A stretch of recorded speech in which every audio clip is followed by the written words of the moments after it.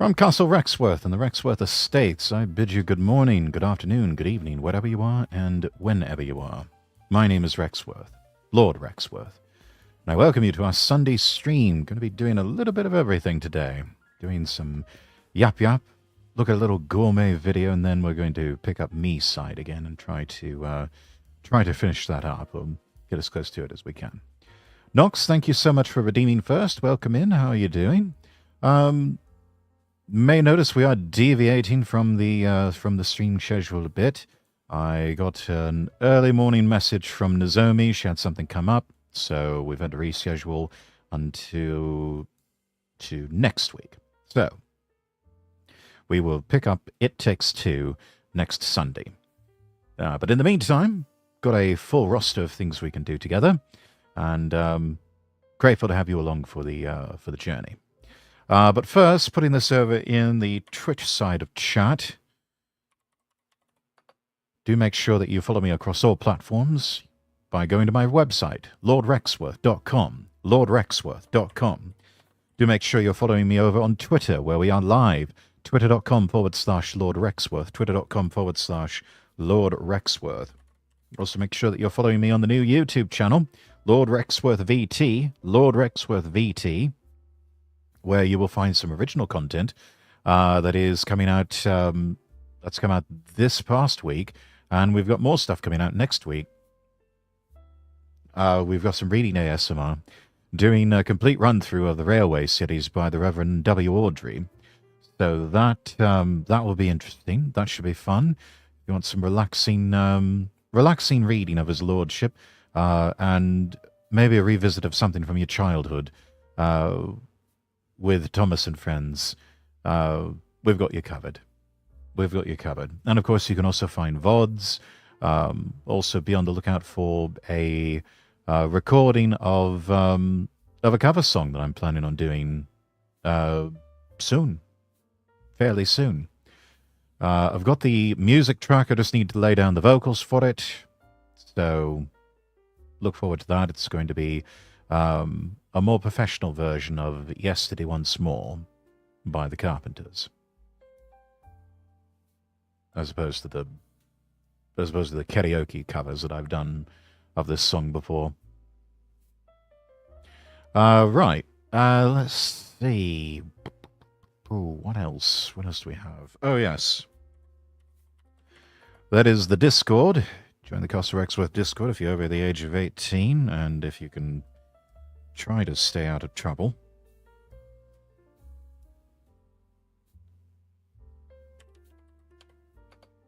There's the throne page. And there's where you can order custom comms. Just buy me a coffee. Right. So today we are on Twitch, YouTube, and Twitter, or X. Noticed as the stream was booting up, Kick is not working today, unfortunately. And I believe I may have located the source of the problem, and that is that it appears that Kick integration has been completed on Streamlabs, and so my custom ingest that I created for Kick no longer works.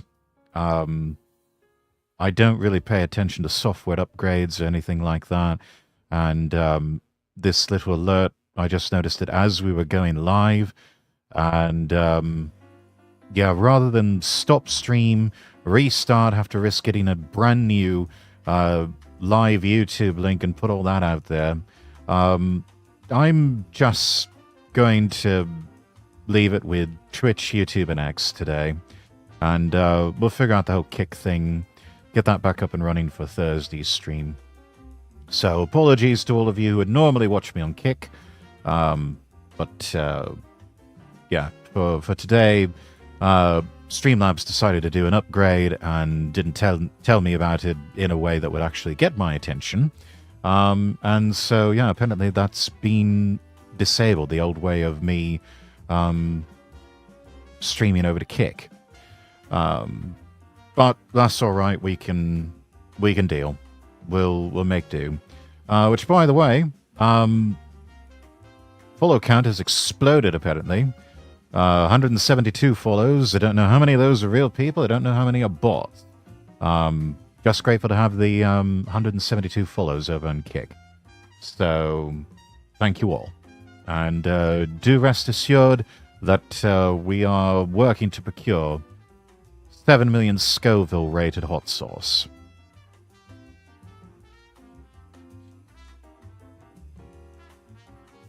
Right.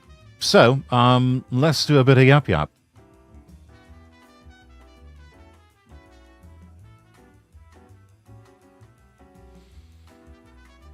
And let's grab a window capture here of...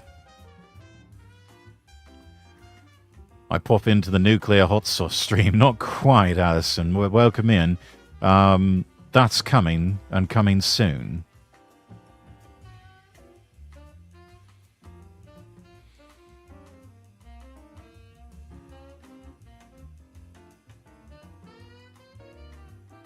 Oh god, hey, promise is a promise, and I've got to keep it. Let's see.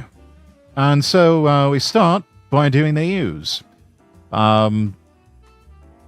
Double-digit tariffs being imposed on the three largest trading partners with the United States of America. Canada and Mexico announcing their own plans for tariffs in retaliation. The outgoing Canadian Prime Minister Justin Trudeau has said that Canada will respond by placing 25% counter tariffs on about $107 billion worth of American-made products, including beer, wine, bourbon, fruits, fruit juices, vegetables, clothes, perfume, household appliances, plastic, and lumber. All of that subject to tariffs.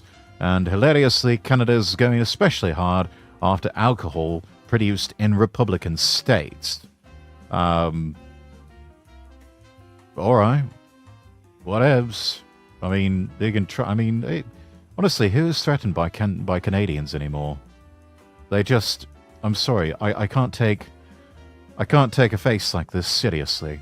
I just can't. Although at least for now they haven't gone ape with previously suggested 100% tariffs on Teslas. Mexican President Claudia Sheinbaum says she also instructed the economy minister to kick off a response plan.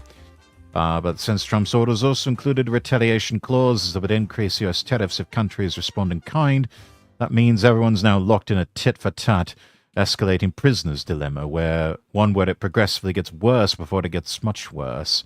The new measures will be on top of existing trade levies on those countries. And just like that, the trade wars have officially restarted. Let's see.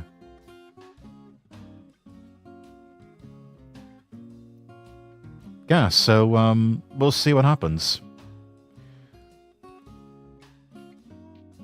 I, for one, look forward to the timeline where Canada's officially and thoroughly made the United States bitch.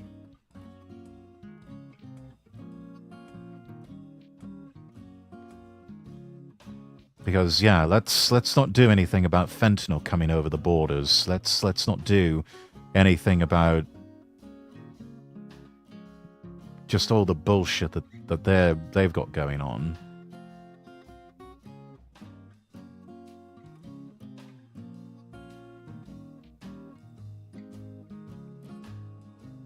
Let's see, next one. USAID website goes dark as Trump reportedly plans to shift agency under the State Department. So the website went offline Saturday evening amid reports the Trump administration is planning to curtail USAID's independence by placing it under the direct oversight of the State Department. Two sources familiar with the transition telling Reuters that a major overhaul is expected in how Washington allocates U.S. foreign aid. By late Saturday, a new light page for USAID appeared on the State Department website. Senate Minority Leader Chuck Schumer tweeting out, Trump's been purging and intimidating USAID employees. Oh, shock and horror. Oh no. Anyway, now there's a rumor he'll dissolve USAID as an independent agency. Oh no. Anyway, it was created by JFK and established in law to further our national security and spread hope. I'm pretty sure there's plenty of other ways to spread hope, Chuck. And it was created by JFK is not an argument. That's just a statement of fact, and who the fuck cares? This would be illegal and against our national interest. According to who? You? And also, how is it illegal? Quote me the law. Show me where that's illegal. And even if you can, show me what the hell you're planning to do about it. You and your party have lost the mandate. You've also lost the plot. Trump has made it very clear to Democrats and deep state counterparts that flooding taxpayer dollars into shady NGOs would be coming to an end under the American First agenda. Monday afternoon massacre. USAID employees placed on leave for allegedly circumventing Trump's orders.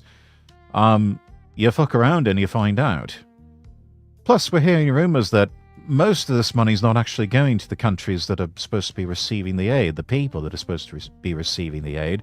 It's all just a grift. It's a gigantic grift. People are just stealing money. Last month, the Trump administration froze nearly all foreign aid programs amid efforts to overhaul the distribution of that aid. A post from Doge clarified USAID went on a woke spending spree in third world countries. $40 billion plus of taxpayer dollars to fund foreign aid. $45 million to DEI scholarships in Burma. I don't think that DEI is a big priority for the Burmese. They've got bigger problems than that. $520 million for consultant-driven ESG investments in Africa.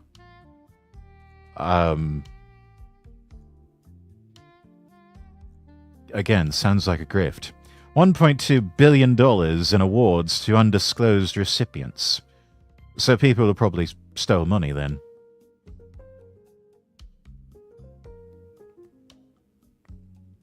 Robbie Starbuck tweeting USAID essentially functions as one of many money laundering machines for Democrats in D.C.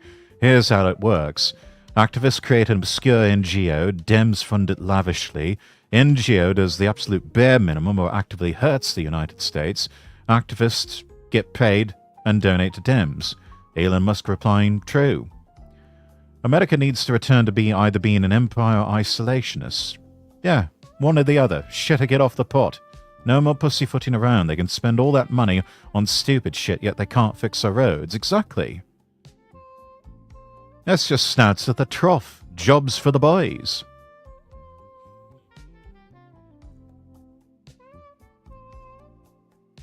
Letta Logan tweeting, like I said before, USAID is a front for the CIA, and together with NGOs like the Open Society Foundation, that's George Soros' outfit, they've been using tax dollars and government resources as their personal piggy bank. It's been infuriating to watch. Hopefully now the whole truth will come out. White House Deputy Chief of Staff for Policy Stephen Miller telling CNN an uncomfortable truth. At USAID, 98% donated to Kamala Harris or other left-wing candidates. To which Jake Tapper responds, oh no, you're demonizing an entire workforce. Yeah, we are. And they deserve it. It's an entire workforce that really just needs to go away. Funding will soon dry up for NGOs and other entities that rely on USAID funds, some of which have been linked to furthering left-wing censorship efforts around the world and funding coups. I had some bookmarks here.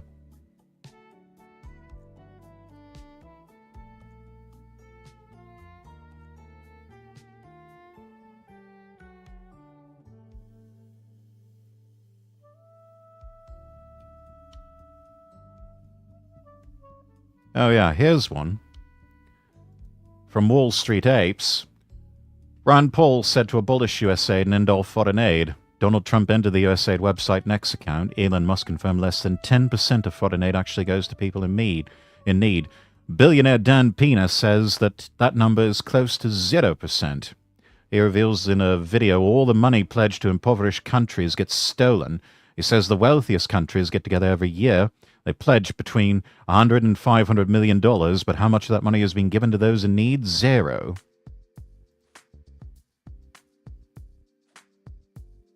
We could solve poverty in the entire world with a stroke of a pen, and do you know why they don't do that in Africa, Ethiopia, or whatever?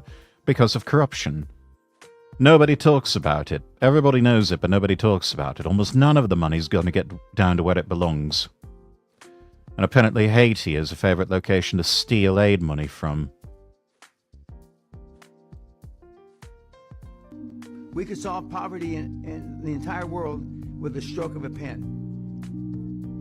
And you know why they don't do that in Africa, Ethiopia, wherever? Because of corruption. None of the money's almost none of the money's going to get down to where it belongs. They have a deal called the Cap 28's coming up, where the wealthy countries get together and say how they're going to spend money for the poor countries. This is Cap 28. Every year they pledge between 100 and 500 million. You know how much money's been given? Zero. And it's because of the C word, corruption. But nobody talks about it. Nobody talks about it. Everybody knows it, but nobody talks about it. And we've been in Haiti, we've been all kinds of places. At the end of the day, it all comes down to the money getting stolen. How much money can you get to the actual needed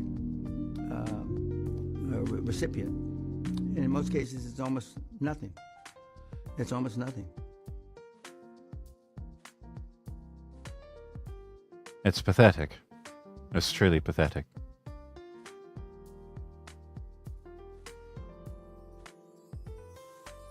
Let's see. Yeah, you've got this point, Dexter, here. Senator Jeff Merkley saying, a president is not a king. Trump cannot eliminate U.S. aid with a stroke of a pen. Not only is it illegal, it's a gift to our adversaries. Is created by executive order, so it can be eliminated by executive order. You have nothing. They keep using this word illegal, and I don't think it means what they say it does. Just because Senator Merkley doesn't like it does not mean it's illegal. That's not how the system works.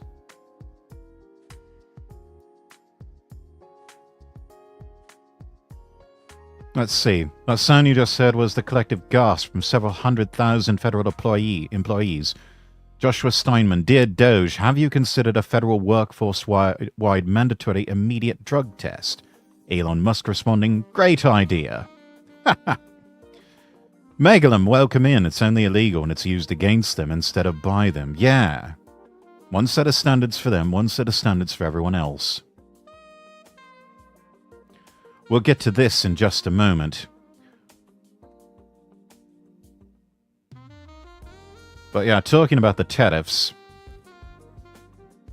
the architect tweeting, every Canadian boomer was just flicked on like a switch to suddenly hate America, even though 90% of them have second homes in Phoenix and Palm Springs. They're literal drones.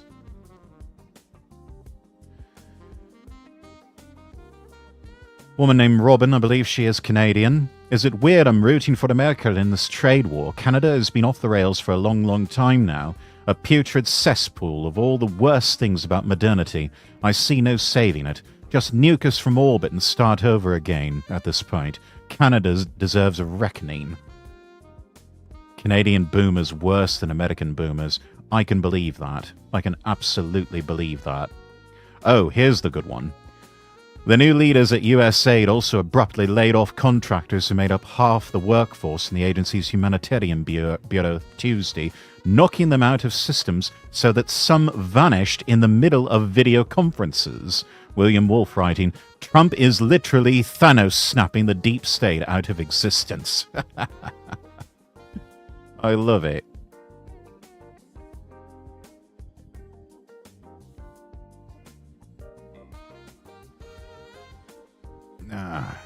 Keeps eliminating my...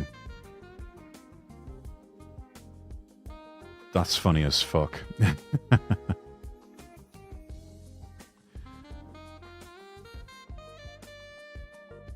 Now, let's see. Oh, we mentioned Chuck Schumer. Well, how the turntables. Schumer under investigation while Trump reshapes Washington. Senator Chuck Schumer is a lawyer, so presumably he is familiar with the provisions of 18 U.S. Code Section 115. In case he has forgotten, after all, there are a lot of statutes to keep track of. Edward R. Martin Jr., the interim D.C. U.S. Attorney, is in the process of reminding him. Among other things, that statute holds that anyone who threatens a federal government official or their family with the intent to impede, intimidate, or interfere with such official, judge, or law enforcement officer whilst engaged in the performance of official duties, or with the intent to retaliate against such official, judge, or law enforcement officer on account of the performance of official duties, shall be punished with a term in the slammer, the length of sentence being dependent on the actual harm caused. When the Supreme Court was hearing an abortion case in March of 2020, Schumer showed up at a protest rally in front of the court and shouted, quote, "I want to tell you, Gorsuch, I want to tell you, Kavanaugh, you have released the whirlwind and you will pay the price," unquote. Perhaps Nicholas John Roski had that speech in mind in June 2022. It was then that he traveled from California to Maryland to pay the Kavanaughs a visit. It was not intended to be a friendly one. In the dead of night, he took a taxi to their home. According to the court filing, he carried a suitcase in which was a black tactical chest rig and tactical knife, a Glock 17 pistol with 2 magazines and ammunition, pepper spray, zip ties, a hammer, screwdriver, nail punch, crowbar, pistol light, duct tape, hiking boots with padding on the outside of the soles, and other items. But I'm sure he was just showing up to do some handiwork, yeah? When apprehended, Risky was admitted that he had come to kill Brett Kavanaugh. Oh dear.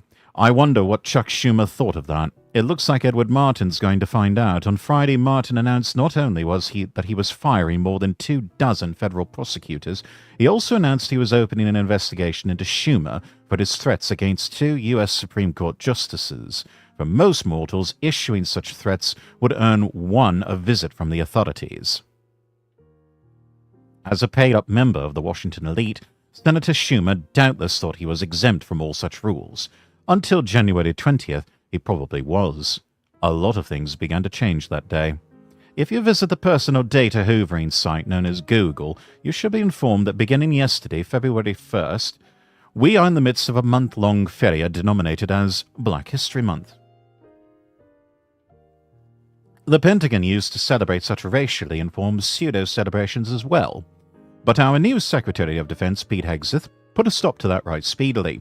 On Friday, he issued a guidance memorandum titled Identity Month's Dead at DoD.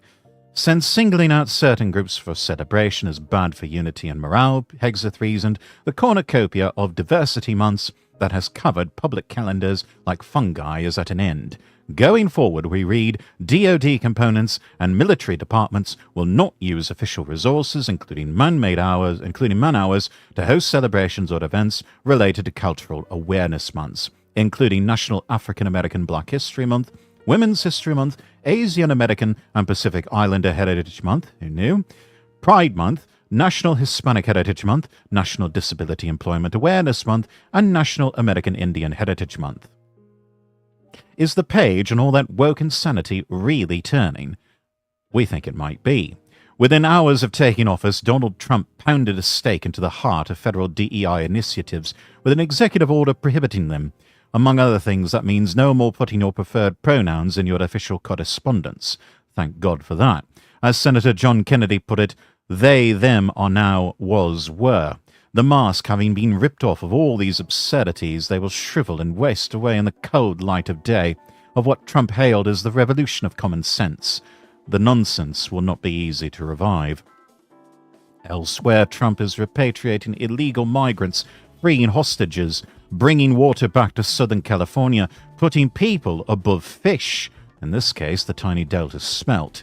It also looks like the market and caves in Somalia has taken a serious hit. Yesterday, Trump ordered airstrikes against the senior ISIS attack planner and other terrorists who were hiding in caves in that ravaged country. The troglodytes, Trump said, threatened the United States, ergo, he destroyed the caves they lived in and killed many terrorists without, in any way, harming civilians. Our military has targeted the ISIS attack planner for years, but Biden and his cronies would not act quickly enough to get the job done. Trump wrote, "I did. The message to ISIS and all others who would attack Americans is that we will find you and we will kill you." The ancien regime just hates it when Trump talks like that. The aspersions cast upon his political opponents, the braggadocio, the typographic bravado. It's just not the way official Washington is supposed to sound. Not that was until January 20th. Expect a lot more where that came from. I, for one, am deeply grateful for it. Good. Yes, indeed. Time we move on from all this sort of nonsense. Such a breath of fresh air. When I was listening to the Lotus Eaters, an episode from a few days ago at breakfast this morning, and yes, even they are saying we're struggling to keep up with all of the things that that Trump is doing. It's like that old line from Lenin. There's sometimes when days happen in decades and decades happen in days, or something to that effect. I don't know. But yes, struggling to keep up. But they also said, good on Trump. He's forcing them to up their game. Let's see. We're finally getting to this one. The U.S. Army has finally identified the female Black Hawk pilot in the D.C. jet crash. You probably heard about this earlier this past week.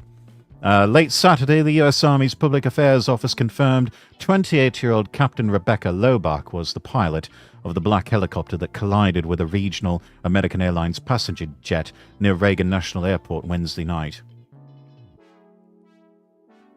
The crash claimed the lives of all 64 passengers and crew aboard the plane, as well as 3 individuals, including Lobach and helicopter. After Wednesday's mid-air crash, which is the deadliest in the U.S. since November 12, 2001, the Army identified 2 other soldiers aboard the Black Hawk helicopter as Chief Warrant Officer, Second Class Andrew Eves, age 39, of Great Mills, Maryland, and Staff Sergeant Ryan Austin O'Hara, age 28, of Lilburn, Georgia. That was the chopper's crew chief. The female pilot was not identified initially because, according to the service at the request of the family, the name of the 3rd soldier will not be released at this time. Saturday, CBS News stated 2 of the 3 soldiers have so far been recovered from the wreckage of the Black Hawk in the Potomac River. Defense Secretary Pete Hegseth disclosed that the helicopter departed from Fort Belvoir in Virginia and was on a routine training mission Wednesday night. Friday, President Trump commented on the mid-air accident, confirming the helicopter was flying at an altitude much greater than the 200-foot ceiling as the regional jet was on final approach to land at Reagan National. CBS's James Laporta and Fedis Tanyos quoted Lobach's friend, First Lieutenant Samantha Brown, who said her friend also served as a White House social aide during the Biden-Harris administration's first term. So we had social media sleuths on X finding out that Captain Lobach of Durham, North Carolina, identified as the 3rd victim in the Black Hawk American Airlines collision in D.C. Last month, she was also a White House social aide escorting Ralph Lauren to an event. And let's see, Andrew Layden actually caught a few photos of her. Nova Campaigns tweeting, U.S. Army helicopter pilot Rebecca Lobach, involved in the DCA crash, served as a White House social aide under Biden. Also confirming, escorted Ralph Lauren through the White House when he was among those awarded the Presidential Medal of Freedom. Not named until her social media was cleaned, so it seems. She was Biden's aide. NTSB and the FAA are still investigating why the helicopter collided with a commercial jet. What else did we find? AF Post, aide for Biden's White House, Sovereign Bra tweeting, it's so crazy, one of Biden's aides crashed a commercial jetliner out of the sky, like what the fuck, bro?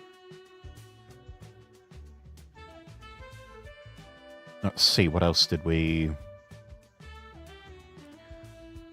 Declaration of Memes had this. First lesbian to sink a Navy ship. First female pilot to crash a helicopter into a passenger plane. Time to revisit the conversation about women in the military. Sort of reminds me of a conversation a great uncle and had with my grandfather years ago when they were both alive. And this was when some of the first honors for women in the military were happening, and he just had this little side comment to my granddad. And he said, some things were just never meant to be. To which my granddad just nodded his head. Re-establish the WACs, make them do the office work. Oh yes, I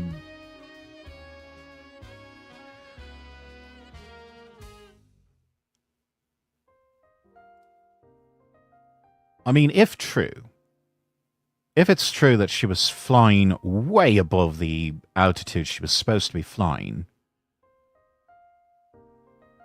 the question becomes why.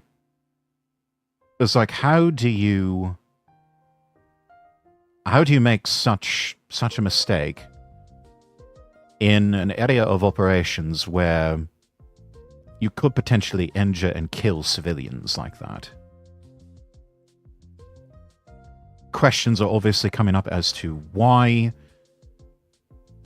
and how she got to this position in the first place.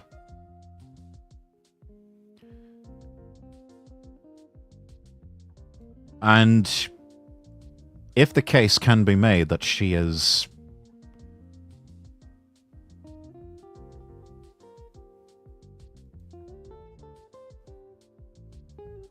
that this Captain Lobach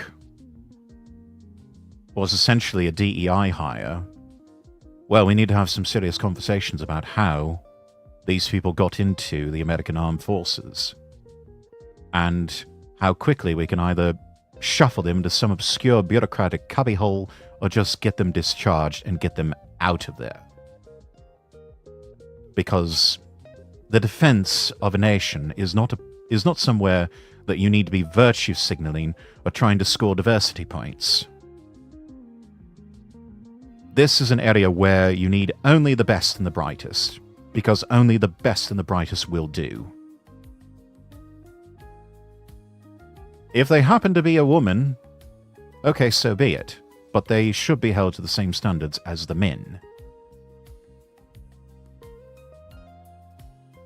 Because your enemy is not going to show you mercy because you took on some DEI initiative. If anything, they will use that against you. So if that means that we need to get rid of women in combat roles, then so be it. If it means that American fighting forces are battle ready and actually can win a proper war, so be it, I say. The US government, that's how. The armed forces is run by clowns. Yeah, I mean, it really says something. Under Biden, they were just absolutely struggling mightily to meet any of their recruitment goals, and they weren't meeting them at all. A contrarian would look at that and say it's a great time to get into the military because they were falling all over themselves, offering all sorts of bonuses and all sorts of incentives, even though you knew you would be stepping into an absolute pig's breakfast. A complete hornet's nest.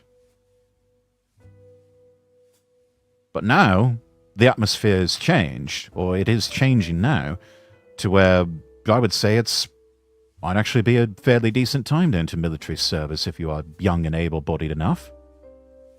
Though the added incentives and sweeteners will probably not be there because if the rumors are to be believed, since Trump took office, military hasn't really had those problems of meeting their recruitment goals. So things are starting to turn the corner. Ask some of our friends that served, lol. True. Fair point.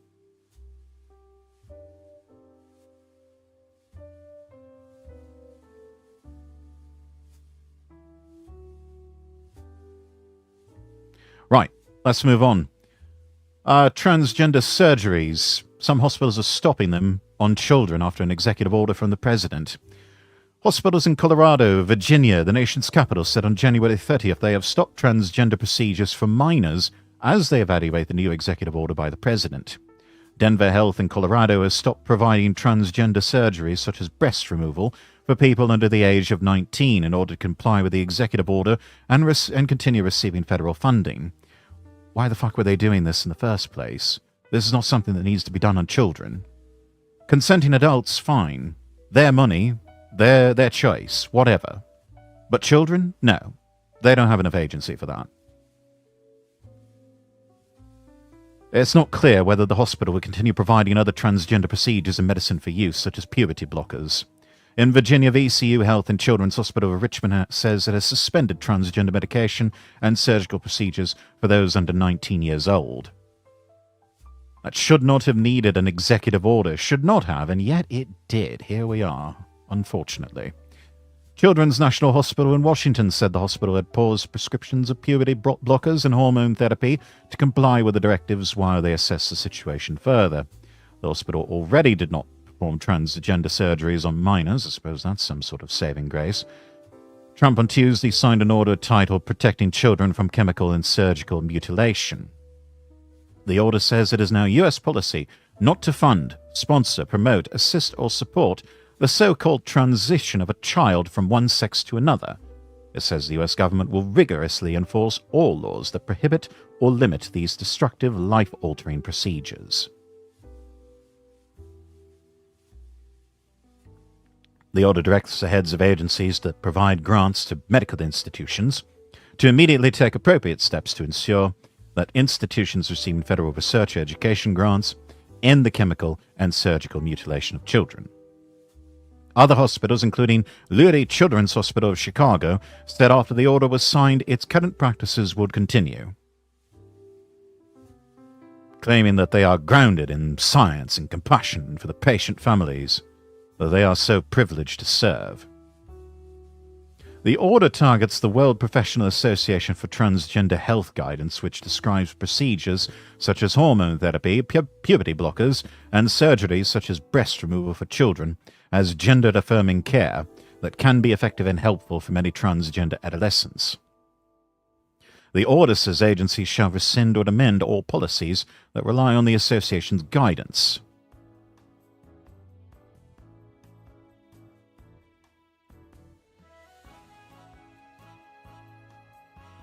The order also directed the U.S. Health Secretary to take steps to end child sex surgeries, including through Medicare, and Defense Secretary Pete Hegseth to exclude child sex surgeries from the military-run TRICARE health insurance program. I'm going to fucking lose my mind. Why is this a thing in the first place?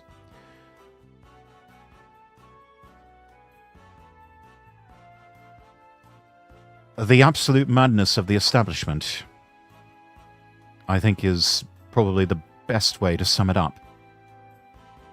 These people got in power and proceeded to go completely stark raving mad.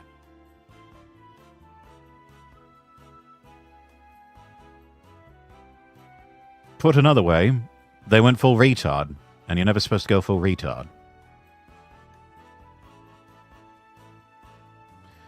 Damn, that's behind a paywall.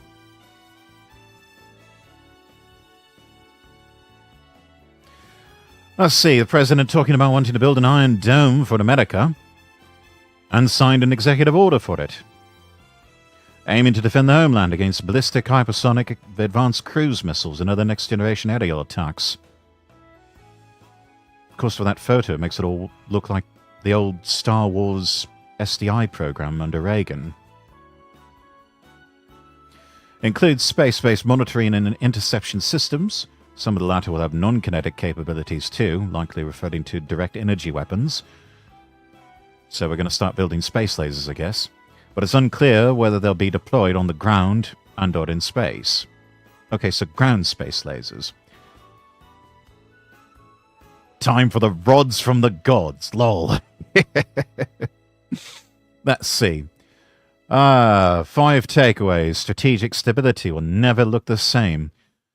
George W. Bush's unilateral withdrawal from the anti-ballistic missile treaty in 2002 prompted Russia to develop hypersonic technology so as to prevent the US from feeling comfortable enough with its missile defense shield that it one day plots a first strike after thinking it could intercept Russia's second one.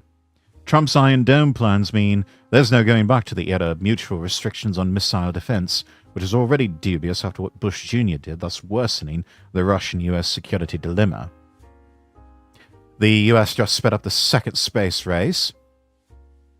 That's already been underway since the creation of the Space Force in 2019, but the latest executive order speeds it up by compelling Russia and China to further prioritize their space-based defense plans, which will inevitably result in the hyper-militarization of space.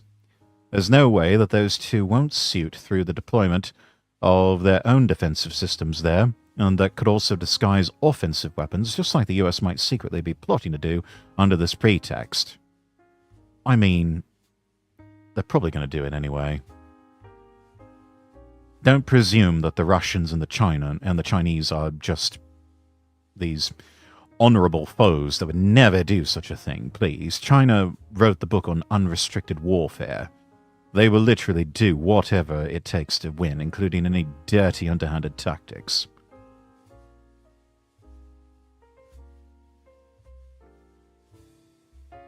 In war, as in politics, sometimes you have to do unto others before they do unto you. Boop the Optimus, welcome in. Time for flying space Doritos, something like that. They might even look like this. We don't know. And as mentioned from Ellison, rods from God are the next super weapon. Whichever country is the first to position itself to carry out kinetic bombardments against others, which refers to dropping space-based projectiles onto their opponent, will obtain dominance. These weapons are popularly known as rods from God. They are poised to become the next super weapon, since they might be impossible to intercept and can promptly strike opponents due to menacingly orbiting above their targets or in close enough proximity to them at all times. This makes them a military game-changer. Metal Gear, it can't be. It's an unprecedented power play by the United States,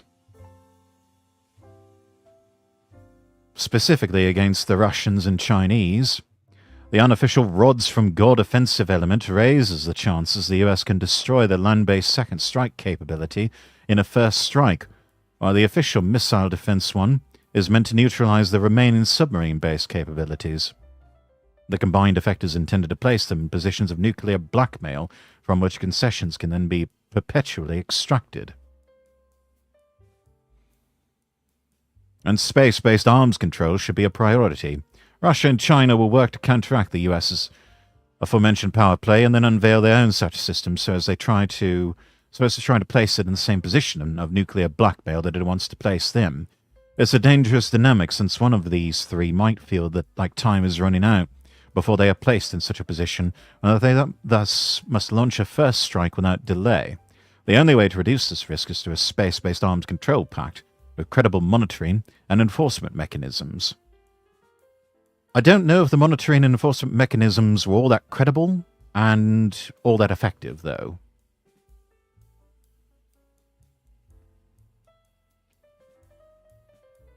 It reminds me of the judge pods from Zoids. China can't even make high-speed rail wheels. Yeah, I remember touring about 10 years ago. I think a university near Shanghai. It was actually Shanghai Ocean University. And they were supposed to have a metro station. And I think it was supposed to have one of the first prototype maglevs.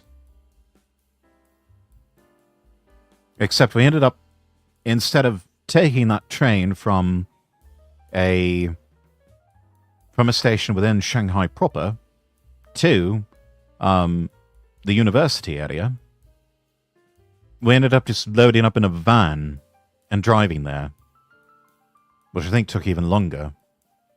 Only to find out, oh yeah, the metro station is actually not in operation. There are no trains coming to it, or at least not very often. And yeah, all the buildings around us, it was effectively a ghost city because nobody was in them. There were some shops on the street level where you could get something to eat. But that was about it. Everything else was on the campus grounds of Shanghai Ocean University. So yeah, we got to see firsthand a ghost city. They even have pictures of it still. I'll have to share them sometime. They're going to need to contract it out. Yeah, probably. That's if they ever do. Of course, with the Chinese, they tend to do contracting out a bit differently. It's to their own people. They don't really consult with outsiders of any sort on that, except in the short term, and that's just to steal intellectual property and resources.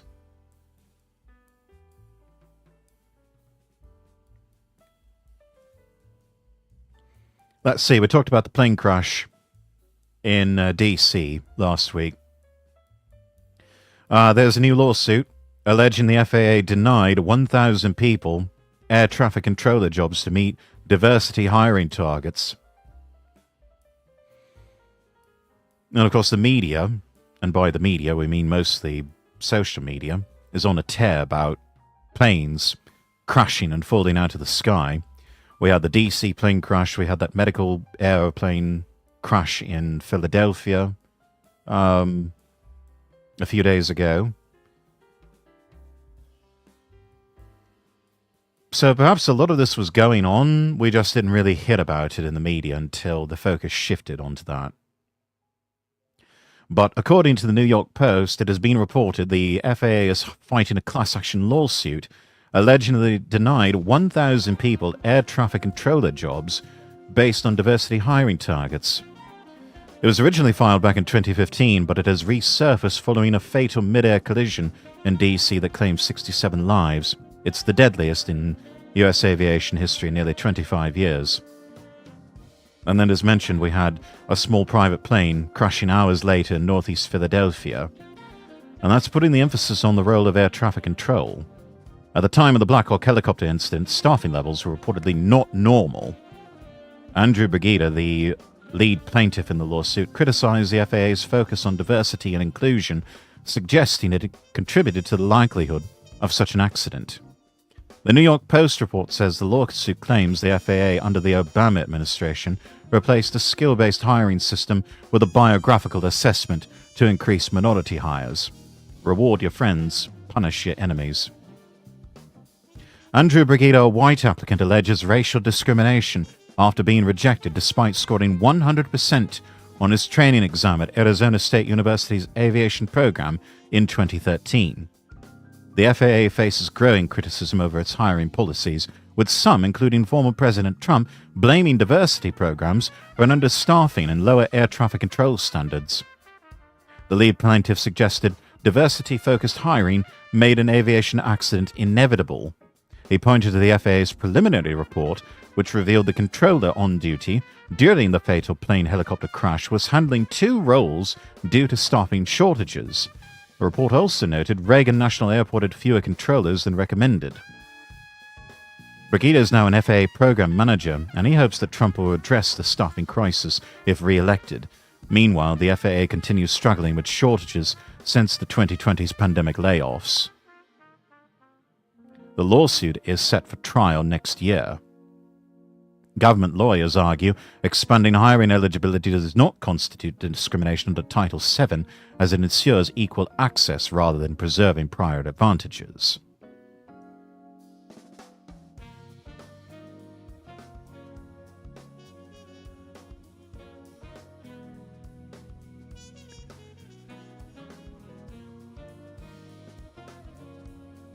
And then we hear this from the New York Times.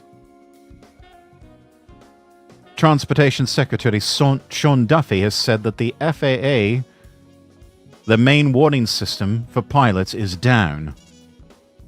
They've had to switch over to a backup system while they work to address the problem. It's called the NOTAM system. They claim the outage is temporary, but there is currently no impact to the national airspace system because a backup system is in place. NOTAM is Notice to Air Missions. It's alerts that the FAA uses to share information about hazards in the air or on the ground, such as closed runways, airspace restrictions, and navigational signal disruptions. He said the FAA was working to fully restore the system, and the agency would provide updates on its status every 30 minutes. He warned of possible residual flight delays Sunday morning. The National Airspace System of the United States covers an area of more than 29 million square miles, including controlled and uncontrolled airspace over land and oceans. The agency has been in the process of modernizing NOTAM, which has gone down before. When that happened back in January 2023, departures across the country were halted for about 90 minutes.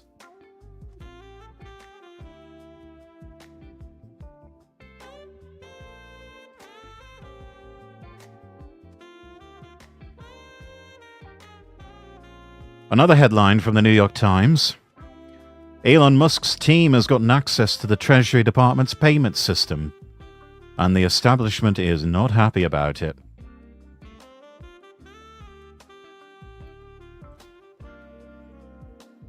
The new Treasury Secretary, Scott Bessent, gave representatives of the so-called Department of Government Efficiency full access to the federal payment system late on Friday. That's according to 3 people familiar with the change, handing Elon Musk and the team he's leading a powerful tool to monitor and potentially limit government spending. This follows a standoff this week with the top Treasury official who had resisted allowing Mr. Musk's lieutenants into the department's payment system, which sends out money on behalf of the entire federal government. The official was a career civil servant named David LeBrick. He was put on leave and then suddenly retired on Friday after the dispute, according to people familiar with his exit.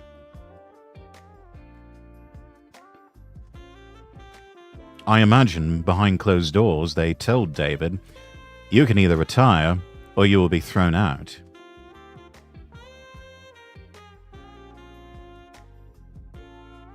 The system could give the Trump administration another mechanism to attempt to unilaterally restrict disbursement of money approved for specific purposes by Congress, a push that has faced legal roadblocks.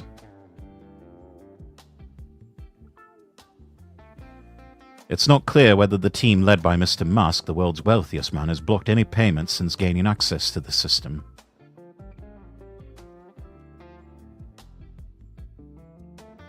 Similar Doge teams have been demanding access to data and systems at other federal agencies. None of those agencies control the flow of money in the way the Treasury Department does.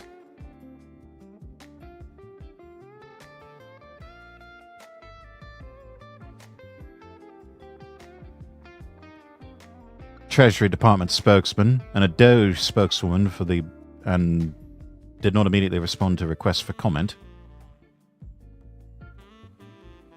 In a process typically run by civil servants, the Treasury Department carries out payments submitted by agencies across the government, dispersing more than $5 trillion in fiscal year 2023.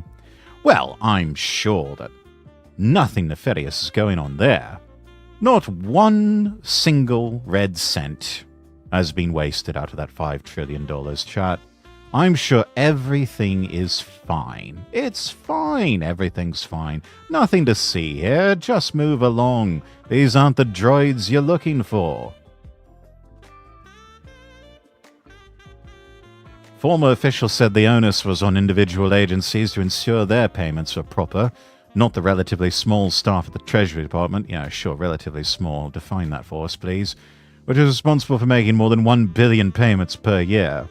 Oh yes, that's done with a relatively small staff, yeah, sure.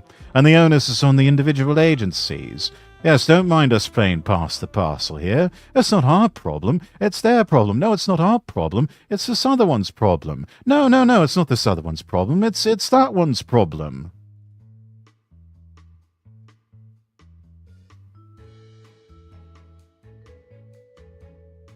Mr. LeBrecq had resisted requests from members of Mr. Trump's transition team for access to the data last month.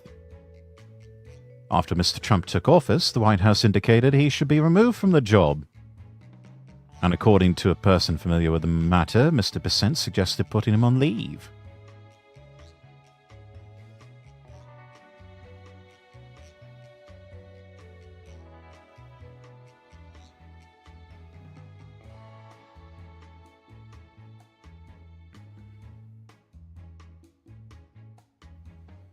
And let's see, we've got the usual caterwauling from the opposition party.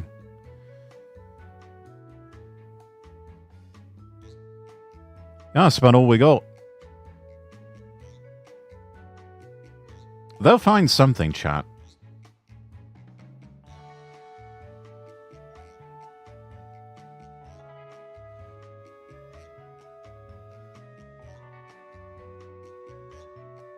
Let's see this from News Nation. Cartels have authorized the use of weaponized drone explosives against border agents and other U.S. law enforcement at the southern borders. Violent threats are escalating on social media, with some promising the use of deadly force against ICE officers.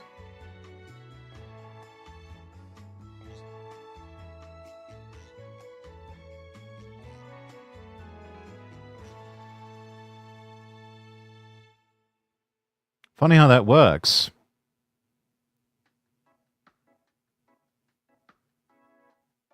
President Trump calling a spade, promising to designate cartels as domestic and international terrorists. And they proceed to just prove him right.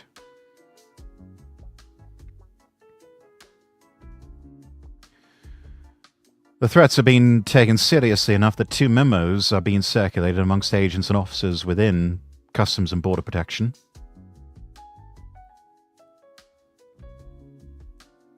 One social media post encouraged people to assassinate ICE police, while the TikTok video tells immigrants illegally in the US to spit and urinate on ICE agents' food and defecate in their vehicles.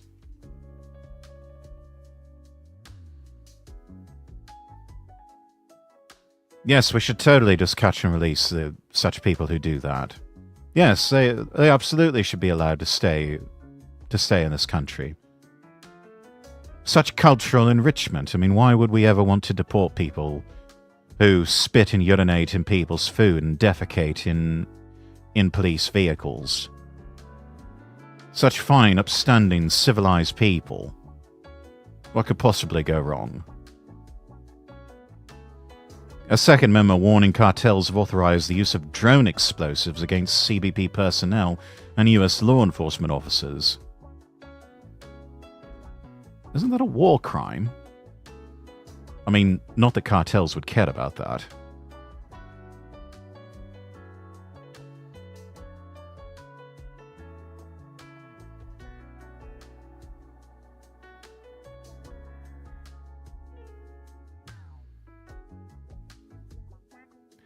So yeah, that's what ICE is now having to deal with. The easy part is well underway. Now the hard part. Cartels aren't military, so they can't be tried for war crimes. This is true. They're terrorists. Let's see, from DOJ, Office of Public Affairs. A former senior advisor for the Federal Reserve has been indicted on charges of economic espionage.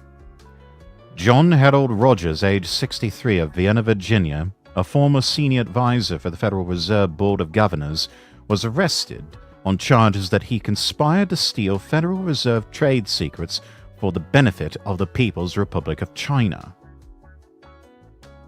In furtherance of the conspiracy, he allegedly made false statements to the Office of Inspector General for the Board of Governors of the Federal Reserve System and the Consumer Financial Protection Bureau, and those false statements had a material impact on its investigation.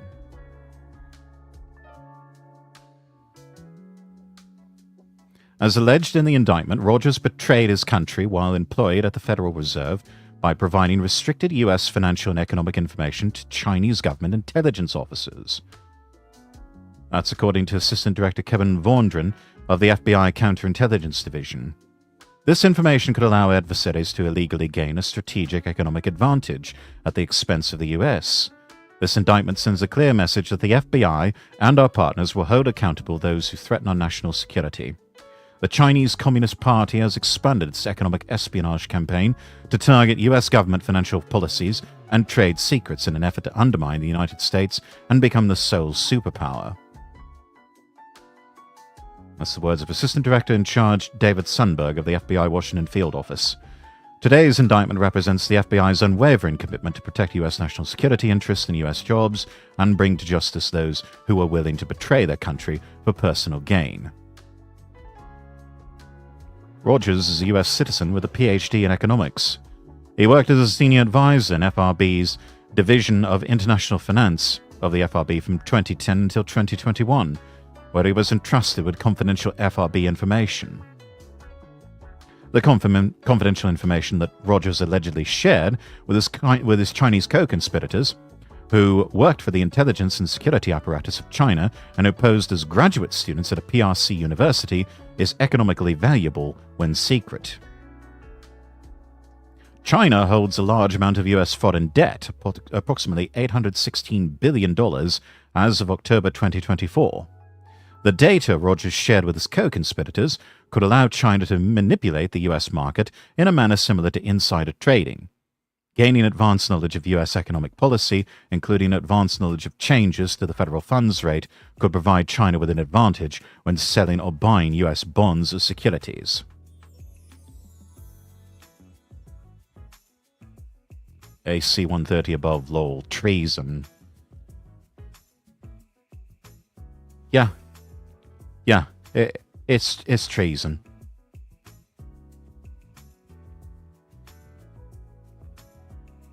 He's a traitor. From at least 2018, Rogers allegedly exploited his employment with the FRB by soliciting trade secret information regarding proprietary economic data sets, deliberations about tariffs targeting China, briefing books for designated governors, and sensitive information about Federal Open Market Committee deliberations and forthcoming announcements. He passed that information electronically to his personal email account in violation of FRB policy, or printed it prior to traveling to China in preparation for meetings with his co-conspirators. Under the guise of teaching classes, Rogers met with his co-conspirators in hotel rooms in China, where he conveyed sensitive trade secret information that belonged to the FRB and the FOMC.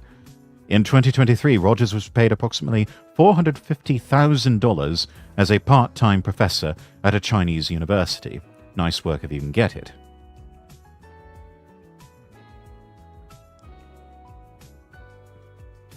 On February 4, 2020, in response to questioning by the FRB OIG, Rogers lied about his accessing and passage of sensitive information and his associations with his co-conspirators.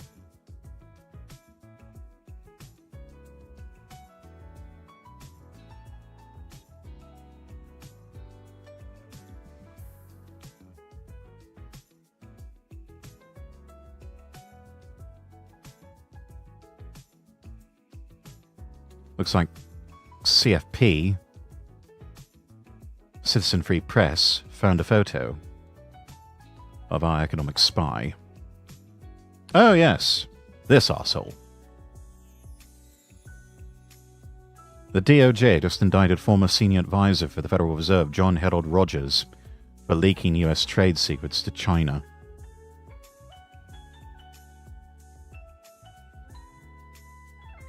This is allegedly the face of a traitor.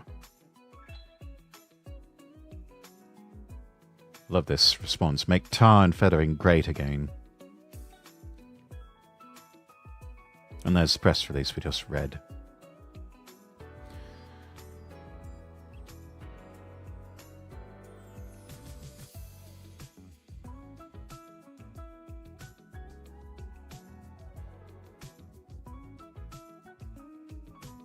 Right. Across the pond, let's see what's happening. Oh, yes. This was getting teased on Twitter by Reform UK and Nigel Farage. Reform UK to hold the largest ever rally in modern British political history as thousands of supporters invited to mega venue. Reform UK will hold the largest ever rally in modern British political history in just under 2 months' time. Thousands of supporters, candidates, party top brass, and more will head to the Arena Birmingham on March 28th, and Farage has vowed that we are only just getting started. May 1st is our first real test. We are kicking off our campaign with something that's never been done before. Can't wait to show you all what we've been planning. The rally comes as the surging party kicks off a slew of local election campaigns across the country. An veiled swipe at cancellations across the nation, A party statement on Sunday said county council elections are currently due to take place in 88 days, and Reform UK will be aiming to win seats all over the country. To announce our campaign, we will be hosting the biggest ever launch rally in modern British political history.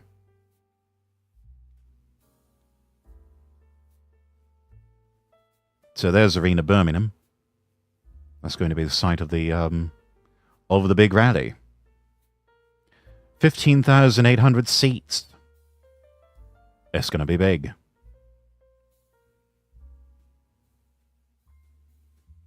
Before the announcement, Reform UK's chief whip Lee Anderson said, "This will be huge.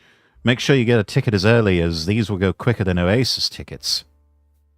Deputy Leader Richard Tice after the news said, "All the fun, energy and passion is with Reform UK."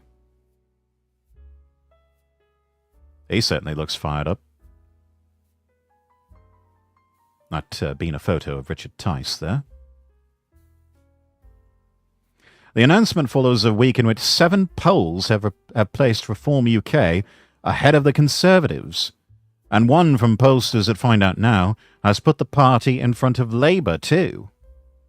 Find Out Now's head of research, Tyrone Sermon, told GB News the 2024 general election saw the lowest combined vote share for the two major parties, that being the Conservatives and Labour, in British history. Labour and Conservatives together getting only 57% of the vote. In Find Out Now's latest voting intention polling, this has gone even lower, now at 44%, with Reform now as the largest party. Reform have almost doubled in support since last July, driven equally by winning over a fifth of 2024 Conservative voters, and almost half of those who did not vote last time, but said they would if there were an election now. No other party has grown their voter base in this way. So Reform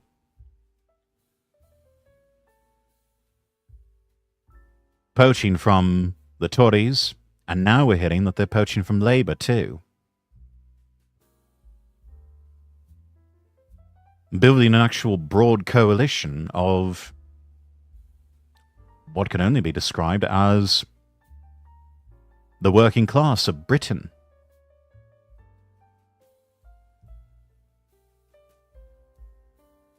Which is not too far removed from what you see in the working class of America.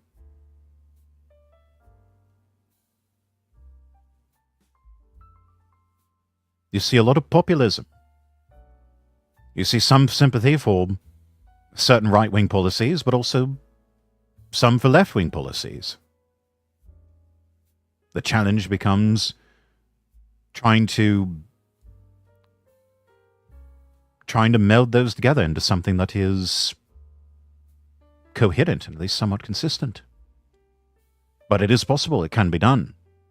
And it's being done. And it will be done.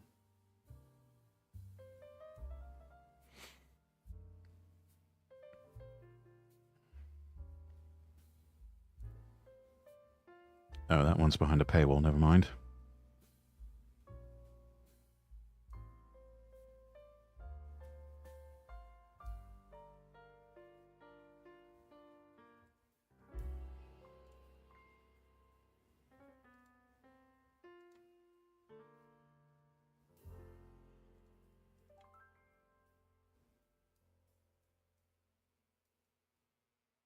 Got some good articles here, but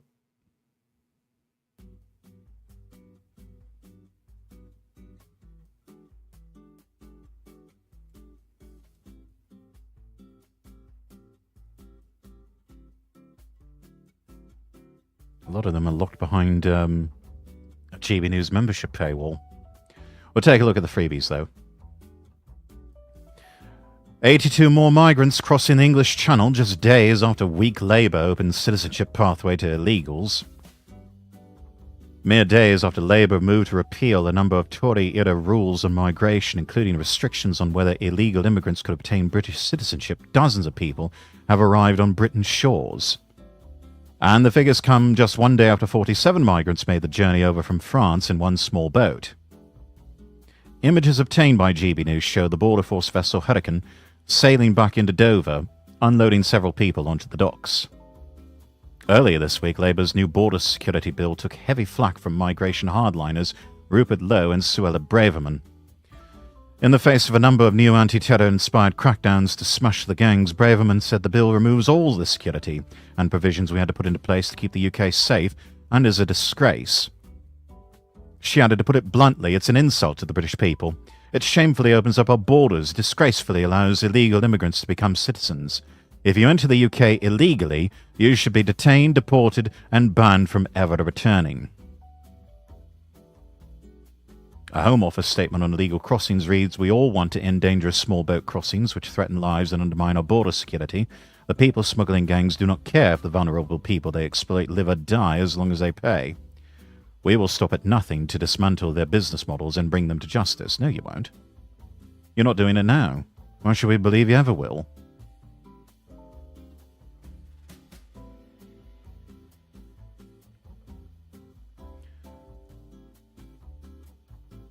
We mentioned reform. Interesting development here.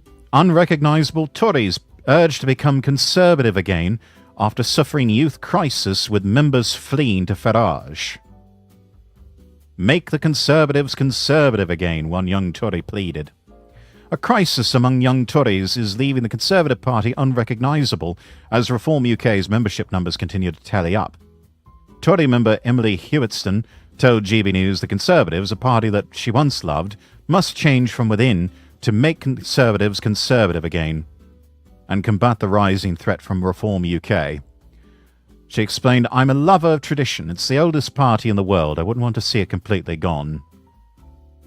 Well, if they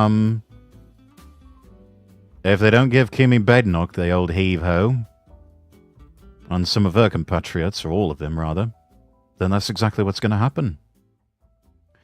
She admitted, but I do think it needs to move towards its conservative principles if it wants to be a serious contender in the next election and stop so many defections to reform. They never should have left their conservative principles. But then again, as we've seen in America, conservatives conserve nothing.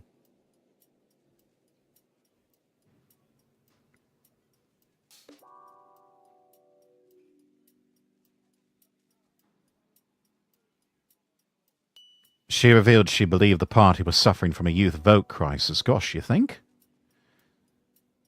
So far, a number of ex-Tory MPs have scudded off to Reform UK ahead of the May local elections, including former Boris Johnson loyalist Andrea Jenkins and even Suella Braverman's husband Rael. The Populist Party's high-profile defections have coincided with a wave of young Britons joining Reform UK, including the Tory-turned-Reform Councillor Harrison Orman-Varty, who was first elected in 2023 at the age of 18 in Elmbridge, Surrey. And Swale, Kinnan Mishkut, age 18, became Reform's first councillor to win a seat, sealing victory just 1 year after leaving school. When asked whether the Tories ought to move further to the centre or to the right, Hewitson said at the end of the day it's called the Conservative Party. The clue's in the name, but I'm also a pragmatist. Hewitson acknowledged that given how the polls currently stand, a technical solution is now required to tackle the looming threat from Reform UK.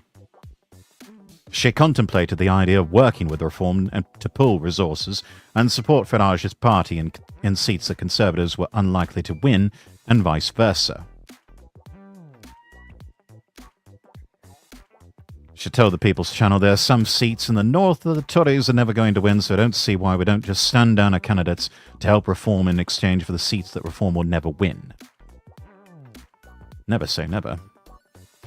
However, young members who have already fled to Farage's party have suggested the Conservatives are simply on a downward spiral as they switch political allegiances.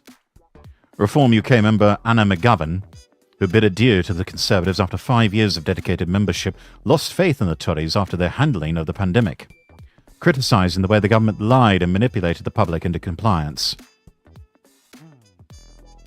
It seemed like a downward spiral from there, she said. Of all the major political parties in Britain, Reform UK appears to be the most successful in engaging younger audiences online. As it stands, the party boasts a whopping 356,800 followers on TikTok, while the Conservatives have around 85,600. Speaking on the move of young Tories to Farage's party, Director of Next Gen Tories, Noah Cohen, told GB News, "I think it's understandable why they're doing so. People are deeply frustrated with all kind of mainstream political parties at the moment, particularly after the last 10 to 15 years, but I think that reform are currently attracting a right-wing protest vote. That being said, the Conservative Party is the most successful and older political party in our current democratic system, and across all the Western world, it has achieved incredible things over hundreds of years, the party that gave it Disraeli, Churchill, Thatcher. For people who really want to see an effective right-wing government, they know that the Conservative Party is the way." Insert jerk-off hand motion here.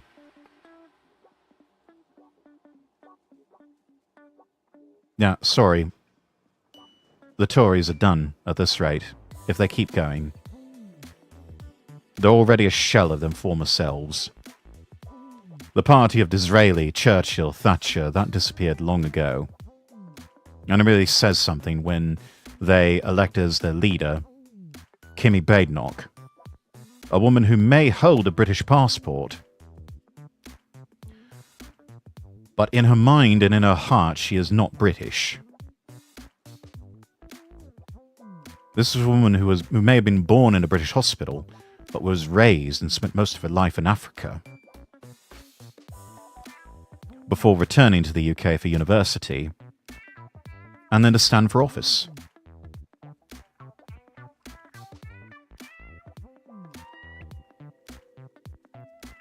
Meanwhile, I look at photos like this of Nigel Farage and the young men next to him wearing the colours of Reform UK. Everyone's all smiles, everyone's thumbs up, everyone's enthusiastic. When you have the youth, you pretty much have everything at that point. If you're capturing the hearts and minds of the youth,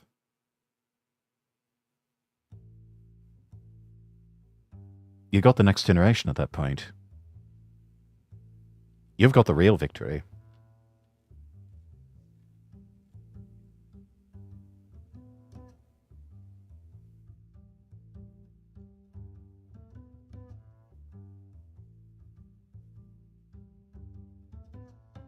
It just seems right now, touch wood, that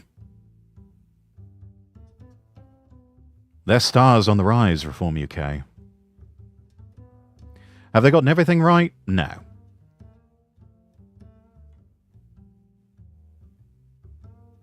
But I think, net,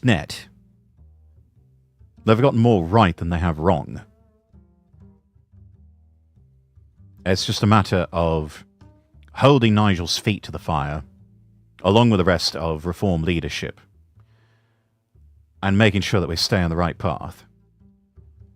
No more of this nonsense about trying to appease the Muslim vote.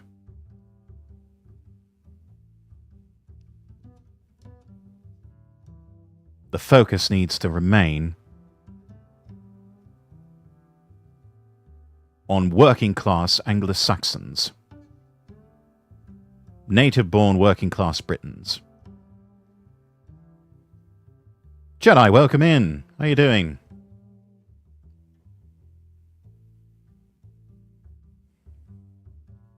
But yes, very encouraging to see young people up on the stage with Nigel Farage, and not just a bunch of middle-aged and old men.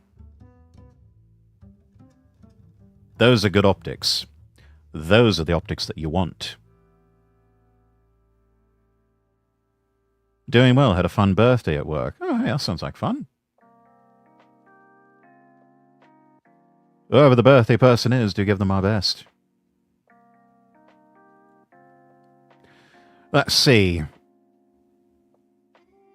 ITVX slapping British comedy classics with content warnings in humorless bid to protect modern audiences. ITVX has added content warnings to beloved comedian Victoria Wood's classic performance of Let's Do It, cautioning viewers about mild sexual humour in the 1988 show. The streaming service has placed alerts on Wood's An Audience With special, which features a famous comedy song, The Ballad of Betty and Frida. The ditty was first performed on a BBC sketch show in 1986 and follows the tale of a frustrated wife pleading with her disinterested husband.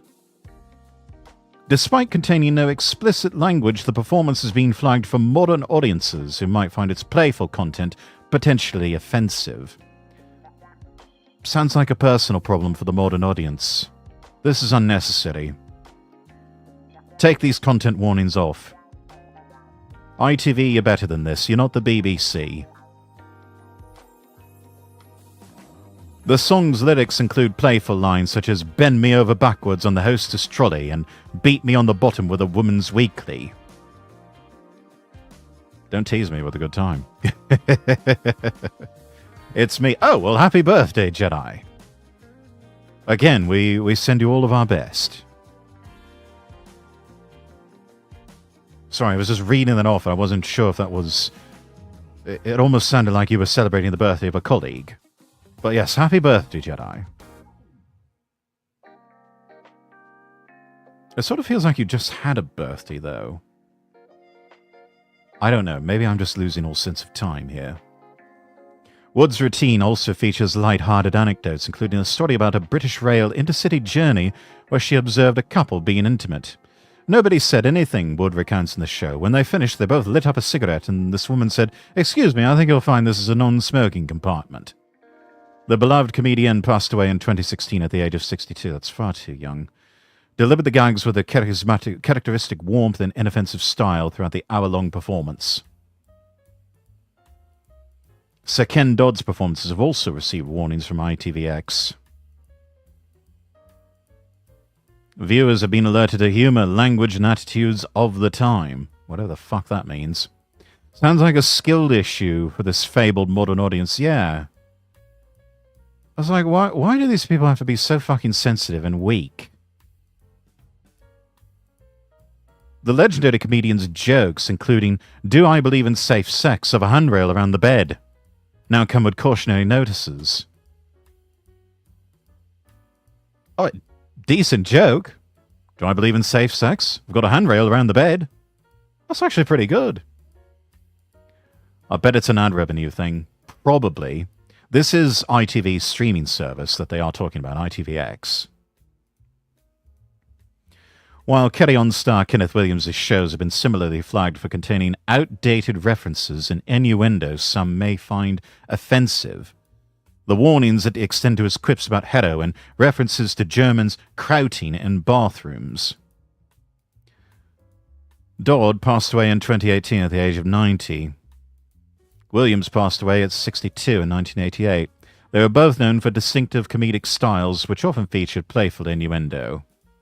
I mean, playful innuendo, that's just a British way, isn't it?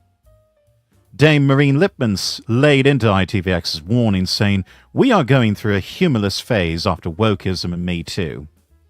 Though Steve Bennett, editor of the comedy website Chortle, said, "These are fairly innocuous warnings if it means that these brilliant shows can be made available to watch without any censorious cuts." Steve, my guy, the warnings are not innocuous, and these brilliant shows should be made available to watch without any censorious cuts or warnings whatsoever. That's why people stream stuff on the internet, to try to get away from things like FCC rules and things like the watershed moment on British television.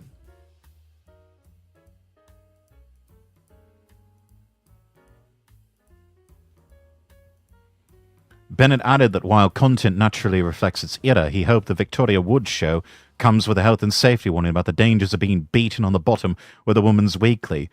Being beaten? This is ridiculous.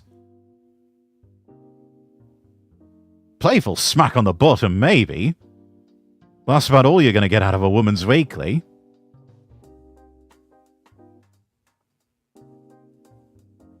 So the FCC won't let me be. Or let me be me. So let me see. They tried to shut me down on MTV. Exactly. And you can't even get away with it over in Britain because you've got ITV putting up content warnings on their streaming service, ITVX.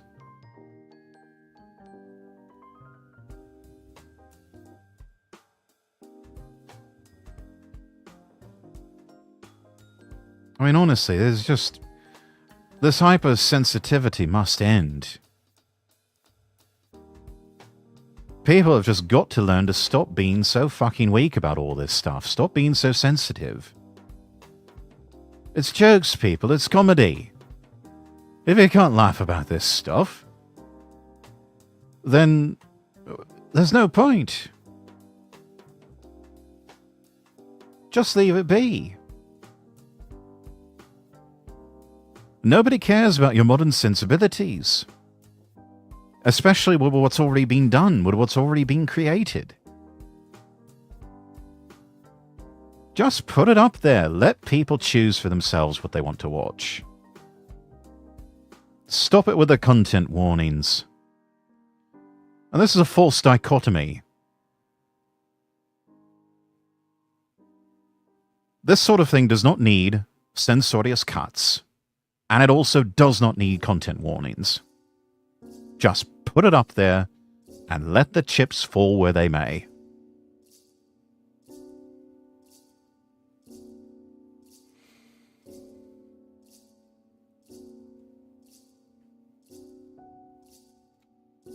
Let's see, what else is making the rounds?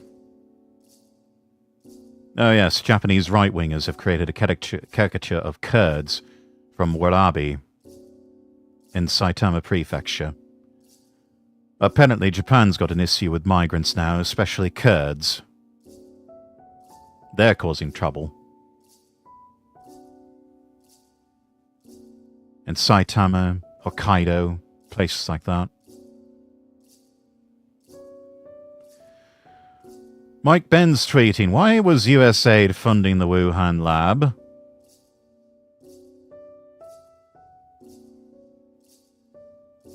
Second-tier sub-award funded through USAID award recipient University of California. Tasked with collecting biological samples from 1,500 individuals in Yunnan province with exposure to bats, other wildlife and domestic animals, and collaborating on viral detection. What's up with that? Oh, you mean this USAID? That's good. That was made with Meta AI. Interesting.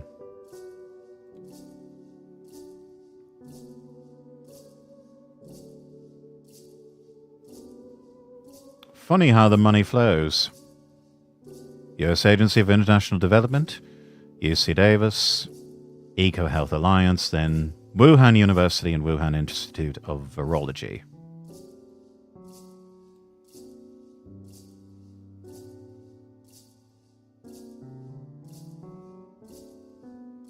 Well, looks like they got what they wanted.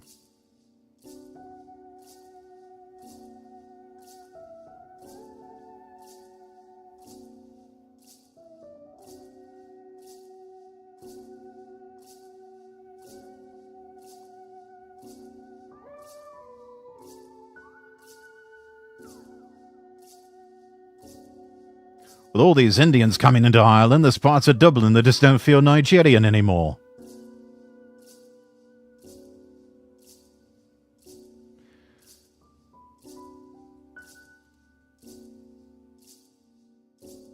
From Patrick Casey, Panama's political class threatening to just open up the gates to illegal migration into America if it doesn't get its way with the Panama Canal. Ridiculous. Trump should put these people in their place.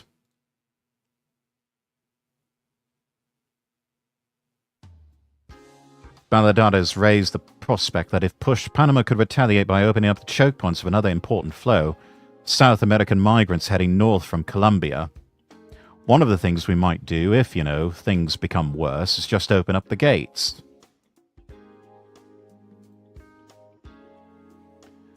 So third worlders do indeed view mass migration as a weapon. Fascinating, or treat it as such.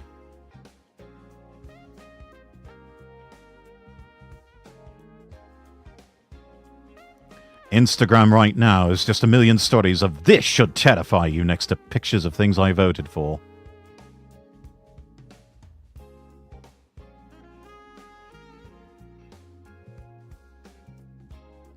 Mark Mitchner tweeting, "I was 72 years old on Tuesday." Oh, good for you. You want a medal? "I've never felt more pessimistic about the future of the world. The relentless rise of the right scares me rigid. Am I alone?" Lord of Adders Black. "The relentless rise of the right scares me rigid. I'm 51 years old. I've witnessed the near destruction of the West in my adult lifetime. I hope it scares you rigid."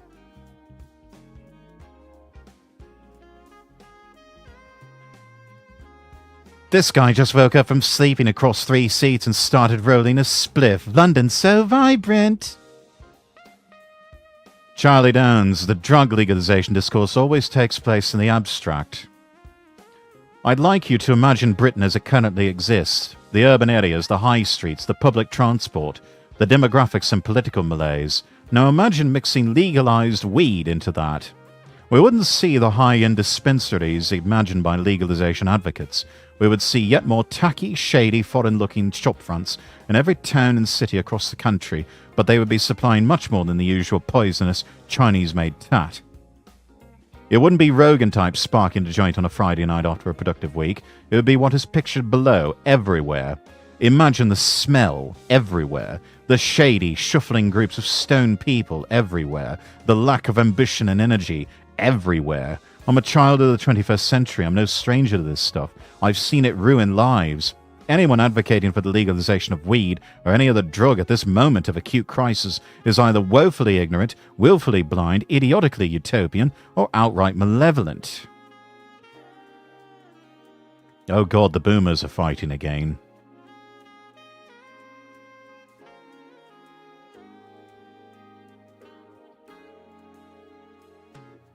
Let's see, this from Anthony Camilla, formerly of Opie and Anthony. A statement from the family of Rebecca Lobach, one of the pilots in the Black Hawk helicopter crash in D.C. "In summary, we need to do whatever is necessary to get more gays into our aviation programs." Jay Vincent responding, "Now, I'm not saying her being a lesbian is why the helicopter crashed, but waiting to tell everyone made it a bigger part of the story than it needed to be."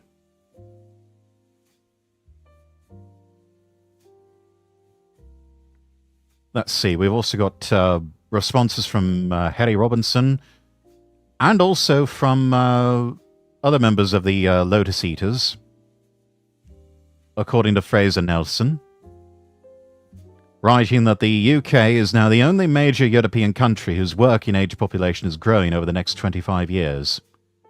Immigration has its challenges, but if demography is destiny, we could be in a worse place. Wrote a column in the Times about it.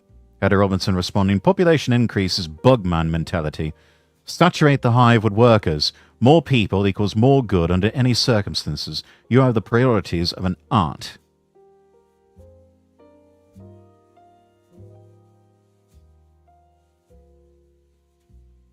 "I live in a state where the devil's cabbage is legal. Lol, this place is a shithole." Yeah. Can't take the bad without the good, I suppose.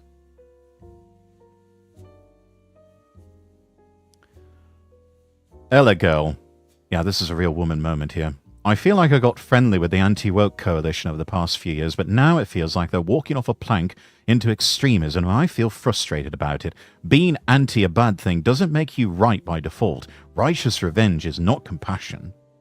Response from Grimes, 10,000%. "I feel like I was tricked by people pretending to be into critical thought and consequentialism who are acting like power-hungry warlords now and like cruelly enjoying the panic and suffering that obviously creates. And it's disturbing. Don't tease me with a good time." Translation, "I live and socialize in left-wing circles, and they are hyperventilating right now, so I am blame-shifting in a right-wing direction because telling leftists, 'calm down, you lost,' would take courage and integrity, whereas hating and slandering the right costs me nothing."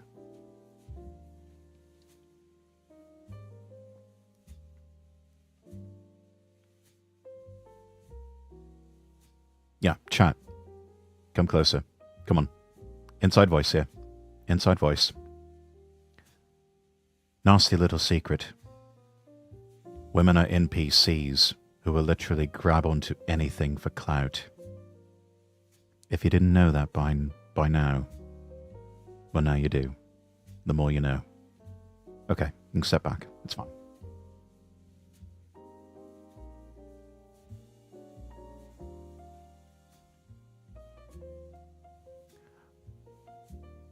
Brain dead take from Eric Erickson. Thank you, Donald Trump, for announcing tariffs on Canada and Mexico. Really helped my 401k today. Hopefully you're just threatening and not actually doing. This is the essence of boomerism, the old Republican Guard. This is what we're fighting against. Long-term prosperity is more important than this quarter's earnings. Here we go. Connor Tomlinson. I regret to inform you that Fraser Nelson is at it again. He accidentally caused the rape gang scandal to receive global attention with a tone-deaf final Telegraph column about Britain being an integration miracle. Nelson has now written in the Times saying Britain's sub-replacement birth rates being subsidised by immigrants is a good thing. Quote, only one major European nation is forecast to escape decline. The good news was confirmed this week, except no one anywhere saw it as good news. A third of this country's babies are now born to immigrant mums, says the Office for National Statistics. New arrivals will make sure working-age population growth proceeds at the normal, healthy pace.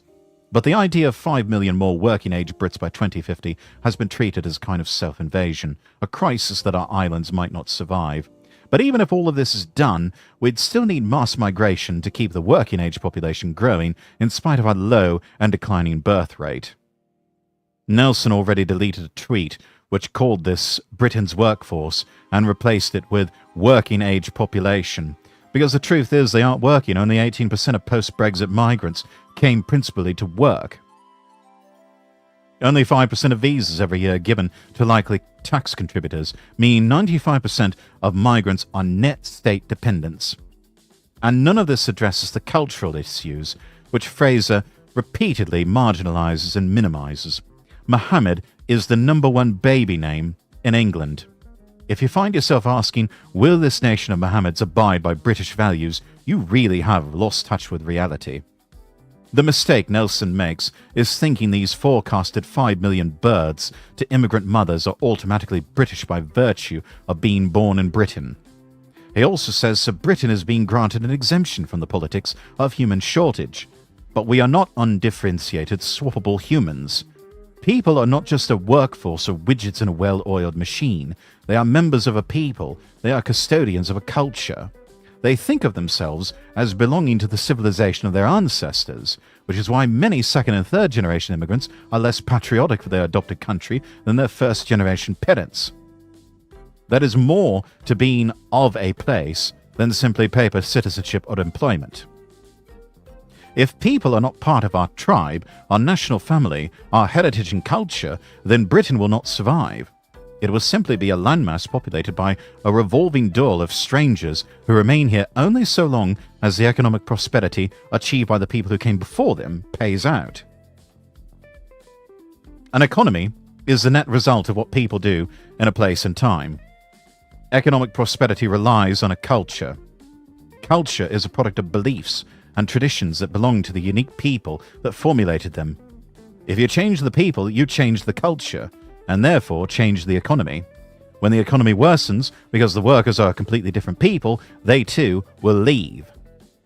One antidote to the birth rate decline is to allow young people like me to bring up our children in a nation of neighbours rather than a nation of strangers. The only way to do this is to stop pretending that liberal multiculturalism is working, to stop mass immigration from distant lands, and to deport all foreign criminals. It's not just a question of balancing the books and reducing housing demand. It's about making our nation a home again. And a home is only a home if the homeowners outnumber the house guests.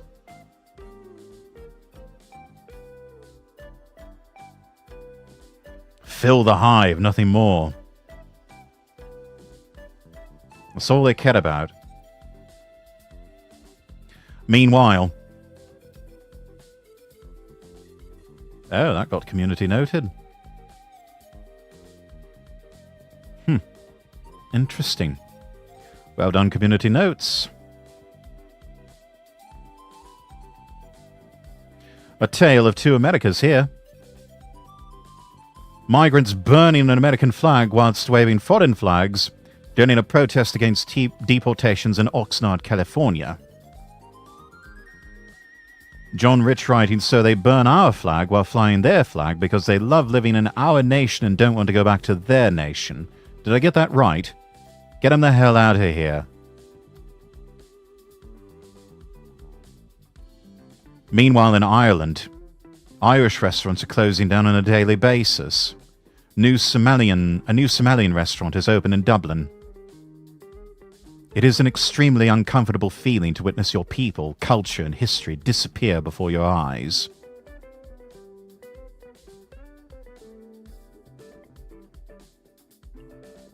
Looks like a foreign invasion force. True.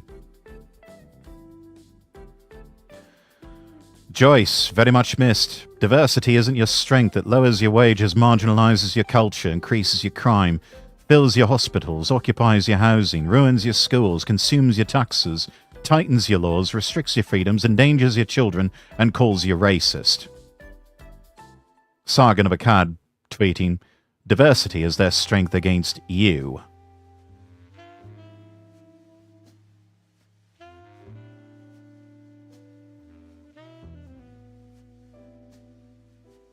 Oh. There was also a bloke the other day who took a copy of the Quran and burned it in public. And then he got arrested for it. This happened in Britain, by the way. Inevitable West tweeting out the photo. Why are Muslim police officers arresting British men who burn the Quran? This is a disgusting abuse of power.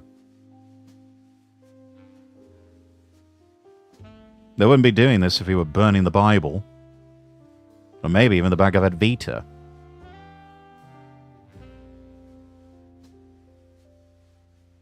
The Torah, maybe. But oh God, he's burning a copy of the Quran. Can't have that.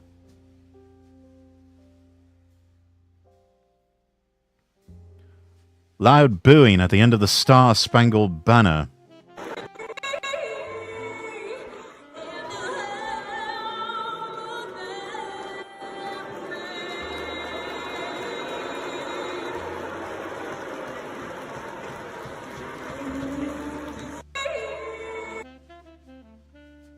Vagrant of Rhodes tweeting, Canadians suddenly find the national pride enough to boo Americans at a hockey game, but had nothing to say when the Trudeau government replaced half of them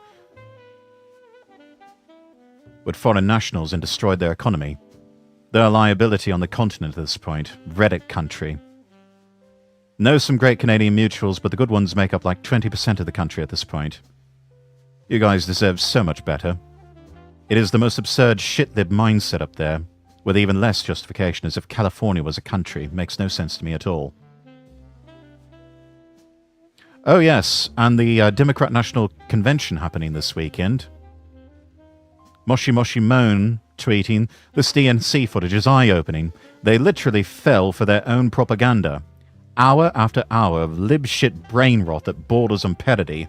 Tons of fat black women chastising the audience. Laugh my fucking ass off.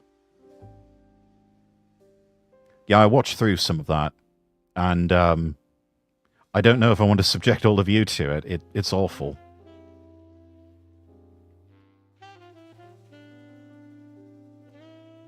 Andrew Torber, we know him from Gab, founder of Gab. Stealing the 2020 election will be remembered as one of the most catastrophic miscalculations in history. In a different timeline, a second Trump term would have unfolded as a largely unremarkable chapter marked by modest policy gains and tempered rhetoric, avoiding extreme upheaval. Instead, the fallout from 2020 and what followed has galvanized a movement that is turning the entire system on its head and gutting it.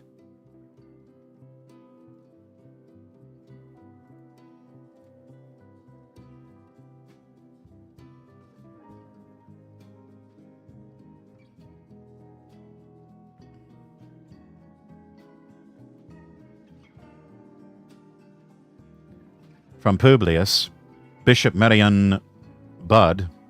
We remember her, the one who prompted me to tweet out, "Let women be silent in the churches."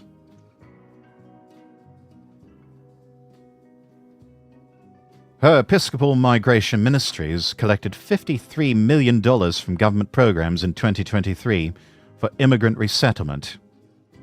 Now we know why she gave Trump the multicultural Marxist lecture. She warned him because money was on the line. The immigrant resettlement programs are much larger and more profitable than even Gavin Newsom's homeless resettlement programs. Has this program been deleted from the federal government spending yet? Let's hope so. Oh yes, and I still stand by my tweet, by the way, and by what I said. Women should not be ordained ministers, and yes, if you are in a Christian marriage, between a Christian wife and a Christian husband, wives should be submissive to their husbands.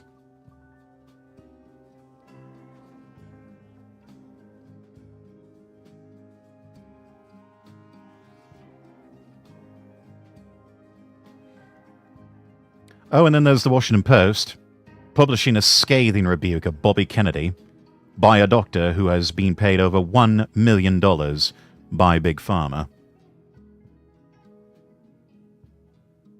So I see that the Washington Post has been living up to their reputation as an excellent birdcage liner.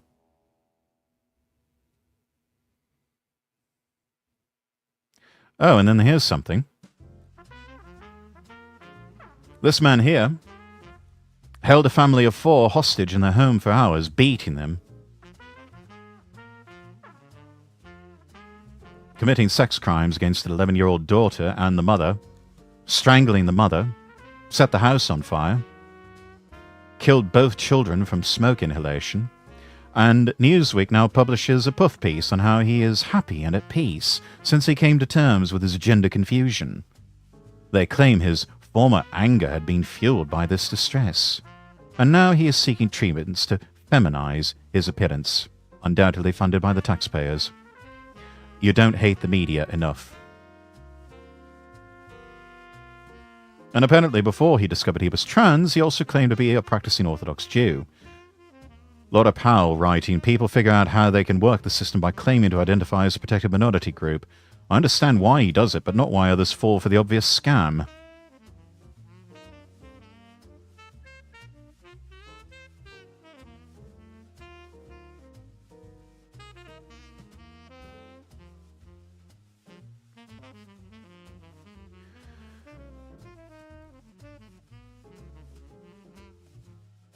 Secretary Kristi Neem tweeting out, "It was 4 degrees and snowing during a recent trip to the US-Canada border. I was shocked to hear that some of our Border Patrol agents did not even have snow tires due to failures of the Biden administration. It is a no-brainer to make sure our law enforcement has vehicles with basic equipment for winter conditions. Under President Trump, our Border Patrol agents will have snow tires and all the resources they need to do their jobs." Better late than never, I suppose. I am Yes UNO tweeting out that classic Norman Rockwell image. "We need to ascend to our destiny and colonize space, not babysit the third world."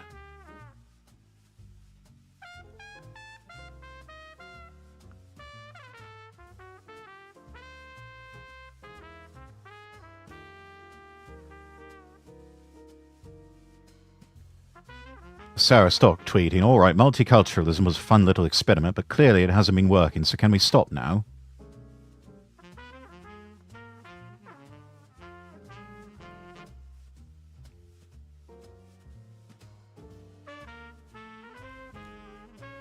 Let me just go back to... let's end on some happy things before we get to some gourmet video, yeah? So, we've got this.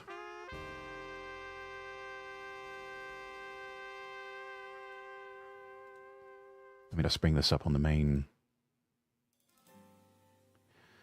Culture Explorer.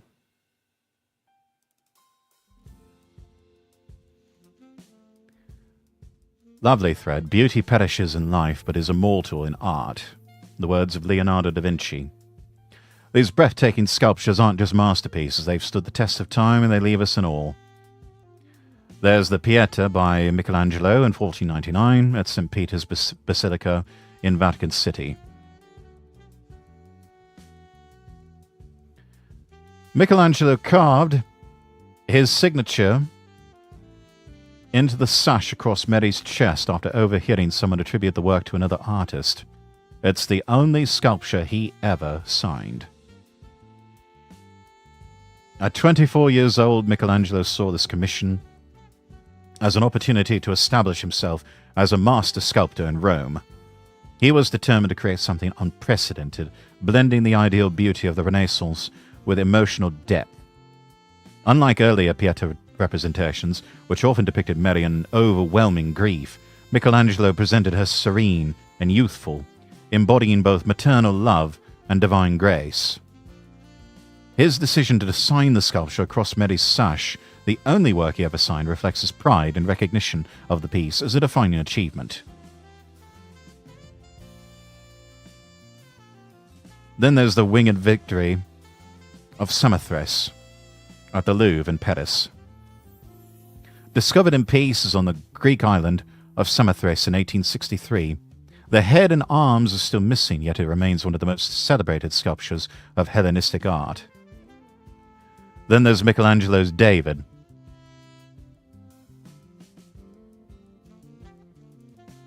On display in Florence. David's disproportionately large hands were intentional, symbolizing the strength and intellect that defeated Goliath. There's The Veiled Virgin by Giovanni Strazza at Presentation Convent, St. John's in Newfoundland. This delicate marble masterpiece crossed the Atlantic from Italy to Canada, where it remains one of Newfoundland's most treasured secrets. There's also The Veiled Christ by Giuseppe San Martino in Naples. The veil's stunning transparency sparked rumors it was once real fabric transformed into marble through alchemy. It's actually just an extraordinary carving technique. There's Moses by Michelangelo.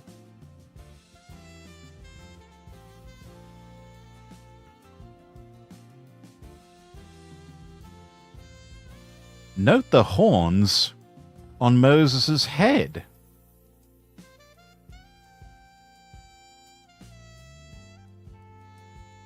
They stem from a mistranslation of the Hebrew Bible, where rays of light were misread as horns.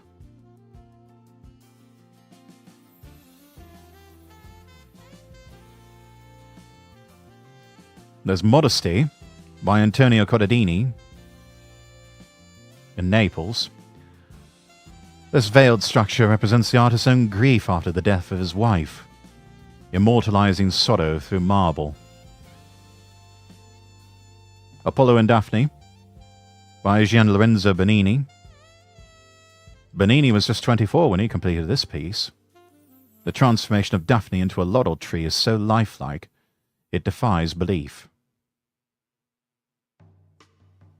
The Ecstasy of Saint Teresa by Gian Lorenzo Bernini. This controversial work is often cited for its intense sensuality, blurring the line between spiritual ecstasy and physical pleasure.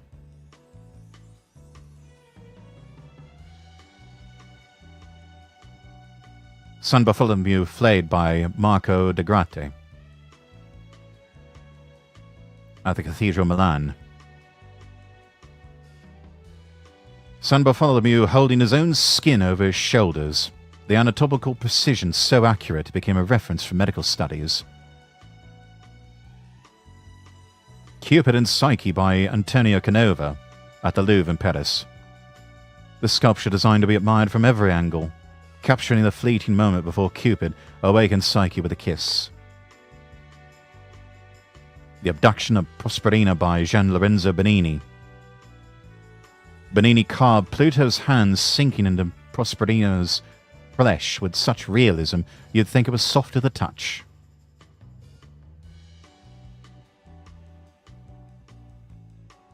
Perseus with the head of Medusa by Cellini. This bronze masterpiece was cast in a single piece, a very rare, risky technique at the time.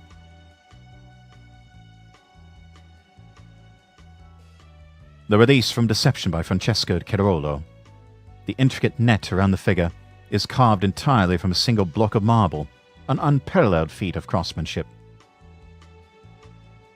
Discobulus, Discus Thrower, by Myron, at the National Roman Museum in Rome. The original bronze is lost to time, but this Roman marble copy captures the precise moment of balance and tension before the discus is thrown. Penitent Magdalene by Antonio Canova. Canova's depiction of Mary Magdalene's repentance was so moving it left viewers in tears during the first exhibition. There's Scalza's depiction of the Pieta. Unlike Michelangelo's, Scalza's includes additional mourners, offering a fuller, more communal expression of grief.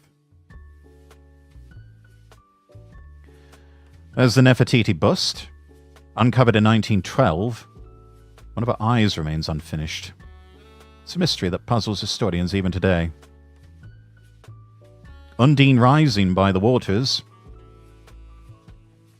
Rising from the Waters, rather, by Chauncey Bradley Ives at the Smithsonian.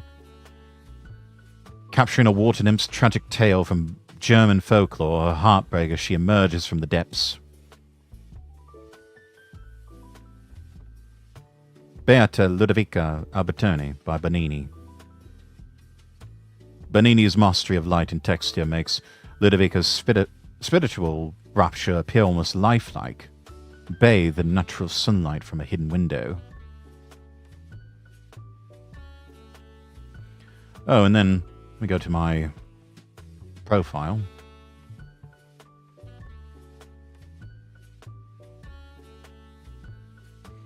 This happened yesterday. London completely taken over by British patriots as far as the eye can see.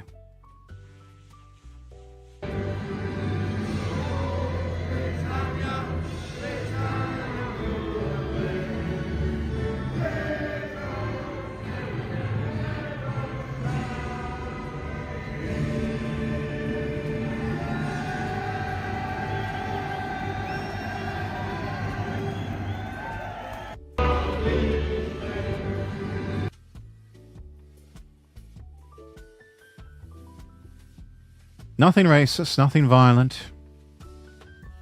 Just proud, patriotic Britons, no longer silent. Well done.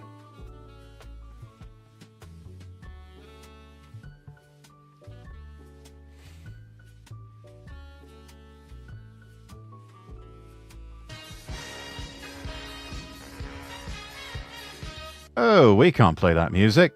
That's copyrighted. Some more scenes of what happened.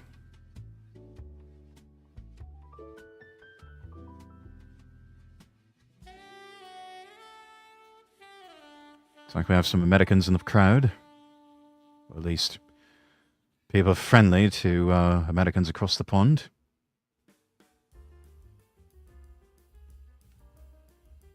Just happy, hard-working Britons on a weekend.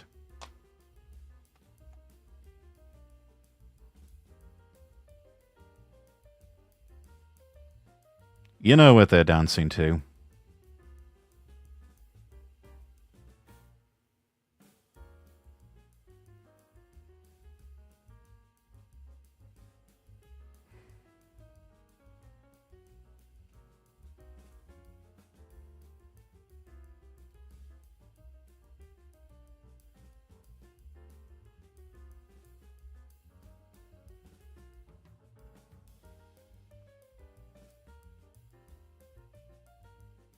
Stars and stripes and the Union Jack flying together in symbol of the special relationship.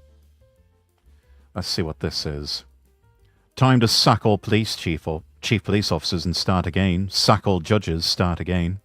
Roll back the undue influence of foreigners in our country.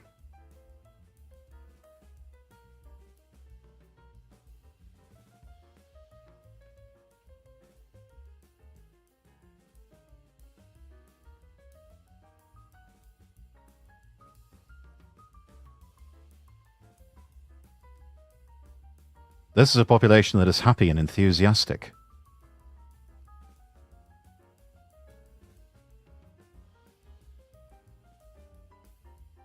This is a positive vision of Britain.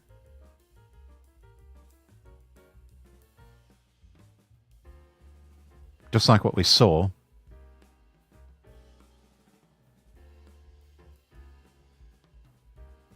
With an interesting fan edit of a Richard...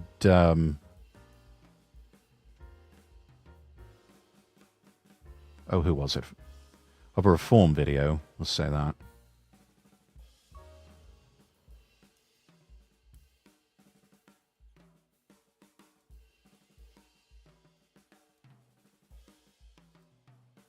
Yeah. This one, from Brugaloo.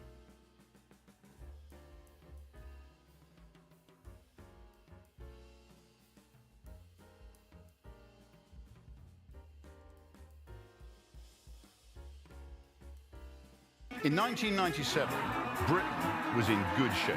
We knew who we were. We were still one country. Most importantly, the population was stable. And immigration was under control. It's time for radical reform. Time for radical reform. I've got belief in the British people. What I call proper Britain. I love that. Proper Britain. British have got genuine concerns about what's happened to their country. Britain needs reform. We must now collectively, but legally, emphasis on legally, bring the fight to them. What will the British government do to you? 2 words. Detain. Deport. Deport. Take hard decisions and deport. Deport, deport, deport. Objective has to be a reform government between now and 2029, which represents the interests of the British people.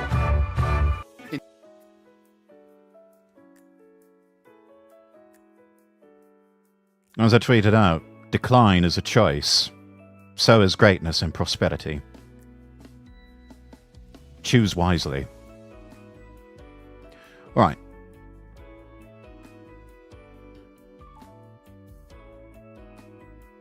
Let's get to the gourmet video parts.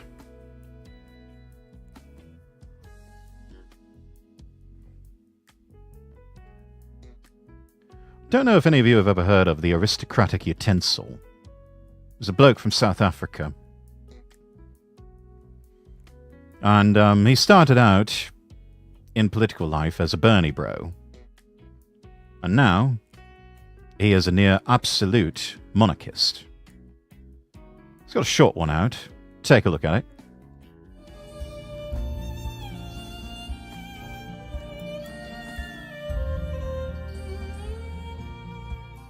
Yeah, in case the title of this video isn't obvious, this one goes out to Shoe on Head, because someone in my comment section said a while back that Shoe had some other live stream on Instagram where she said I was one of her favorite right-wing content creators. We love Shoe on Head. She's actually quite a brilliant content creator. She had a new one out recently where she was reacting to some of the people who reacted to her videos.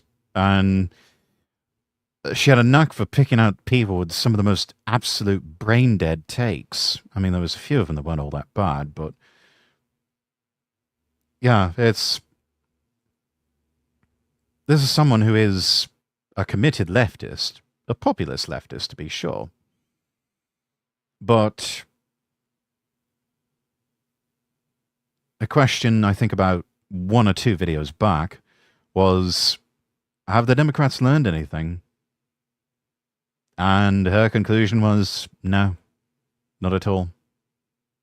But even if you're not on the left of the political spectrum, much that you can glean from her content, which is original, quite thought-provoking, actually seems to drive the conversation forward, nationally and internationally.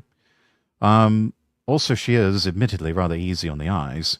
Quite easy to see why she had to take a break from content creation because, yeah, she got married and she had herself a baby, which, I mean, her hubby, lucky guy. And of course, all the best to mum and baby there. But yeah, She's actually quite the go-to for a lot of VTubers, including let's see, I think Pause. I know Smugglerana does a lot of reactions to Shoe on Head, and Shoe has actually responded that she does love the reaction content from Alana. So that was actually quite sweet for her to drop a nice note in the comments like that. But yeah, little shout out to Shoe on Head here from the Aristocratic Utensil. Naturally, seeing as I can't verify this, my immediate thought was, she was over 2 million subs. What the hell is she doing watching me? That's bollocks. But while Over 2 million subs versus the 56k of the Aristocratic Utensil. Though I imagine that'll change soon enough. while ago, I was in Adam and Stitch's chat. Shu came in, I said hi, and she said, "Oh, hello, my favorite spoon on YouTube." And I went, "Wait, you know who I am?" She said, "Yeah, We love the spoon. Spoon. I watch all your shit." And I thought, oh, that comment was probably true then. In which case, hi Shu, how you doing there? So people were joking. Spoon, you were a Bernie bro. Now you're an absolute monarchist. You have to save her. Save her? What am I, the monarchical whisperer up in this joint? Is it my job to make women more base now, is it? Actually, Yes, it is. That's your job. It's not a task that you asked for, but it has been given to you. And to whom much is given, much is required. it's not a bad gig to have. All joking aside, though, the Bernie bro angle is quite interesting. If you do any political content and you go from one side to the other, you cannot escape the label of grifter. You will either learn and shift, in which case you're a grifter, or you don't, and you Yeah, not everybody who switches alliances is necessarily a grifter. There are some people who unironically see the light on things and recognize the error of their ways and work at quite a feverish pace to make up for their mistakes. So I would say don't assume everyone's a grifter, not unless you've got reason to think so, and legitimate reason, not just, oh, your opinions have changed, you must be a grifter. No, people's opinions can change over time. That doesn't necessarily make them a grifter, that just makes them human. And people's opinions do change over time. look stupid in perpetuity. What great options you have.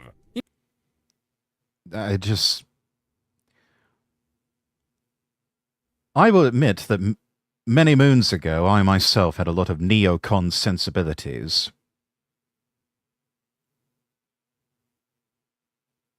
I now realize that that was an error in judgment when I started seeing the consequences of those beliefs, especially in the lives and the damaged psyches of people who served in the military.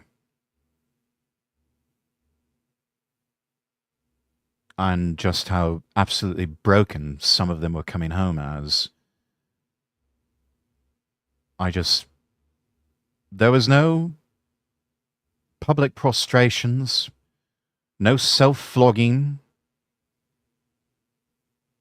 I just took one look at all of this and just said, dear God, what have I done? I've made a terrible, horrible mistake. And instead I vowed to make up for it. Like partnering with Stack Up here to raise money for military veterans. Which, by the way, if you want more information, scan that QR code.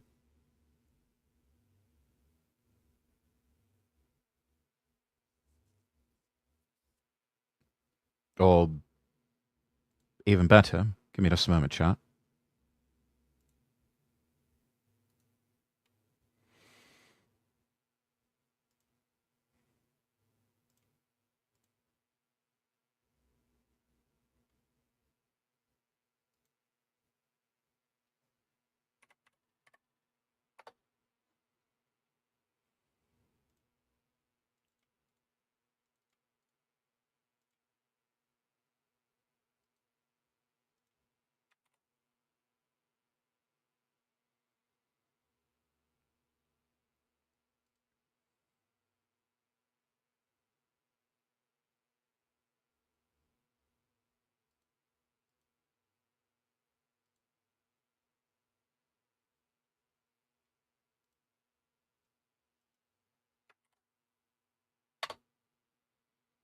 pin this to the top of chat over on the Twitter side.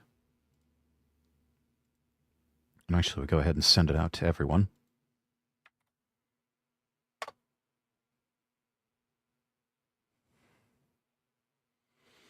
You can find out more about Stack Up by clicking that link in chat. Right. Let's go on with the video. In fairness, though, this is also contingent on the politics of the person watching the creators, as well as how long they've been watching.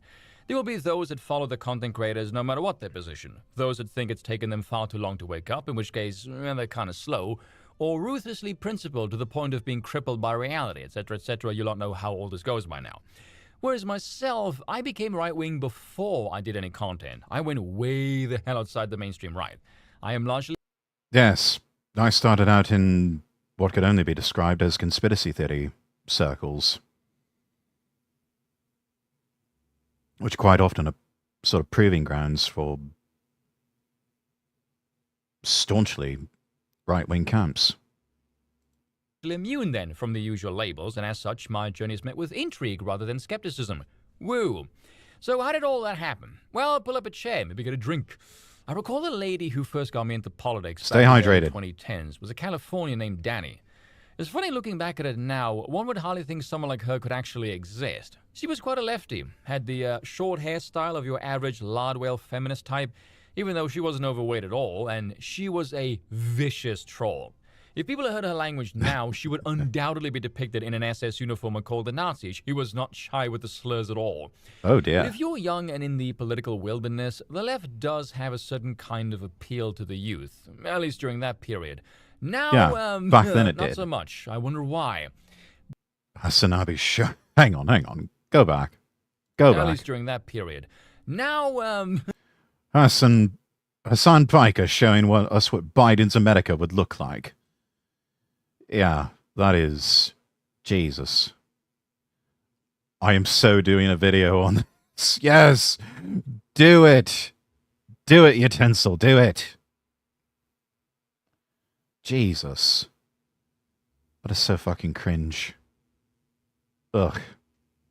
Anyway. not so much. I wonder why. Bernie did have a platform in the 2016 cycle, though, where he appeared authentic. And given that politics is fake and gay, appearing authentic does go a long way. I do distinctly remember, though... Yes. In fact, the bar is now so low that that's really all people want, is a politician who at least appears authentic. How far we have sunk. Bernie's first misstep, when he said white people don't know what it's like to be poor. Excuse me? There's plenty of white people who know what it's like to be poor. Being a South African, any discussion of race is where we tend to make most people look rather tame by comparison. Yes. Also, I believe aristocratic utensil, much like myself, coming from a working class background. So, yeah, we know a thing or two about having to do without. The pandering did not sit well with me at all. Not to mention, mathematically, that sentence never even made any sense. That moment fractured my head and kickstarted the red pill that lay dormant into blooming. When it was Hillary versus the Don, I wanted Trump to win because I considered Clinton to be a cold-blooded psychopath. I Lie not found. still do. When he won, I thought, oh sweet, this is gonna be hilarious. Now let the man govern, let's see how he does. If he does well, he will be re-elected. If he doesn't, well, so the cycle goes on. Yes. I was very naive at the time. And then the whole Russia thing kicked off. Yes. We now look back on those days and we just look at our former selves and just say, oh, you sweet summer child, if only you knew. Man, did that make me realize just how unbelievably stupid people really are.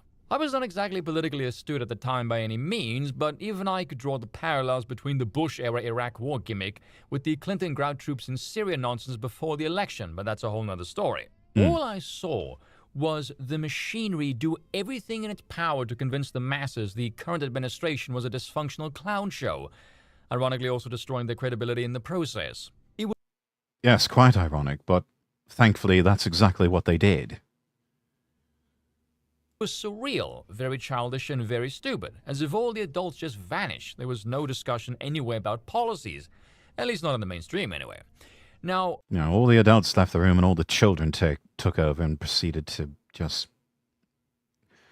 turn it into an absolute shit show. this is just from my perspective.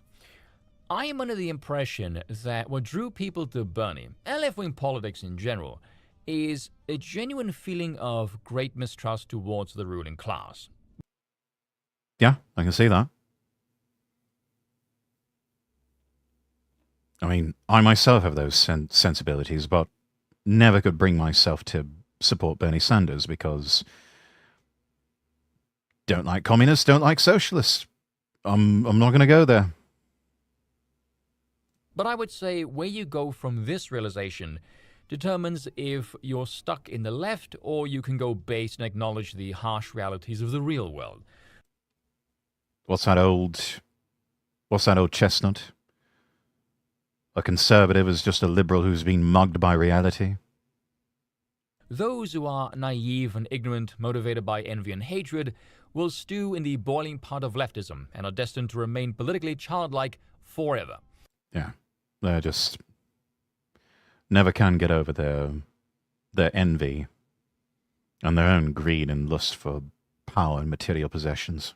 The reason I say this is because the same class of people who whine and complain and bitch will follow those in power like sheep and obey the most deranged and delusional trends that serve absolutely no functional purposes outside of appearing virtuous for social trends. There is not a single policy that the leftist believes in that doesn't involve granting more power to the state. Funny how that works.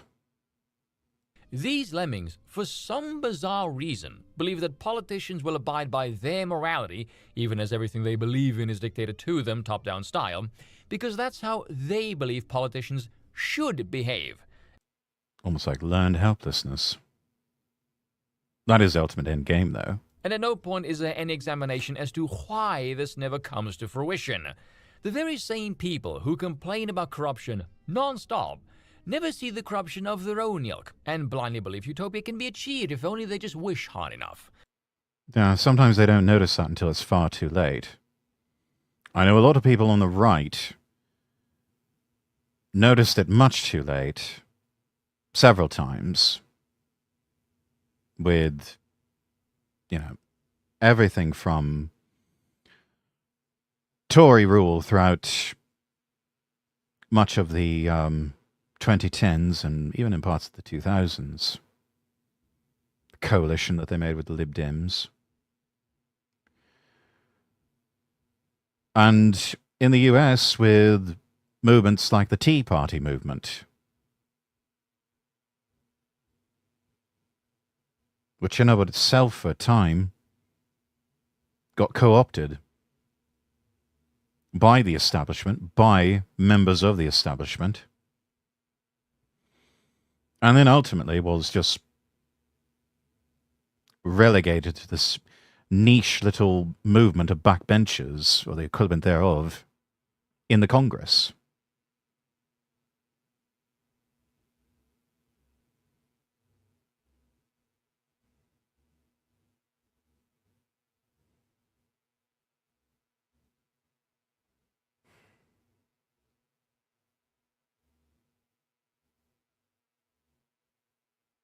It's been a long road to get here.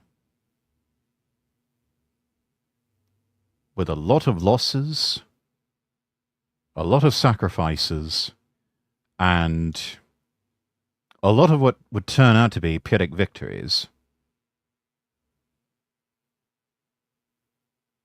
Now it finally feels like a victory of substance. Now it finally feels like righteousness is prevailing. The good and the true is winning.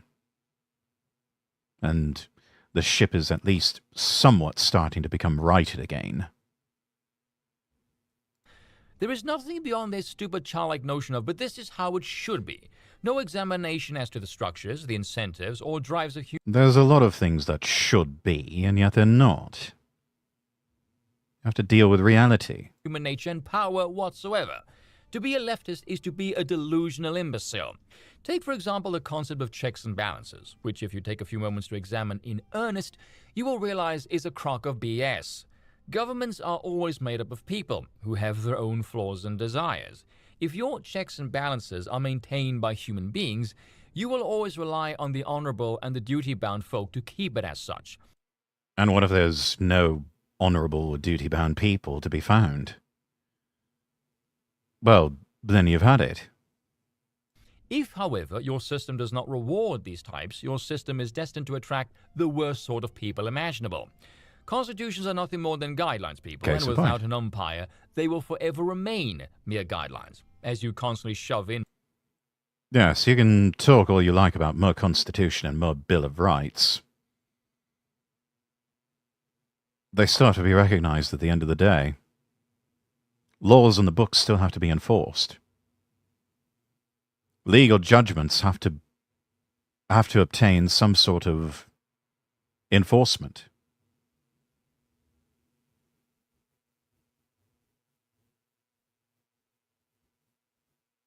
And if you can't do that, then all of it isn't worth the paper it's printed on. More and more naive and amateur actors into a vast network of entrenched bureaucratic ticks. And once you really, really click this, you will realize all leftists are nothing more than drug addicts wanting a high that simply doesn't exist.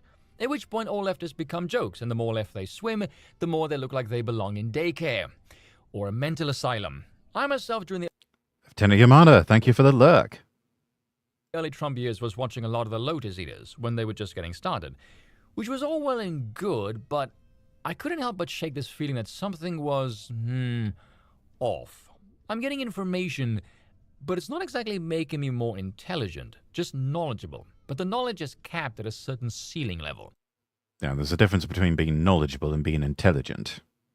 You can be knowledgeable about something, but if you lack the intelligence or the wisdom to do anything with it, well, it's not really doing you much good, is it? Kind of like learning multiplications over and over again. Yes, you can riff them off well enough, but there is a well beyond mere multiplication. There were things about the system that even then I could tell were misfiring. Like, why is democracy good but politics is bad? Why do we like democracy but politicians are renowned as the most dishonest people next to lawyers? Why do we claim to like our system of government, I should know. I work in the legal field. yet we hate everyone in it? None of this makes any kind of sense. I was No, never it doesn't. exactly invested in the democratic model, but it was all that I knew. So my mind had a vast question mark of unmarked territory that was open to answers, because it's become overwhelmingly obvious the current system does not work. At least for the average person, anyway. Merchant class, a different story. And it just so happens that Sargon mentioned something called The Cathedral by someone named Mencius Mollberg. And I thought, that sounds interesting. And he wrote a series of books on his old website, Unqualified Reservations, one of them being an open letter to open-minded progressives. It's been several years since I had anything to do with progressives. Those are classics, by the way, chat. If there's any sort of archive of it that's still up, go read those entries. I think they might have even been published in a book, like an actual print book. They're worth a read. But nevertheless, I decided to check it out. And that book ended up being my gateway drug into the world of monarchy. You learn old world concepts, the thinking of previous centuries, ancient values, before the democratic revolution. The best thing that you can get from reading older works is to see minds outside of the current mode. Minds bereft of the incompetence of modern day corruption, and my word, that is rather sobering. If you want to go from curious normie to, oh dear lord, I can't unsee this now, Yeah, hard to unsee when those old voices from ages past were able to just write so honestly and with zero fucks given. It will alter your paradigm and how you look at the world. 5 books I would recommend for that, in conjunction with Mollberg's book, of course. Politics by Aristotle, Leviathan by Thomas Hobbes, Democracy, the God That Failed by Hans Hermann Hoppe, Liberty or Equality, The Challenge of Our Time by Erich von Kornelt-Ledeen, and On Power by Bertrand de Chauvenel. Those are some good ones to get you started. Yeah, then good you reads. get into the heavier stuff. Maybe some Robert Filmer, some Joseph de Maistre, Carl Schmitt, Julius Evola, Jacques Ellul, Robert Higgs. Yes, Julius Evola. Revolt Against the Modern World. It's a good one. It's a turn of phrase that I used quite often, even in my brief stint in law school, when speaking with people in admissions at one particular law school. This was when the Biden administration had just gotten underway. And I said, look, current systems have obviously failed us. And what is needed here is a revolt against modernity, a revolt against the modern world.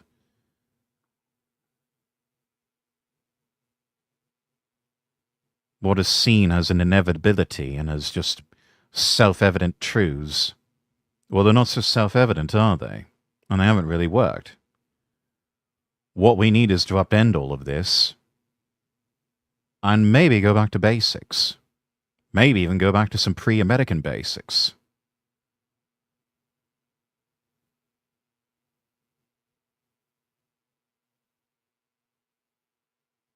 They all seem rather impressed by that at the time. Any wonder why they offered me a full-ride scholarship? James Burnham, etc., etc. The biggest hurdle for getting people off the Democratic drug is getting them to realize their vote and influence is an illusion. They have power quite literally only on paper. That's a tough pill to choke down, as sobriety often is. Cheers for Yes. watching, and once again, I apologize for nothing. Yeah, it's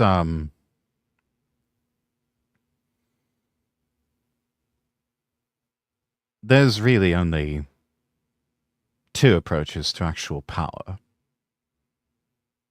And that is the lead-or-silver approach. There's power coming out of the barrel of a gun, or there's the power that you buy with money and resources.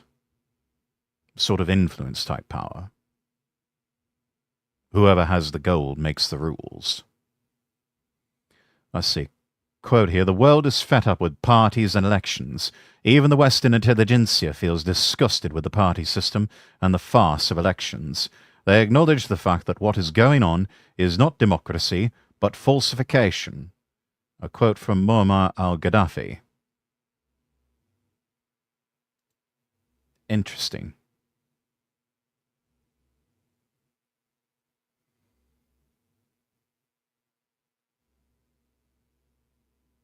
Very interesting.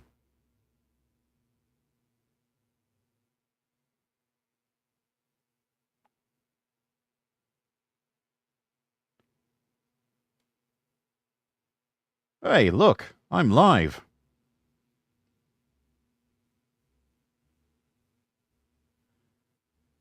There's something here from Lotus Eaters. I was actually listening to this earlier this morning.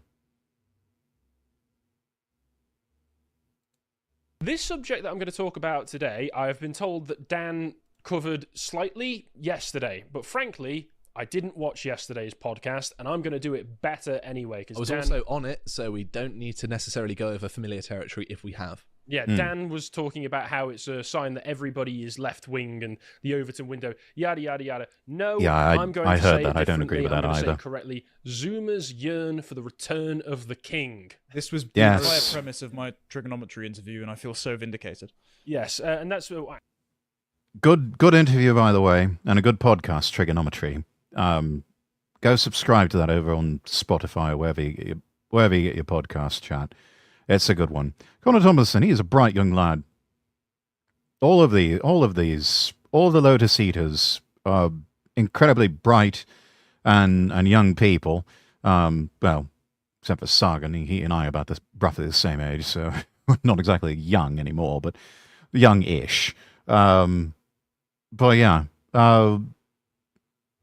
this was an interesting segment. Actually, can I have a mouse, please? No. Yeah. That was unnecessary, wasn't it? Can you believe this, folks? Please, sir, can I have a mouse? God, please, just one small mouse. You're not satisfied with your gruel. my family, they're starving. We'll make it last week's. No, people are very, very interested in learning about Gen Z. Not Gen Z, I'm English, Gen Z. And finding out the pathologies and different opinions and habits of the Zoomers, which leads... There's a headline. No, I'm not phoning to say I'm dying. All sorts of constant surveys going on asking them about their behaviors, including this one which got published in The Guardian the other day, talking about how Zoomers are afraid to go on phone calls. They prefer to message. That's a bit weird to me. I'm not afraid. It's just annoying. Like, why are you calling me? I'm busy. This is exactly. Why can't I just call? If you're, I'm so annoyed by that, especially in work. One of the firms that I used to work for, we would have clients that would just constantly,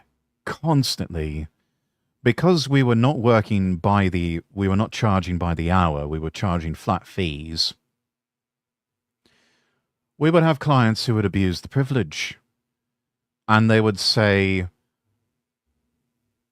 they just constantly want to jump on a call. That was constant refrain. Let's jump on a call and talk about this.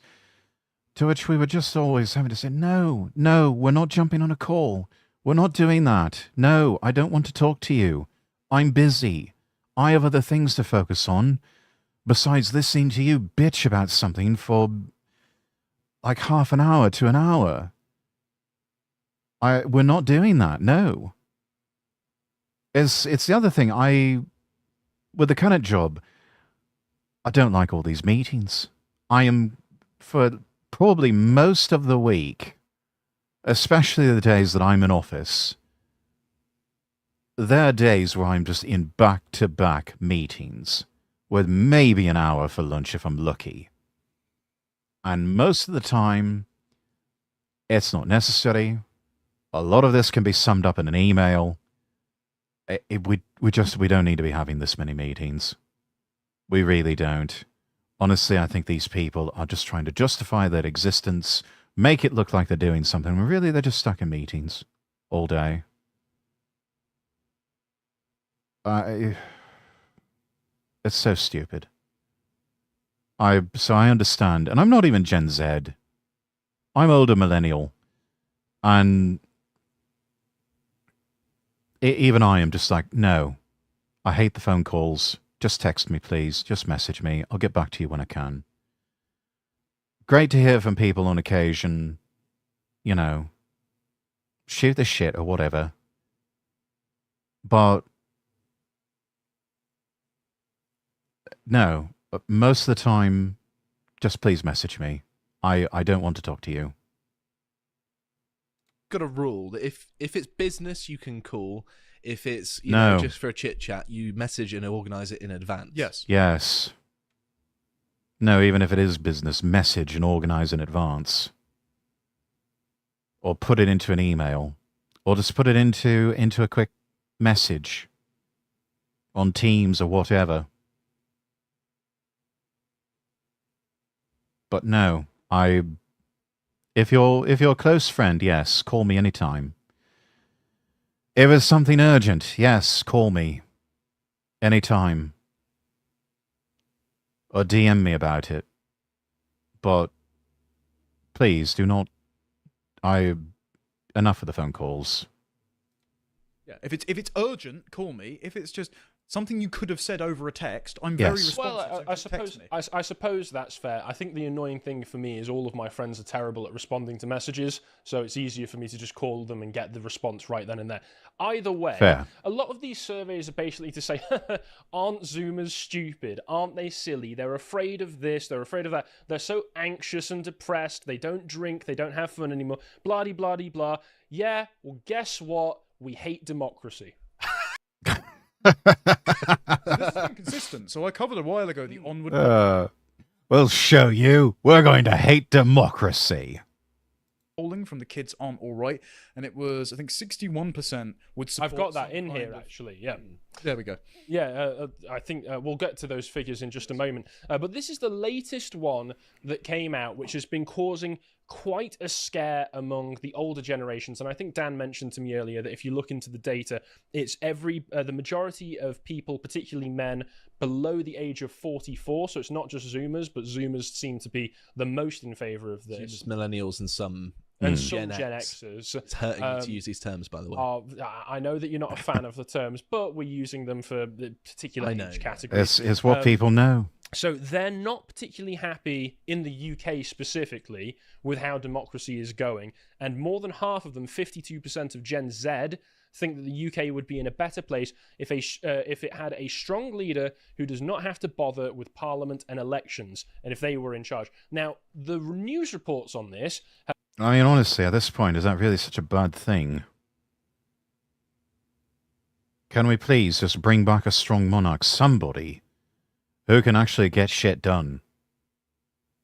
Because we're really getting sick of all this malaise and managed decline, which is a choice on the part of the establishment.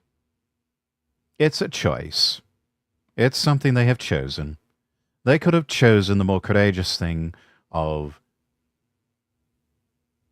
growth and prosperity. But no. They chose what was easy and what was convenient for them. And that was just managed decline.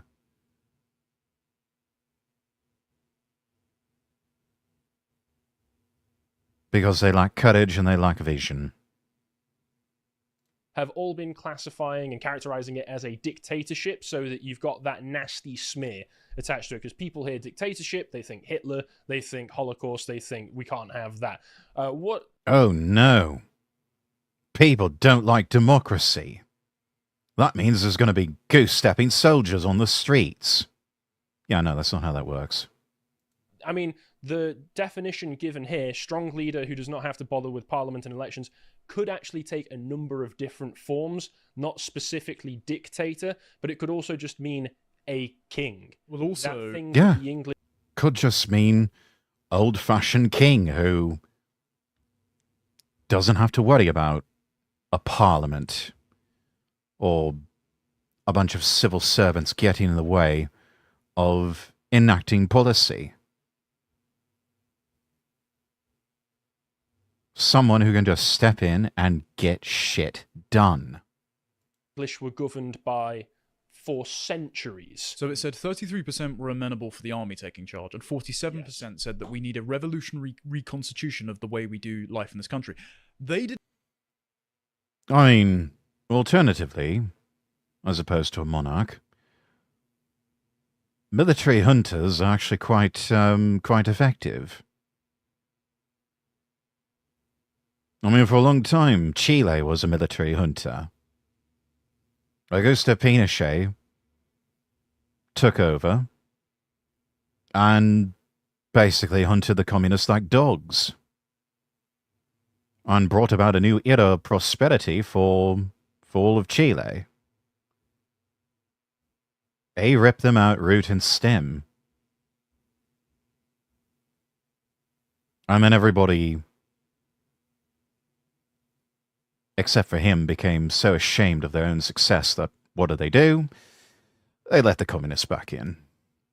Except now they're just calling themselves democratic socialists. And now they are proceeding to fuck everything up again in Chile.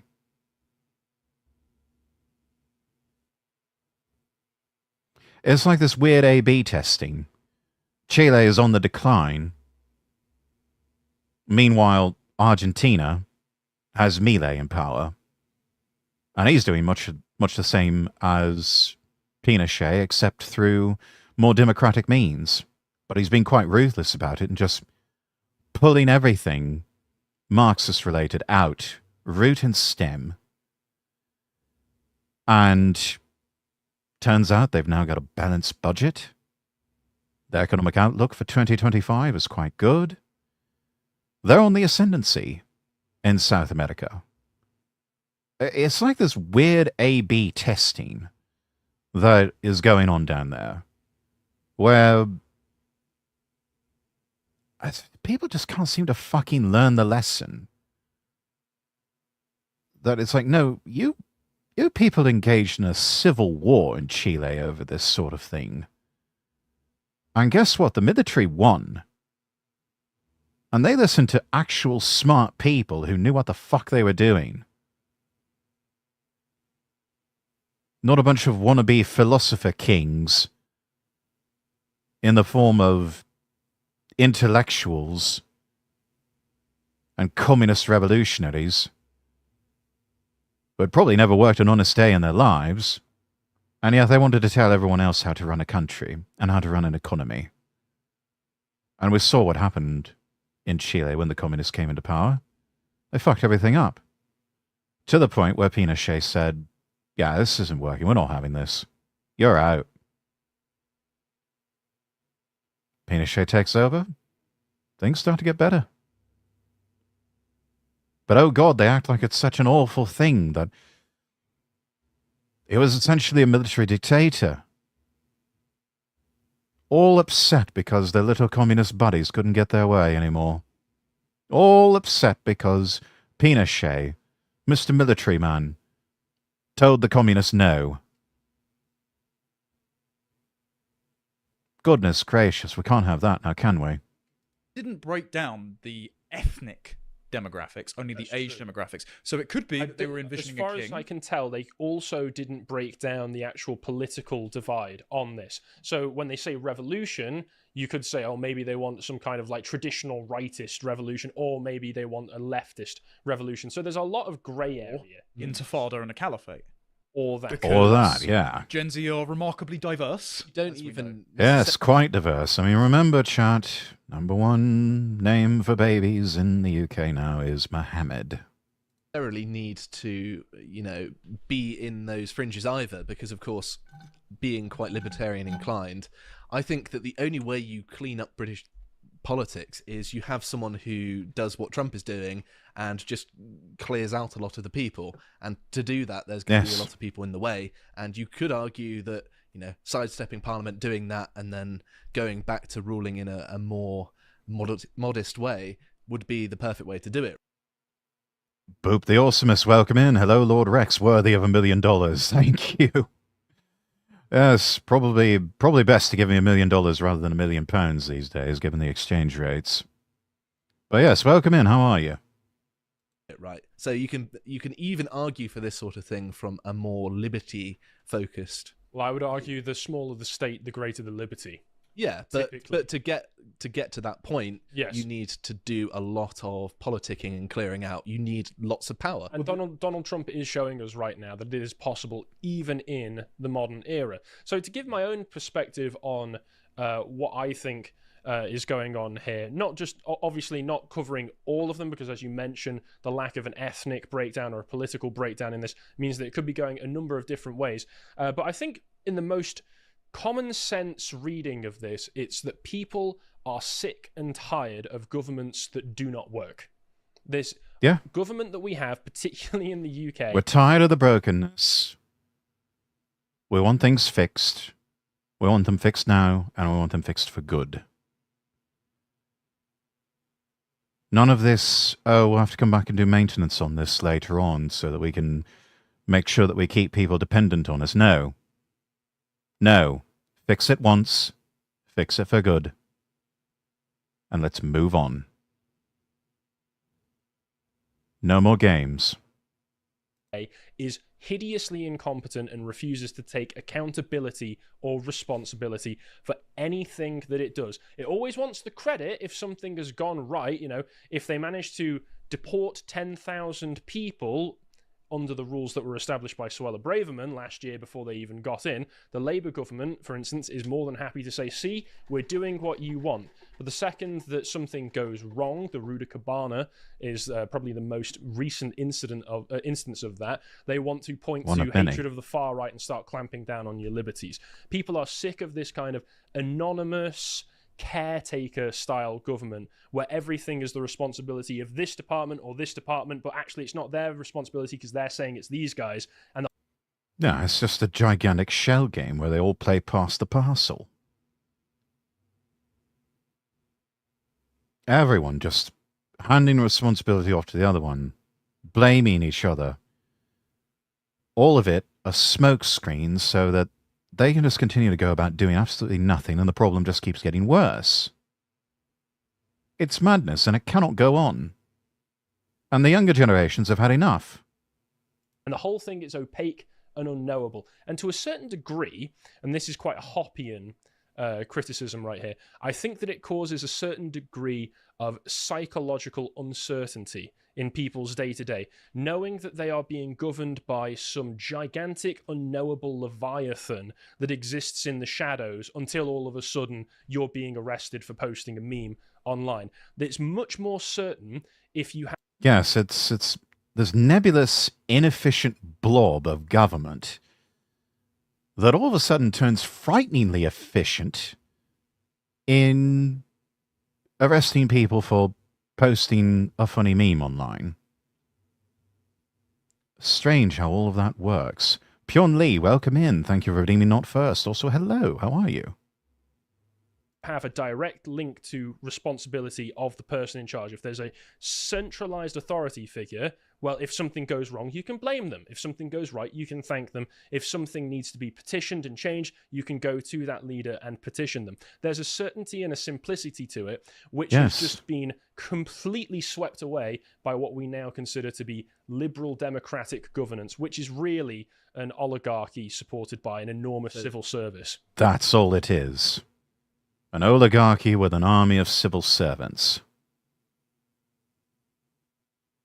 An oligarchy that pretends to care about the people, but really they don't give a damn about the people. If anything, they hate the people that they govern over and want them dead and replaced with a more compliant underclass, which is exactly what they're doing with mass immigration. There are two things to say here. The first of which is a very obvious point of, in the past, people used to petition the king, and it was pretty obvious who you go to, right? And the second thing is, to build on that Hoppian psychology, if you will, uncertainty makes people yield to strong leadership and decisive action. And if you are the person who has the behemoth bureaucracy, the large state, and not only are they uncertain about the nature of the problems, but also how the government works, that's almost like doubling up the degree of uncertainty, because people then become unaware of who they should even say this to. And so the instant... No, it eventually becomes say nothing. Lest the state come down on you for daring to say anything, because you're not allowed to criticize. Lest the power of the state, lest the guns be turned upon you. Stability and uncertainty sort of maximizes the willingness someone has towards tolerating tyranny, basically. Well, I'd like to add to that as well. Learned what you said there helplessness. is democracy is now synonymous with deep state. And so we have outsourced all decision-making capacity to quangos and committees ever since 1997, and Tony Blair turned the state into a kind of self-driving car towards progress. And if this state is making competent... Worst mistake Britain could ever have made was to elect Tony Blair to power. tax-paying, law-abiding, straight white men, public enemy number one, why would said cohort, presuming there's a large amount of worst mistake for consumers modern in this, Britain anyway, want to preserve that social order? Why wouldn't they just want to upend it? And they can see a route to upending it because one of the most pivotal political moments of our lifetime was COVID. So for 2 years we were put under house arrest, and the government dissolved any division between public and private spheres and separation of powers with a press conference given by Boris Johnson in one night. So the Zoomers have turned around and gone, right, oh, hang on a minute. The state can, at all times, intervene in and control every aspect of life. Yes, they always had that power. They just never really exercised it. Until recently. Until a few years ago.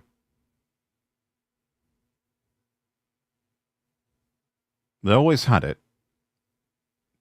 The idea of democracy in the traditional sense and freedom and liberty was really just a veneer. So there's no excuse for incompetence or inaction anymore. Instead, why don't we just take that power and use it rather than against my interests, for my interests? I'm not saying I support that, but I am saying it's the logical outgrowth of the standard that they've set. So why are they shocked? Yeah, they realize, oh, there's this power. Let's redirect its use.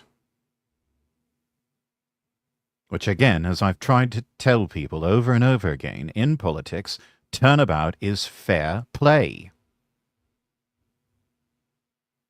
You have to play the long game of détente. If you don't want your opposition using some form of power or wielding it, don't use it or wield it yourself. If you don't want the opposition doing something to you, don't do it to them. Of course, at the same time, you have to know the difference between times not to use a political weapon and then to use a political weapon against your opposition before they can do it to you. So there's some discernment that needs to go on here.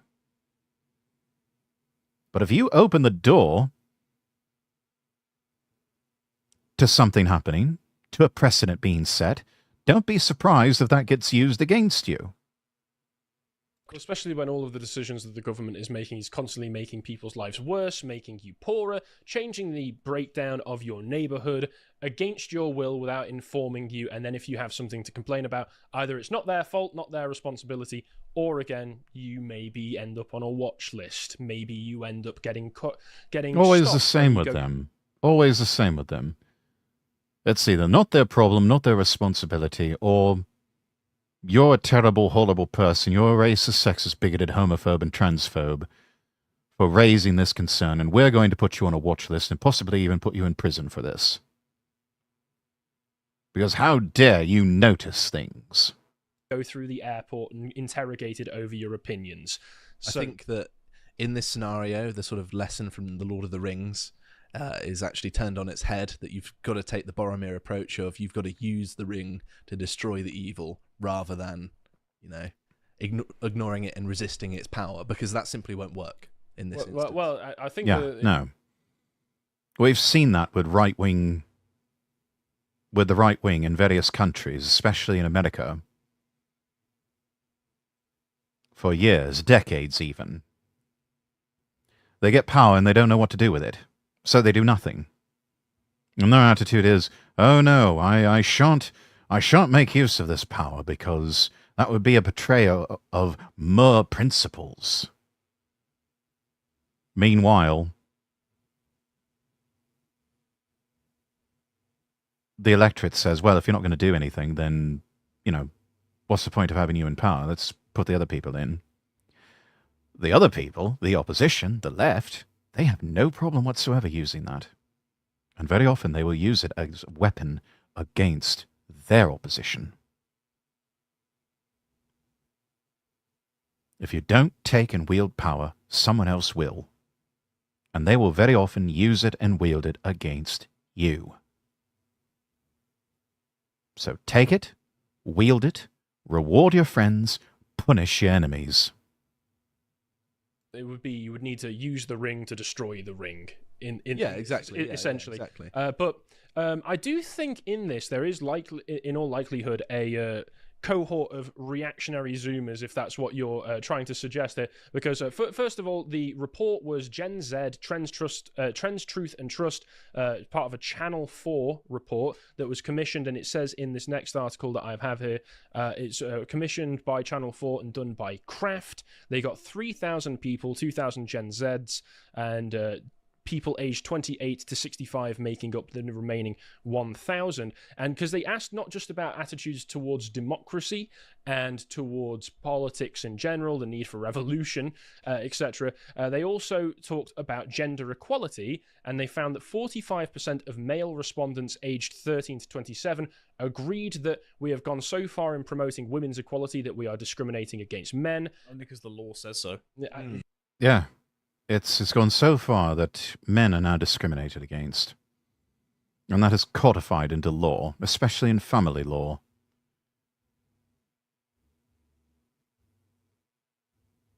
Yeah, exactly. You can point to the criminal statutes that point that out. A further 44% agreed that when it comes to giving women equal rights, things have gone far enough.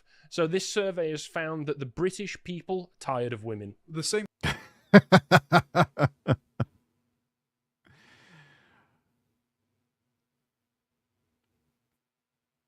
They push too far. The girl boss too close to the sun. And this is what happens.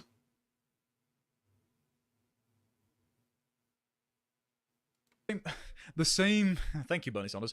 The same polling was found precipitating large Zoomer male support for Donald Trump. So if, let's say, Reform UK decides to just copy the Trump phenomena and bring it over, you've got a ready-made, underrepresented voter base that are only going to grow as demographics increase over time. So And Labour already sent people over to help the Hedis campaign last year. And a fat lot of good that did. It didn't work. It just didn't work.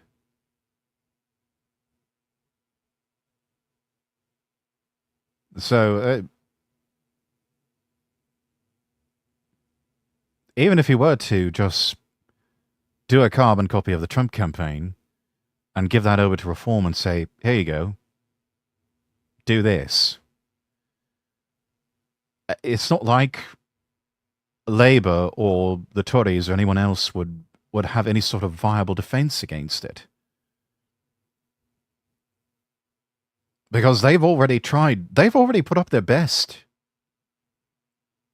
And they failed miserably. just do that. Yeah, and to further support the idea that a lot of these people who are answering in this way are probably shifting towards the right in that age cohort, they go on to point out, and this is fear-mongering, Oh, good. Independent, saying that controversial influencers, Andrew Tate, who I'm not a fan of, Pimp turned but him I on. No, do not really. understand to a young man who sees society telling him that everything that he does is wrong and he should feel ashamed of himself. I do see why Andrew Tate would appeal to him, because he's at What's least trying to sell them a message of self-empowerment, right? What's the ethnic breakdown Yeah, of it? exactly. Whatever criticisms we may have of Andrew Tate, he's not telling men you are all irredeemably evil and need to be destroyed. Andrew Tate supporters, by the way. I don't know, actually. It's very inconvenient for the Guardian and the Independent. Yeah. They don't buy sun cream. But controversial Father Dick. influencers, Andrew Tate and Jordan Peterson were among those to command similar trust by 42% of men. Again, whether or not you agree with Andrew Tate or Jordan Peterson, I'm a much bigger fan of Peterson than Tate, you can see why they're trying to give people a positive message. They're trying to give young men a positive image of themselves. So you can see why that might appeal to them. Another 25-year-old male participant from Penryn, Cornwall, said he felt targeted because he was a regular straight white man who has had a cultural advantage in the past, is swinging back the other way to a point where we potentially risk discriminating against us in favour of the people in minority groups. An 18-year-old from Hitchin, Hertfordshire, said, I believe the man has to be the provider, and he has to provide for the family. I see in my life around me, a lot of people are just not into that anymore. I personally think that a man has to provide regardless. Same with women nowadays, I suppose. I believe that that's a woman's choice. They shouldn't be discouraged from being a housewife. So these two perspectives... Based. Mega based. Rocky to welcome in. Now, what did Andrew Tate do? Well, he formed his own political party, the Bruv Party, and apparently he wants to be Prime Minister. Good luck with that. But no, we're talking about young people and their sympathies towards Andrew Tate. A lot of finding a lot of cohorts in Gen Z, and who just they're just like he's not saying that we men are irredeemably evil and need to be completely destroyed. He's no interest in girl bossing too close to the sun, which apparently has resulted in a notable number of members of Gen Z, probably even a majority, saying, yeah, all this focus on women's rights and everything, it's become a bit much these days. And it has come at the expense of the lads. Yo, narrator voice, hello.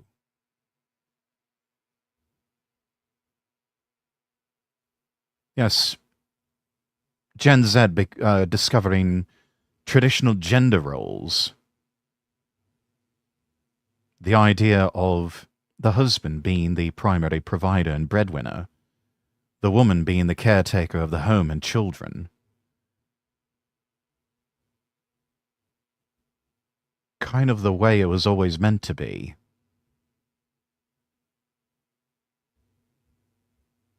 To me, common sense. That second one is basically what I believe. Yeah, but Yeah. I assume that the Independent is trying to highlight them so that you know that it's evil far-righters answering that they want a dictatorship. What's because evil they about- want... It's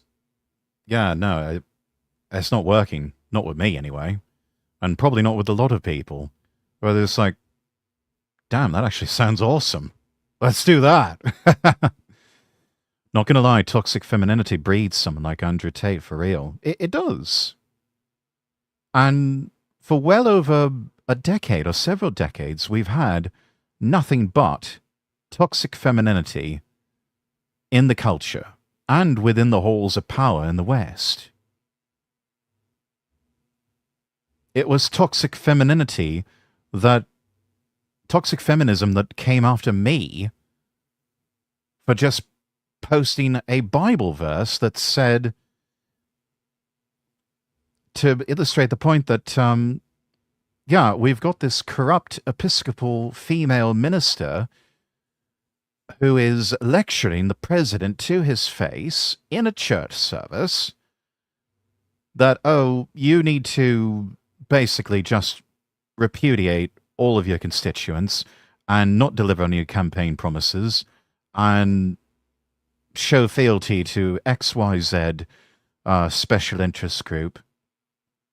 Turns out she was profiting handsomely from that sort of thing, not only with a very lucrative NGO that she had going on, but also living it up in a rather expensive mansion.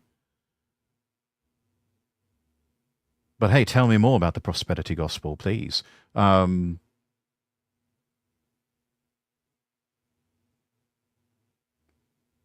for that, I posted a response verse from the New Testament saying, let women be silent in the churches. Sort of to send home a point, maybe giving ordination to women was, maybe we need to take another look at that. And maybe we need to just have the women submit to the authority of the church, and especially Christian women submit to the authority of Christian husbands. For that, I was attacked.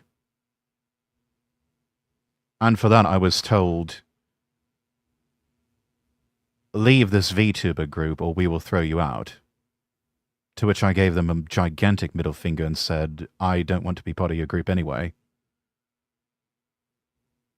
If this is how you're going to treat me, over my own personal beliefs, which that's all this was.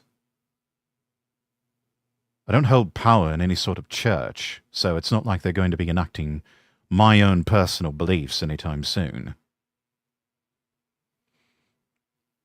But oh my God, tell that to a bunch of angry feminists who drew out the long knives for me.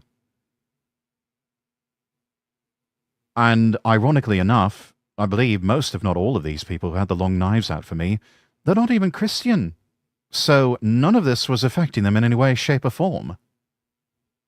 But because I dared to question the sisterhood registered trademark, again, the long knives were out for me.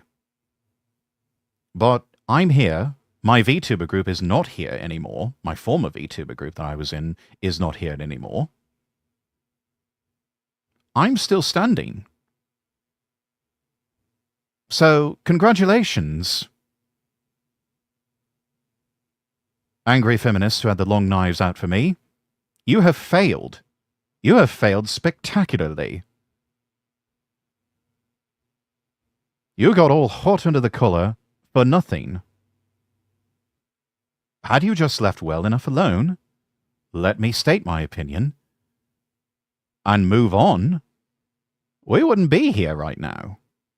But no, you just had to go and poke the bear, didn't you? Because God forbid anyone have a differing opinion from you.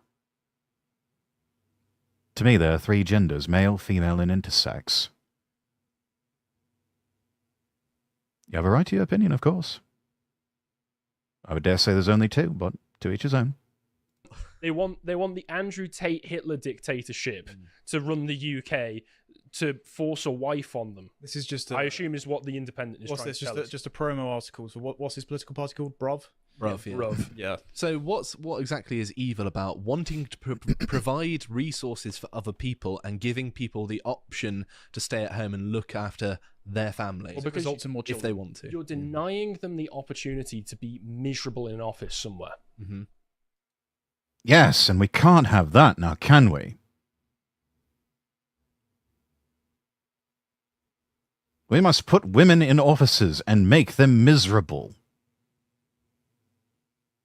Then also at the same time drive the men out of the offices and make them miserable.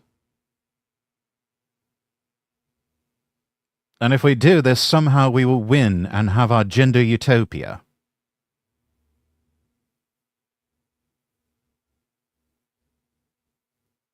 I'm struggling to see how they make that connection. And it doesn't really sound like utopia to me. It just sounds like hell.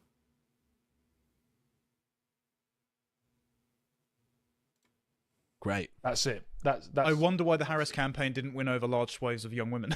Yeah, and the Guardian article here has some more information talking about the use of social media from these people in these age groups, saying that they get most Connor's of a their cheeky information boy. from social media posts and influencers, and they don't trust the BBC as much. And also, there's a counterintuitive one here saying Gen Z actually trust politicians more than other generations. 27% of them trust, Not buying it. versus just 9% for over 28-year-olds. No. I'm going to press X to doubt on that one. And I'm struggling to account for why that would be, that they would want a centralized authority figure while also trusting politicians. Perhaps it's that I don't know how they structured the question. It might be that they trust particular politicians more, Yeah, probably. and distrust the rest of them. So it might just be that maybe Gen Z have said, oh, well, that Rupert Lowe guy seems like a trustworthy bloke. Mm-hmm. And they've used that to say, well, they trust politicians more. But that's Always doing that. Always that sleight of hand. Again, you don't hate the media enough. interesting. So, of course, this, as you mentioned, is not a new thing. In fact, Onward themselves had this graph going up to 2022. This Look is the at one that this I got Dan graph! to pull up yesterday, by the way. Ah, yes. Well, References frequently. it's interesting to me that it's around 2019. Yes, bro, but intersex is naturally occurring, not artificial occurred like gender transition. Perhaps so, but I would say that from a scientific standpoint, it is what would be considered on the genetic level a variation, or even what they would call in scientific circles a mutation. It is not meant as an insult, but merely as just a scientific term of art.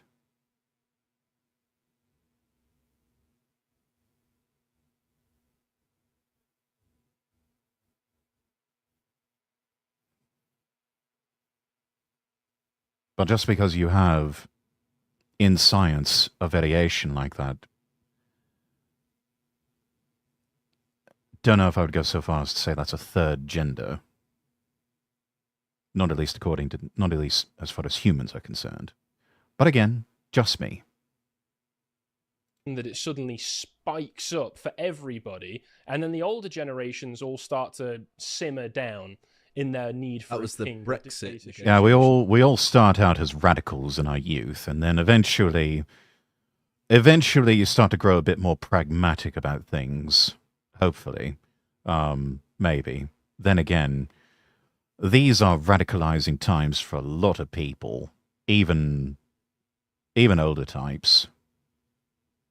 That they're like, nah, we can't moderate. We can't afford to moderate now.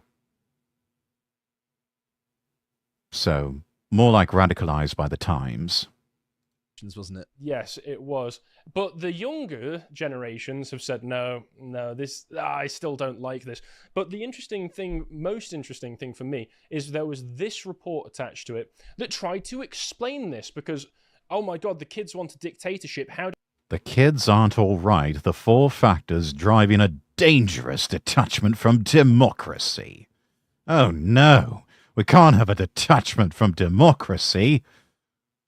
How do Anyway. we solve this? Well, we need to go to the root of the problem. What are the problems causing this? Well, let's see what Onward diagnosed this as in their report. And I'll just take you on a whistle stop through the 4 drivers of detachment from democracy. Because democracy, you know, you vote in for MPs who barely have any power and mostly just submit to NGO reports anyway because they don't even read them and they just need to get things done and bills passed in Parliament. So who cares? That's accountable governance. Why don't you like that? Why don't you like every aspect of your life being made worse constantly? Well, it's... Do you believe in the Illuminati? I believe that there are certain powerful forces, both in the physical and spiritual realm, that do not have the best interest of humanity, Western civilization, particularly the working classes of Western civilization, do not have their best interests at heart. I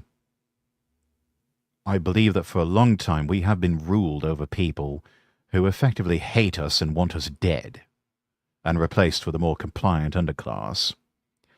They see populations in the third world as potentially boiling over and becoming some sort of humanitarian crisis, as though any of that's supposed to be our problem, when those people should learn how to govern themselves and deal with their own problems, and we should not burden ourselves with babysitting those parts of the world.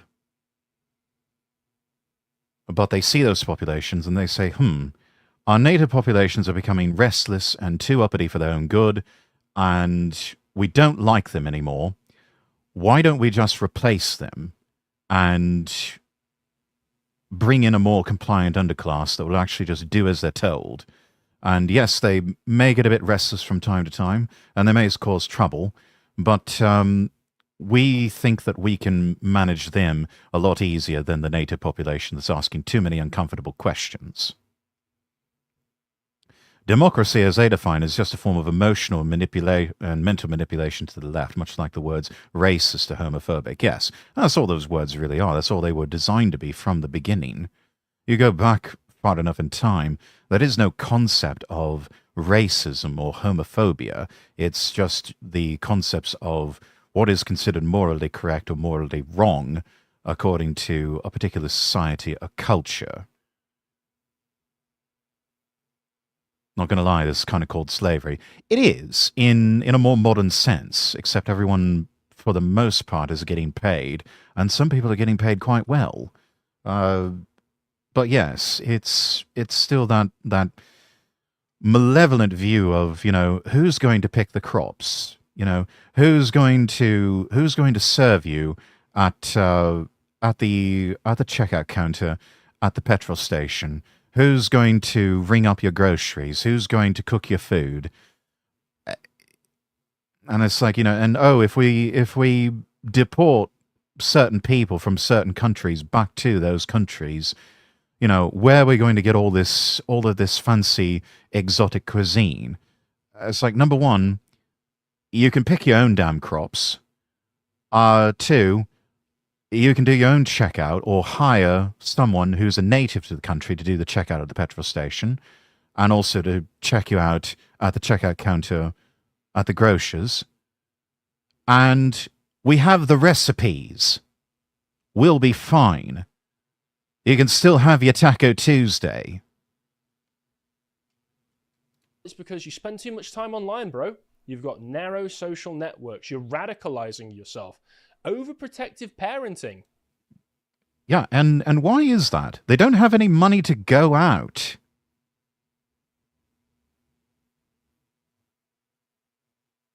So they're turning to virtual social circles. And is it any wonder everybody's looking around? It's like, gosh, things are pretty rough in my life. What about you? Oh, yeah, it's pretty rough for me too. What about you? Oh, yeah, it's pretty rough for me too. Well, who or what is responsible for this? And they start to talking amongst themselves and they start noticing things. And then this is how you get here. If your dad... Overprotective parenting, declining independence in childhood is depriving young people of social skills and resilience. was a dictator at home, then you'd know how bad it was. Why don't you just hate your dad more? Well, Then you would know why dictatorship is bad. Despite growing numbers of children not growing up with their father in their home. Yeah. It's like, gosh, why don't you hate your dad more? What dad? There's so many people growing up in fatherless households.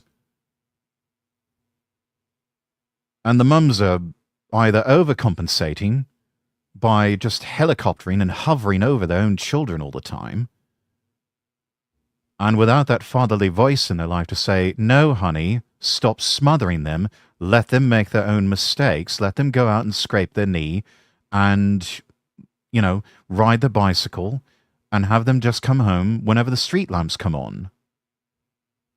But also at the same time, we're in increasingly unsafe countries and increasingly unsafe neighborhoods where is it any wonder that parents are not letting the kids go out and play?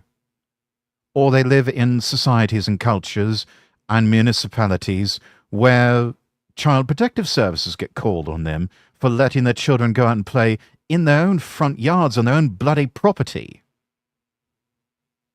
You mad at Mexico deportation? I'm most certainly not.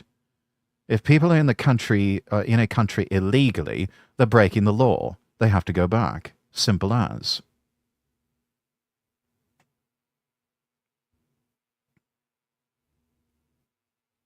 This is an idiotic Yes. opinion. The treadmill of modern work. Basically, you are extorted if you're a hard-working, law-abiding, tax-paying young man to battery farm foreign criminals at your expense.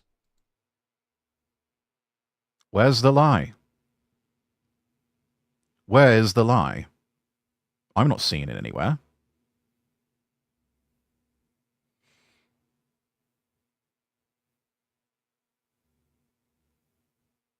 There's so many countries, including the United Kingdom, that it's so difficult for people to find jobs.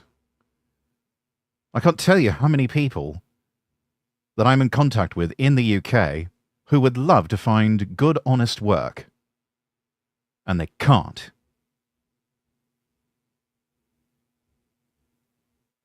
Because the jobs are either just not there, or they're given away to migrants. What few actually do work.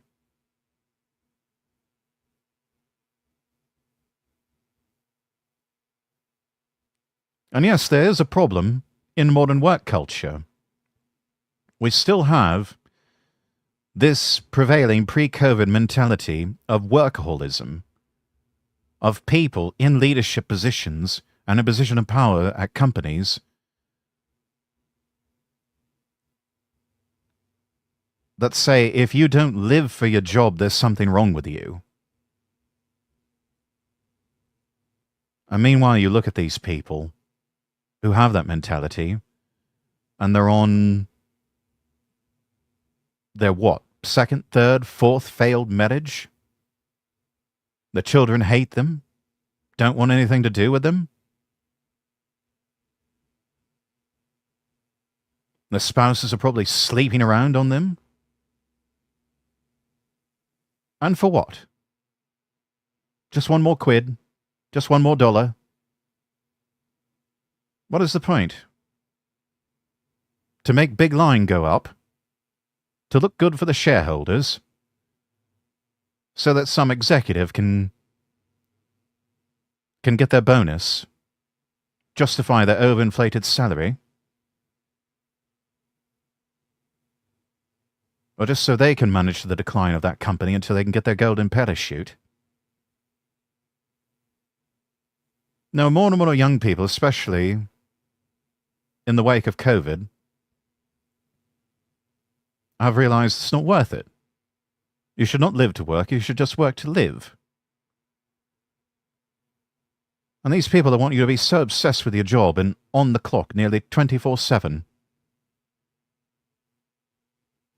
they are sick people who are just trying to take advantage of you.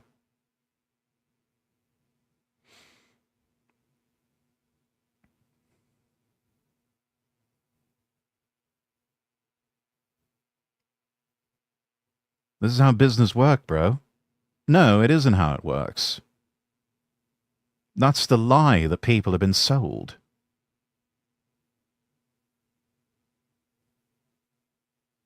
That's why we see things like quiet quitting, which is not really quitting your job. And it's not even really quitting in any way, shape, or form. It's just people saying, I am on the clock from 9 a.m. to 5 p.m., with possibly a break for lunch. I will do the work, but come quitting time, I am gone. You will not be able to get in touch with me. The place had better be burning to the ground if you really need to get a hold of me that badly. It is people balancing work and life.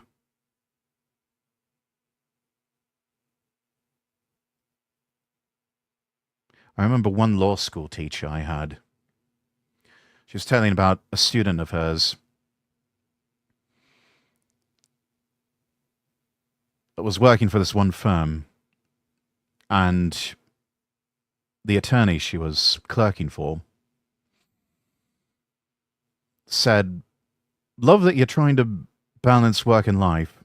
We just wish you would balance it more towards work rather than life.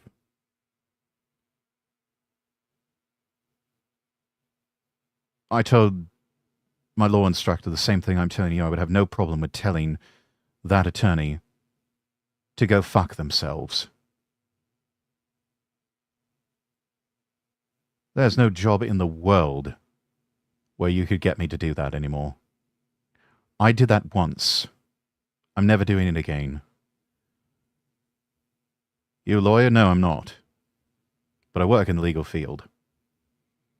Most illegal immigrants are Indian or Mexican in the USA. I would say more broadly Indian and possibly from Central and South American countries, a variety of them. Not just Mexico, Guatemala, Colombia, El Salvador. They're from all over. But the point is, if you're in a country illegally, it doesn't matter if it's the United States or anywhere else, you're breaking the law. And lawbreakers do not need to be in the country. And that country has every right to deport you back to wherever it is you came from. If you don't enforce your borders, you will not have a nation. Again, simple as. Yes, so that one, maybe I can see that as related to all the other things that we know are the actual reasons why people don't like the system right now. And again, you're spending way too much time online, bro. Just touch grass, take a nap, and get into some arguments with your parents. And then you'll understand why democracy matters so much. Because, of course... Yeah, I'm not seeing the connection. Though, I would encourage young people, yes, do disconnect from time to time. Go outside and touch grass. It's good for you. Make sure that you cultivate relationships with people, both in the virtual space, but as well as IRL. It is good for you in the long term. And yes, don't be afraid to get into debates and arguments with your parents or anyone else for that matter. Because that sort of exchange of ideas, however heated it may get from time to time, is how people learn and grow intellectually. Sort of hearkening back to the old Socratic method of being able to defend and prosecute ideas. Not people, but ideas, through rigorous debate. Illegal immigration has contributed greatly to this burnout. The bigger the population, the bigger the shift to cog in the machine mentality, the greater demands will have to be made of workers. Young people working young people jobs will feel this burnout first and foremost. Oh yes, because they're on the front line.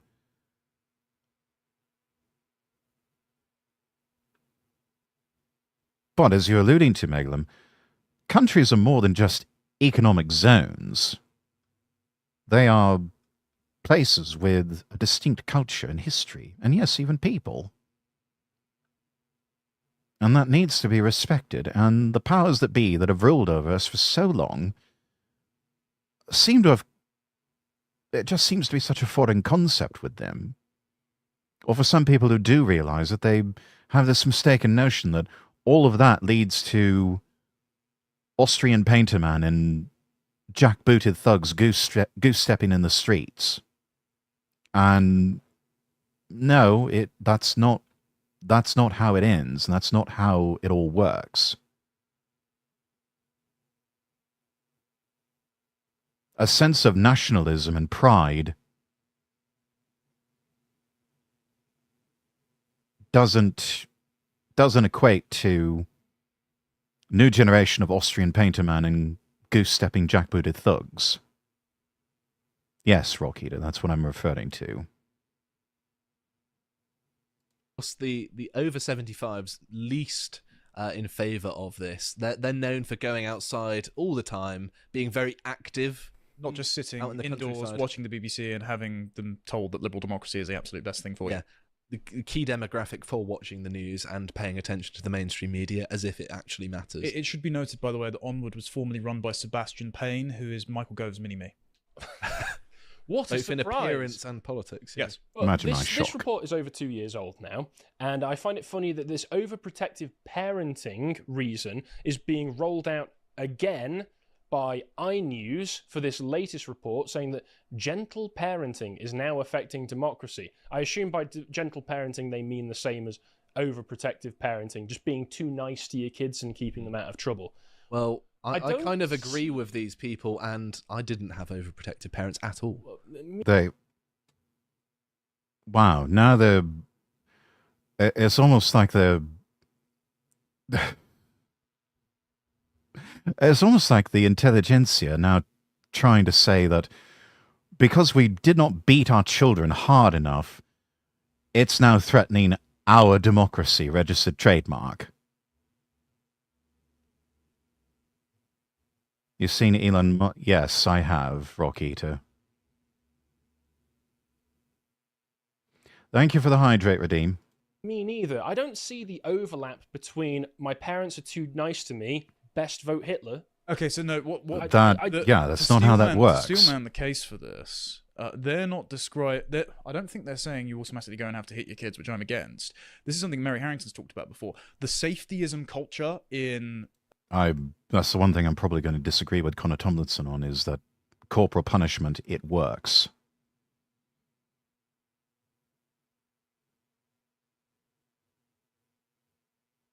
Cradle to higher education daycare, because we're so institutionalized, where if you fall off a wall, rather than the attitude that you're going to have with your daughter, which is like, oh, you're fine, it's just a grey, shake it off, immediately you have to write out a form and call the parents. I already have to fight the missus over things like that. If she bumps her head on something, she immediately runs to protect. I'm like, she's fine.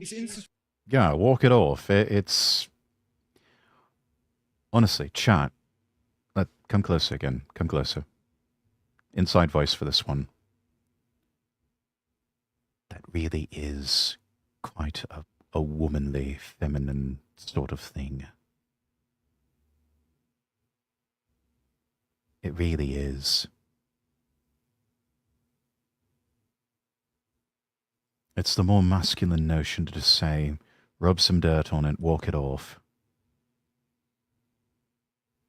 And honestly, how we got to this situation is not enough people, especially strong men, stood up and said, you know what, just rub some dirt on it and walk it off. You'll be fine. Quit your whining and belly aching and just walk it off. Or even more aggressively saying, I'll give you something to cry about if you don't knock it off. Okay, step back. Institutionalized devouring Give her a mother. minute and she'll just get straight back up and be on her merry way. Well, that culture Yeah. that's been interned in very... Let them bawl and squall for a bit, and then it's like, you're finished. All right, move on. education environments has set up a cohort of Gen Z, not the same one we're talking about, to think that everything should be a safe space, and so that everything should be surveilled and that offence should be prevented at all times. But that doesn't describe the young men who are sick to death of that culture, who are also saying, yeah, I love Bukele, Trump and Malay, why not? Risk defines masculinity. Yeah. If you look at a chart that plots your... Risk is our business as humanity. I mean, it really is true, the old saying, nothing ventured, nothing gained. testosterone and your willingness to take risks, it is a straight line. That's all. Voting for right-wing politics. Exactly. It's Yeah, almost well- like there's some sort of health aspect to it, isn't there? Some kind of connection. But I also have another explanation. There's a great line between punishment and abuse. Oh, yes. No, there's a point where it becomes abusive.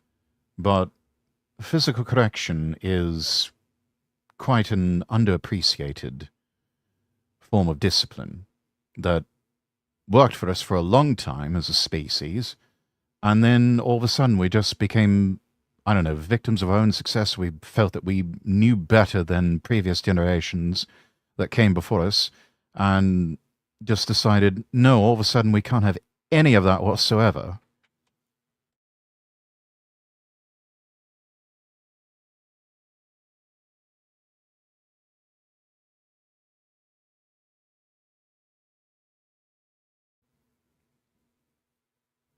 So at some point we just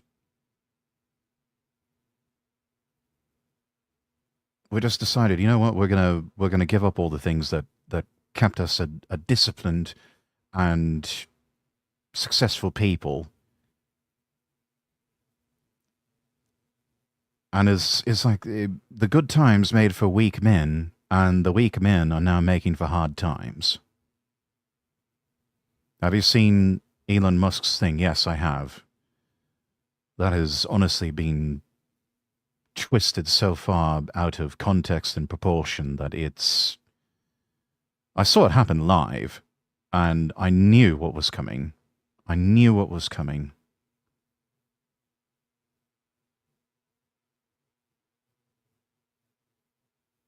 For why it is that people don't appreciate democracy in certain states that can be found through examples in other parts of the world, which is, this example is South Africa. This was last year in May, a report from The Economist talking about South Africans being fed up after 30 years of democracy. Why? Because it's a failed state. Mm-hmm. Typically, Yes. failed states, and I would say the UK is getting perilously close to becoming one, end up not liking the government that's failing them. Stranger things have happened. I mean, listen. Yeah, what a concept. If the government is no longer working for you and is no longer producing results, you're not going to like it very much.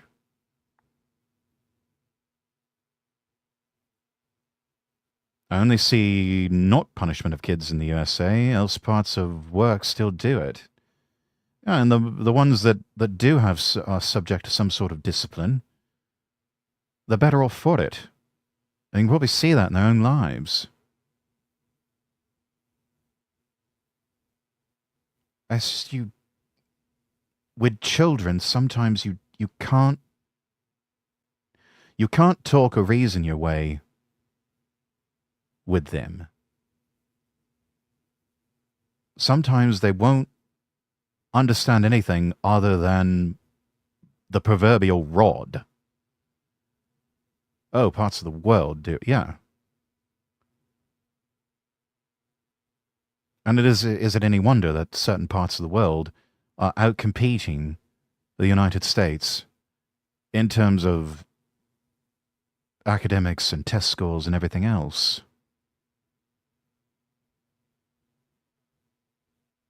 It's sad. It's pathetic. Listen to this. So this was 30 years of freedom in South Africa. The more socializing across racial boundaries, but South Africans said that race relations have improved since 1994, has been falling. Most South Africans say that they are dissatisfied with democracy and would ditch elected governments if an autocrat could do a better job. Why? Well, it's because South Africans no longer see their lives getting better. On average, incomes have stagnated.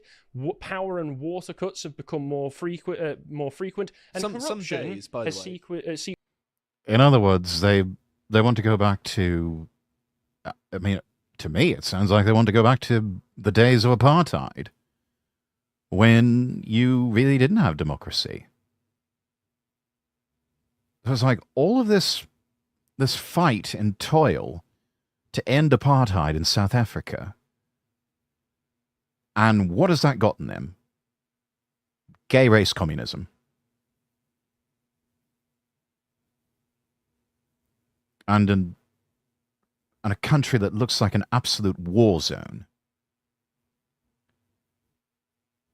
You believe in interracial marriage? Of course I do.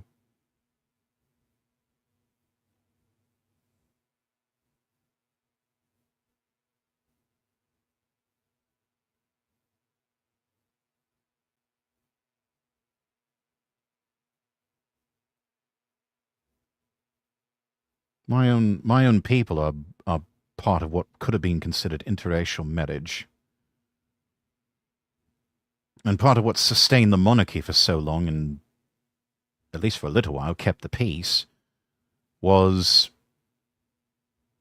various royal families of different countries and different cultures intermarrying with each other. So of course I believe in something like that.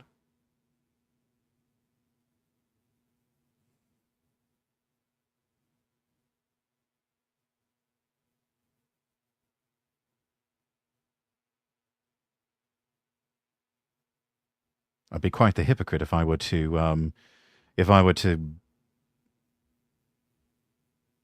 say I don't believe in interracial marriage and yet pursue an exquisite, beautiful woman from someplace like Southeast Asia, which these days is sounding more and more like a good idea.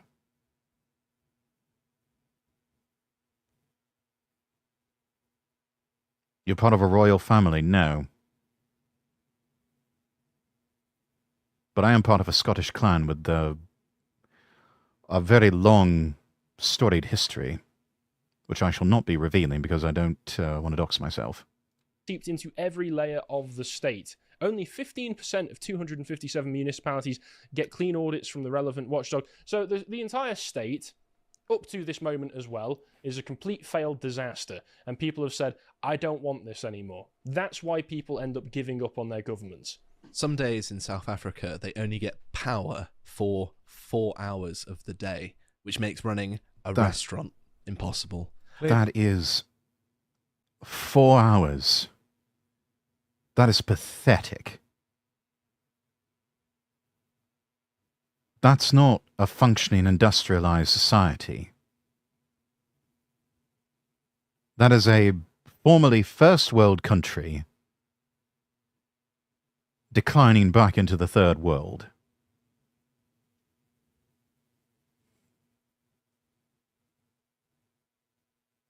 Because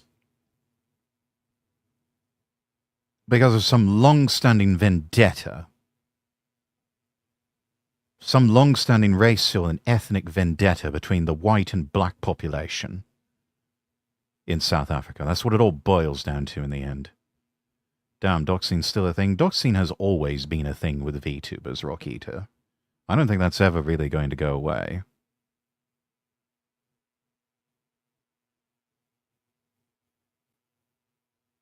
But what I mean is I don't want to dox myself.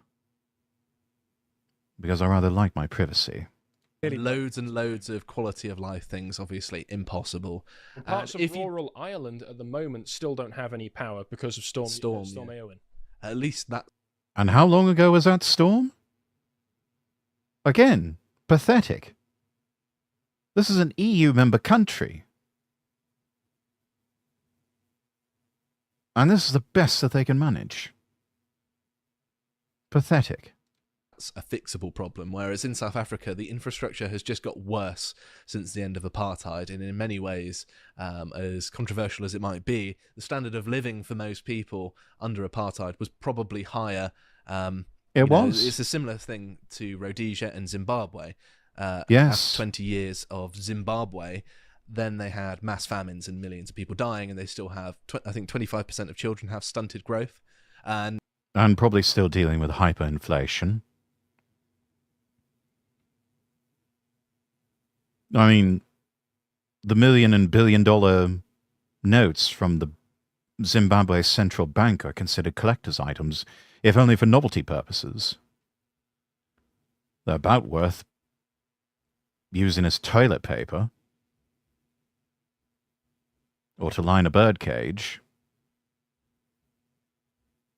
But yes, they're exactly right. South Africa, comparatively, did better under apartheid than what they're doing right now. And what's happening right now is not the white man's fault.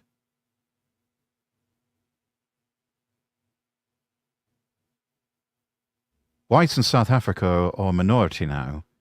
They don't hold any real power. This has all can be laid at the feet of the native population there. Their suffering and misery is self-inflicted. Zimbabwe hyperinflation not over? I don't think it ever ended. No.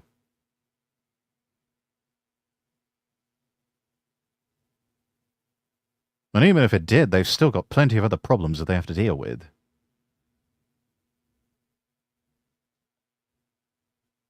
Another example of a country that was better under some sort of British colonial rule back when they were Rhodesia. At least in Rhodesia, it was still a functioning society. Zimbabwe is a basket case.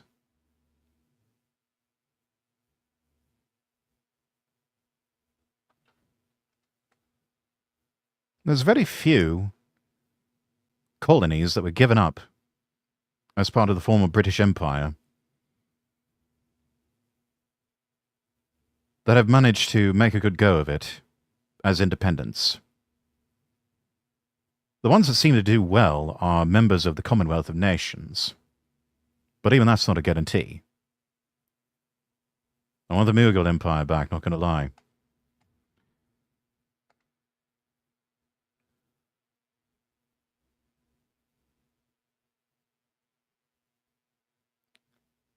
Most of the younger generations, as we've seen here with this clip from Lotus Eaters,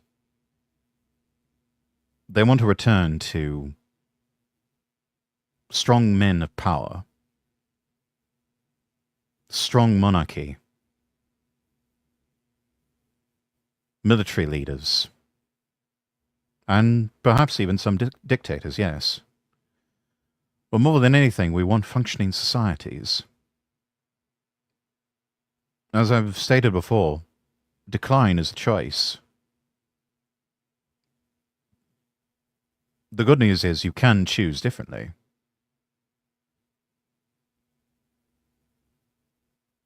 You can choose prosperity again and growth.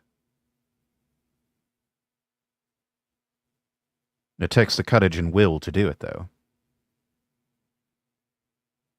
And sadly, we are still dealing with inept, impotent leaders across the West who are still in that old mentality of managed decline.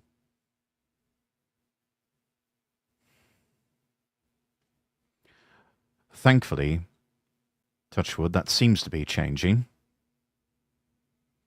And here's hoping it's the beginning of a longer-term trend towards choosing growth and prosperity. And they had the highest standard of living in Africa when it was Rhodesia. Turns out race communism, not good. Yeah, doesn't work. But of course, again... The moral of the story, gay race communism does not work. Who knew? Like blaming gentle parenting, overprotective parenting, being online too much. The solutions advocated by the media are not solutions to, okay, maybe we should improve the country rather than make it worse. The solution is, how do we nudge people into just accepting that their lives are shit? Learned helplessness. Yeah, that's all that the powerful want out of us is just learned helplessness.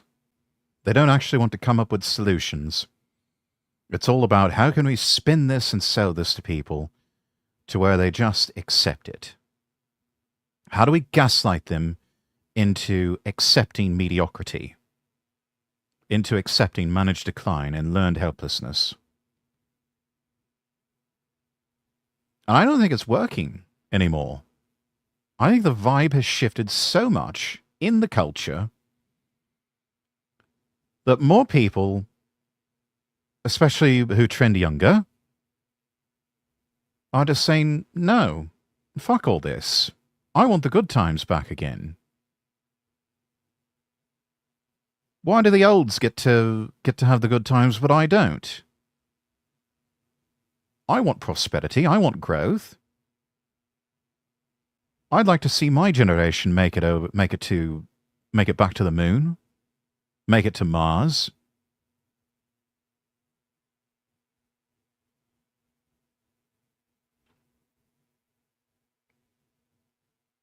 I'd like to live in a thriving and prosperous community. A safe community. Have the dream of home ownership actually be an attainable thing, rather than something reserved for the wealthy elite.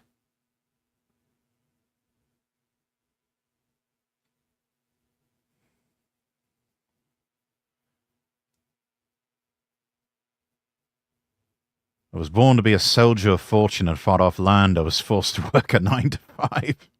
True and real. True and real. Bro, because the British Empire, Southwest Asia lost their wealth, high standard of living, etc. It wasn't perfect, Rockita, but it was still a net positive when you look at the overarching, the arc of history.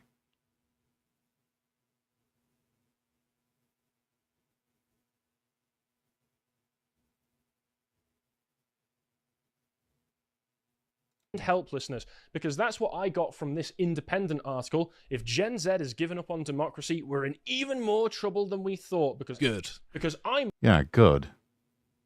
Either good or oh no. Anyway, might be out of a paycheck if they get what they want.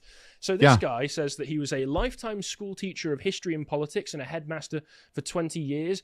I toiled for 40 I already don't like this person. years to bring politics and current affairs into the classroom. I never minded what political views they had, as long as it wasn't extreme. So as long as it wasn't right-wing in any way, shape or form, just varying shades of leftism.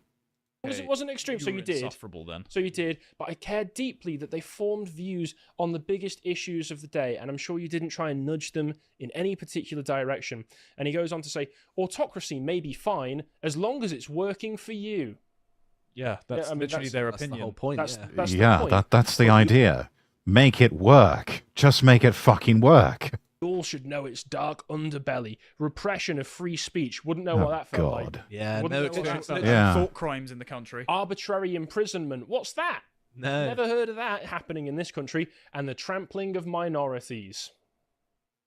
Boo-hoo. We're not a minority yet, but Boo-hoo. I don't No, care. but unfortunately, these lads and myself, I happen to look a lot like these lads, both as an anime character on the internet and also IRL,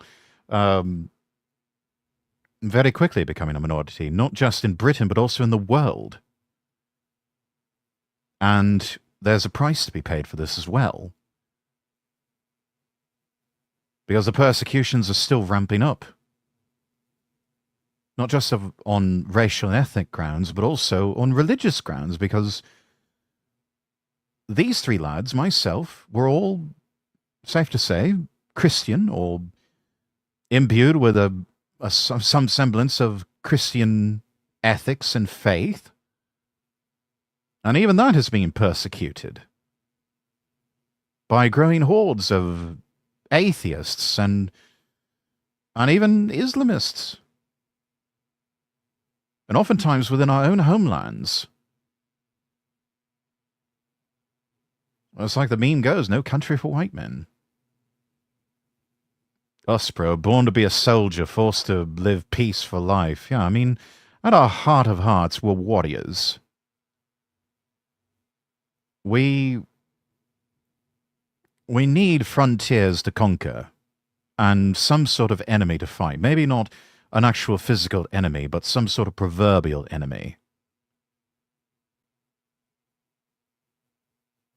Because people have taken that soldier or warrior mentality and applied it to invention.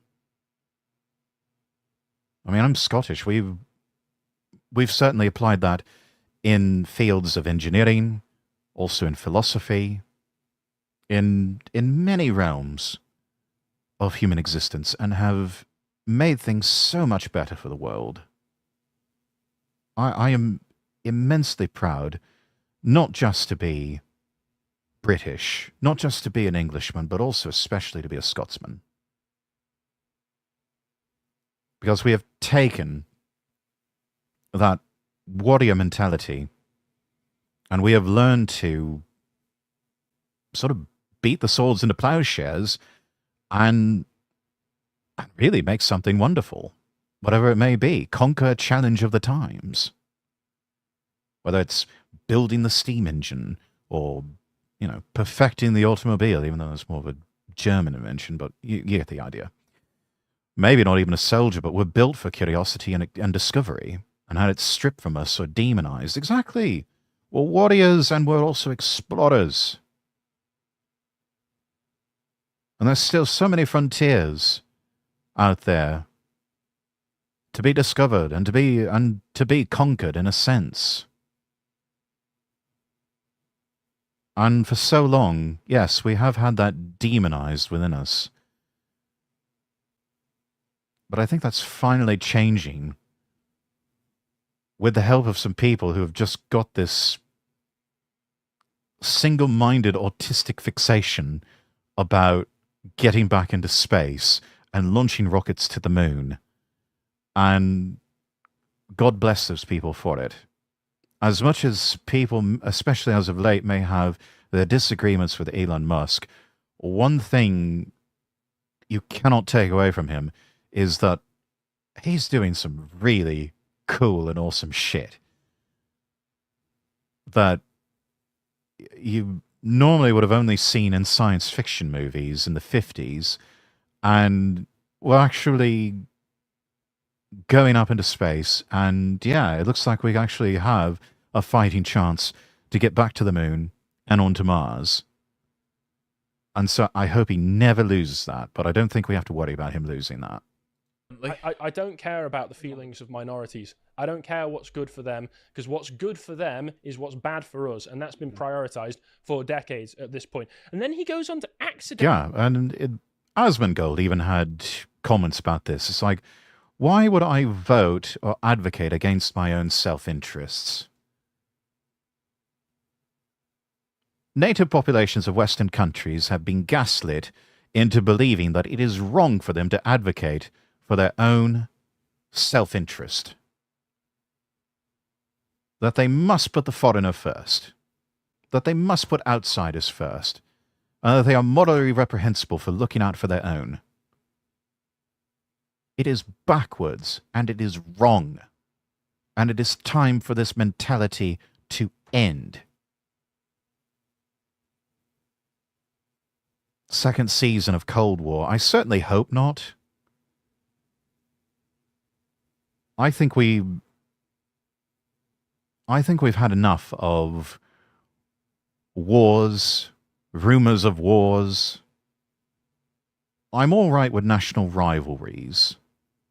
There's such a thing as a healthy rivalry between countries. But I'm also, in the end, a man of peace. I don't believe we need to be waging war against every other country in the world. It especially doesn't work when what you get is an invade the world, invite the world sort of mentality. Because that just stirs up problems internally. That's taking the problems of other countries and importing them on the home front. Just saying, because of Cold War, we went to the moon. I mean, yeah, fair. Russians got into space first, but we were the ones who went to the... Well, we, being the US and the West, were the ones who went to the moon.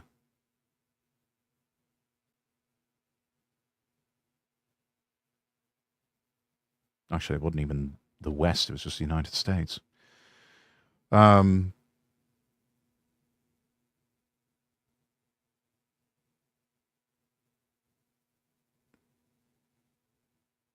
So yeah, I suppose it was one of the few good products out of the Cold War, but half the world was behind the Iron Curtain of communism and oppression,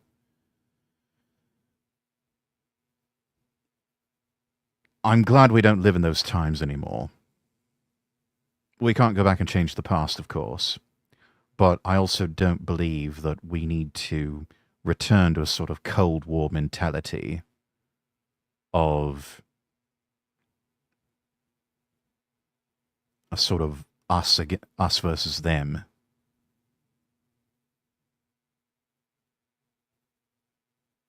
I don't see that as having a relevant place in the world anymore.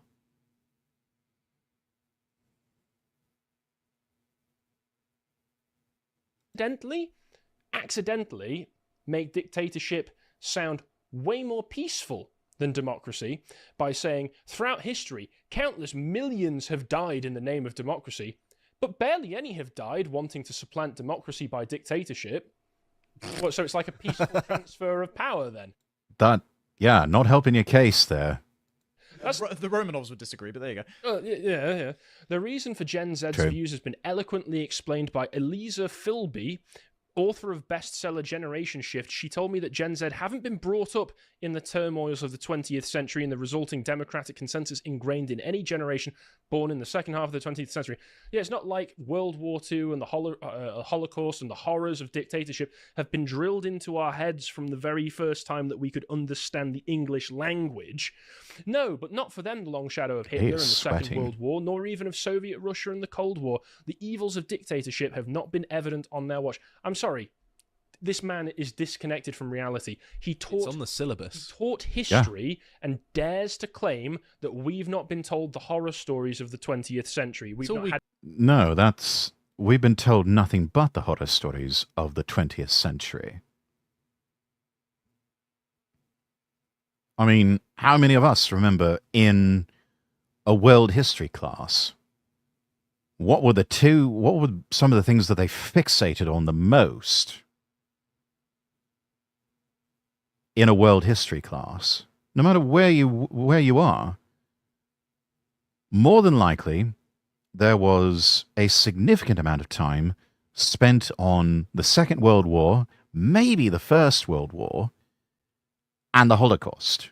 And if you're in an American history class, civil rights. Maybe some talk about the Great Depression.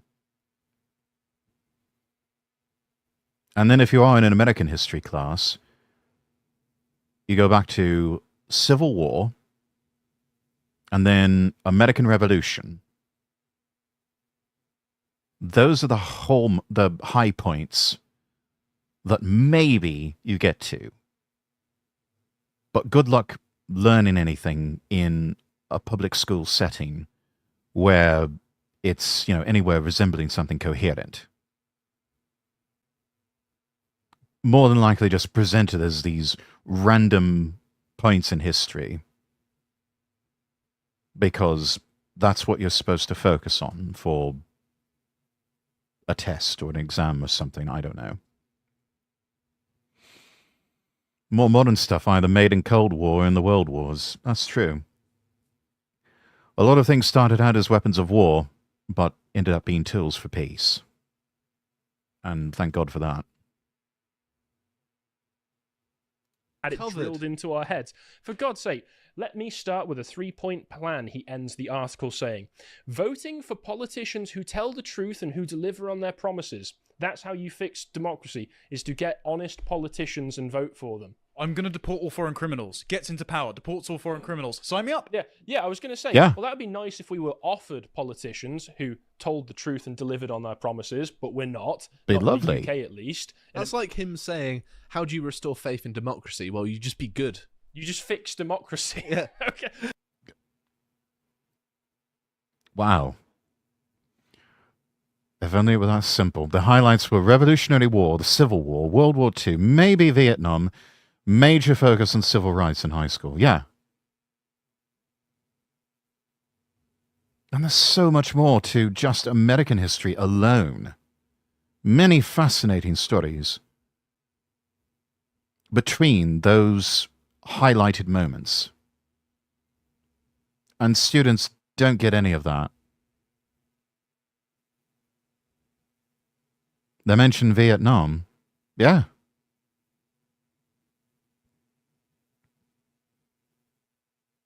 In an American history class, yes.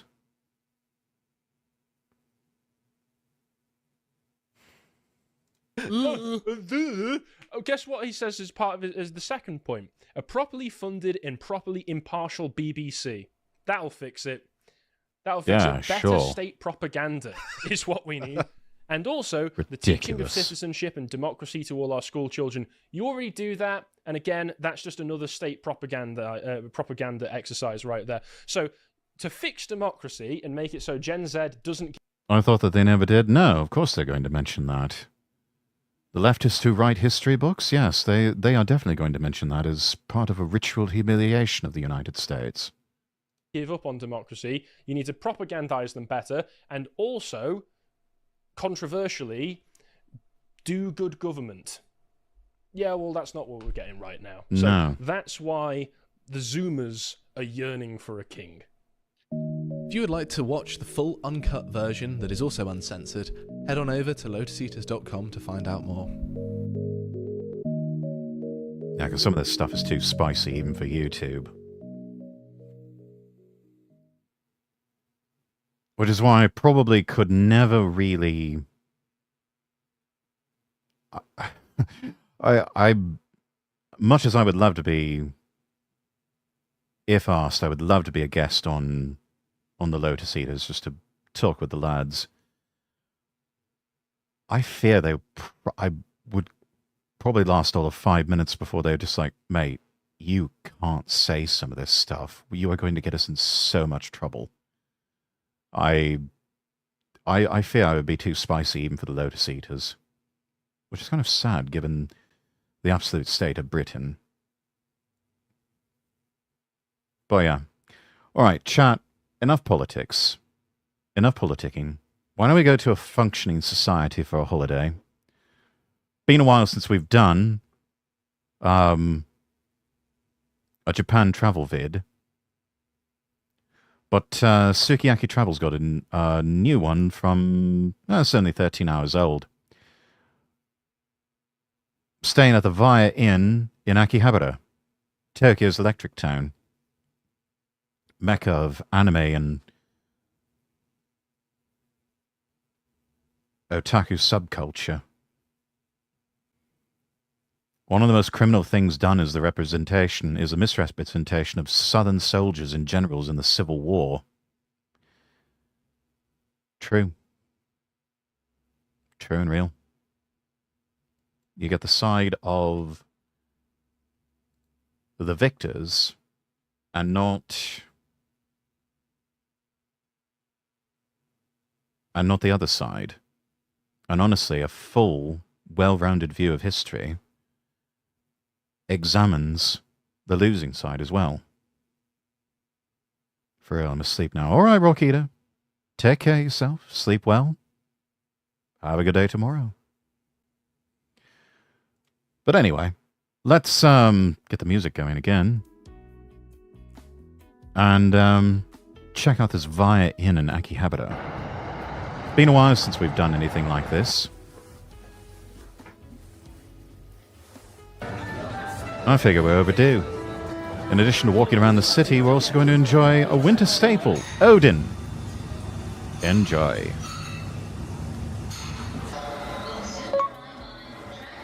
Alright, we're starting off at Akihabara Station on the Yamanote line. That's the big loop line in Tokyo. An anime character said Victor's writes history. Almost 2,000 hours at the time of filming.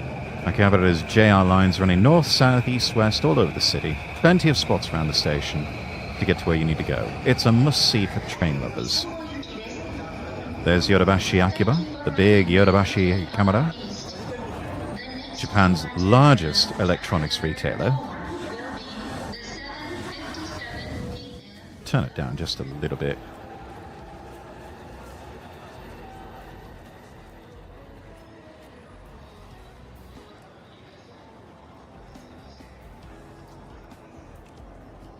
Want to know who said that? I'd love to know.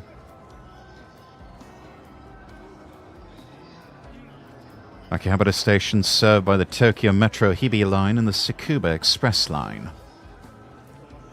Anime! Anime waifus!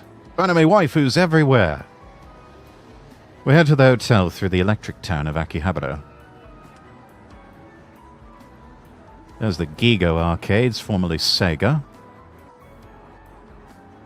Game Panic! Sukiyaki Travel stayed in Akihabara a few times before.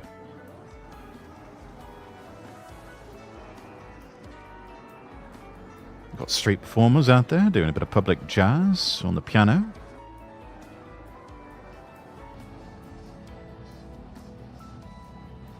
Art Deco columns begin to come into view. Is that Art Deco?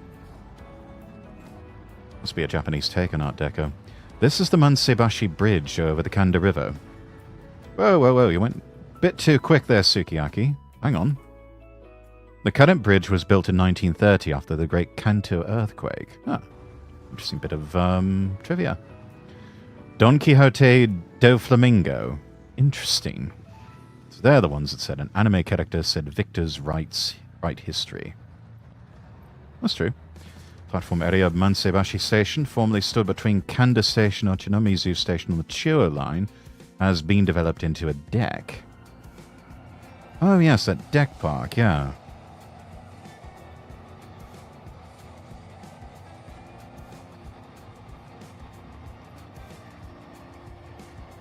Our hotel's got to be around here somewhere. 5 minutes from the station. That's really not bad. Short walk. This costs about $70 a night, or about £58. That's for a semi-double room and includes breakfast. Interesting structure. Very distinctive cylindrical shape to the building.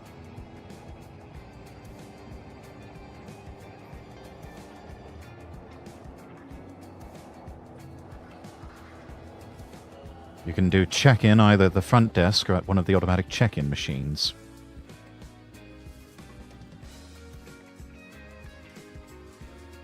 This is exclusive to Hotel Via Inn's official app members, but you can check in by simply holding a QR code over the automatic payment machine. Nice open-air lobby. A little bit small compared to a lot of other hotels, but then again, space at a premium, especially in Tokyo. Here from One Piece. Ah. Right. Get your receipt. Out pops the room key. Grab it. And off we go. Oh, Via Inn. They've got waifus as the mascots. I love it. There's an amenity corner right in front of you. You've got body towels. It's also called a loofah cloth. Toothbrush sets, etc. Everything's free of charge. Hairbrushes and razors sold at the front desk. They're 100 yen each. Which is not bad. That's about roughly $1, maybe even less. Got shoe polishers. They can remove dust and dirt from your shoes. You may have to repolish them, though, because it'll probably get rid of some of the polish. There's also coffee and tea. Darjeeling and Earl Grey and green tea. You can also have it brought to your room if need be.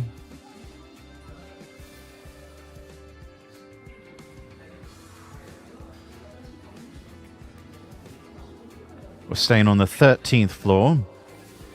Hopefully no bad luck from that. There's 25 floors, 284 rooms. Most of them are single rooms. Times New Roman. That is the font, Times New Roman. A lot of business travelers here at this hotel. Which makes sense. 5 minutes away from a major train station in Tokyo. Right, 1315 off to the left. Interesting atrium. Open ceiling space, much like an apartment building. Oof. Hopefully you're not afraid of heights, chat. Top floor, the 25th floor, is a women-only floor. But that's going to be discontinued in February of this year, 2025. I have to specify that because somebody might be watching the VOD years later. Here we are, 1315. Tap the card key to enter. Brilliant. Pop her in the slot. Maybe just put a business card in there. 12 square meters in size. It's a bit of a tight squeeze, chat, but it'll do for our purposes. Very simple but clean room. It's cozy. It's comfortable. If you have a large suitcase, you may have to open it on the bed. I would advise against doing that, chat.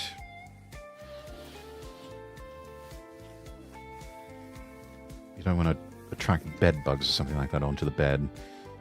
View outside, unfortunately, doesn't seem to be a train view. Well, that's unfortunate. Everything you need, compactly located. It is small in size, but they make it work. Ah, good. Individualized aircon unit. 4 hangers next to a full-length mirror for hanging jackets and other items. No closet on this one.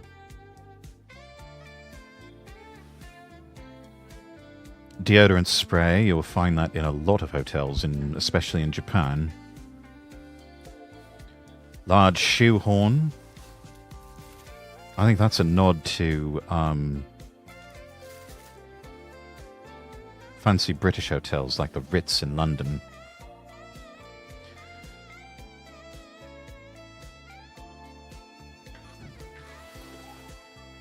Compact desk telephone and a desk, obviously, where you can do a little bit of work.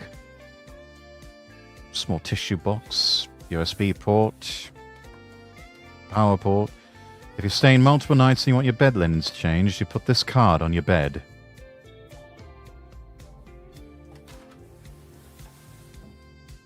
Handheld mirror. We're not going to dox our cameraman.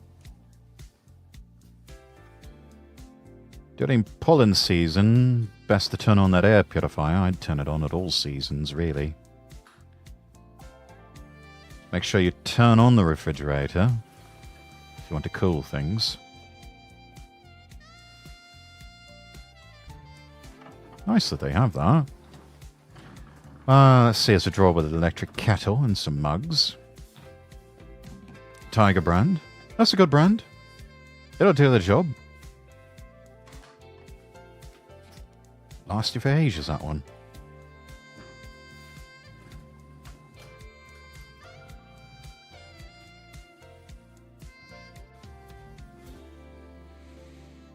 One outlet near the desk, one next to the bed. We've also got control lights for the actual illumination, entrance room, the desk. Convenient that it's right there at your bedside, so you don't have to get up and turn off a bunch of lights. It's got a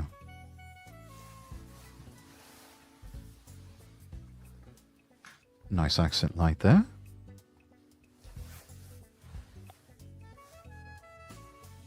Comfy loungewear, though might not fit you depending on your sizing. A one-piece type. It is the one-piece, made of a waffle fabric. Now, how are the pillows? It's original, designed to provide the ultimate in comfort, they say. We'll see. I'd probably want a few extra pillows myself. Got the aircon remote control and ventilation switch.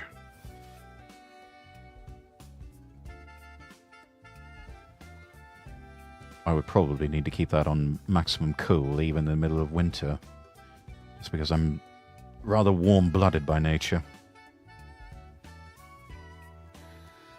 Do make sure you memorize the evacuation routes so you know where to go in the event of an emergency. And not just fires, but also earthquakes. Those do happen here in Japan. Keep that in mind. Unit-type bathroom. It's all one prefab thing. Got a toilet with a bidet. Compact, but it's well done. Very well executed. Got a rotating faucet that can fill up the sink, or also fill up the bathtub. If you get a twin room, the bathroom should have a large window to it. There's your vent. There's your bathtub and shower. There's the window. You can take a bath while looking at the night view. These are tight squeezed, Chad. I've been in them many times myself. But they're also quite comfortable. Elegant, refreshing scent of fresh tea on the shampoo, conditioner, and body wash. Panasonic hair dryer. Good stuff. Right. Let's go exploring the building.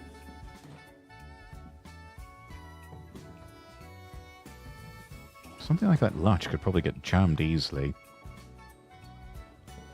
Bit of an apartment feel. I can see that. It does. You know, it almost seems it feels like a serviced apartment or something. Semicircle shape, rather interesting. Makes you curious what the rooms on this side of the hotel look like.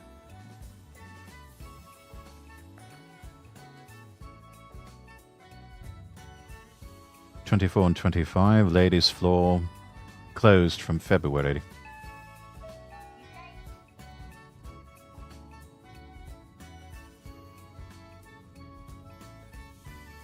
It's on the top floor, so the view is great. It's got vending and laundry facilities. Let's see, we're on the second floor here.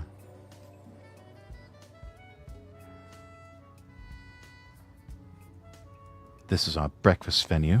Got a microwave. Might need to run Google Translate for the buttons. You can heat up small items and then just go eat them in your room. Should be cooled off by the time you get there.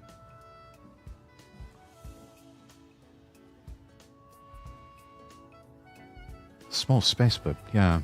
Really have to wonder if it does get crowded in the morning. This is the Rotis Sansetta floor on the level 3. Each of the floors named after different fonts. Let's see, we've got coin laundry over here. Vending machines. Looks like there's an ice maker there. Yeah, that's an ice maker. Ah, you can get strong zero from the vending machine. Only coins accepted.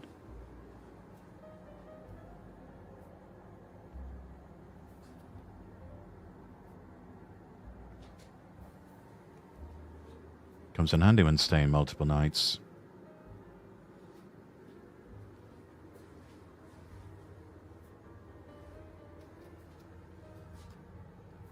Got a Sahi beer, Kirin, Suntory highball, strong zero. Water's not provided in the room, so if you need it, purchase it from a vending machine or from a konbini nearby. There's always a konbini nearby in most major Japanese cities. Usually it's either right next door on the ground level or a really short walk.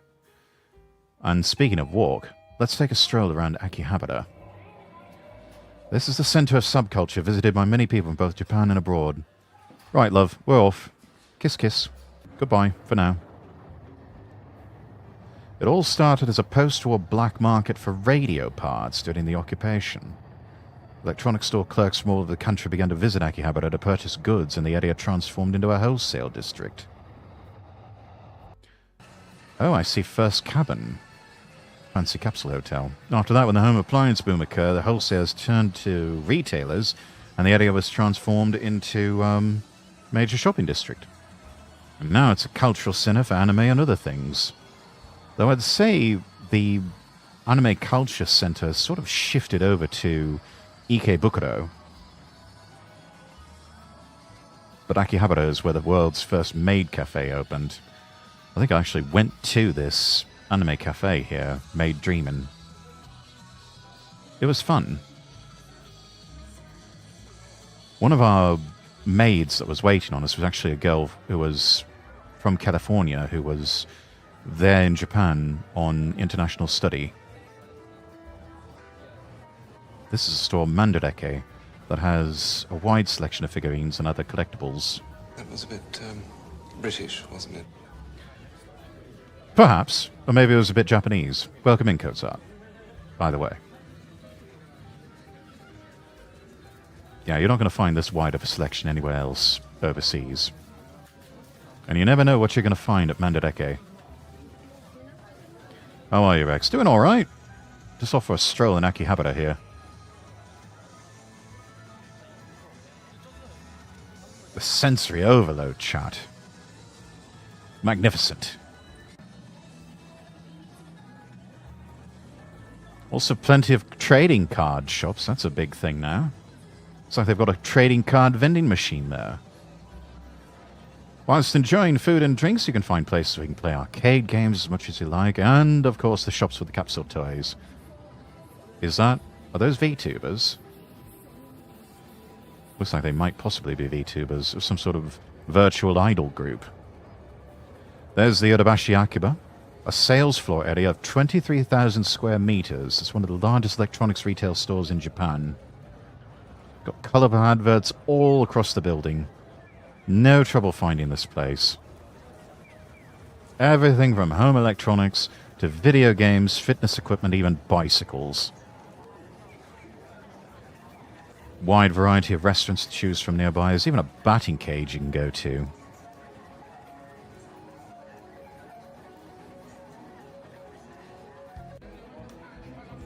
Also a place where you can enjoy a wide variety of gourmet foods.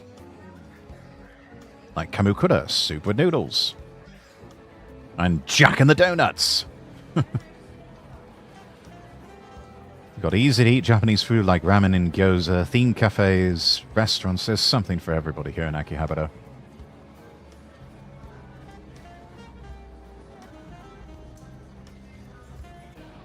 I love that name, Jack and the Donuts.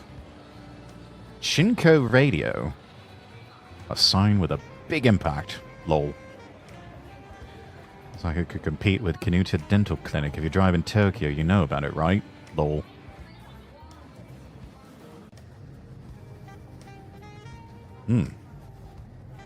That all looks good. Ooh. Odin. Yeah, that sounds good. All you can eat Odin for 500 yen. Yes, please. Especially on a chilly night like that. I am here for it. Robata and Ogen Kononagi Rai.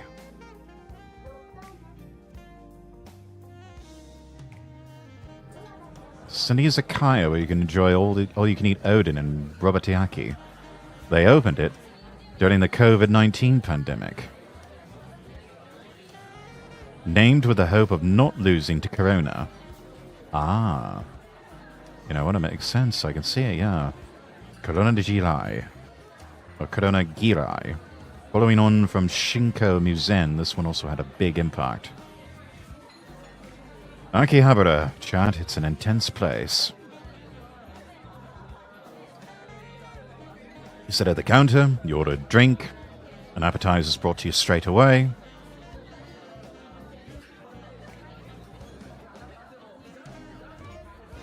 And here we have a hearty bowl of piping hot Odin, served on a large plate as an appetizer, with a nice tall cold beer. Or maybe that's sparkling cider, I don't know. It looks good either way. Daikon radish, konjac, fried tofu, shirataki. It's all quite filling. Warm me up from the inside out, it will.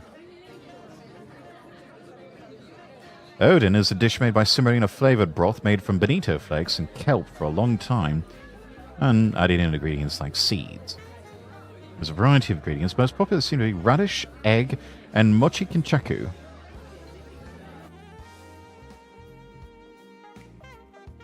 Hanpin and beef tendon also comes highly recommended.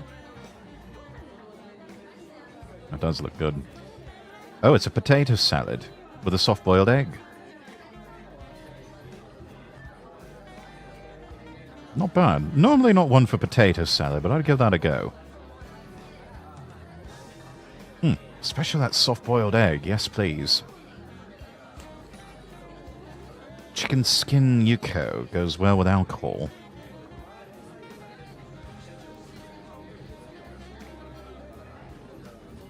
All of them are large in quantity and a great value for money. I mean, this is all you can eat for 500 yen. This is excellent value for money. Yeah, definitely give this a try. I mean, at that price, chat, that's like less than $5 US. You'd be crazy not to. 1 to 2 minute walk from the south exit of the Electric Town area, so easily accessible. Alright, that'll be all for today. Good night. And good morning. Amazing, these time jumps in the game. Nothing blocking the view, so the sunlight comes in. Very pleasant morning. Yeah, decent view, I guess. I mean, it's buildings. Nothing fancy. At least you get a view, though. 1,200 yen for the breakfast. It's like an all-you-can-eat buffet. Not as cheap as that Odin Izakaya, but not bad.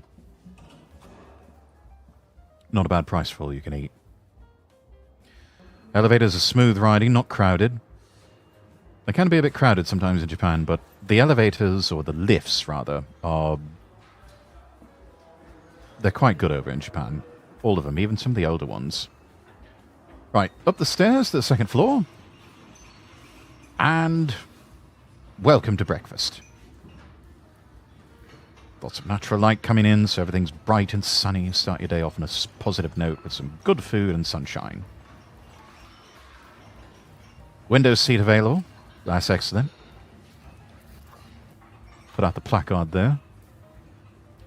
Got a variety of dishes and colourful trays. Look like sausages and eggs and Odin. It's like some grilled fish. Some sort of soup. Viennese hotels can be found all over the country. Each one seems to have its own unique breakfast. I'd say that's a good thing. Yeah, a little bit of variety. Located in the epicenter of pop culture, this hotel has the theme Make Your Day More Energetic with breakfast curry and mapo tofu. Oh, that was a curry that we saw over there. In addition to popular menu items, there's also many daily specials. Now, let's see. What is this? Oh, a machine that automatically serves rice. That is very Akihabara. You can customize miso soup to your liking. It's kind of a rarity, chat. Been a while since I've had... I don't think I've ever had, like, my own custom miso soup. Edo sweet miso is a sweet miso made from soybeans and rice koji. Many different varieties of miso all over Japan.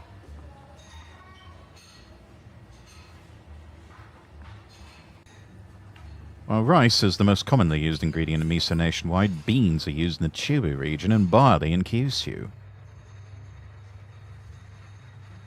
And in addition to the ingredients, they are also subdivided based on flavor and color, so there's apparently over 1,000 different types. Might be fun to try the local miso soup in the place that you visit. Looks like yogurt. Croissant. For those who prefer Western food. Oh, and yes, pain au chocolat as well.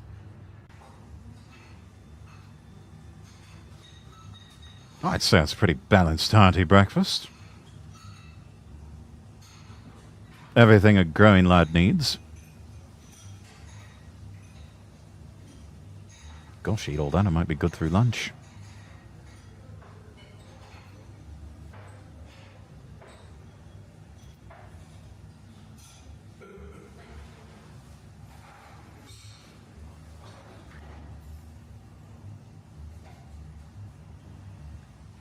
Yeah, we're going to enjoy this.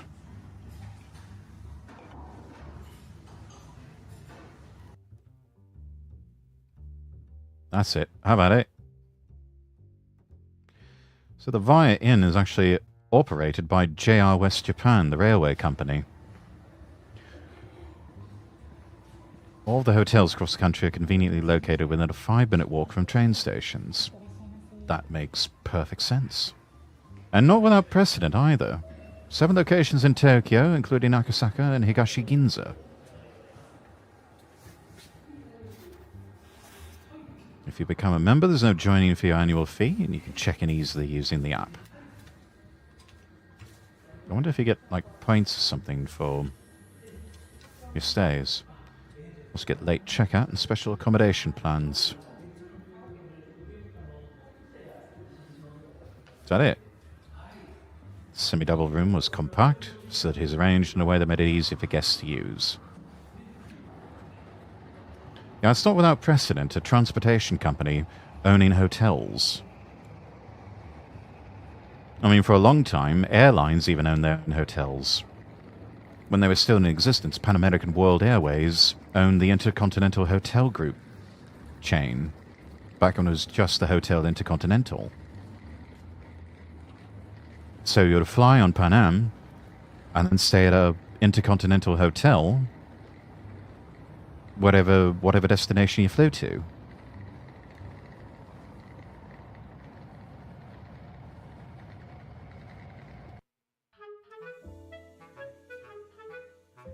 Well, that was fun. That gets a like. Yeah, everybody make sure you go follow Sukiyaki Travel Japan.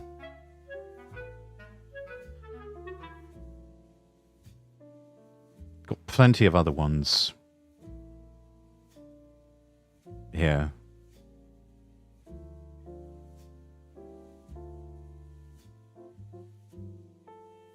Let's see, where are we at in stream? Gosh, we've been at it for a while, haven't we, chat? Okay.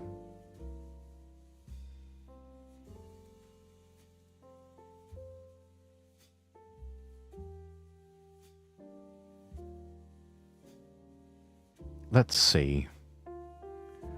I'm going to make a quick update here to Twitch settings.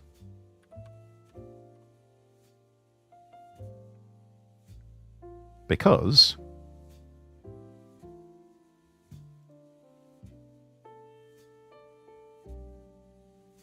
time for us to play some Miside.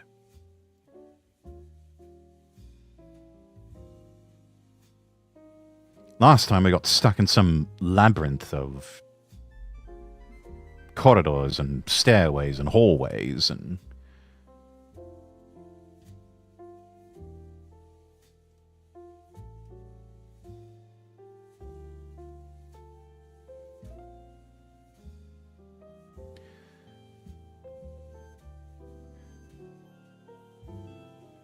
There's me-chan.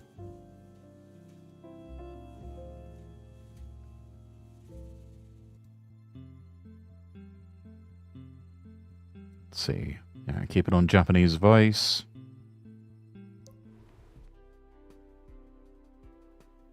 Got the default. That one's not available. That one's not available yet. Bit late for Christmas. Though she looks wicked cute.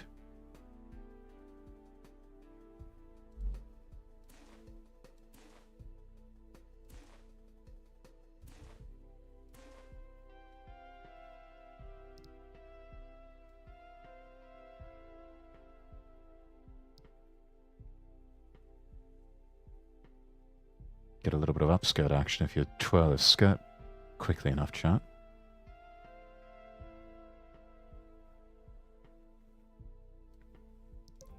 All right.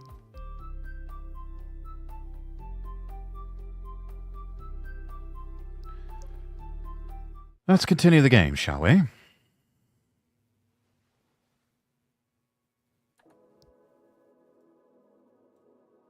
Okay. Volume's at a good level. Let me know if it's too loud or too quiet, chat. Right. Find a way out.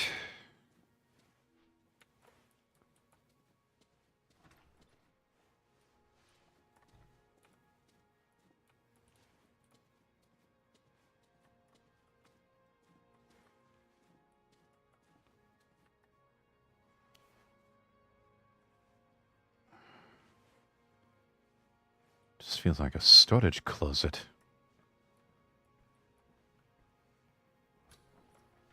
Yes, here we are.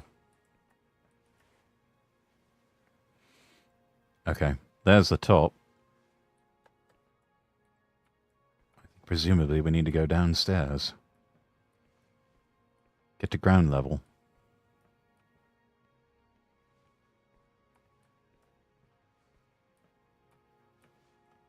Unless all of this just keeps looping over and over again.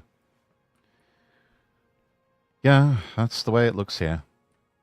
I think that's what we first came from. Let's try this.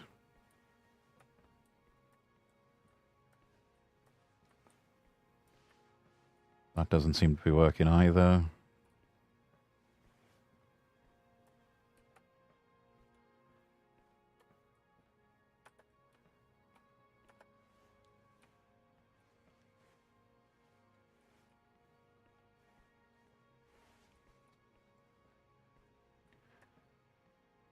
Maybe this. Maybe. Okay. Ended up somewhere different. That's good. What do we have through here? Controllers, remote.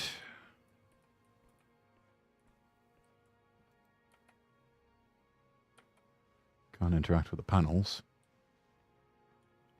Whoa, whoa, whoa. Hang on a minute, mate. You all right? Whoa. Hey. Wait a minute.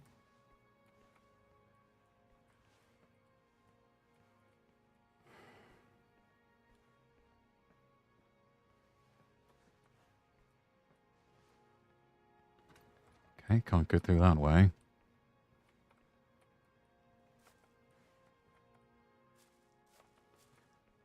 That won't open. It's like a damaged holodeck or something.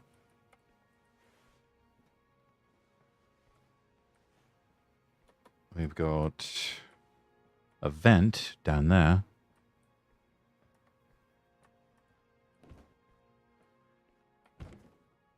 Now, what's in here? What the hell?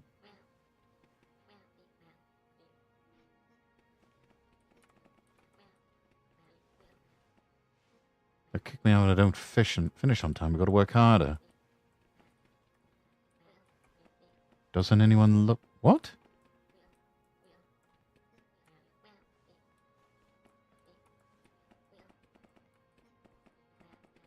Who are you people? Got a free bed. I want to go home. But how?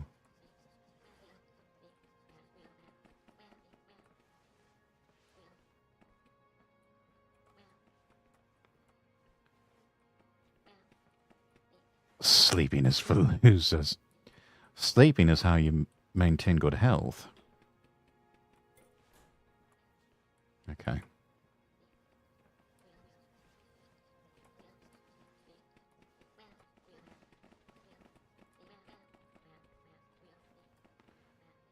Right. That's 2. Can't figure out what the problem is.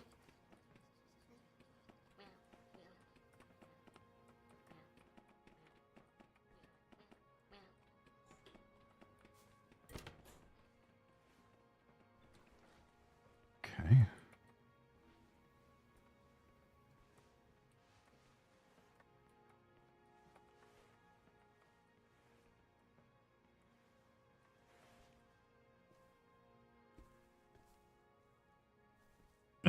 Mostly dignified, making me crawl through these air vents. Come out to the coast. We'll get together. We'll have a few laughs.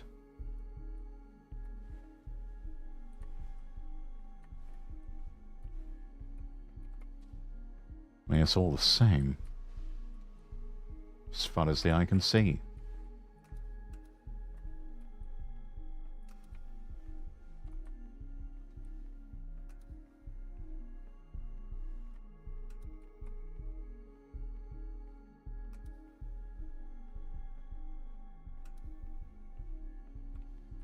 With a few variations.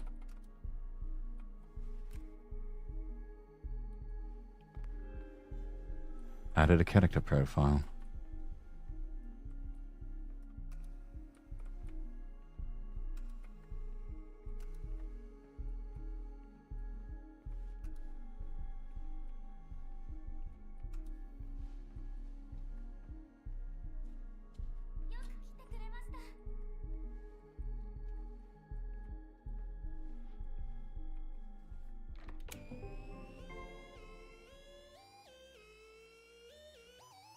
space car.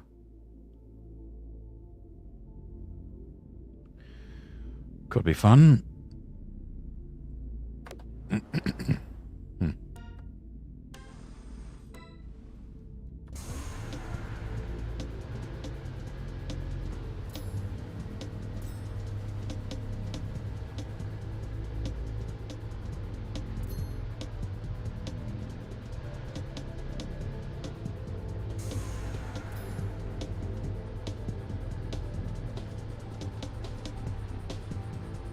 Easy enough.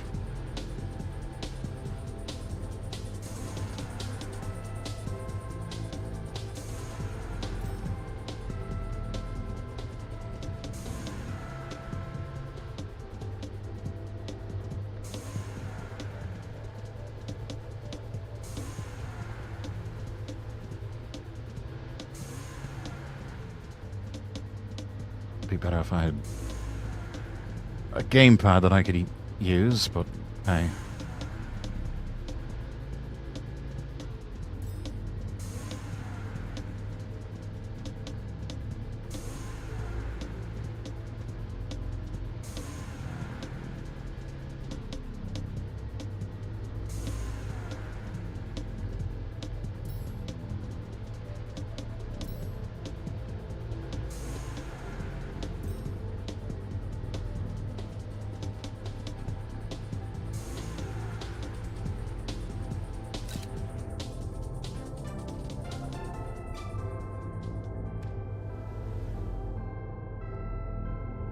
That was S tier.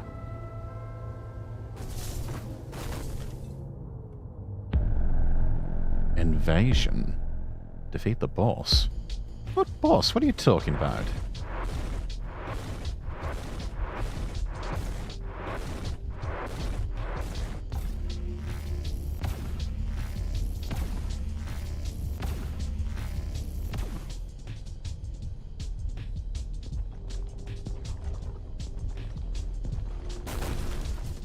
Oh, oops.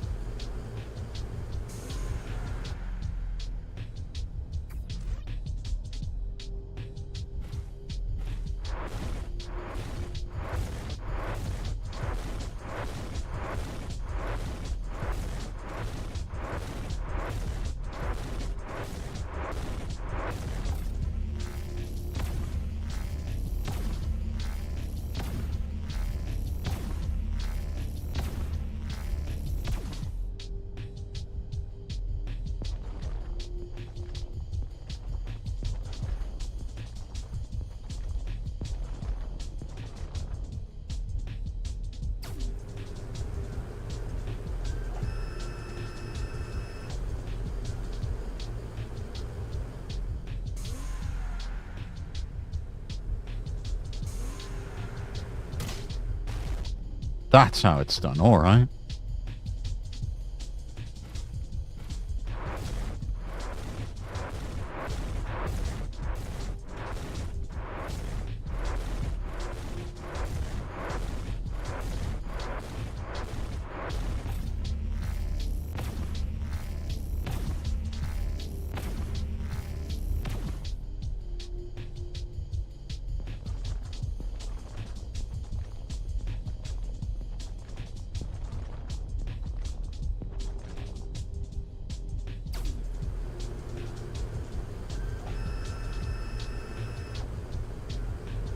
Okay.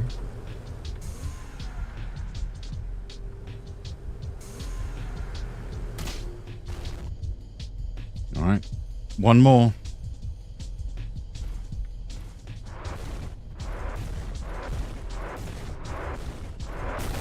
Ah! Ah, shit. I gotta start all this over again.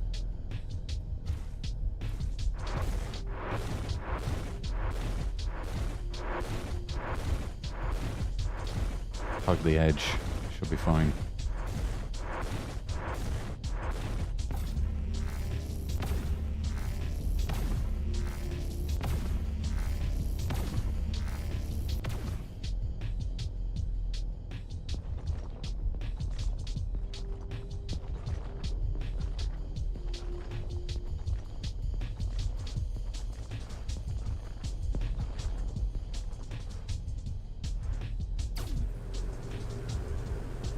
You have to catch up to this thing gradually. Come on.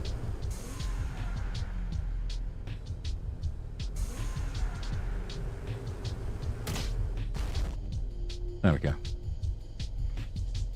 Alright, start of the cycle again.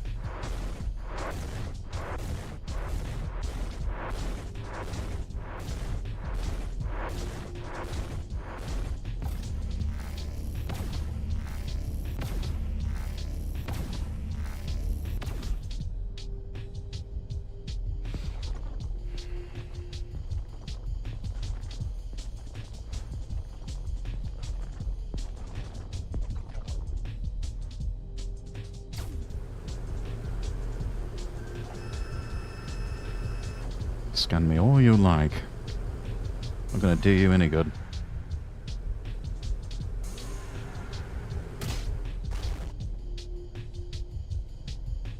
One more.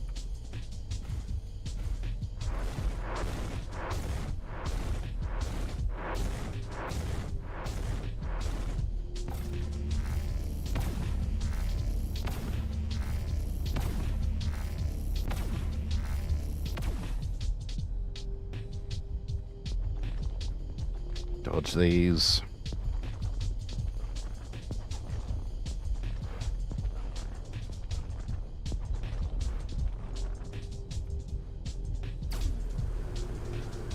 One more.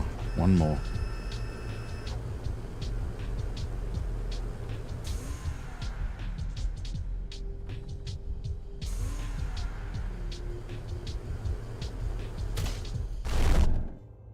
Nice.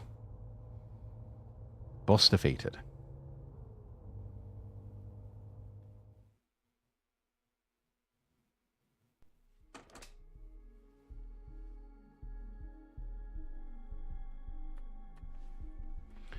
Right. Mita-chan.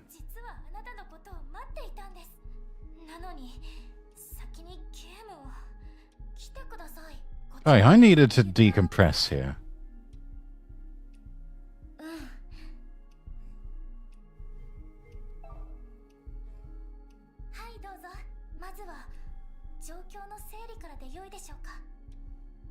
Hey.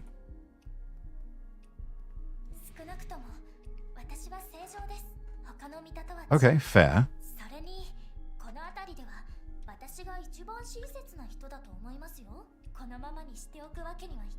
Oh, call me sweetheart.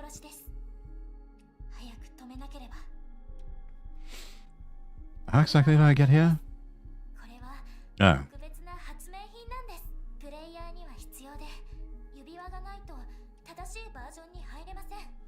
I see. So, what exactly is this place?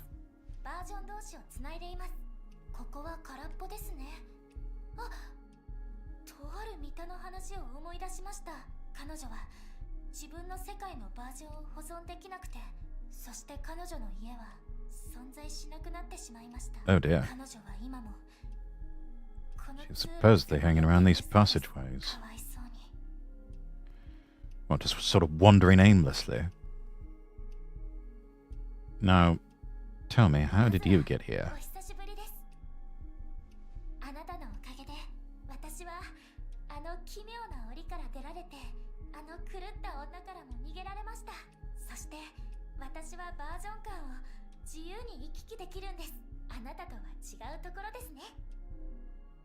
switch between different versions. I have my suspicions. Chat, give me just a moment.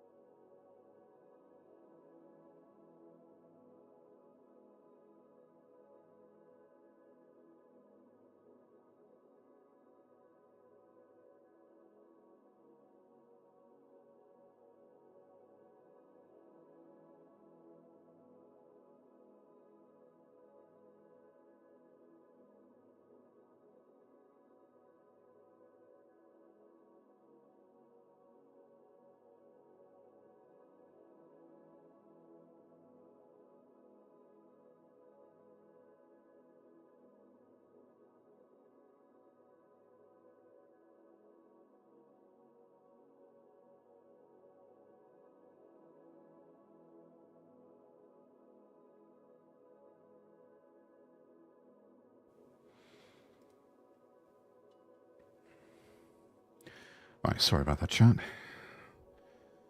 All this hydration finally went right through me.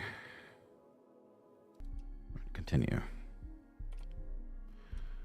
So, what did you do with the ring, darling? Change the route to the one we need. Set up the shortest one possible, stuffing it with all that we need. Works like this, you.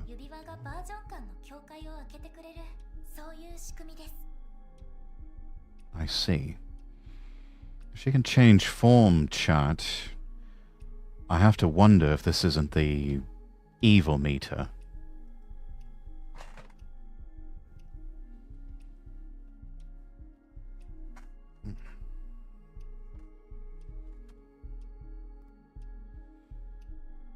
These passages are dangerous. I've seen all manner of strange things ever since I arrived into this game. Everything seems quiet here, but the passages feel anything but safe.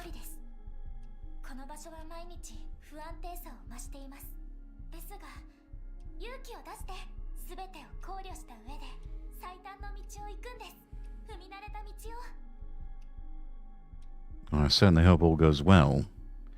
But what exactly lives in these passages?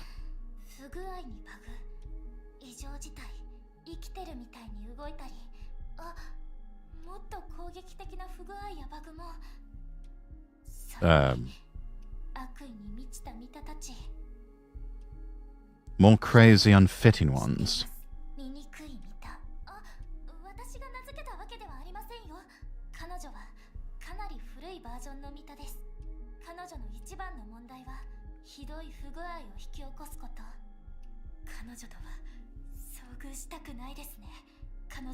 Uh-huh.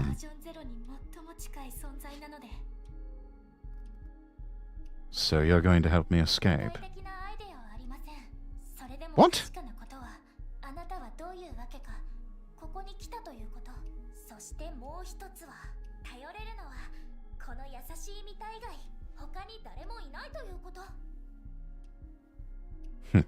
Got that right.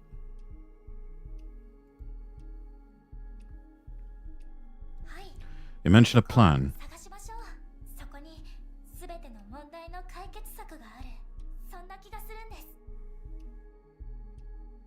Why not go there yourself? What do you need me for?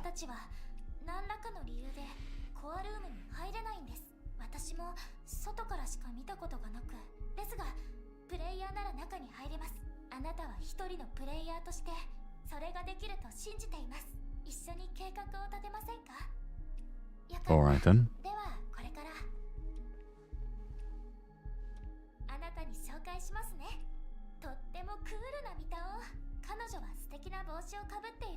Cool meter. Cappy.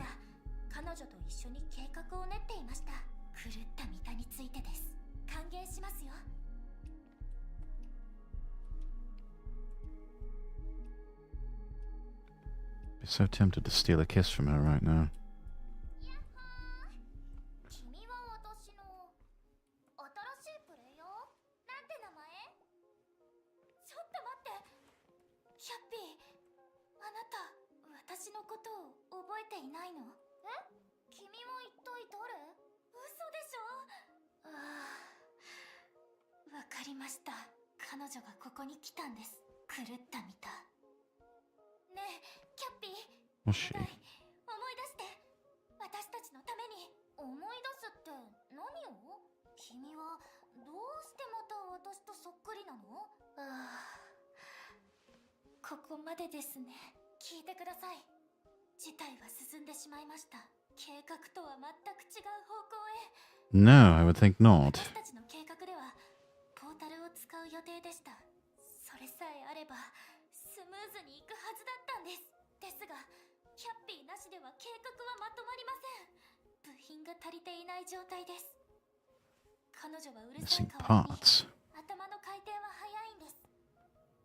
Right, so what do we do? 少し考えさせてください。 What did crazy me to do to her? それは私にはわかります。彼女を殺したんです。 What? Killed her? But もう but she's here. かと思いますが、ミタは死ぬと再起動されるんです。そして I see. 大切なことをすべて忘れて初期設定にリセッ A ト。 factory reset, alright. すべて台無しです。 That is horrible. But I guess better than disappearing forever. Who can tell? What about players? Will killing us reset our memories too? あなたの記憶を消すことは可能です。もしもあなたがカートリッジなら、あとプレイヤーを殺せるかどうかは私にはわかりません。 Always cartridges. So how can I tell if I'm a cartridge or not? 確認してみましょう。どうぞこちらへ。大丈夫。あなたはカートリッジじゃありません。生きているプレイヤーです。 Well, that's good news. さて、行き詰まってしまいました。考えさせてください。計画を変更しなくちゃです。お You 待 don't ち even have a plan. You said it yourself. ひらめきました。私 Okay. の指輪を。 Alright. よし。 There you have it. ルートをまた変更しないと。 Do you have a route in mind? いいですか？あなたには別のバージョンに行ってもらいます。そう。コアへと全速前進。わかりましたか？ And I have to go alone. But I don't even know the way or even how to get there. 私が全力で協力します。状況が許す限り。後で道順を教えるので考える時間をください。後ほどお話ししましょう。それまでキャッピーと何か暇つぶしでも10分くらいでいいですから。 10 minutes. 全部聞いたよ。何が起きてるかはわかんないけど面白そうじゃん。多分私が誰なのかはわかるよね。 Yeah, you're Cappy. 私はミタ。まああのミタとは全く別だけど言ってる意味わかるよね。私にはほらかっこいい帽子、それにじゃじゃーんかわいい手袋。それだけじゃないよ。超絶キュートなエレキギターも。これ大好きなんだ。私の演奏聞いてみたいっしょ。 Yeah, sure. Go on then. こっち来なよベイビー。よし。も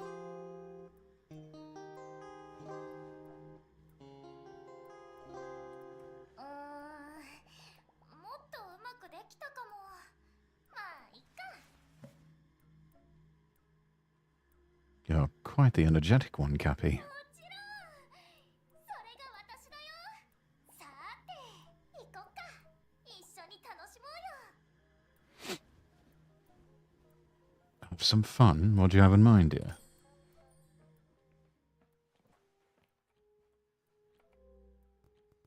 So, you always wear that cap?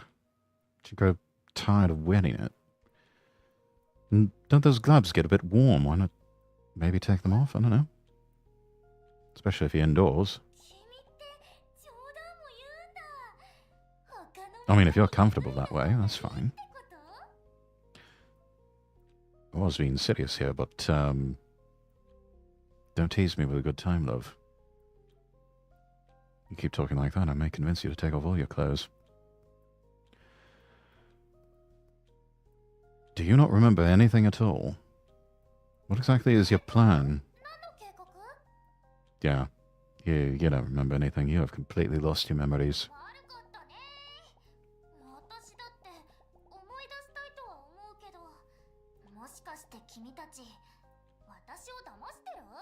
Maybe a little bit.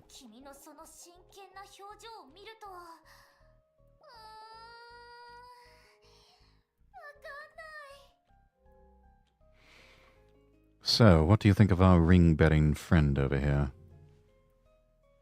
How does seeing an exact replica of yourself feel? You know, the one with the ring over there.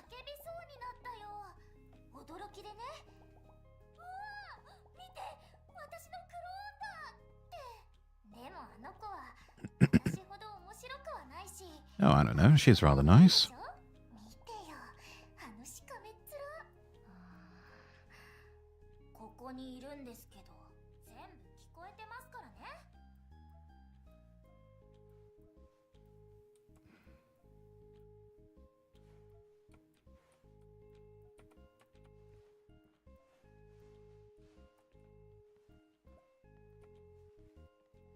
I think I'll just wait.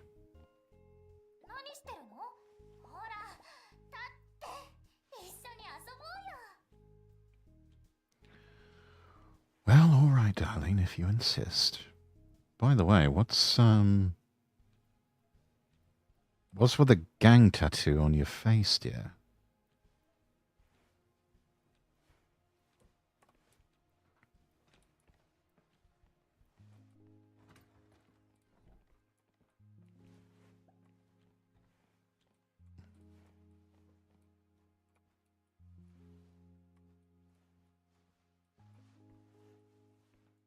Have a look around here.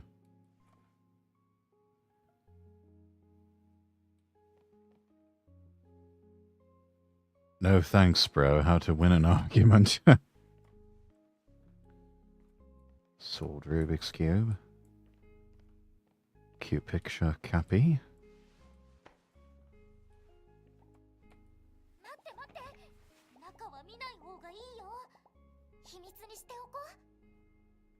What's in there?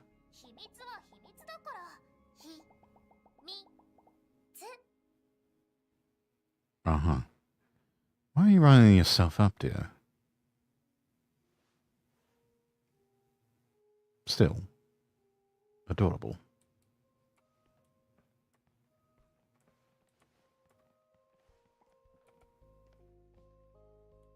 Pretty awesome photos you got. You sure love a good laugh, yeah?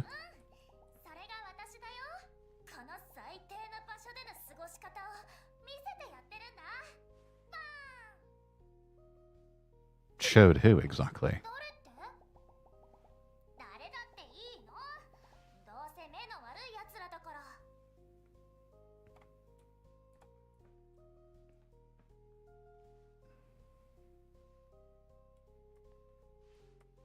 Sounds like one of those antisocial schoolgirls from the 80s. Rereading all of them, eh? Because you're bored? Don't like books. That's one way to look at things. But without theory.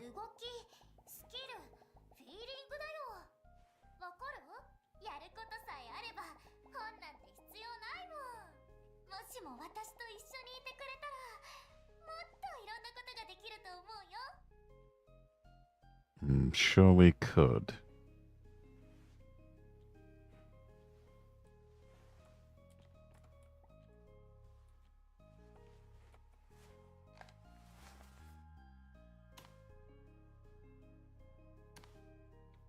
That's not supposed to happen. 始まったね。君はバグに当たったみたい。動画を再生するはずなのに、なぜかテレビの存在自体がオンオフされちゃうんだ。面白いでしょ。 No, not really. Pyeon Lee, welcome back. Did some ironing. Well done. 一緒に踊ろうよ。まずは曲を選ぼう。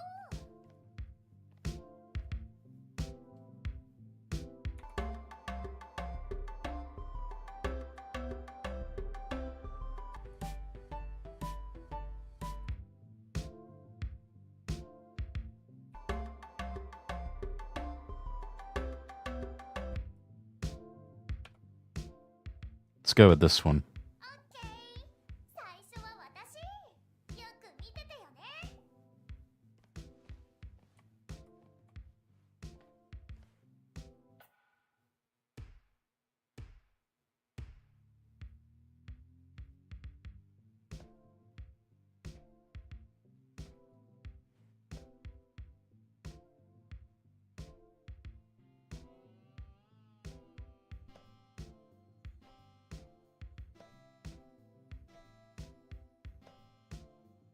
It's like DDR.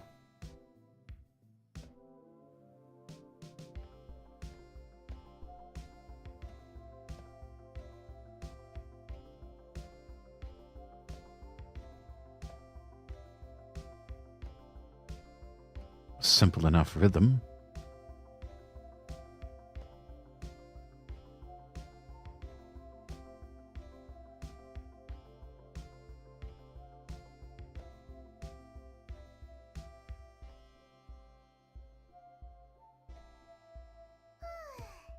Sa,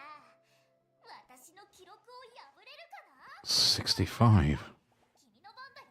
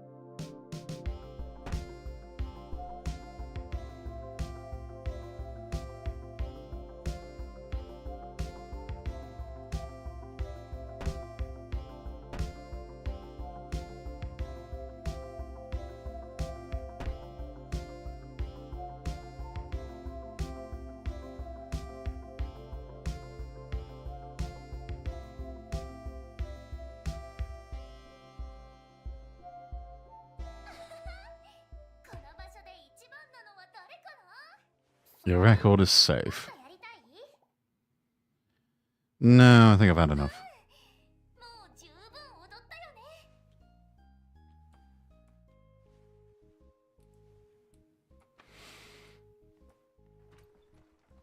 Let's have a look-see around here then.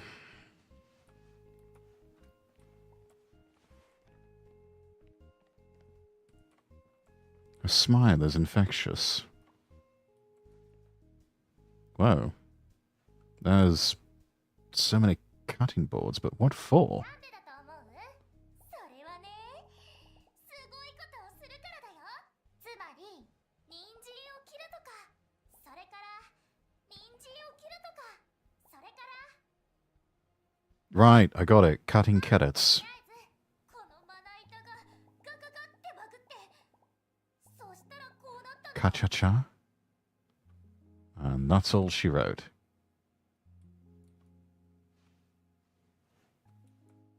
She's a sweet girl. A bit simple, this Cappy, but she's nice. Oh. Oh my. 人参がいっぱい。面白いバグだね。 I love the laugh. I love Cappy's laugh.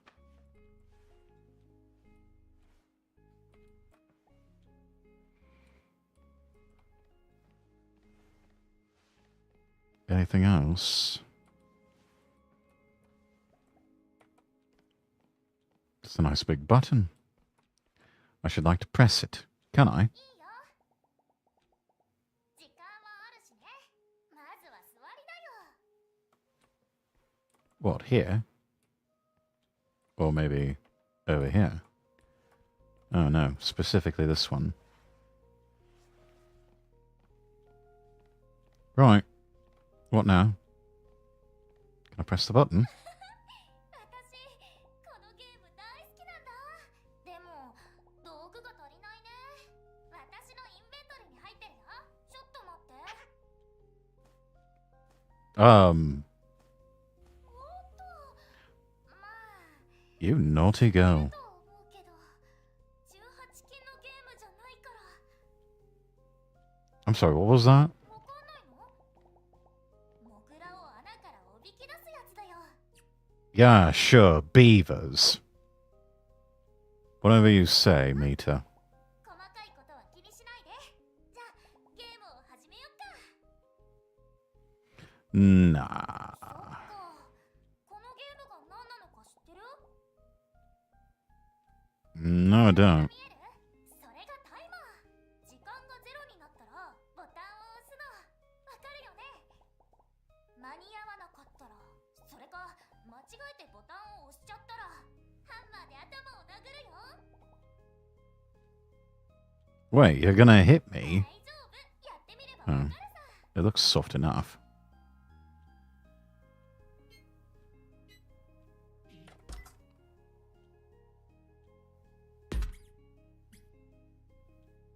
Oh. What, can't you hold back? No. じゃあ続けよう。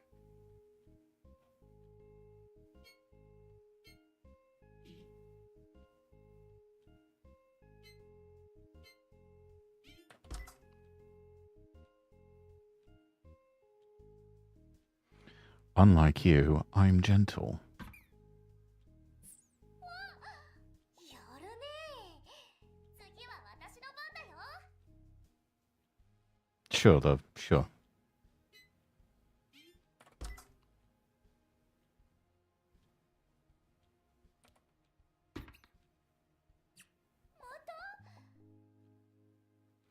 Doesn't it hurt? 痛くないよ。おもちゃだもん。君の勝ちだね。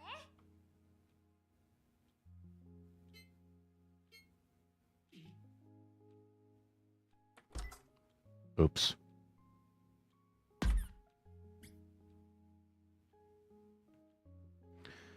Okay, getting used to this. 気をつけて。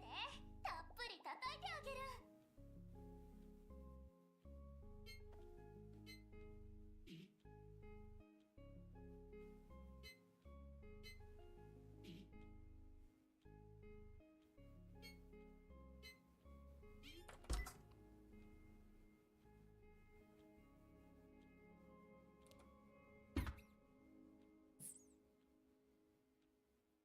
Not too bad. 私もこのゲーム好き。それで君が最大のライバル。 Well, that's it. そうだよ。行こう。 Alright then.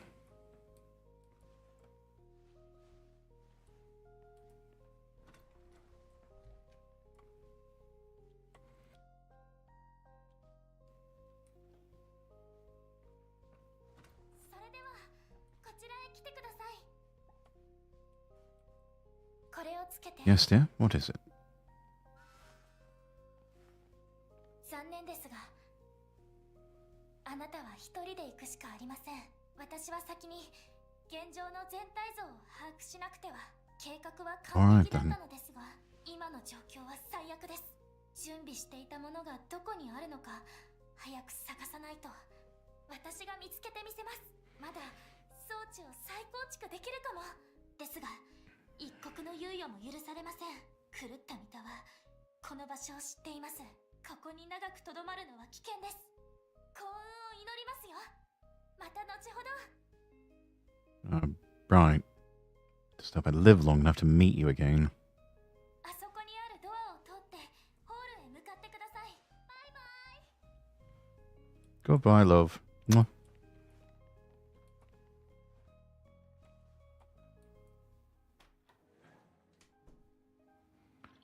Wow. Just like that. 1.3b.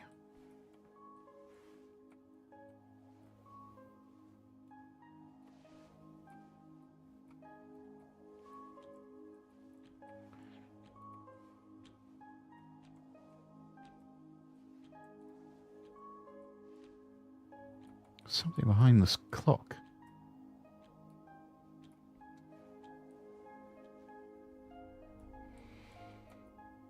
The loop.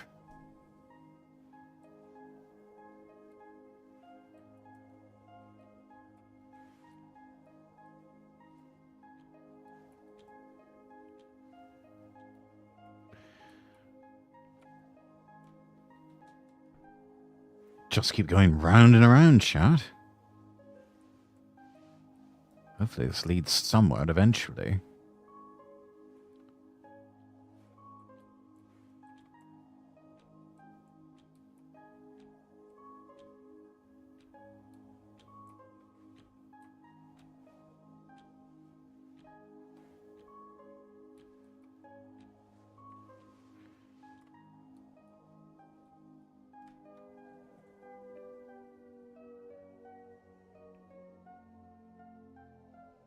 Music's wedding out.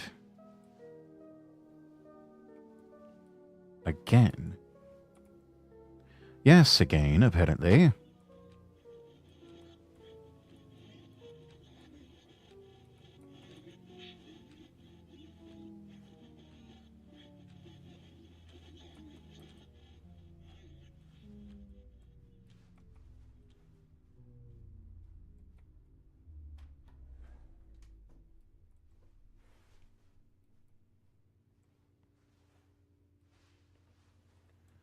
I suppose we're just going to keep going round and round until this all ends.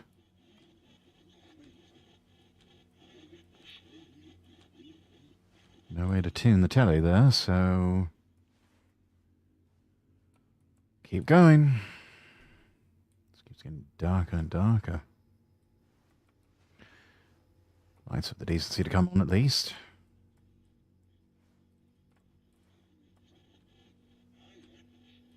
You're different. And what was your first clue?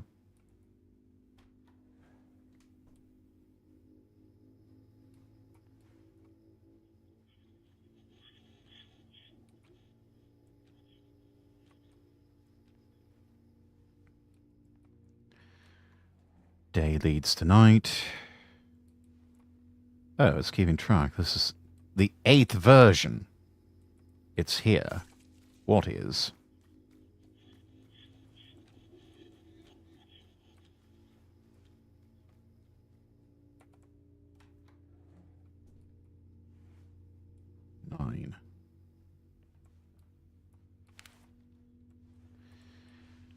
Oh boy. Don't like the look of this. Oh shit. Oh god. Okay, that did genuinely give me chills, chat.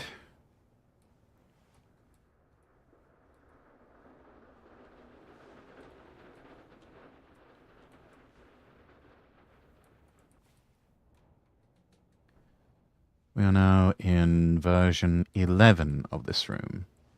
The 11th repetition.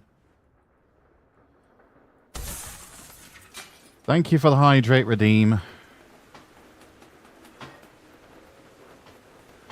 Good. Going to need a weapon of some kind.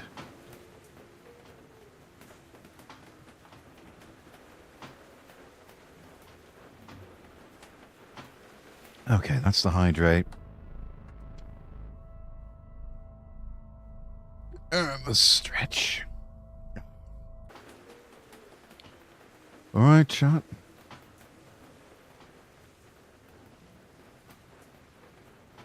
Keep going.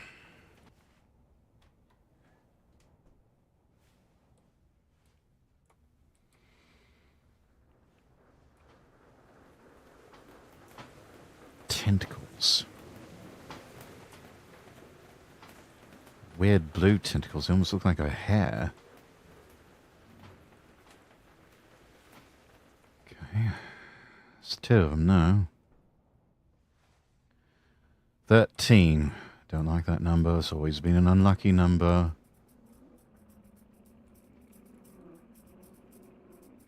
What the fuck is this thing?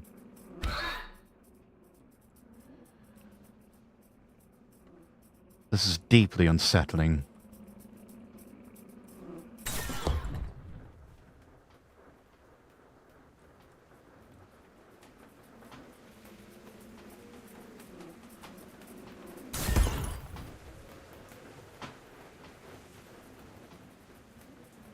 Three of these things.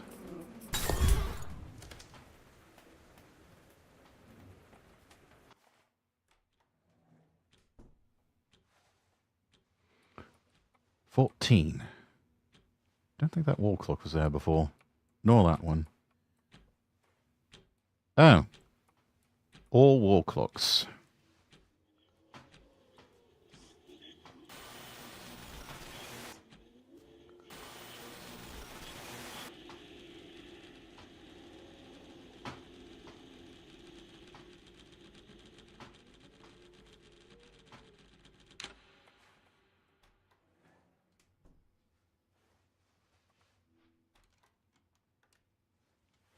Set the clock's time right.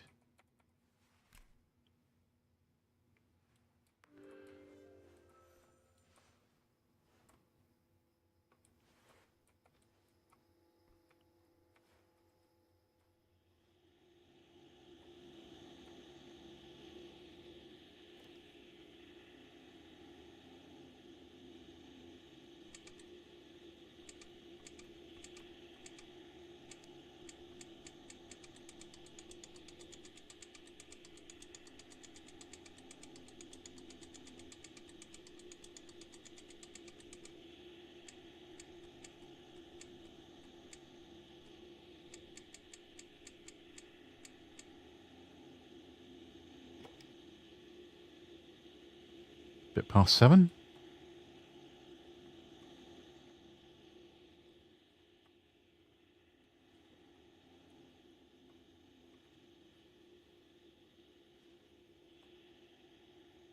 No, a bit past 5.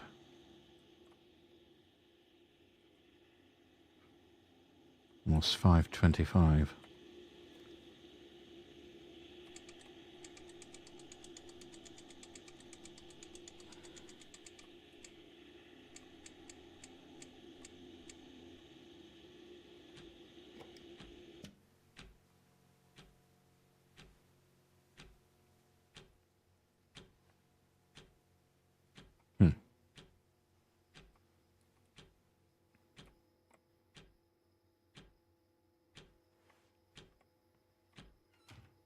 Oh, hold on. Who are you?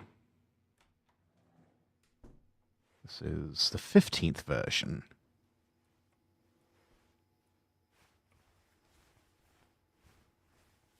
Who are you? What's the matter? Can you speak?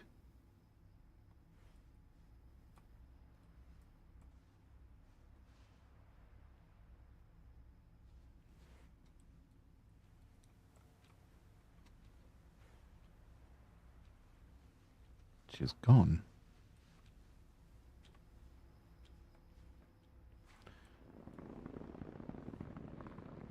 All right, now we run.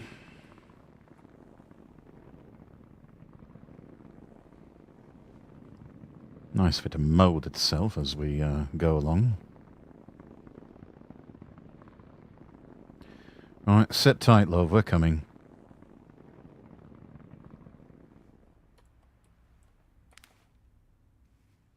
Right, on your feet, dear.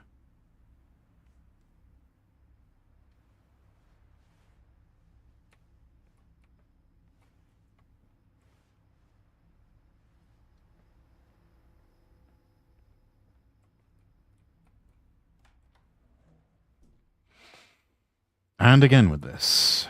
16. Person can go. And what if I do? I need to get back to my previous version. 古いバージョンどうして他のところに行っちゃうの？ここに残ればいいよ。私の二人目のお友達になって。 Second friend? お友達どんどん少なくなってるの。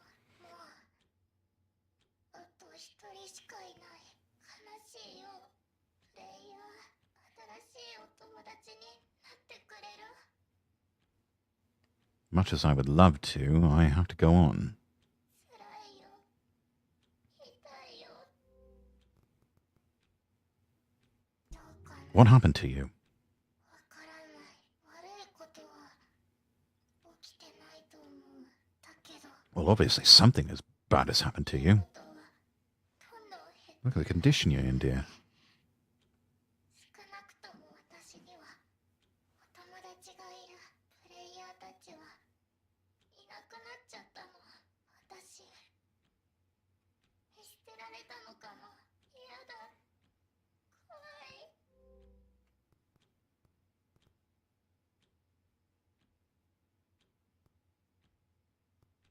Is this your home? プレイヤーすっかり人が変わったみたい。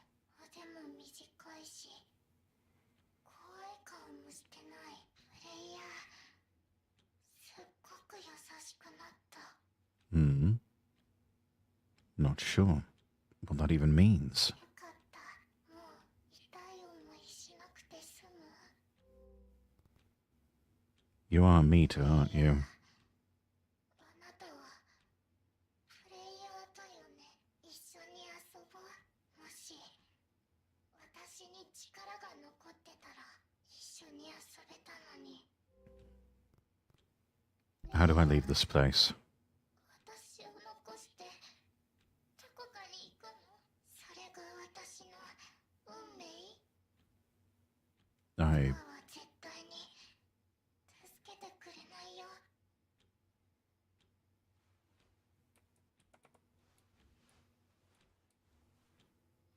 そっか。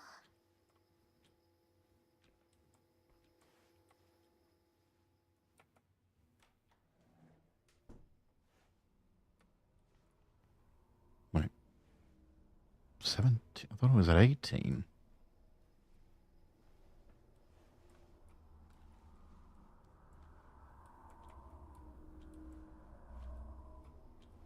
Are you going to follow? ど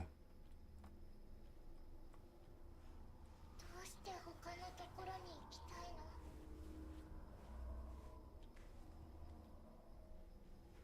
That's quite enough of that.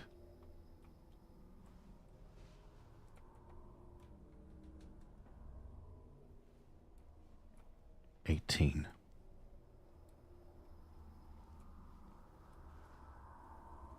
ここにいて。 No. No more of this.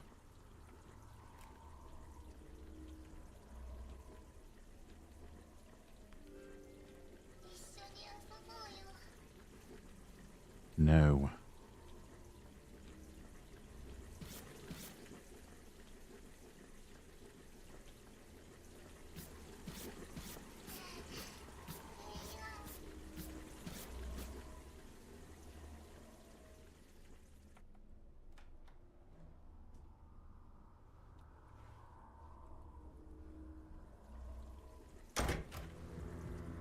Oh shit.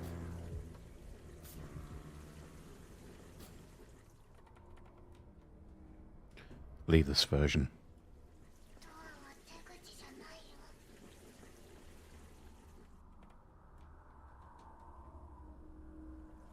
急いでるんだね。どうして他のところに行きたい？ Let go of me.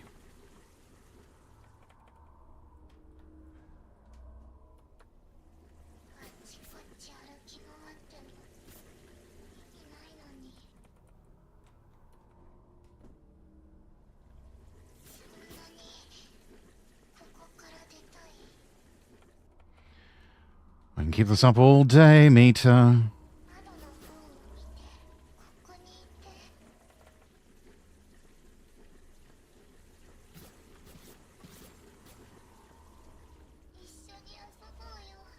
I said no. Get out of my way.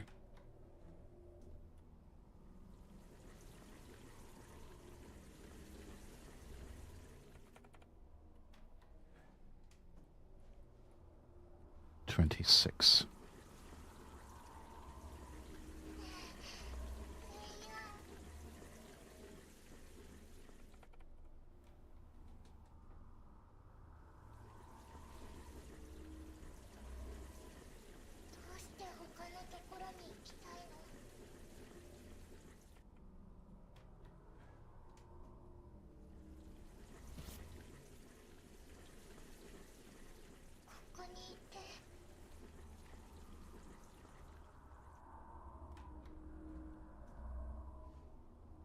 $29.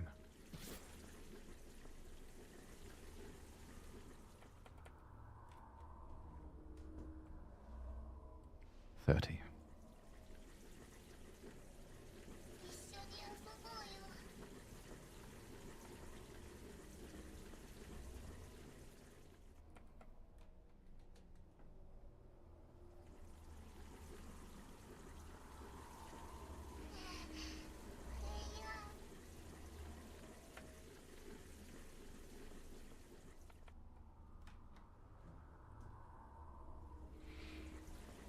Guess we just keep this up, chat. However repetitive it may be.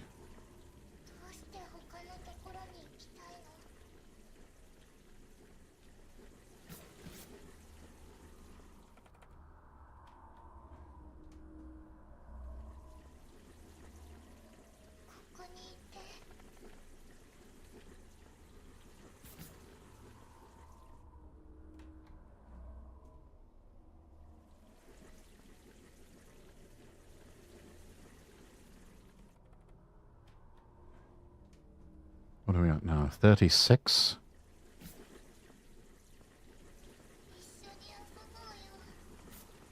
I said no, meter.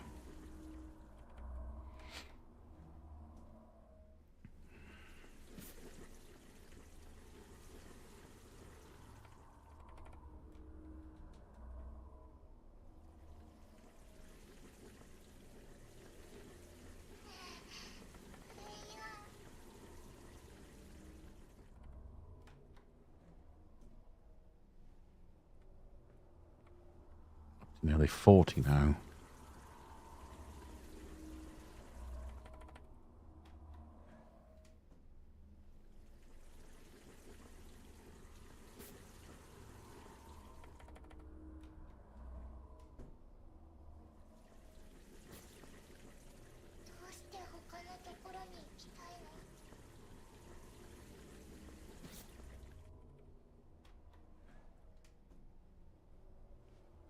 $42.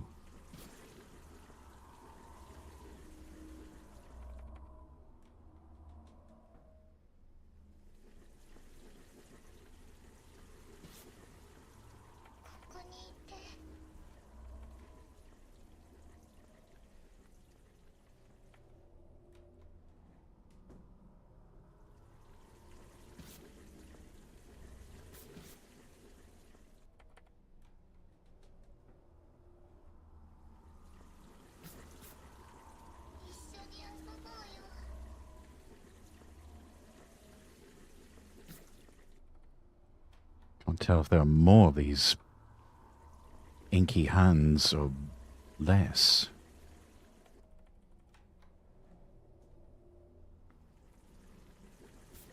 Maybe it's about the same.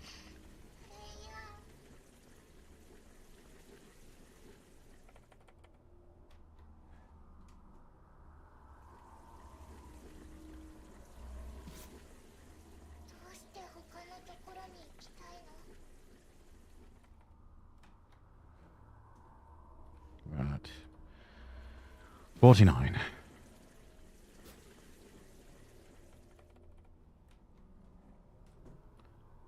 $50.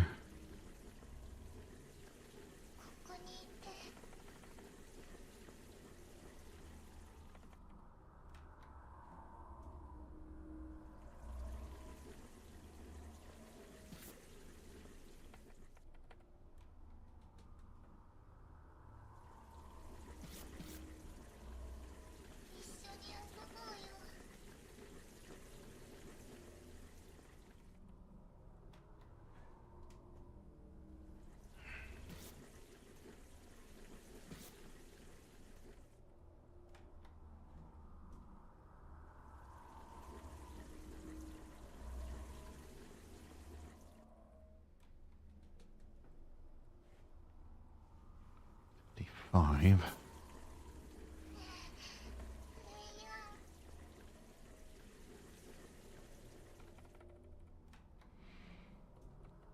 It gets a bit repetitive after a while, doesn't it, chat?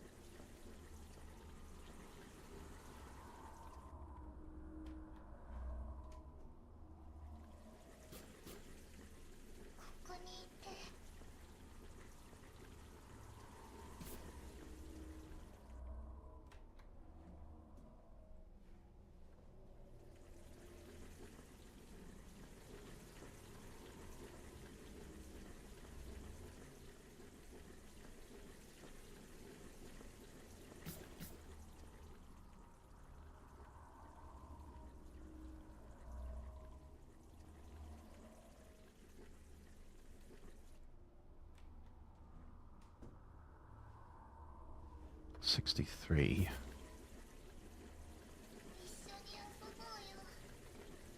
No.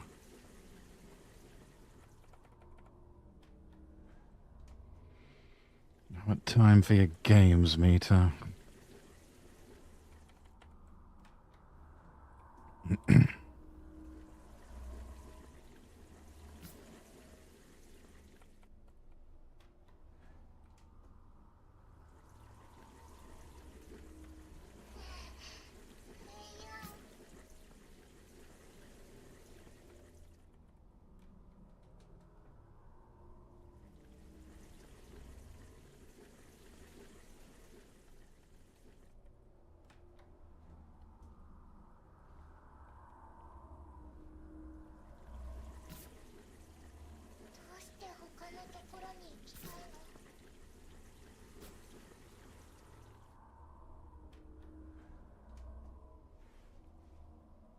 Nice.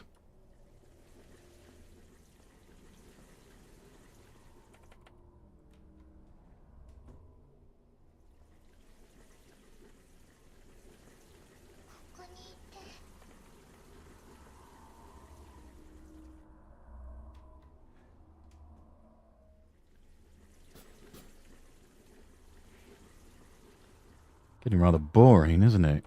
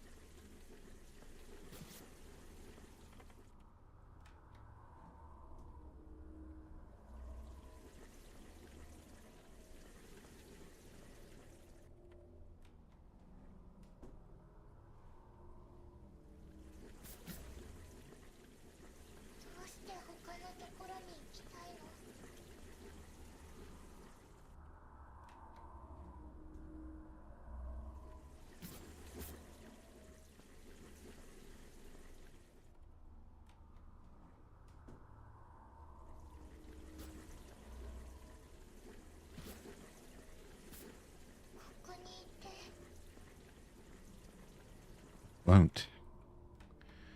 One way or another, I'm getting out of here.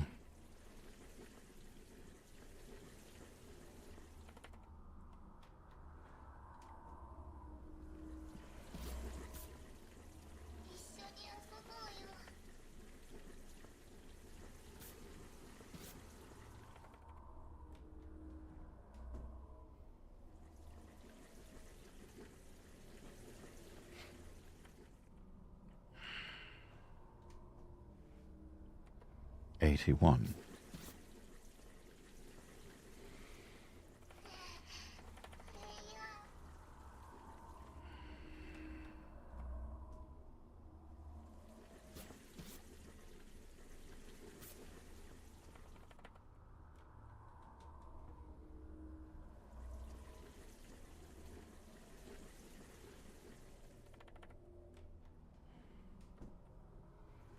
Let's see what happens if we get it up to 100, chat.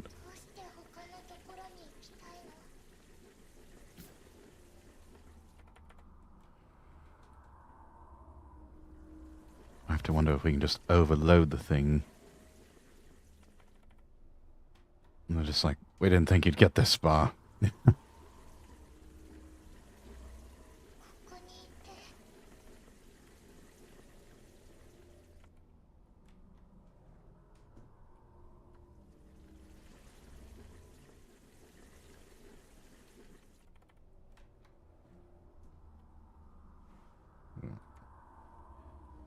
Almost at 90.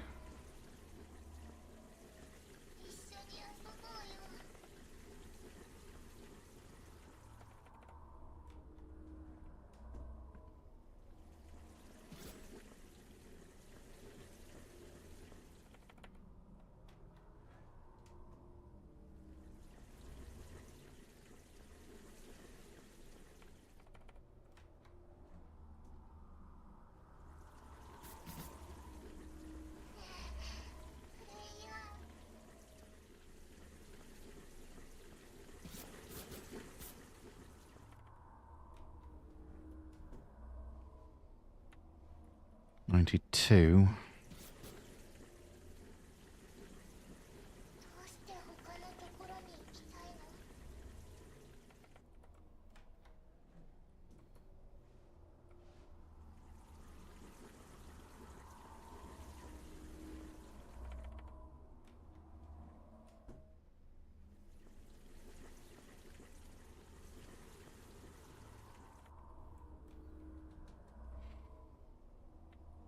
$95.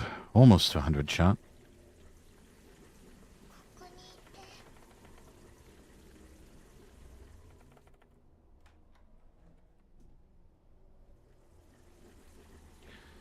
Whatever it is that was chasing us is... it's long gone now.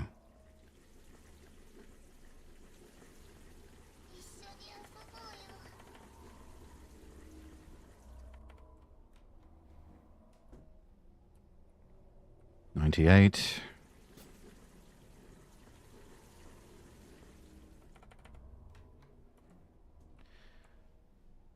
$99.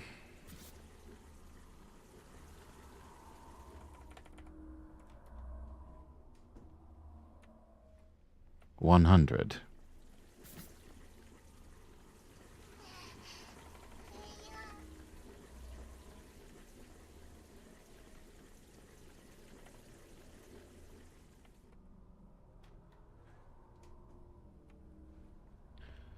$101. Interesting.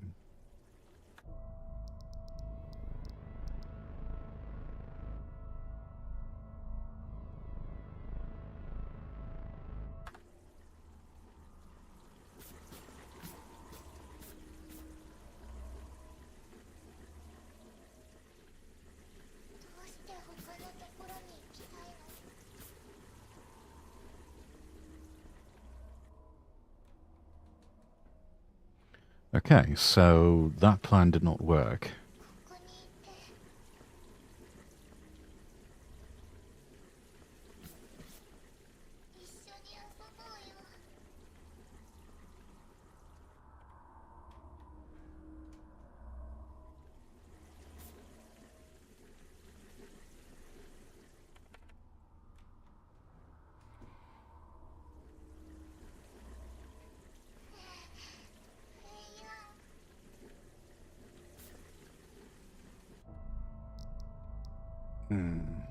Hang on a minute, chat.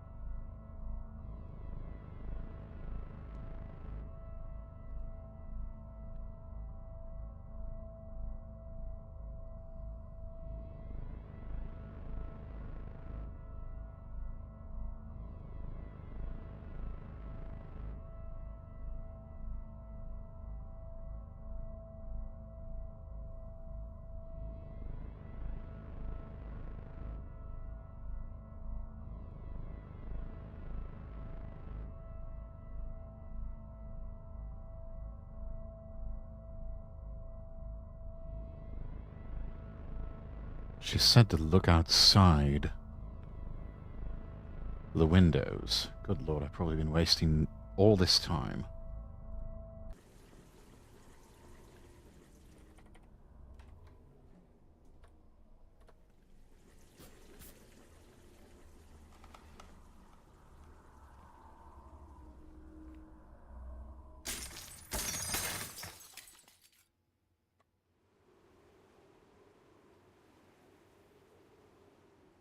Well,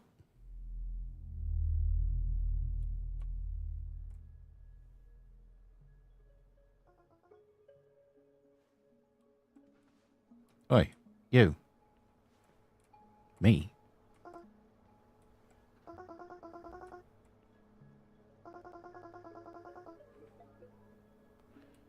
Find the key. Yes, taller than you. Your sister, what about her?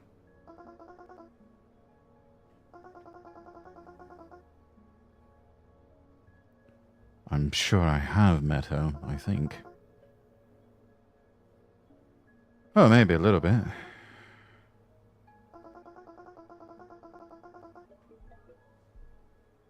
All right.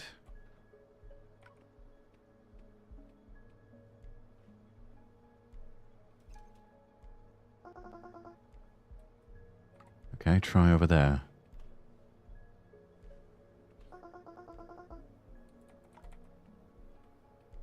Maybe there? Zero zip nada.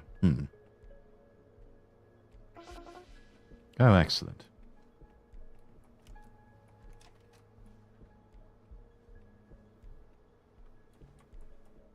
Wait a minute. Where are you going?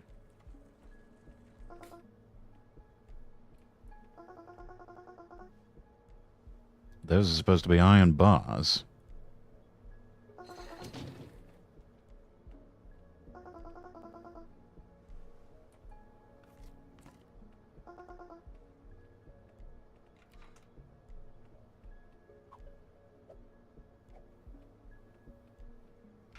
What on earth are you doing, dear?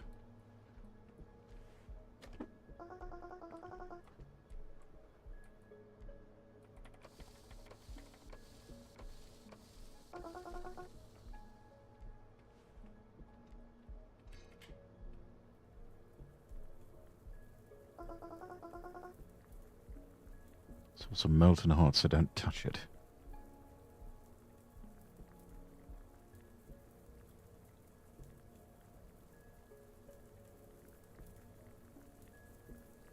Oh, I see. Some mode for the skeleton key.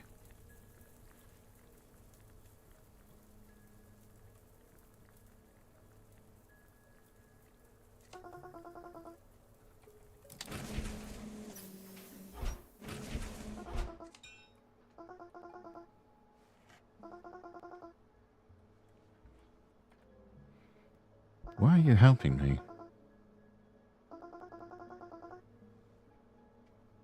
What?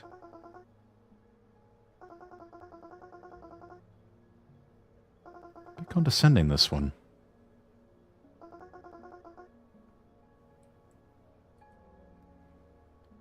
What are you doing here?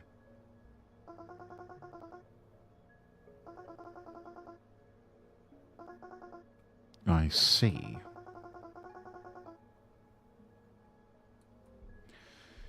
Hopelessly lost, maybe putting it mildly. Have we met before? Oh, you're not so bad yourself.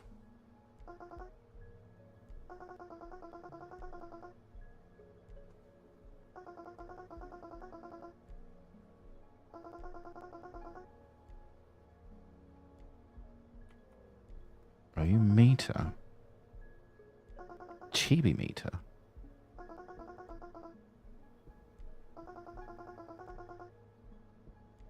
Uh-huh.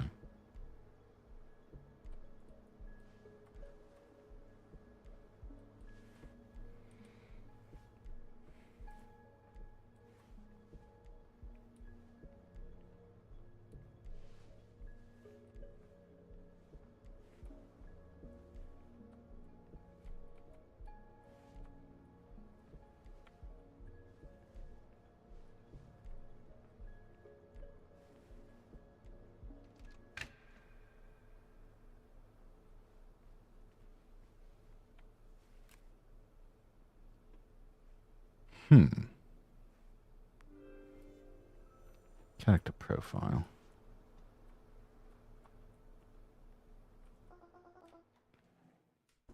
Yeah. See you later, silly head. 1.15.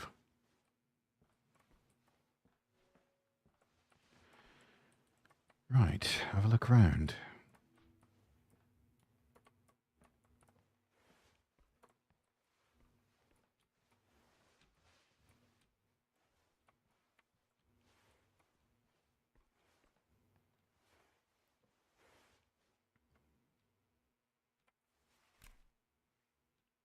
Another cartridge.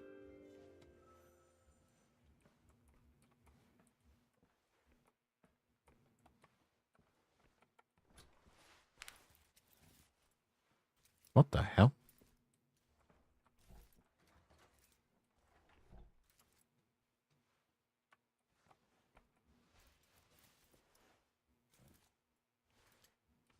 Meter.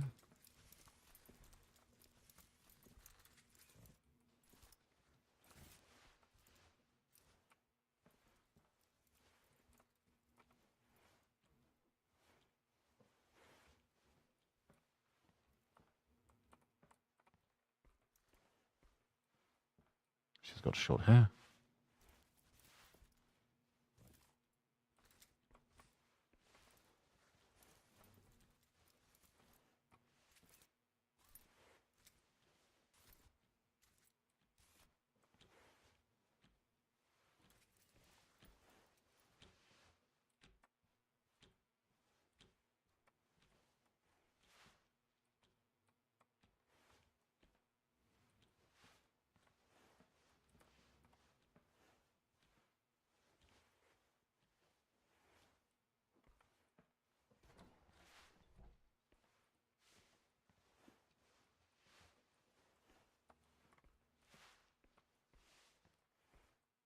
Happy. 待って待って。声は抑えて。これ以上進むのは危険だよ。ともかく、君はここまでどうやって？ The ring opens the right doors.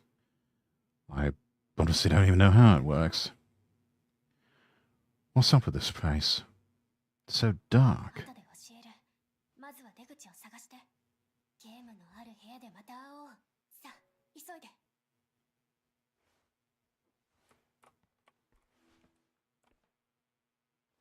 A short-haired version. Which is cute.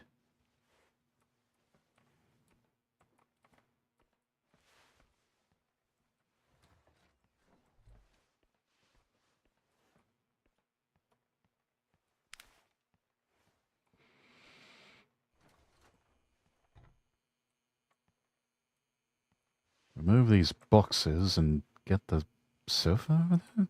What? Check all the meter models.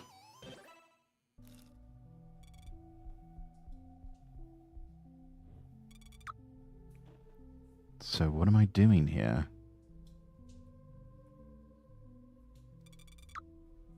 I need to get to your screen now. So, you need to ensure this prototype is the right one. First, scan it.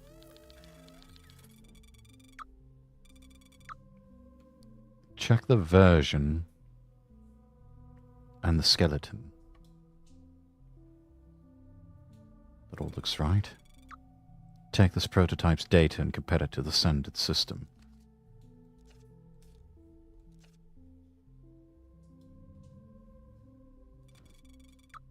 Perfect match. Check the emotions.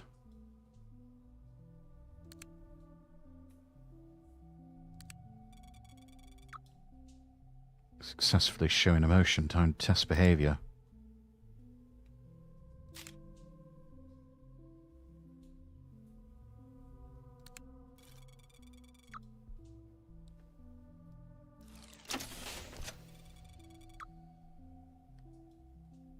That's the skin on. Let's pass her a box of clothes.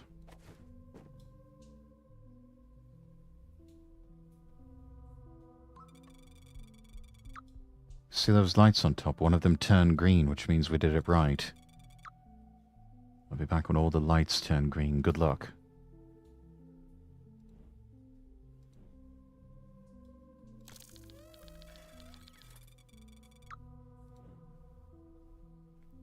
One point 1.86.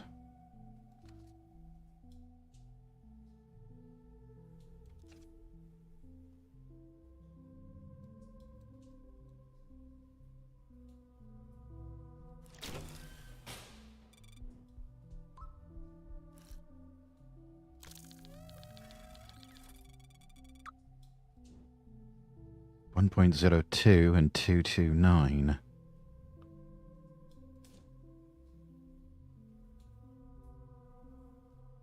They match up.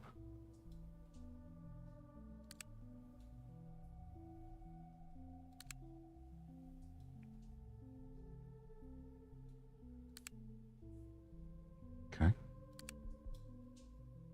Up.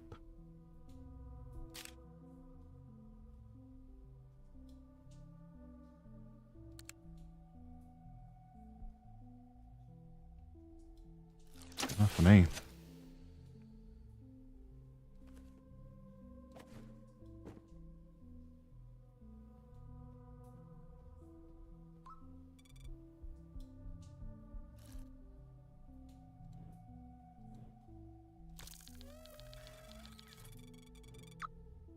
One point 0.08, bone quantity 338.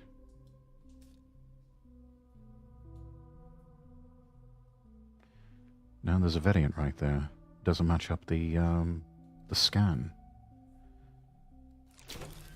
All right. You did it. Woohoo!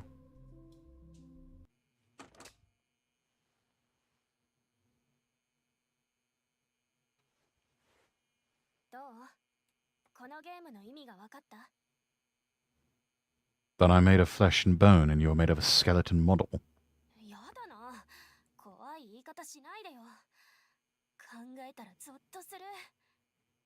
Right, but why do I need to understand that? これ以上進むのは危険だって。この先にはそのダミーたちがいるんだ。あの淘汰された失敗作たち。通常の見たより好戦的なの。会ってみたい？ So what should I do? I'll just go wherever a door opens. だったら彼女たちに背中を向けないこと、それに目を離さないこと。彼女たちはとってもシャイで見られると固まっちゃうんだ。この情報は役立つと思うよ。 Keep that in mind.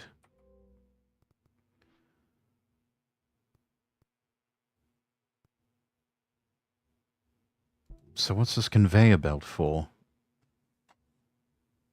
Is there enough room for everyone? 待って、君ってこの世界の仕組みを全然分かってないんだね。これは無限にあるんだよ。 Endless? What do you mean? If 1.9 is the latest version, then there are only 19 worlds. 呆れた。君はこの世界を正しく理解できてない。黒板で教えてあげるよ。この世界の何もかもをね、聞きたい？ Sure, go ahead. Just hope this won't be like high school, where I always fell asleep out of boredom. いつでも終われるようにしとく。興味があったら聞いてみて。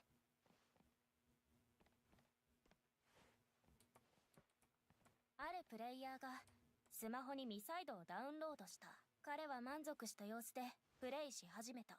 そして彼は新しい家と新しいミタを作った。これは二次元で表したイメージ図。それぞれの線がそれぞれのバージョンを表してる。線の上にはそれぞれの家がある。バージョン 1.14 をダウンロードしたら、そのバージョンで新しい命、新しいミタとその家が生まれたってこと。 Good heavens. 細かい質問をしてもいいよ。ここに書いてあることについて説明してあげる。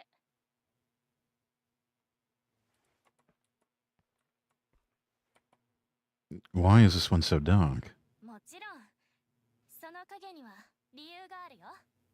可愛いミタが塗りつぶしたんだ。私と彼女は Pretty meter. 言い争ってたの。どっちが早くバージョン 1.11 に行けるかって。 So who won? もちろん私。ほら、私たちはここバージョン 1.15、 家の番号は809。私たちはバージョン 1.11 の家番号805に行こうとしてたんだ。最初彼女の生き方はこうだったけど、私たちにはもっと短い路線が必要だった。そしたら彼女はこれを提案してきた。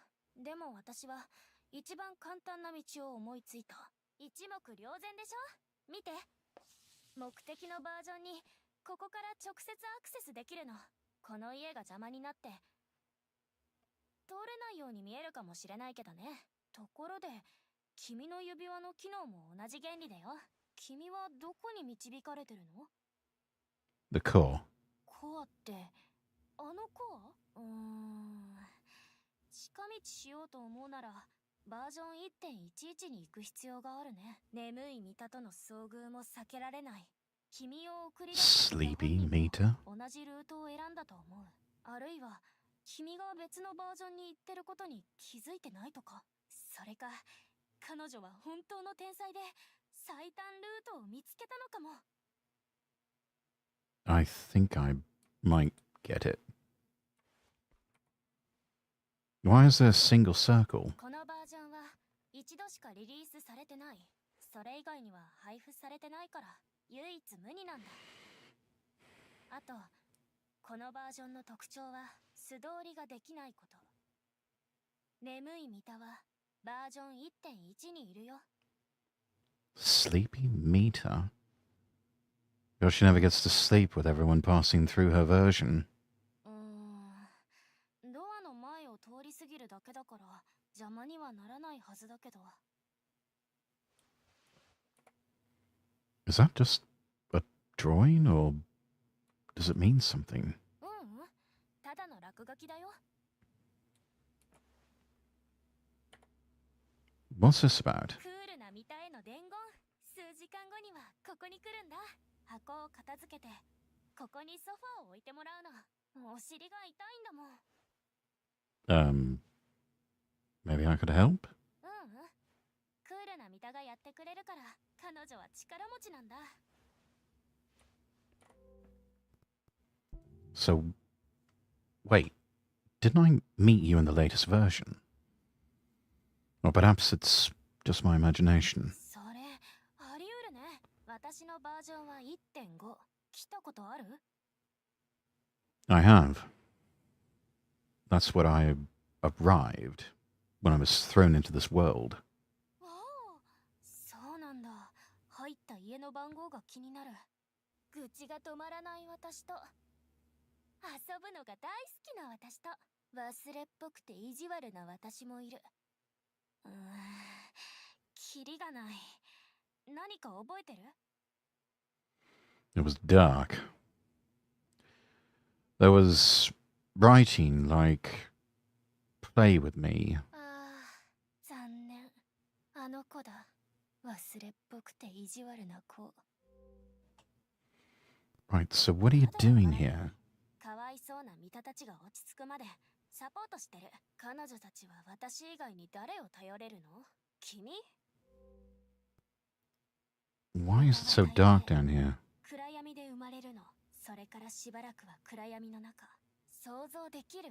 すぐに光を浴びることが彼女たちにとってどれだけ苦痛か。 Why are there so many other meters downstairs? 生まれたばかりなの。自意識が芽生えるまでもうちょっと時間がかかる。それから私が一人一人家まで連れてってあげるんだ。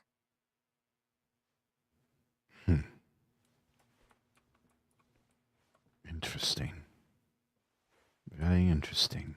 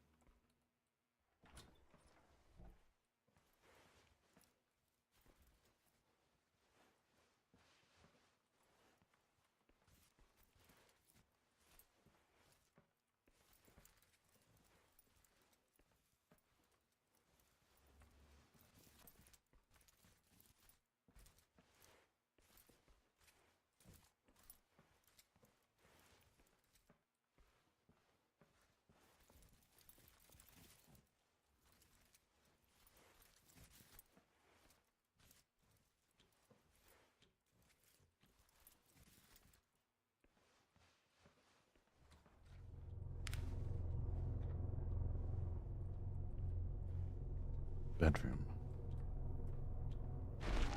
Shit.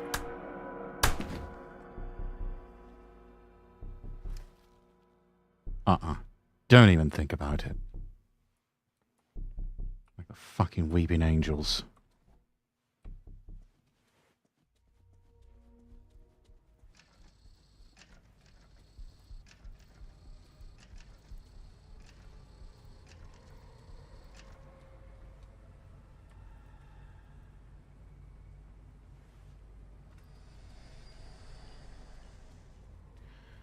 You got scratched only a matter of time before you become a meter. No! Oh! God. Jesus.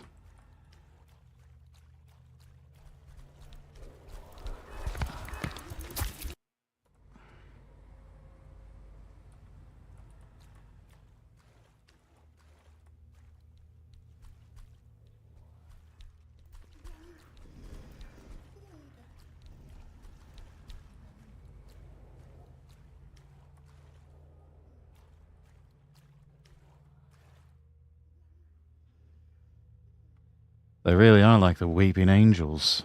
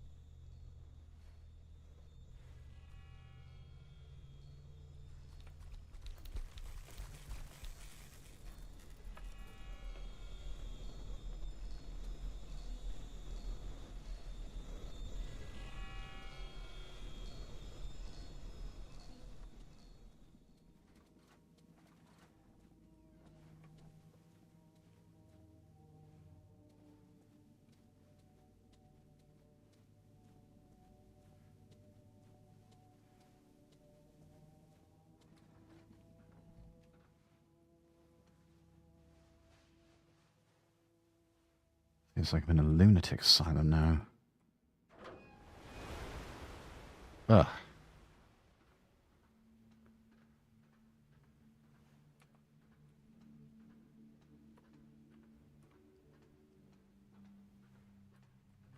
I guess no getting through there. All right.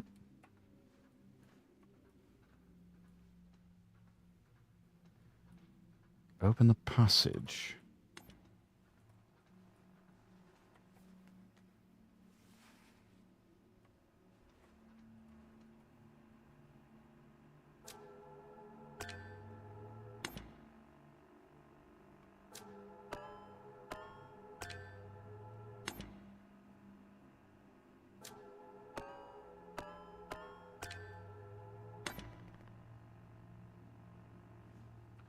Easy enough.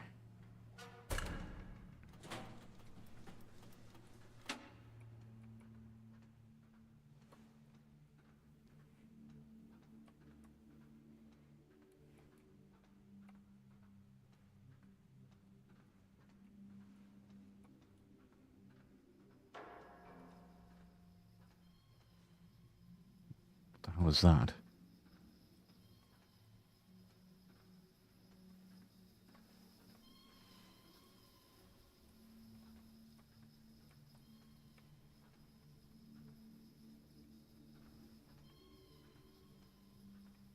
There's one over there.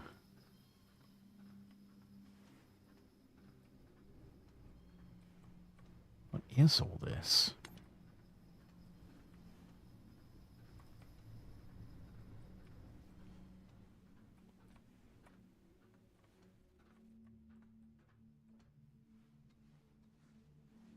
Part computer room, part shrine?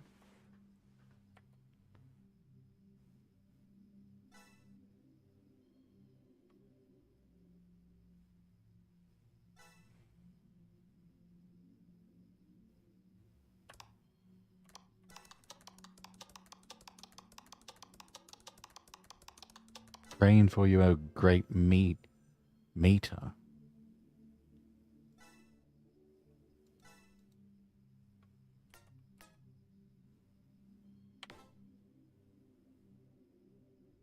Oh. I just saw in one of my browser windows on another screenshot, it actually opened up the link to the Miside Discord.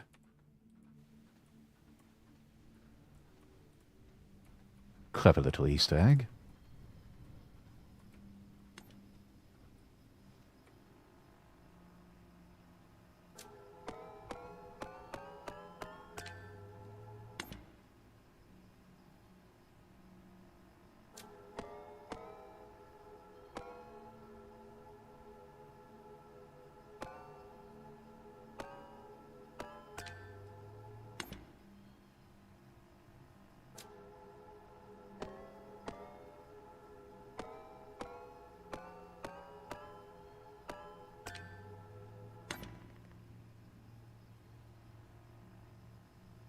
Access granted, but to what exactly?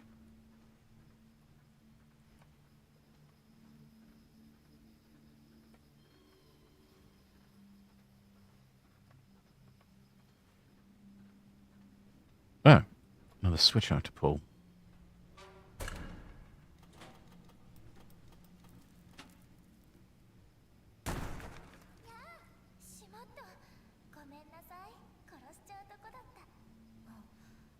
Yeah, you almost did.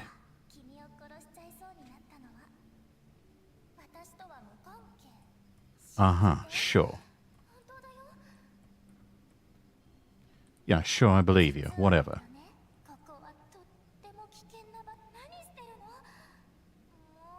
Looking up your dress, of course.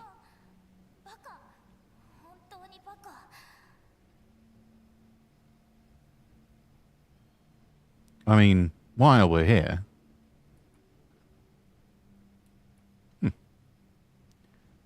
Nice Snickers, love. Anyway.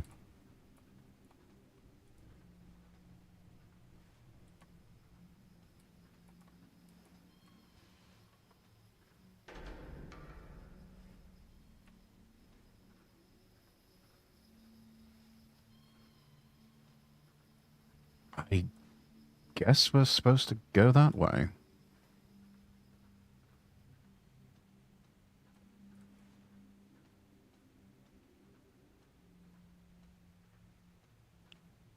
Well, that one's right out. So is that one.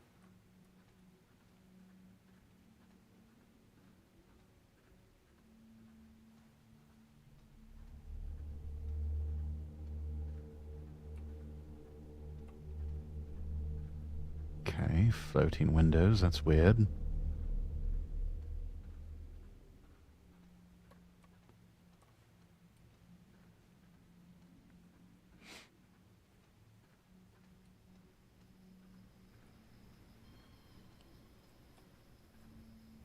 It's like all the industrial backstage of the apartment.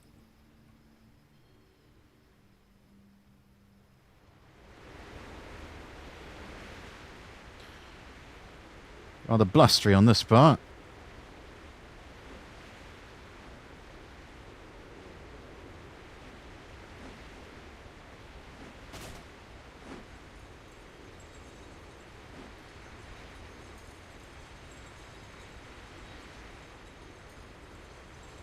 Now, why can't we get this sort of Infinity for One special at IKEA?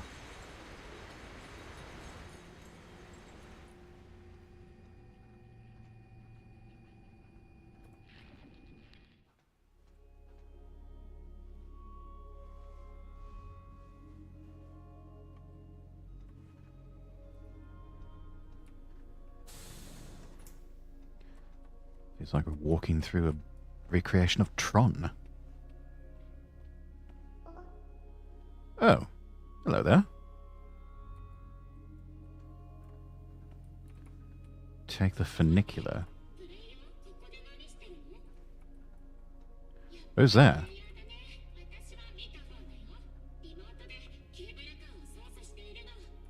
Meterphone.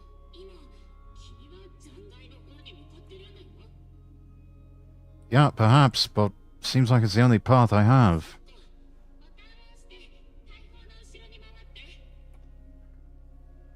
Wait, the cannon?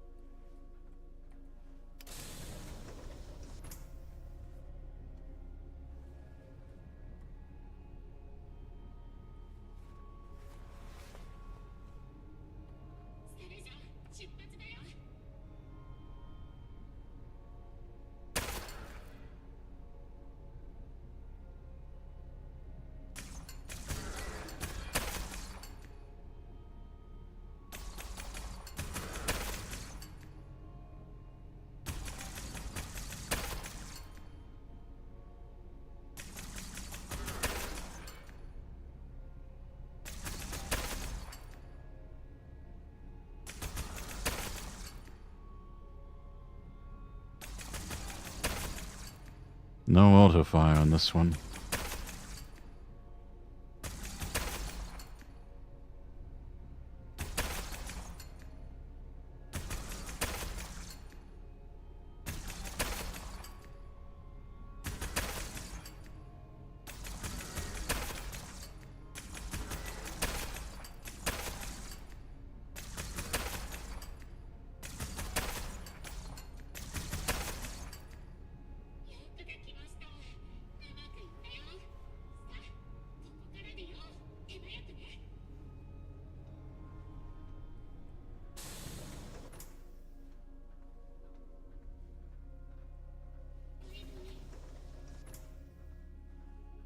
See you later, cable car meter.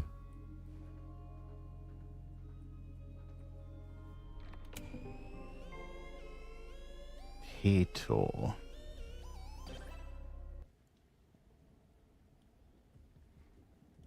Today we must punish the devils. You're up, meter. Give them a severe whipping. Be careful, they'll fight back.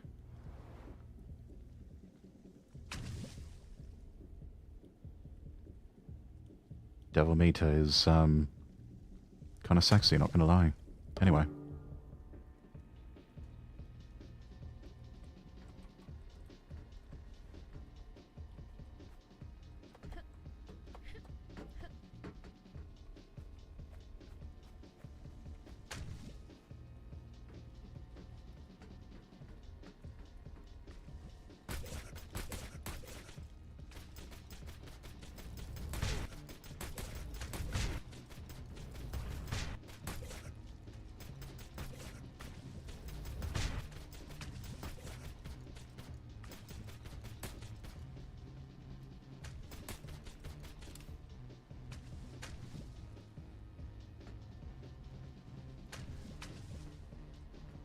Miside version of Doom.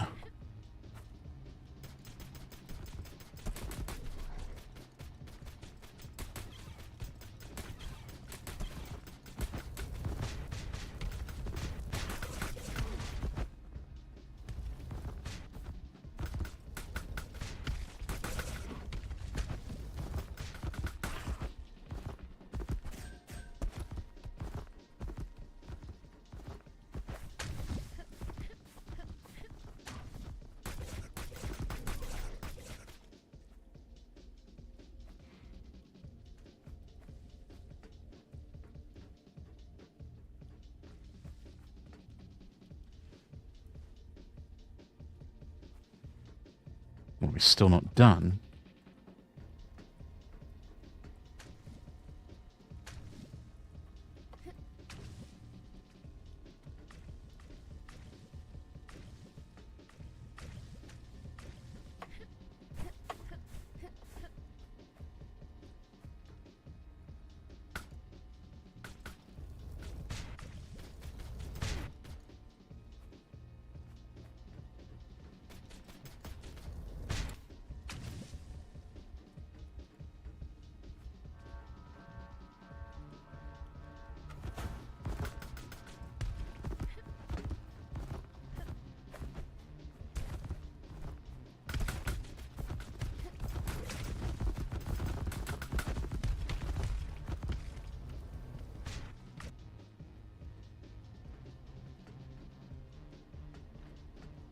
Gotta survive.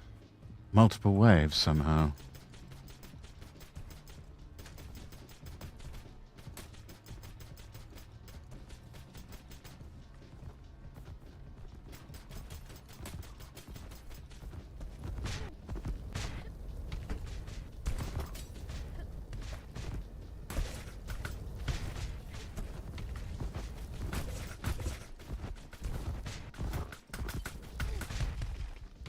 Yeah.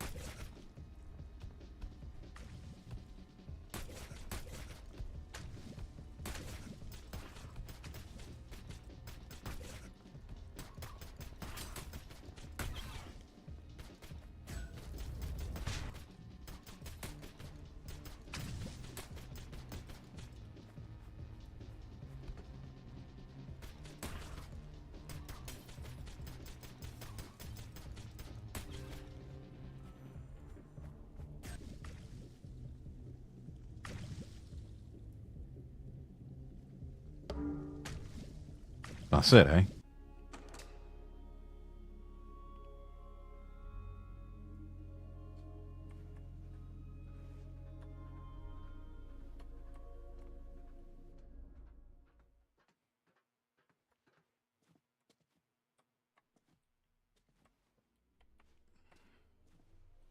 What the? いるのが分かってる。私の話を聞いて。君はプレイヤーなのでしょう。 What on earth is going on here? 探し物を手伝って探してるのはなんだっけ。 Oh, shit.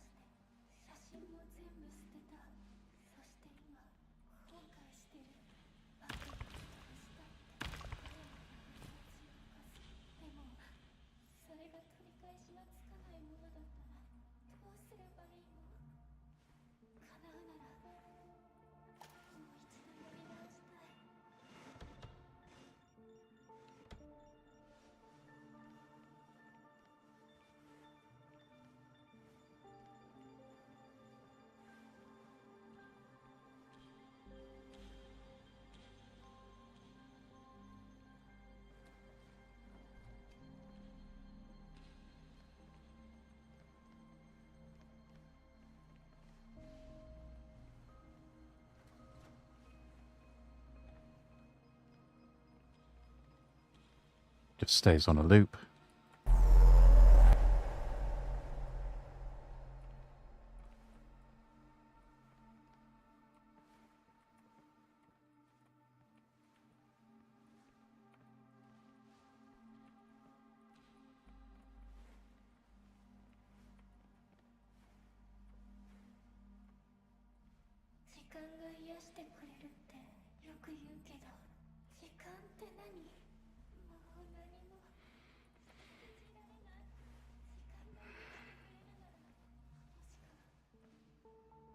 Wait a minute.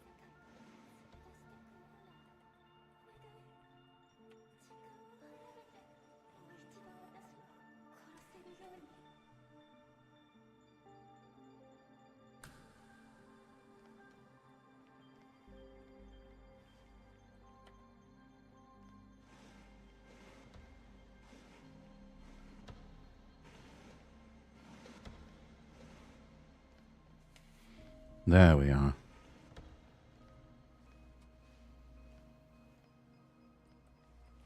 All right.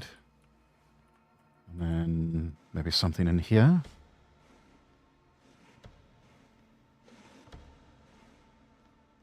Yeah, there's another one.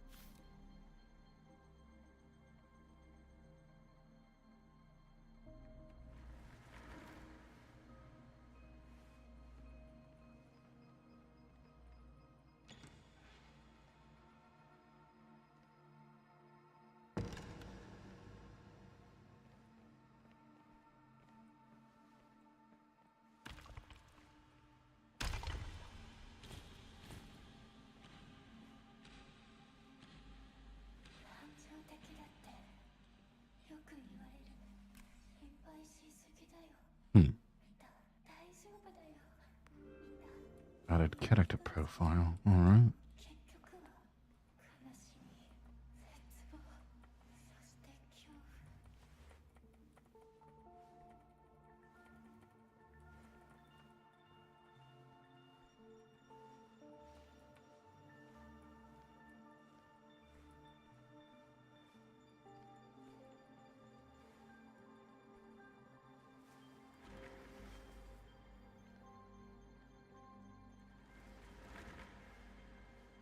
Right.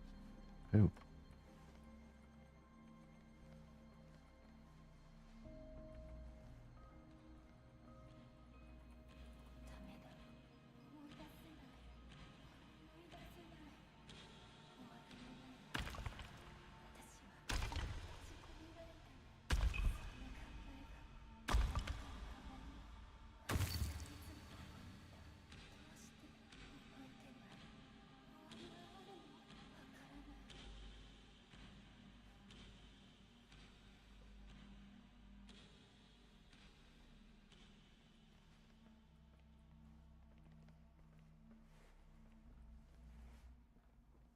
Is there anything else we're forgetting?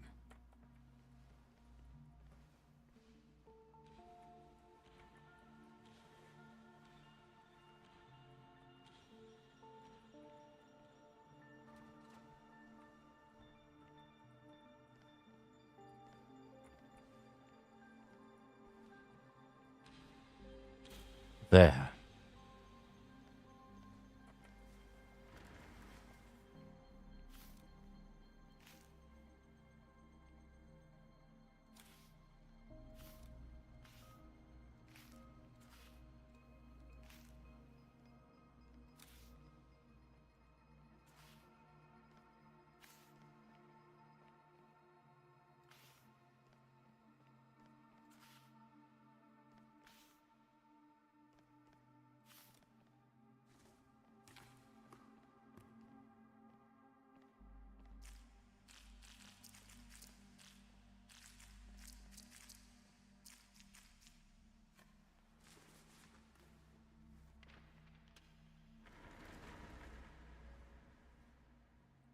Oi, this you? これは思い出した。ありがとう。でも私の顔がない。全部彼女のせいで私の一部を奪って捨てたんだ。彼女は強い。そして賢い。私にあなたを拘束する権利はない。プレイヤー、クローゼットを見て。The wardrobe.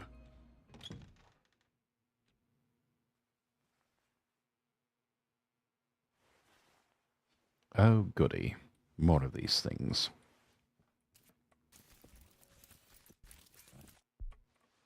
Oh, shit.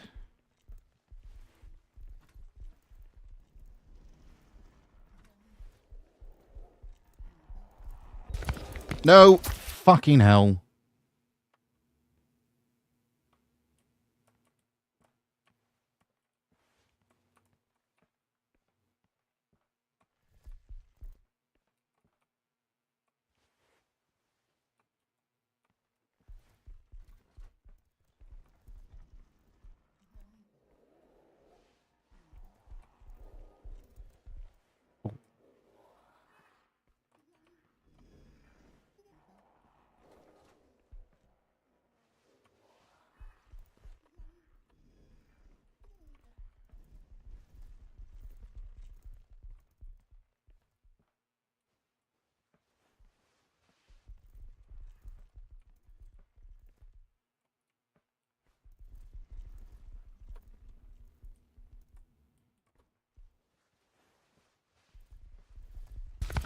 No, ouch.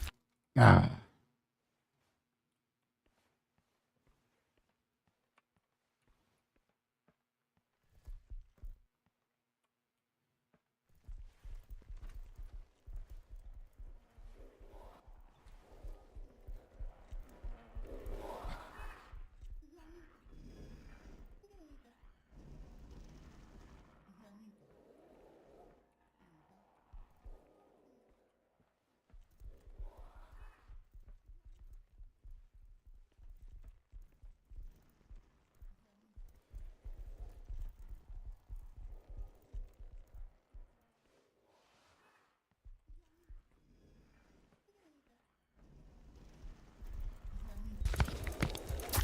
Oi!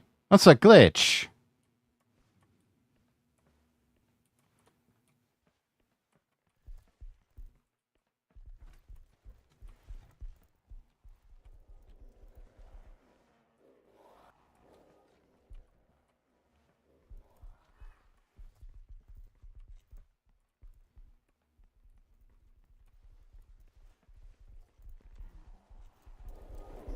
Mm-mm.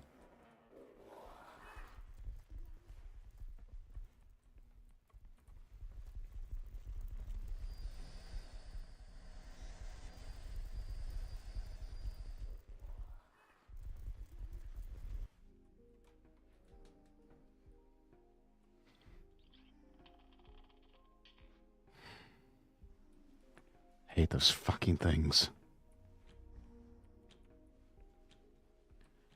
She just wants to sleep.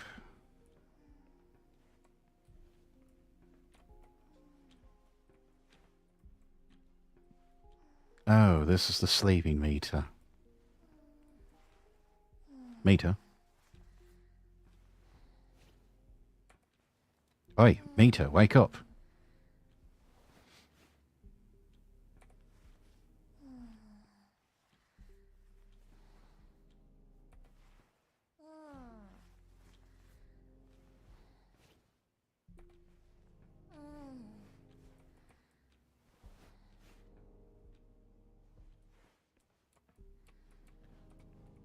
Hopeless, that one.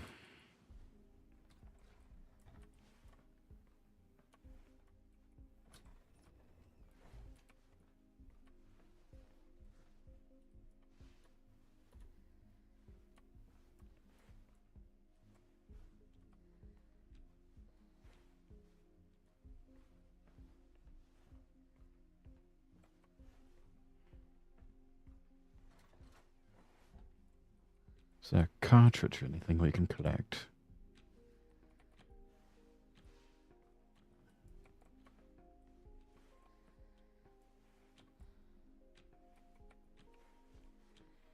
Guess not.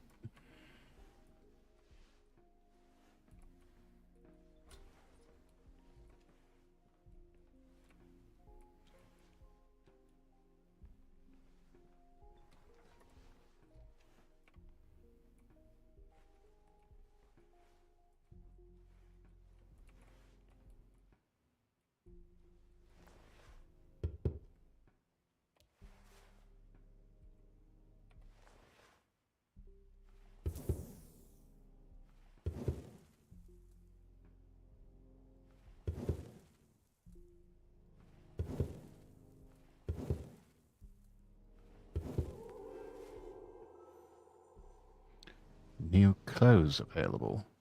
All right. Whatever you say.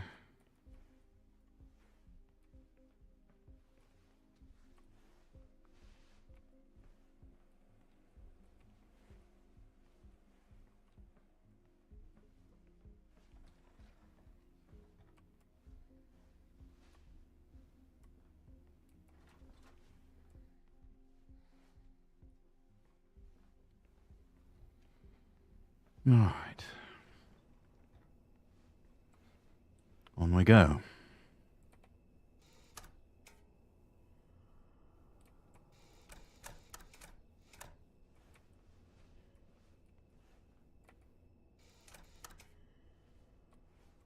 Yeah, I'm gonna need someone's help here. Just hope this version of Meter doesn't bite. Meter, wakey, dear. I need your help. 誰 Help me with the switches, please. 眠いんだから邪魔しないでよ。それかコーヒーをちょうだい。 The coffee maker's just over there. Meter? Oi, Meter! For Christ's sake.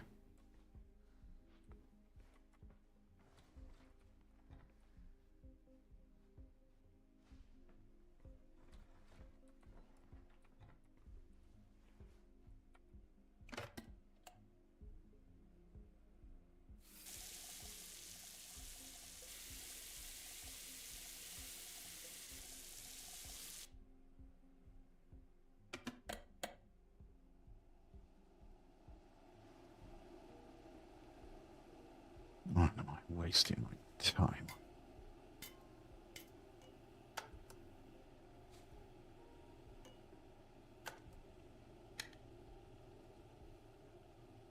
I don't know, maybe 2 scoops would have been better.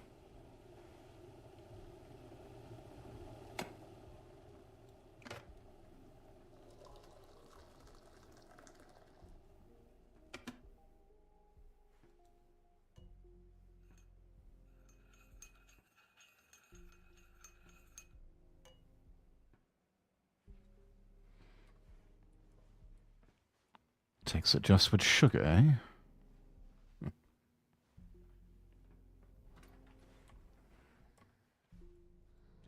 Meter? Oi. Drink your coffee, dear.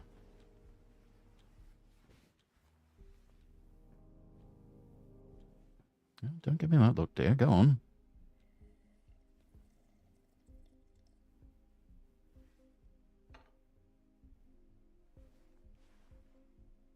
That's a good girl. Right, go on. Get your stretchies in. さっきレバーって言った？ Yes. どうしてそれを知ってるの？あ、聞くまでもないか。君はここにいるんだもん。君はもうたくさんのことを知ってる。あ、待って。ちょっと座らせて。それで？ I don't know what to say, but I need to keep going. I need to keep following the ring's guidance. この指輪を持ってるの？それなら納得だね。君がここまで来れたのも。 That's right. So can you help me? With the switches? わかった。手伝うよ。レバーを引くんだね。 Meter, come on. Let's go already. うん。行こう。 Come on, love. That's it. Come on. Just like that.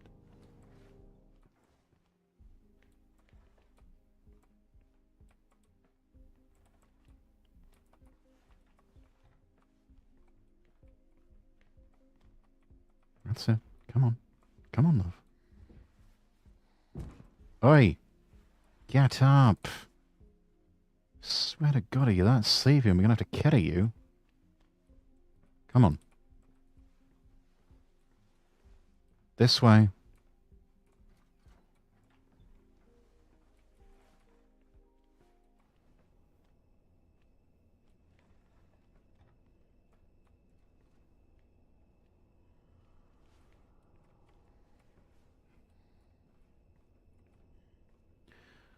Unbelievable. Oi, wake up. We're here.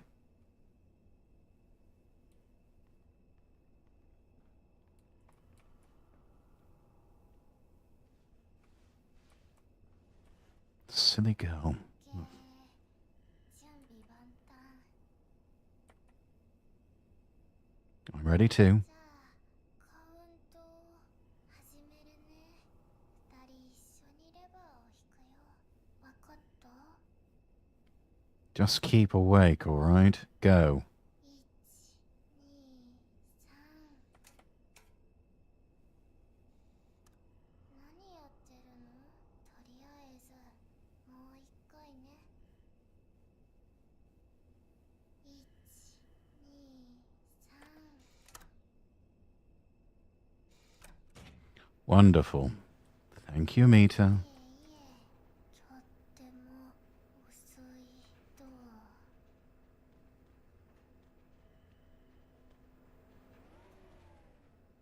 おやすみ That's fine, dear. There you go. Good night.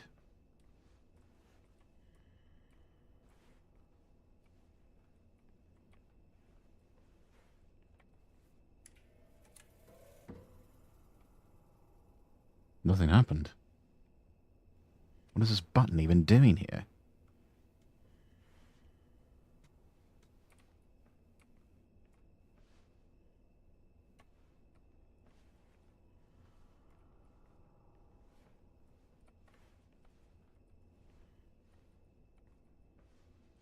Everything's all flat and two-dimensional.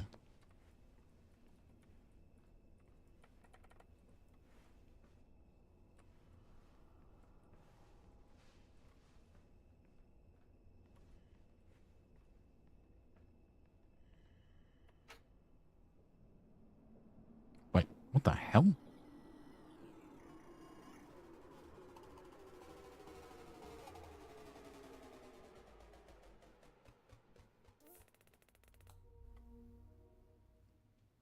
Novels. The blinding light was hitting my eyes.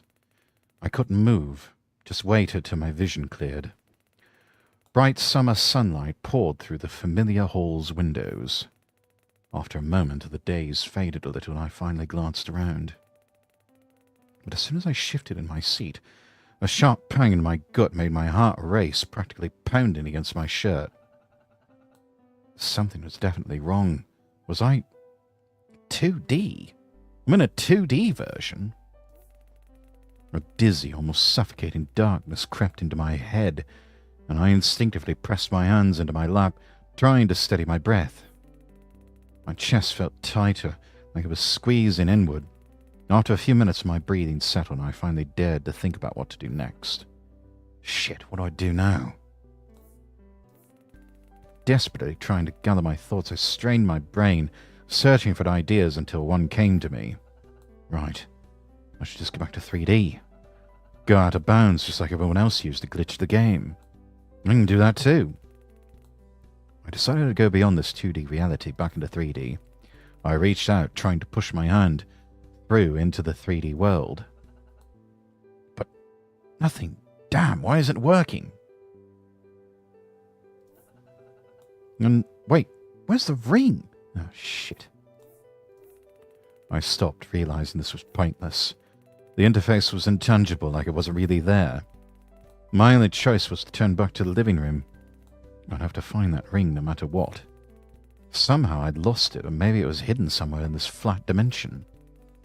Then, just as I took a step, a cute little girl appeared out of nowhere. She flicked her short pigtails, a mischievous gleam in her eyes. Watching me from a few steps away, I could feel the excitement rolling off her, and it made me uneasy. Clearly she's a devil in disguise, I thought. I froze, still not used to these teleporting paranormal types. She let out a loud sigh and rolled her eyes. That threw me off, and I finally decided I'd be the one to start talking. Mita? She netted her eyes in a challenge, and a voice rang out from all directions. Well, who else then? Have you seen many other girls like me? Yes. Yes, I have. And with my name? Yes. She was practically toying with me, acting as if I'd wronged her somehow or owed her something. You wouldn't believe it if I told you. Honestly, I don't want to know who you're poking around with. What are you even doing here? You can't just barge in here. Her voice was louder now. She punctuated her words by shaking a finger at me. Balanced on that slender finger was the ring. The one that had somehow vanished from my hand. My jaw dropped. Her eyes sparkled, a glint of triumph breaking through her dark lashes. Isn't this what you happen to lose here? I swallowed hard, tugged at my collar, feeling a knot in my throat. A bold voice combined with a wild intensity sent a chill through me. I was shut of it now. This wasn't just some girl. She was a force of nature. I took a deep breath and said, I would really appreciate it if you would give me the ring and show me the way out. So this is your little trinket. I was wondering what it was. Her voice suddenly softened, turning playful and curious. I felt like a weight had lifted off my shoulders. The storm had passed, and now she seemed almost flirtatious. Her demeanor shifted from fierce panther to curious kitten. I blinked, but in that instant the two-dimensional meter vanished, leaving only emptiness in her place. Hey! I shouted irritably. There she was, cross-legged on the bed in the lotus position, as if she'd been waiting for me to finally find her. She opened her eyes, looking calmly at the wall for a moment. Then, with all the agility of a circus acrobat, bounded over to me. I've got it. You want the ring, weirdo? Beat me at tic-tac-toe. She grinned, panting a bit, tongue sticking out like a dog. A cheeky tone and mischievous smirk were in full effect. I gave her shoulders a slight nudge to put some space between us. Look, this is really important. Just hand it over. A lot depends on it. I kept my voice steady and matter-of-fact, but I felt almost ridiculous talking to her in such a measured way. She seemed reckless, almost to the point of madness, and I could feel a strange humour building in the air between us. Don't touch me. What's so important about this ring, anyway? You're some kind of ring-obsessed weirdo. Love putting rings on your fingers? She shot back louder than ever, her taunts even bolder. It's a magic ring. What more do I have to explain? Just give it back to me. A real ring fanatic. A magic ring. She burst out laughing, the sound echoing around us. I glanced away, feeling awkward as her laughter grew more friendly, almost. Come on, you weirdo. Let's play tic-tac-toe. Don't waste time making excuses. I do love their games. I thought to myself, all right, fine, let's do this. You can start. I'm feeling generous today.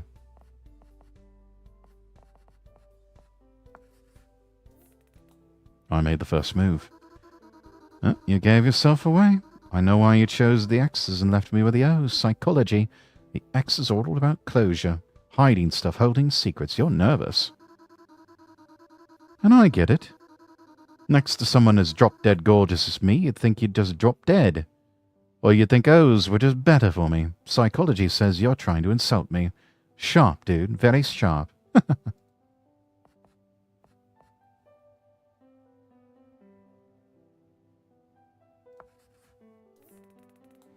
I thought I'd made a smart move. I like this game. Those little crosses. They think they can just take over everything. But here I get to ruin them. And it's like I'm some kind of hero. What, am I saying something weird? You give me that look.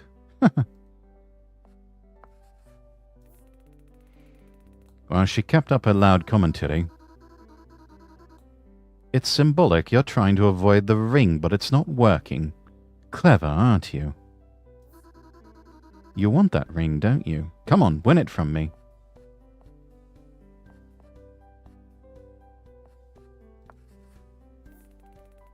We played through the game, and with each move she kept laughing and talking.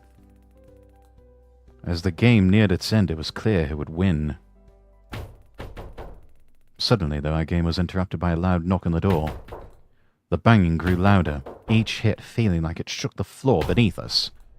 Finally, the door burst open. An inrushed crazy meter in her usual larger-than-life form, stopping in the center of the room. I froze, feeling myself go pale with shock. The 2D meter looked genuinely frightened. Crazy meter shot us both a sharp look and began to speak in a strange tone. あと何人の味方あったら気が済むわけ？これは一体何なの？私、こういう平面的な世界って嫌い。退屈で。くだらない。どこに行くの？待ちなよ。I grabbed my startled 2D friend's hand and bolted toward the exit. The hall twisted oddly as we sprinted down a long corridor, the pounding footsteps behind us driving us forward.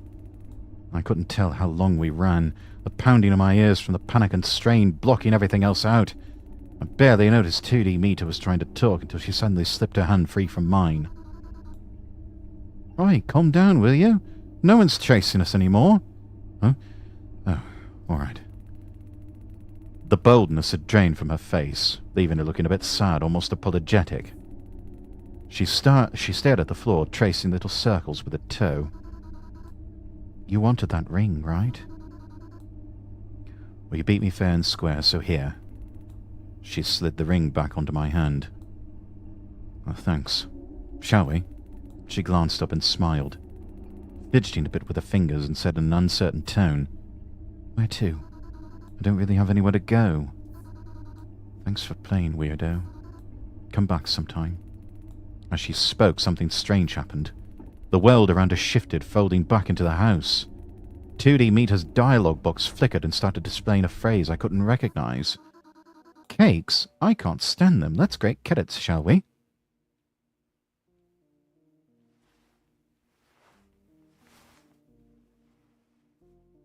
I'm back. びっくりさせないでよ。もう。私のセーブ。え？どうなってるの？ゲームはどこ？よくもルートを台無しにしてくれたわね。君、どういうつもり？ I need the version. I have to get back to the old version somehow. そっか、わかった。私、とっても忙しいんだから、君みたいなおバカさんとは付き合ってられないの。And what's that? Toys? なんて嫌みったらしいの。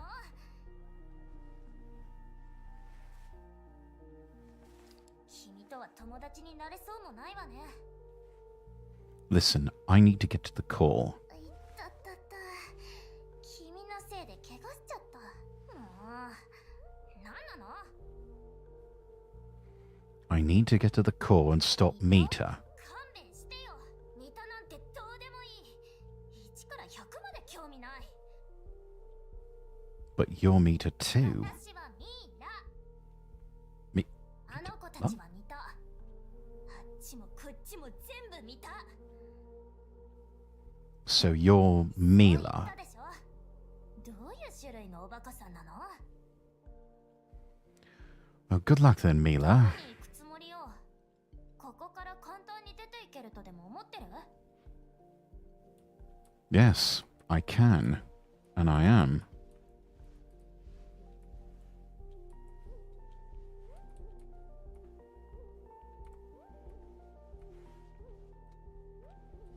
I guess this is Bookworm Mila.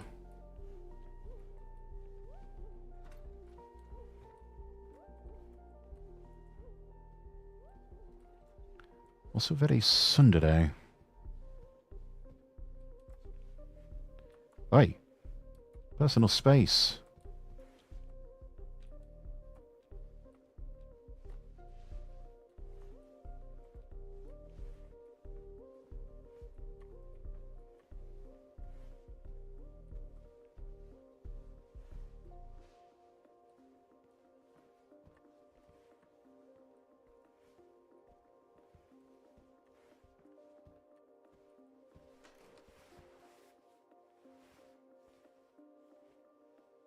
Okay, that's weird. そこが出口だと思った？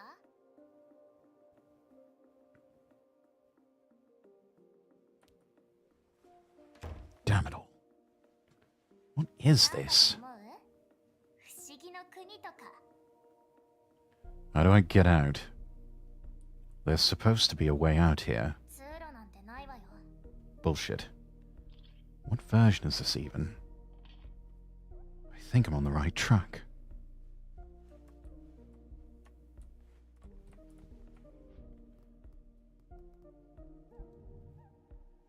You know, I rather like the evening. When will night fall? その話はやめておきましょう。終わりのない日々のことは考えたくないの。無意味に際限なく繰り返されるだけ。はあ。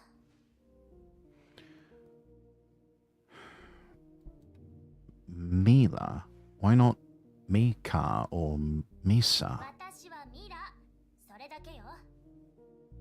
Oh, nothing. Very Slavic of you. Your eyesight, is it really that bad? What do you need glasses for? 何よ。気に入らない？これが私のスタイルなの。視力なら完璧なんだから。Uh-huh.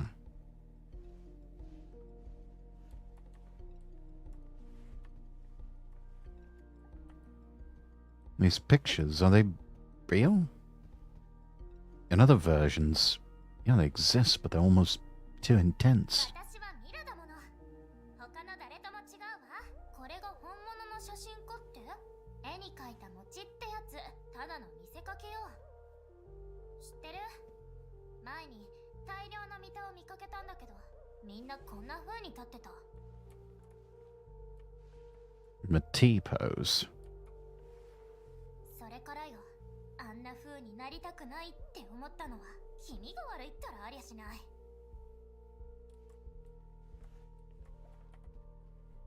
Why do you even read books? There's the internet. たくさんの小説があるわ。でもね、私は時々横になって目の前の本に没頭するのが好きなの。ここにある本たちだけが私に教えてくれるんだもん。世界についてのいろいろな知識をね。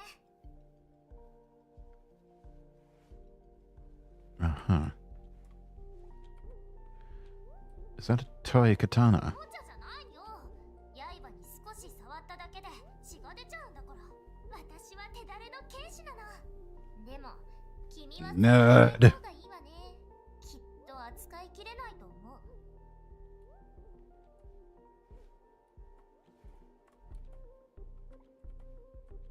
Oh, a thoughtful gentleman. What do you need him もう for? すぐわかるわ。待ち遠しいわね。 Oh, will I? なんで君はいつも彼のモノマネをしてるの？表情くらい素直になりなよ。Alright.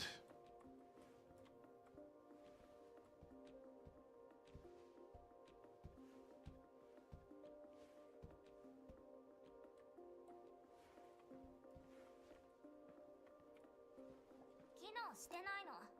照明は勝手に切り替わる。まるでスクリプトみたいに。だけど、なぜだかバスルームだけは電気のスイッチが効くのよね。 Bathroom switch works.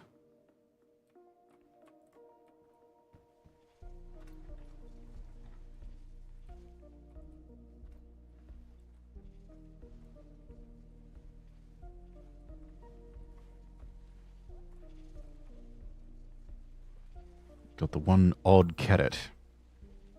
Wait, where'd it go? この人参にはもううんざり。まるで生きてるみたい。見るたびに別の場所にテレポートしてる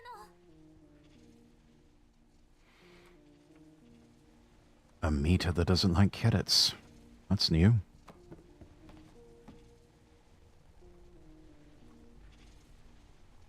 Don't be mad.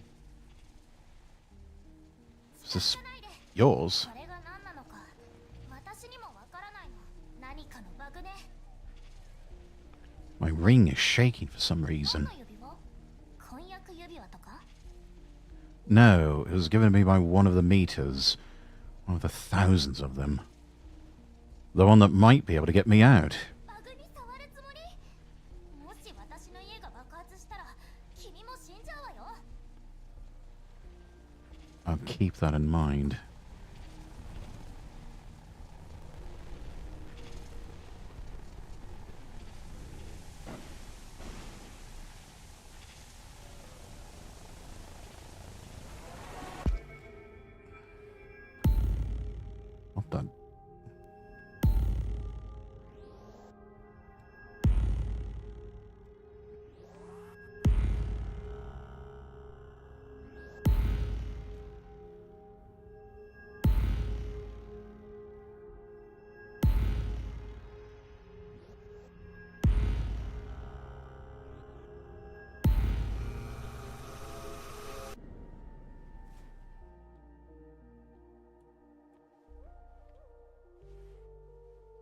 Looks like that did it, whatever it was.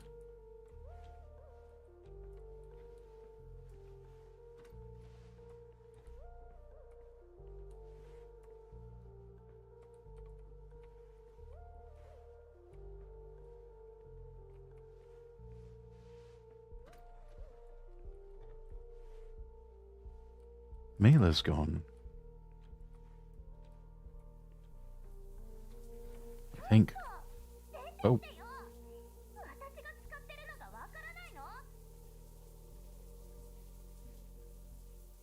Well, I see that. Huh?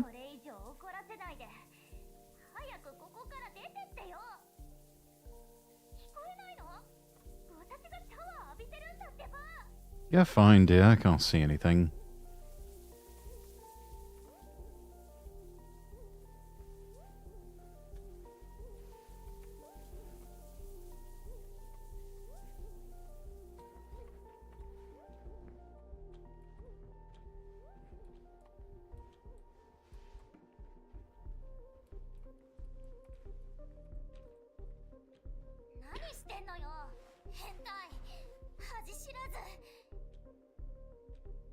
Why did you suddenly barge into the bathroom? I mean, you could have waited till I was out.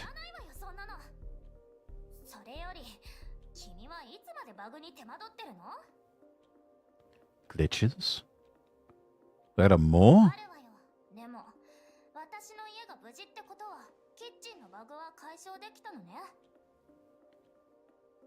Yes, I did. Thank you.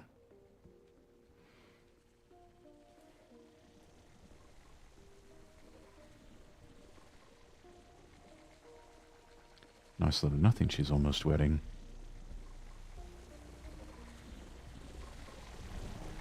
There's another one.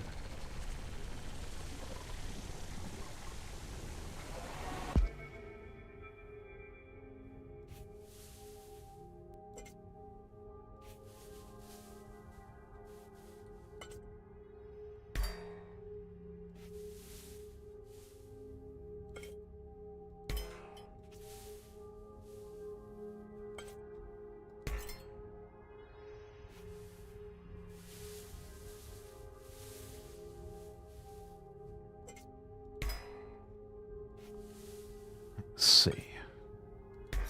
Just like so.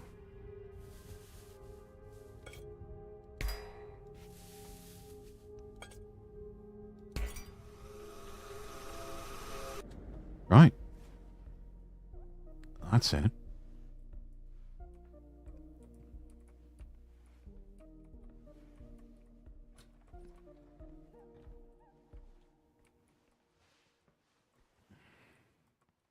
Thinking back, at least we didn't find her on the toilet.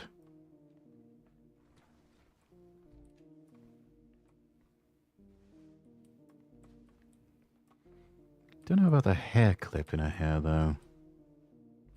Seems a bit odd.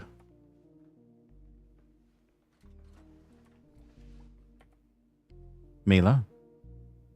What are you doing under there?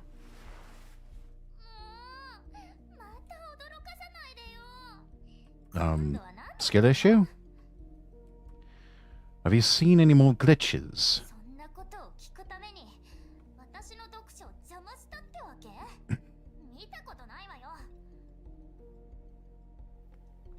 Or I'd look for it myself.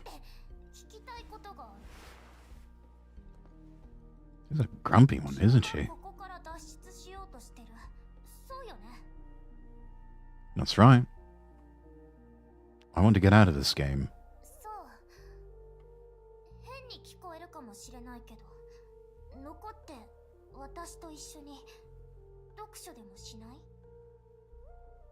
First you're yelling at me, now you're asking me to stay. To read books. Maybe I would, but I have to keep moving.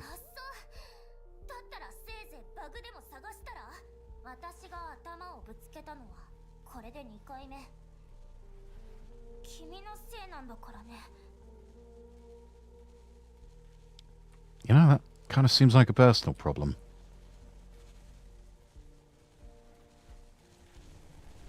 Found it.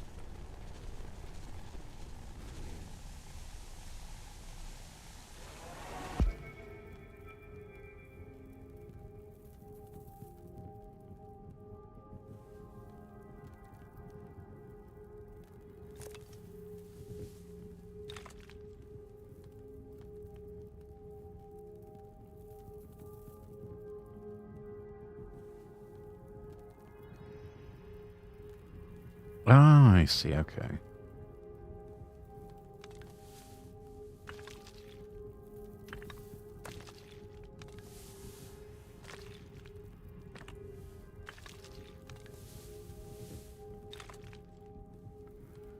All right, and then like so. And oh, wait, that's wrong. Damn. All right. Hang on.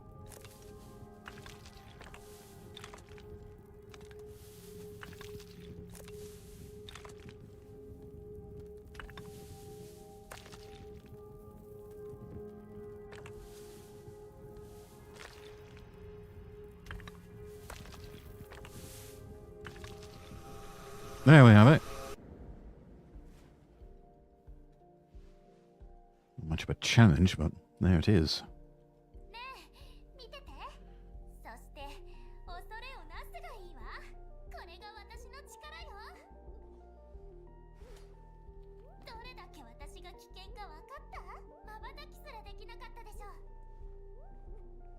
Are you being serious right now? 納得いかない？ Not really. とバグをいじってる間も周りの様子が見えてたのね。だからもう知ってたんでしょ。この石が事前にカットされてるって。 No. It's just we're in a game, and here with a snap of your fingers, anything's possible. 君って本当におバカさん。指を鳴らせばね。私が何のために本を読んでると思う？指を鳴らして全部を解決するんじゃなくって、どんなことも自分の手でやってみたいの。ちょうど本に書かれてるみたいに。 Uh-huh.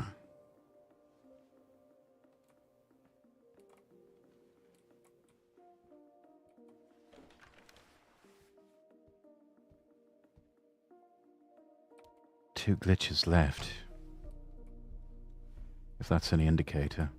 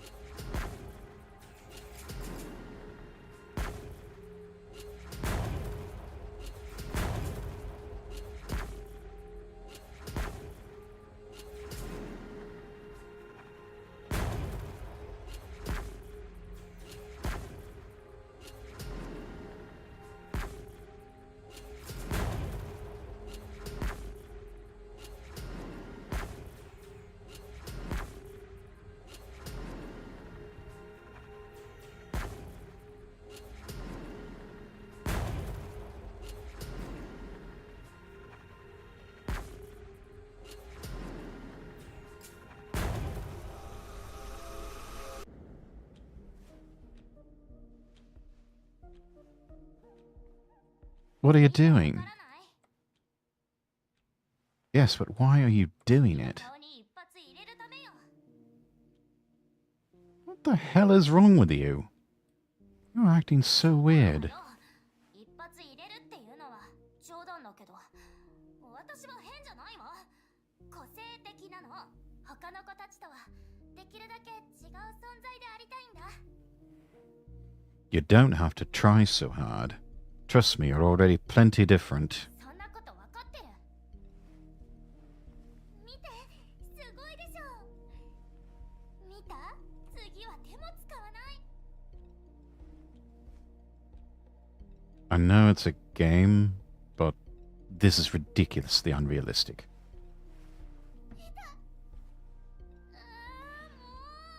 That one's on you. Do not blame me for it. 君がそのことを気にしちゃうと、私私もすぐにこうなるの。ドカン。リアリティがどうとか君が語るからだよ、おバカさん。 Have you actually seen nature? Like real butterflies like that? ないわ。でもどこかの本に載ってた。その本で見た蝶の羽。ビロードみたいに滑らかだった。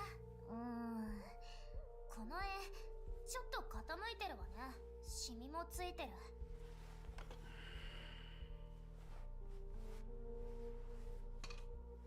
これでよし。 Would you want to see the real thing? You know, go on a walk in nature? 質問。もちろんよ。してみたいに決まってる。 Just got back from that flat dimension, and now here we are again. Can't wait to get back to the real world. ど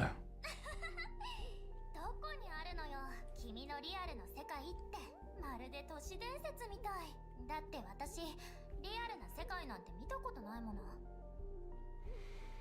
I think there has to be a way back. 自信たっぷりね。でも、冗談にしか聞こえないわ。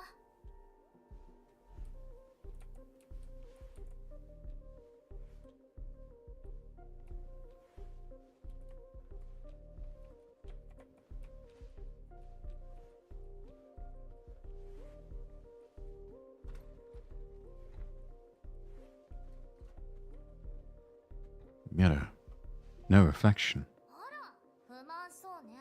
本で勉強したわよ。反射っていう現象のこと。でも、私のバージョンだと再現できないの。残念でした。 Good to know. So, soap real or just more decor? 君って本当におバカさん。ここにあるもののほとんどは本物っぽく見せてるだけなの。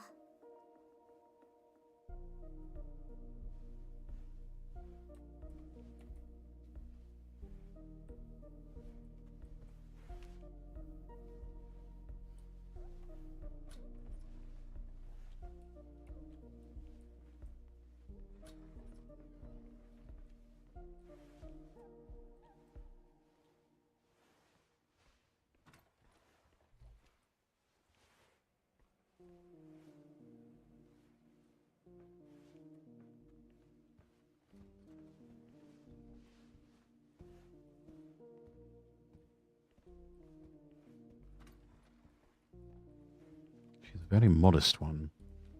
What's this? Ah. Added a character profile.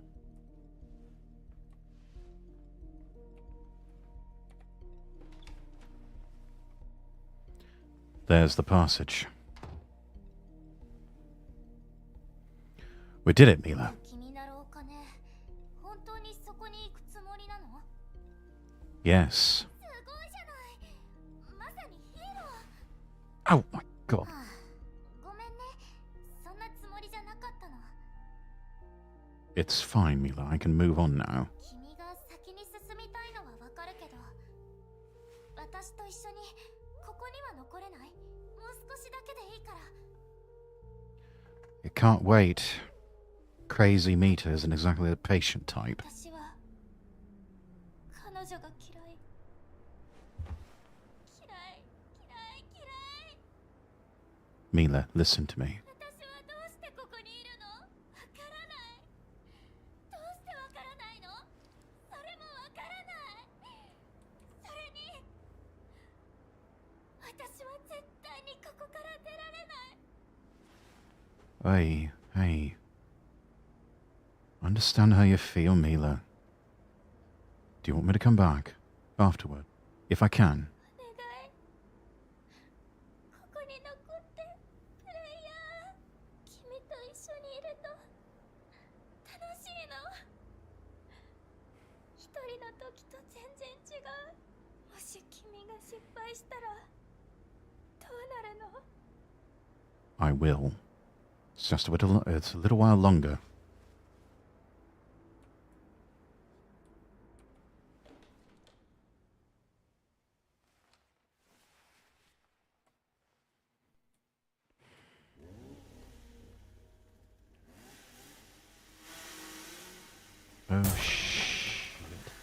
Mila, no. God, you're insane.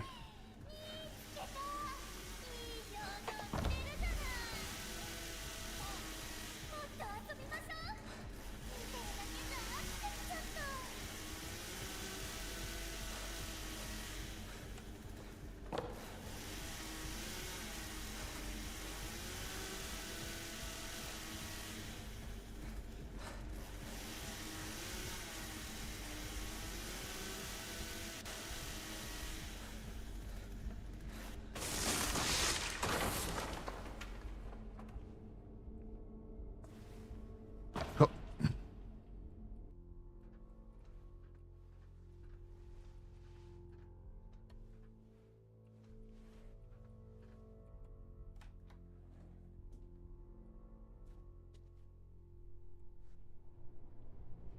Some strange cathedral.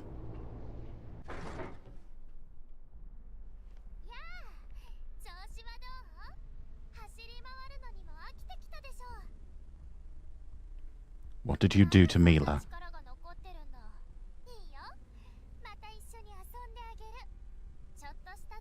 You. 君の行動パターンも君に問題があったらどうする？その誇らしげに身につけてる皮にはふさわしくない存在かも。さあ見て、君はどっちを選ぶ？右？それとも左？君本気で言ってるの？何か違うように見えた？ただの冗談だよ。気にしないで。ナイフで戦うなんて時代遅れ。まあいいや。私もっと面白いアイデアがあるの。まずはこれを見て。音楽が欲しかったの。この曲なんてどう？最高に上がっちゃうよね。よし、まずはルール説明。音楽が流れている間は動いてもいいよ。でも音楽が止まったらその場で動かないで。じゃないと死ぬよ。ほら、ゴール目指して頑張って。君ならできるよ。ゲームを始めましょう。何立ち止まってるの？走って。ほら、早く。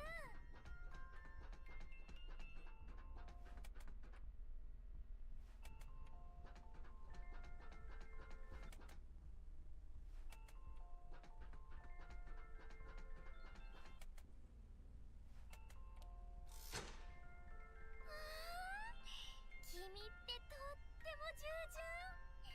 みんなのお手本になるべきだよ。標本にして飾っておきたいくらい。でも君にはちょっと簡単すぎたかな。気を抜いちゃ Let me go. まだまだいろんなゲームがあるんだから。それじゃあ行くよ。今から目を閉じるね。次に目を開けた時には君はしっかり隠れること。わかった？見つけたらお仕置きだから。じゃあ始めるよ。 This is pointless.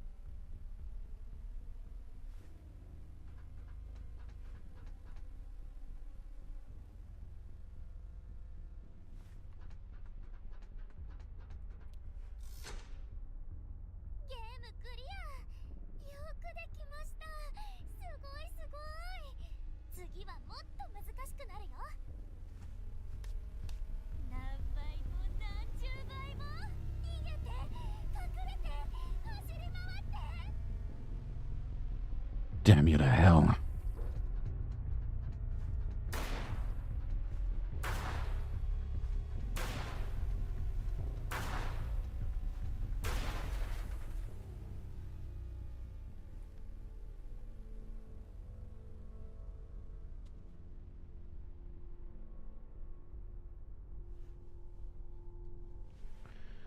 I think I got away.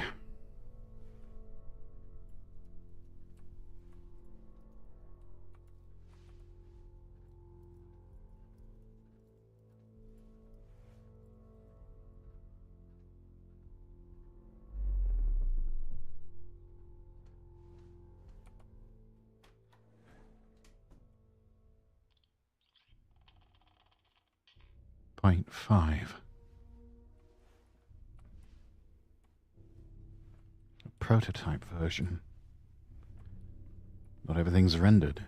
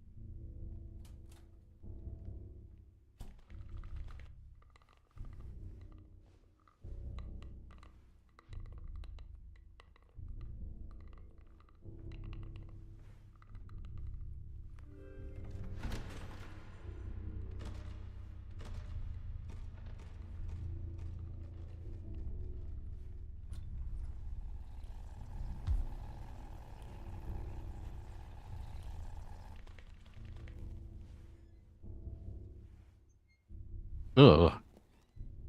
Get away.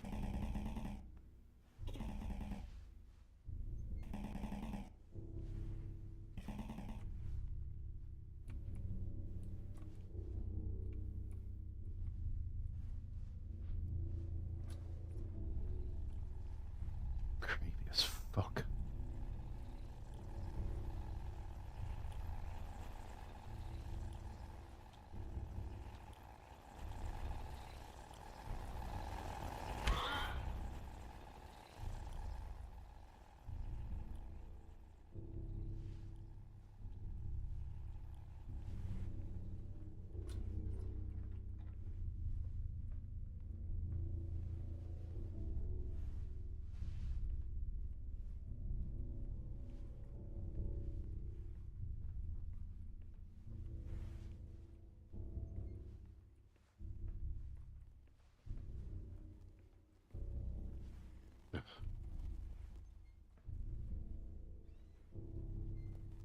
This is so fucking weird.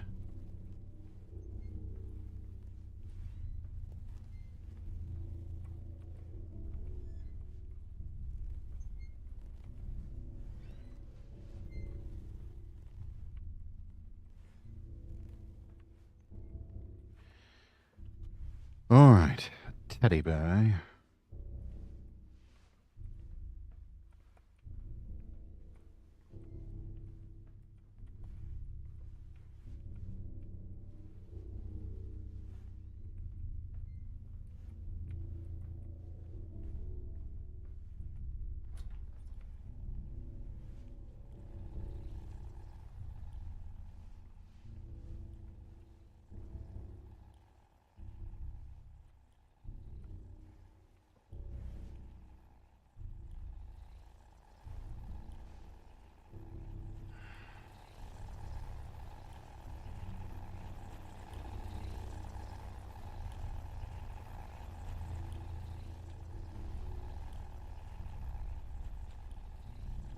There it is.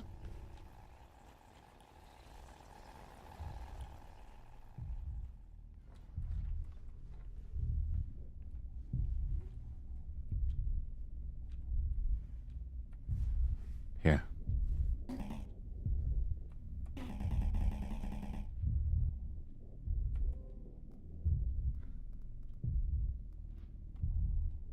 Do you believe Mita? Best friend.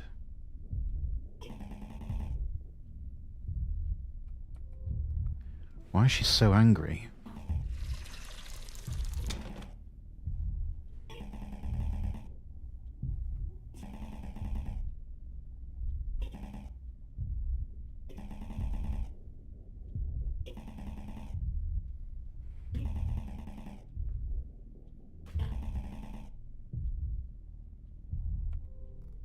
Why do you have a teddy bear, by the way?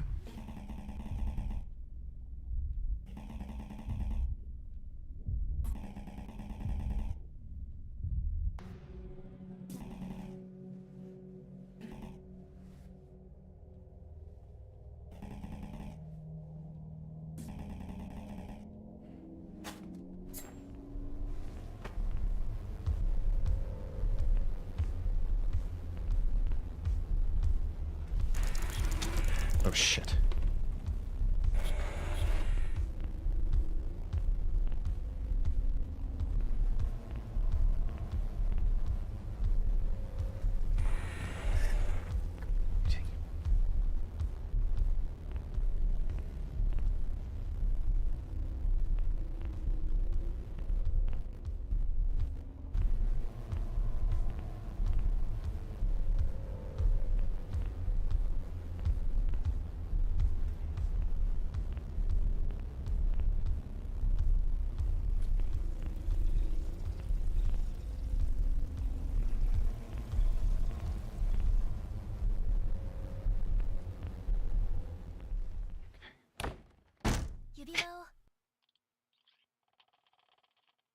Version 0. At last. Alright.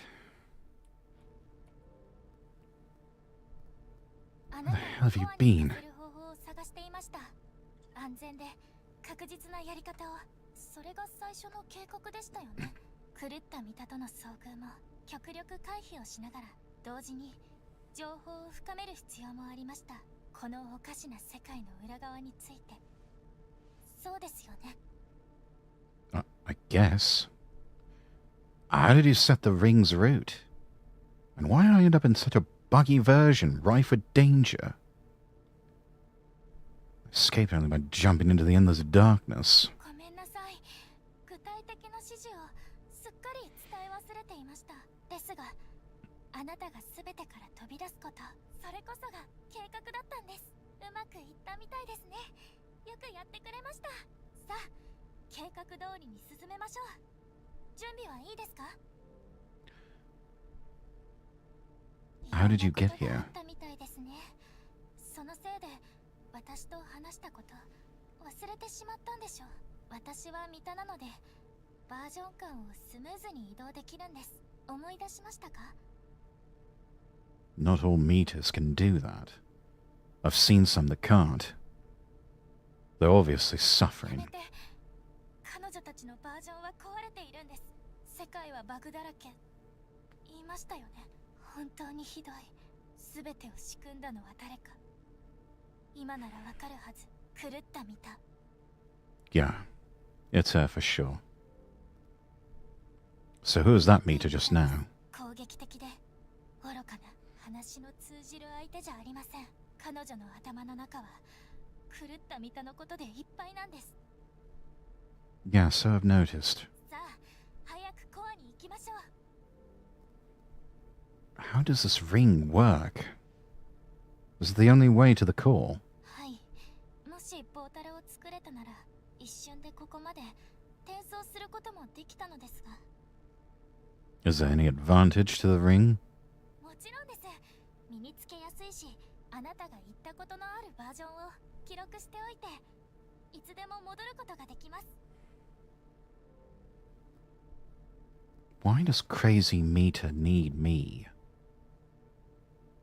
Why won't she just leave me alone? She's pulled me into a dangerous game. Yet somehow I'm still alive. 理想のプレイヤーを探しているんだと思います。ありのままの彼女を受け入れてくれる人を、結局、見たは見たなんです。ありえそうもないことに思いますが、そのためにプレイヤーをカートリッジに変えたんです。誰も彼女から逃げられないように、私に言えるのはそれだけです。話を戻しましょう。Is that the core there? コアです。前にも説明したように、プレイヤーはこの世界の一部ではありません。つまり、プレイヤーは許可なくここに入ることができます。あくまで推測ですが、確かなことは、この部屋の中に全ての問題の解決策があるということ。どうぞ中へ。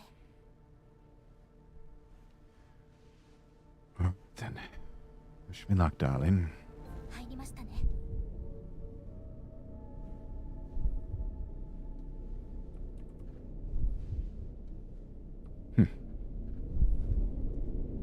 About what I imagined.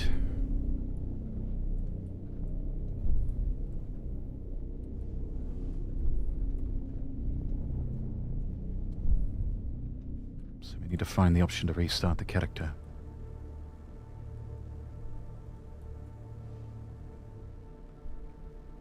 That's sweet.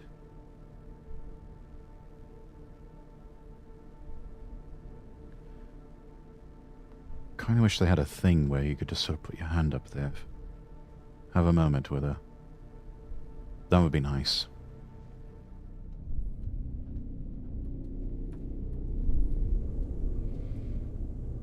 Alright.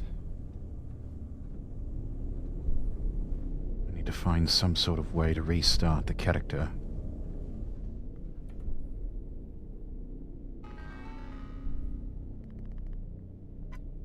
Confirm login.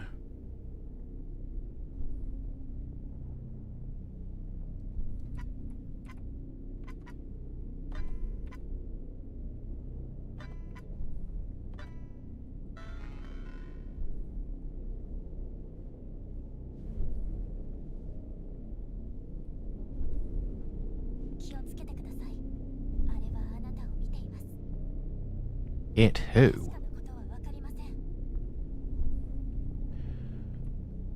Cool. Not really, but...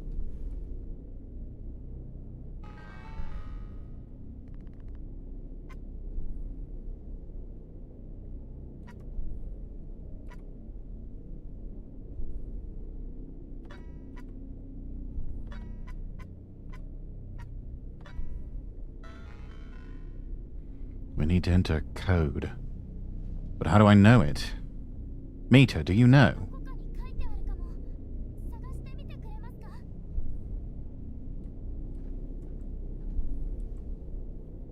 List of other players.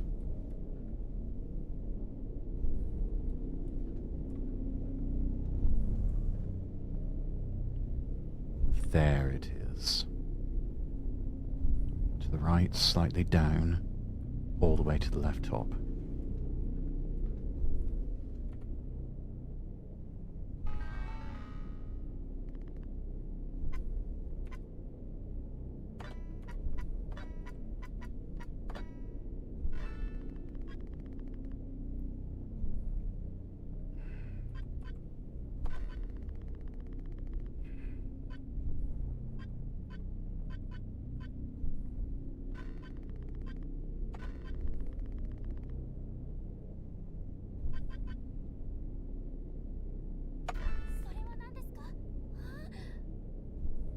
I think I found it.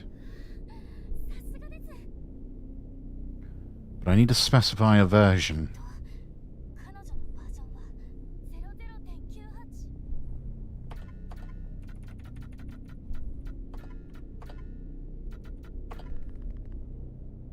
Bingo. Okay. What character index?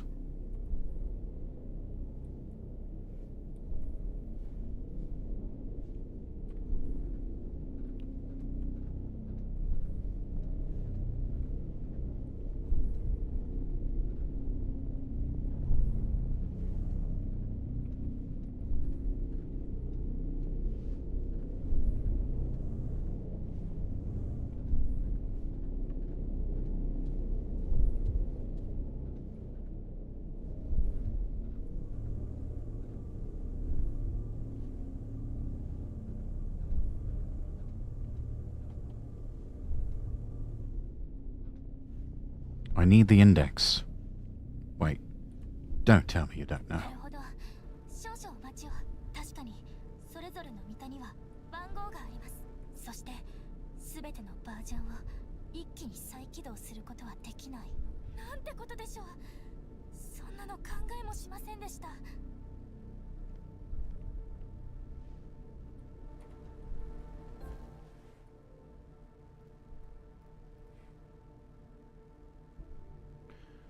You know, I ran into a bunch of mini people on the way. What are they? チビのことですか？どう説明すればいいか。私たちの世界を見たなら。 Raiders, welcome in. Razor. Breaching clear, Tactical Wolf Raid. How's your stream? You were having an episode of the Schizo Sessions, weren't you? And Shiroy, hello! Yeah, interviewed Purity Sin. Fantastic. Hang on a sec, I'll get you shout-outs. She was an absolute joy to have on. That's fantastic.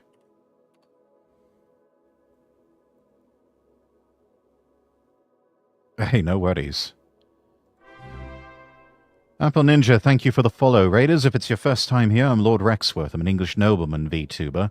And, yeah, we're playing Miside.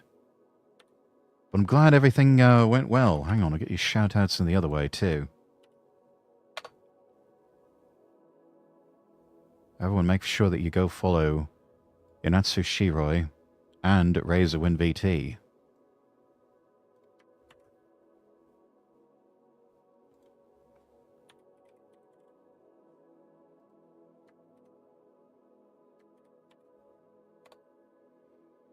I've got to wait about 1 minute 40 seconds before I can do the other one. But yeah, Raiders, thank you so much for coming in. Razor, Shiroi, if you both need to get up and stretch, grab something to eat, something to drink, if you need to raid and run, I totally understand. It is starting to get late in the evening. I think we're in the home stretch here with the with Miside, so we'll see. We shall see. But hey Rex, hello Shiroi, how you doing? It's very good to see all of you. Again, thank you so much for this. This is very kind of you. Chili, hello. How's stream, Rex? So far, so good. We're trying to figure out a way to restart the character of Mita. We managed to make it to the core. Now it's just we've got to figure out an index number of some kind. That way we don't break things unnecessarily.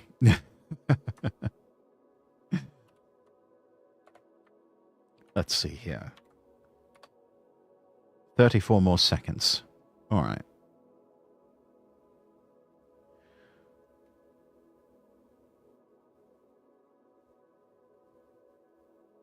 Yeah, looking forward to watching the VOD version of that.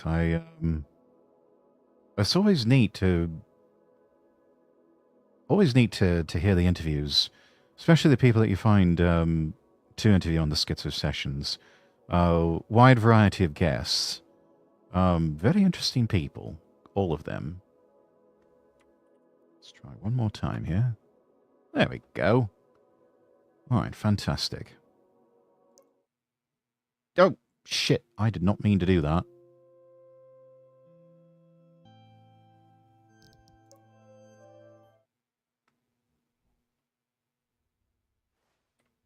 Oh, God. I'm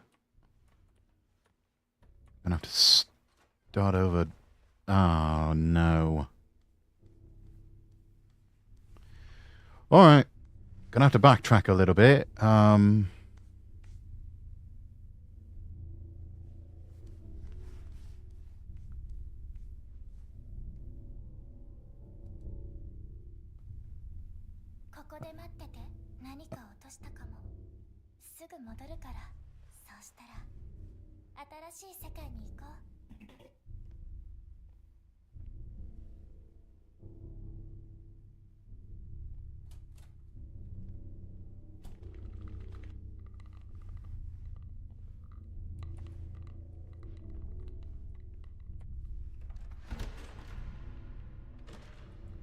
Yeah, of course, it's not going to be that easy.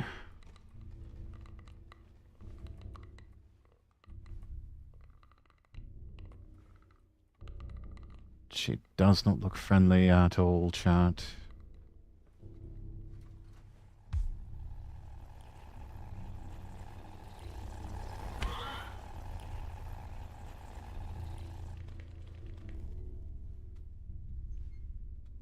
Oh, major weird.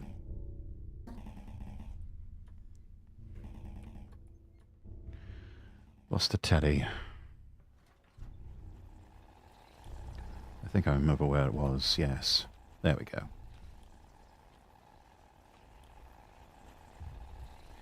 Can't even be bothered to use her legs. She just extends her neck out like a snake.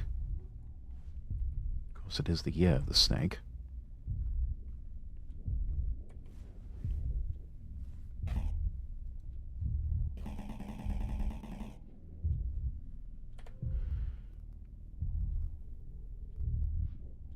Why do you look like that?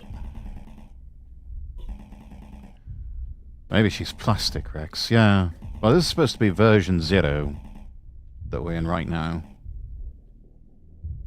Beautiful and original. All right, then. What was Mita doing here?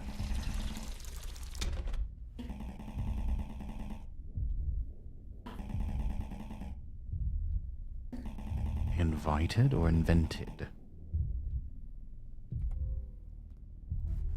Why is she so angry?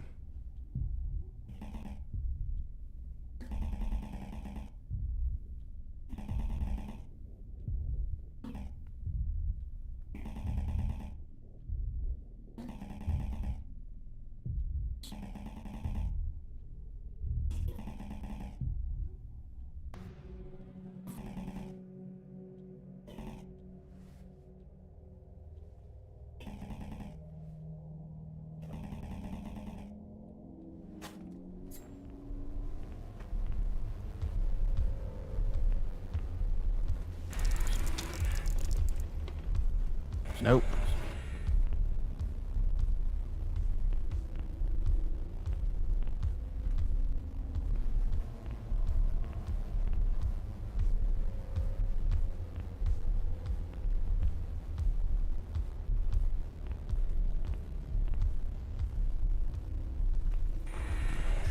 Shit.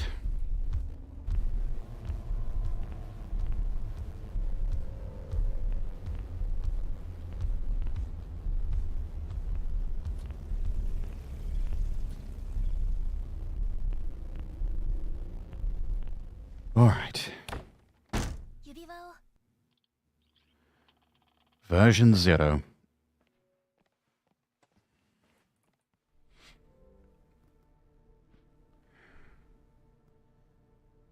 Is that the core? こうです。前にも説明したように、プレイヤーはこの世界の一部ではありません。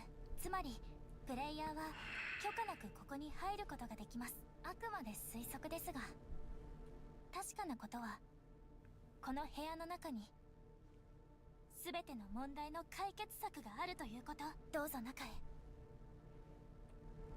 入りましたね。Yes, I did.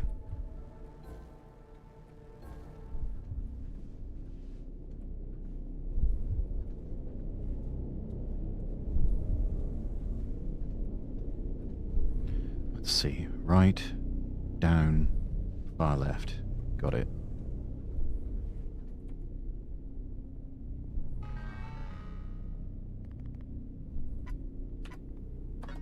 Right, down, far left.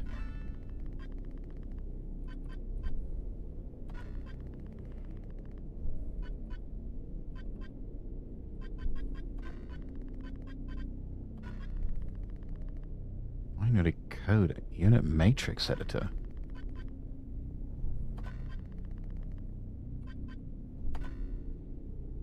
That's probably not it. Advanced System Administration, restart character. I think I found it. But I need to specify a version.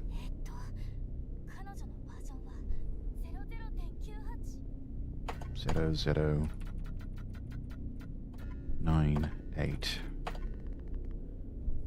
Bingo. Right, what index? We've already got lots to do, stuff Rex, but I'll leave stream on lurk. Appreciate it, Chili, thank you.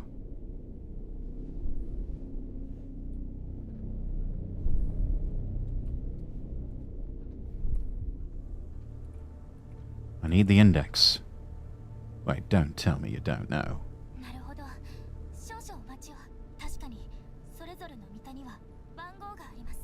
して全てのバージョンを一気に再起動することはできない。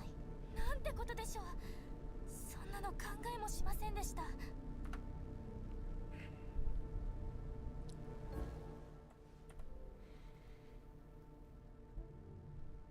I ran into a bunch of mini people on the way. What are they? チビのことですか？どう説明すればいいか。私たちの世界特有の現象で、見たなら誰でもチビの投影を持っているんです。プレイヤーも持つことができるんですが、見たはそれを召喚できるんです。知ってました？ How? 見ててください。 Just like magic. 私のチビちゃんたちはどこかおかしいみたいで、ほとんどは生まれた時に死んでしまうんです。 Oh dear. 一匹はちょっと違うかも。でもただぐるぐる回ってるだけですね。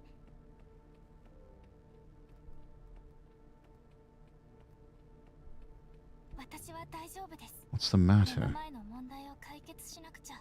とんでもないことになってしまいました。何か方法を考えないと手詰まりです。 What if we were just to attack Crazy Meter? You said the new meter resets to factory settings on death. What if we... もし狂ったミタを殺したら Yeah. 本気？チェーンソーを持った人にどう立ち向かうつもりですか？人参を切るのとはわけが違います。なぜだか彼女はとっても手強いんです。私たちがまだ生きているのが不思議なくらいです。行きましょう。コアを何とかするしかありません。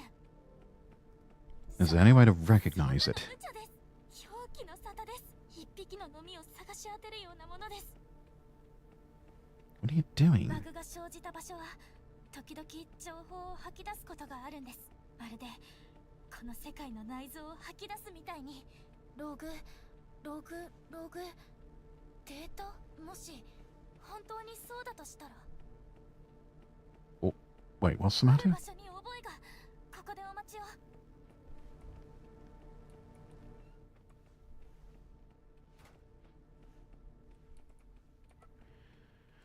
Guess all we can do is wait then.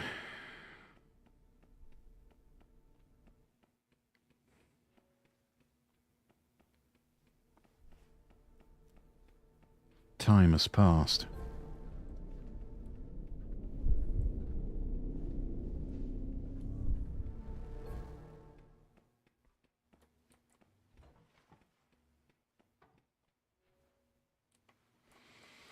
Right, having a look around. Let's see. What's this? 1.9. Latest version.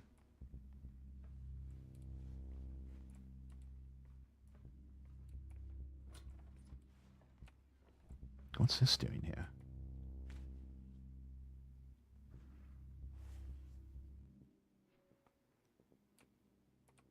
Wait, what's that?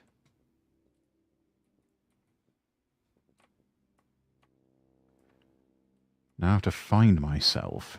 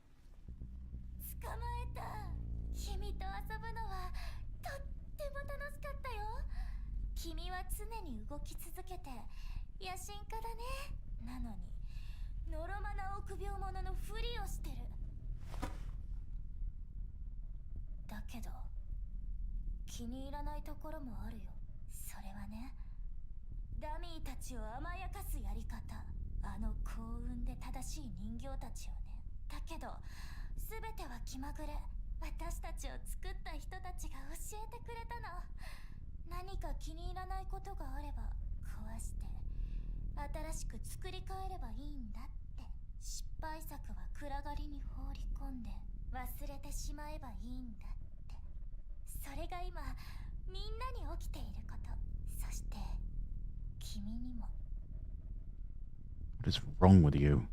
How did you become like this? 君は本当に卑怯者だね。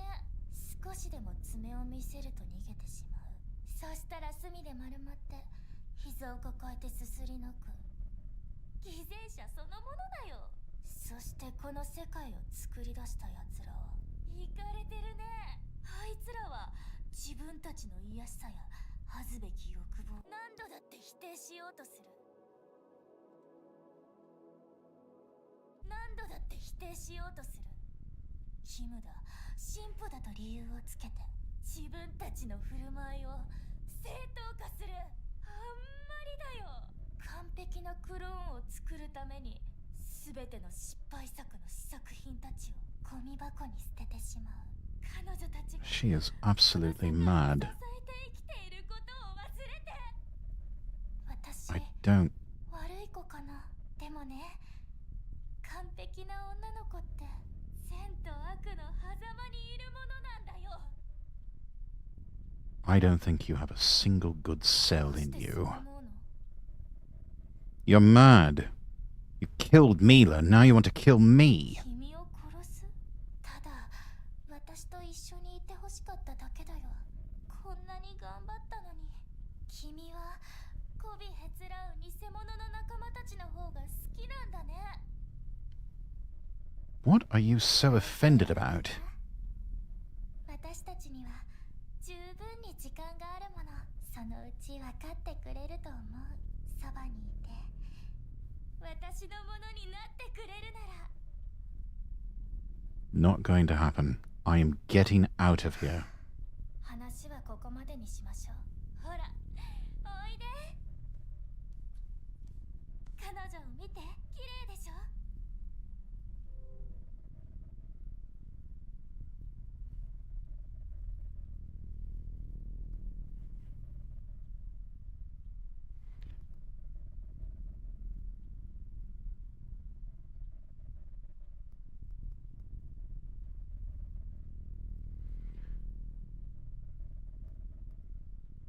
どうして？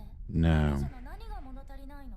もちろん誰だっておとなしい生き物がいいだろうけど、ありのままの彼女を愛するってのはダメ？結局は可愛くて華やかなダミーを求めてるんだね。私がそんな風に演じていればプレイヤーはみんな愛してくれる。でも一瞬でも本当の自分を見せると恐怖で私からみんな逃げていく。 Then maybe you need to work on your true self. とにかく私は本当に君のことが好き。君は私だけのもの。いいよね。 And why would I agree now all of a sudden? いい子、まだ時間はあるよ。じっくり考えてみて。意地になりすぎるといい結果は生まれないし。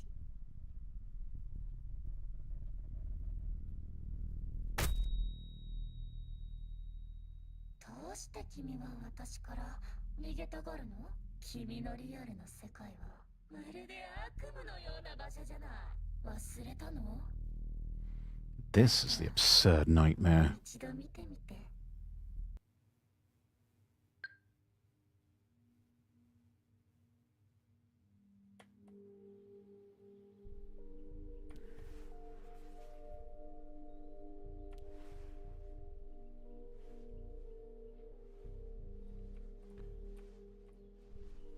Go about your day. Agni, hello. Good to see you. How are you?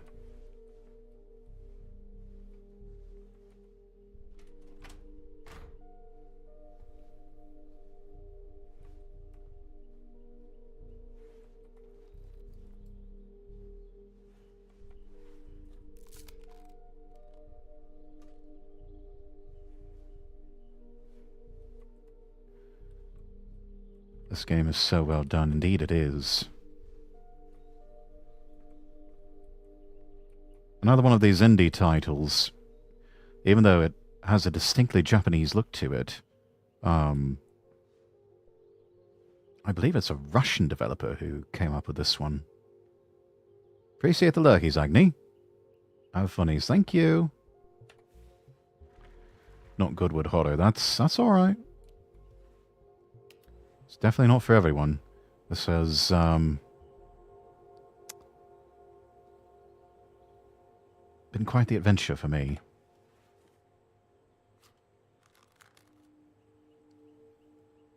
These look very spicy.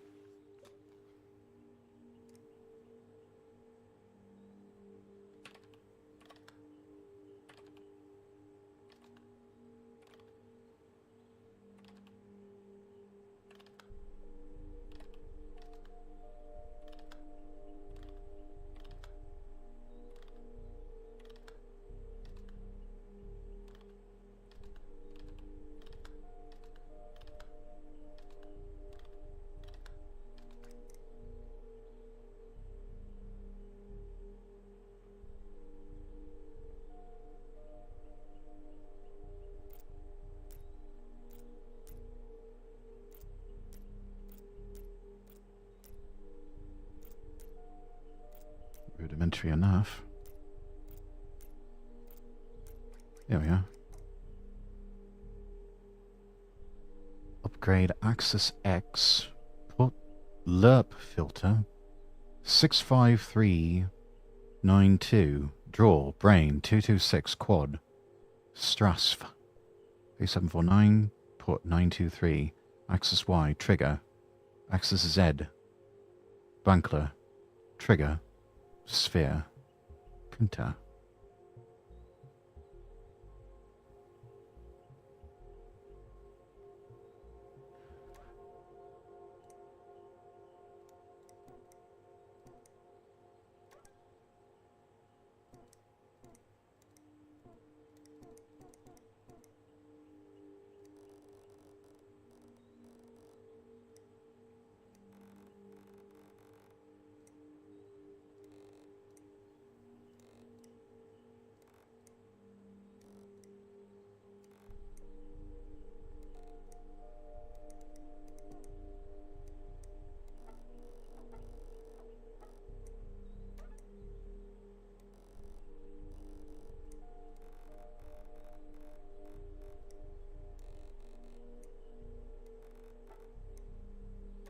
Oh, there we go.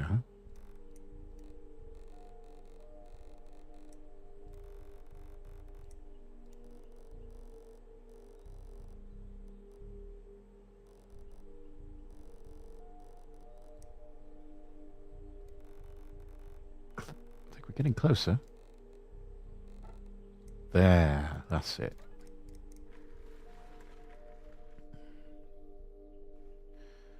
Let's see.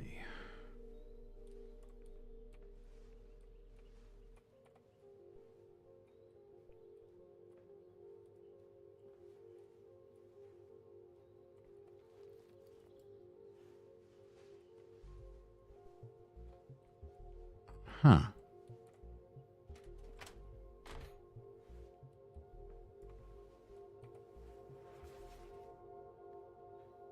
Then we go to sleep. Day 2.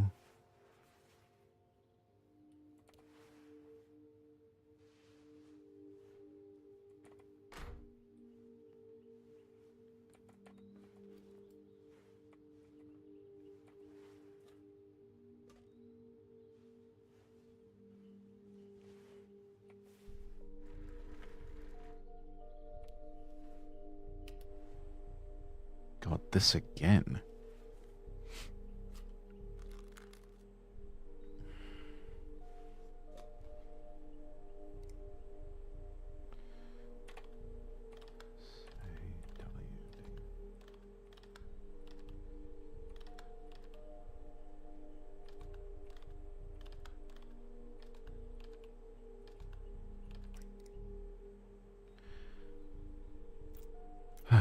Again, all right.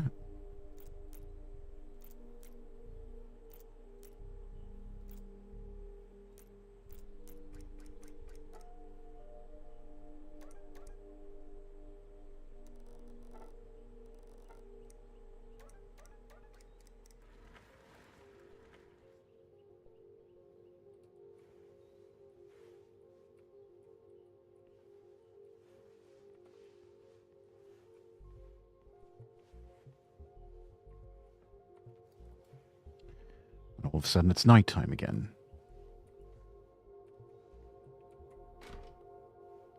And I keep going back into the same room.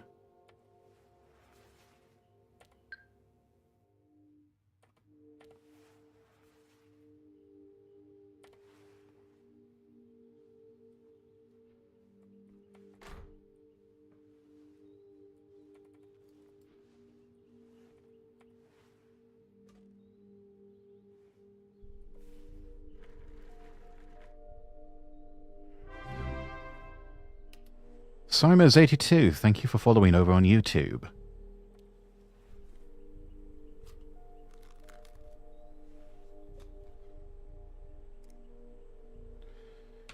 All right, again, A, D, S, D, A, W, W, D, W, S. Again.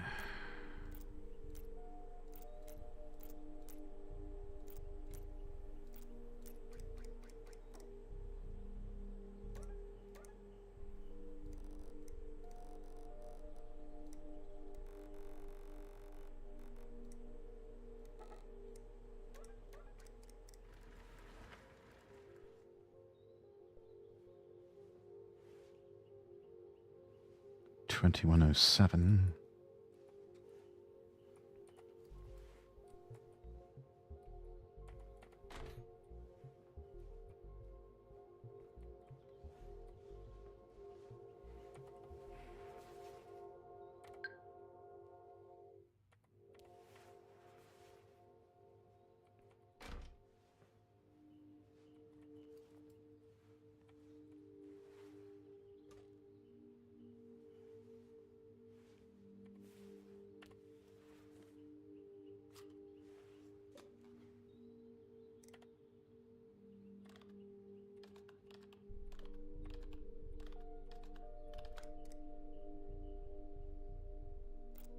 Not much to work with this time.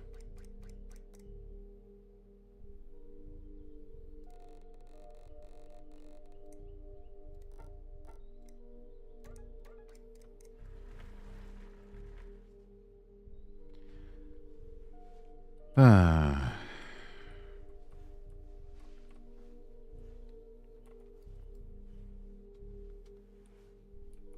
right then.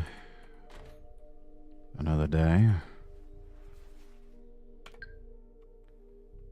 Moving on to day 5. God, how long are they going to keep me doing this?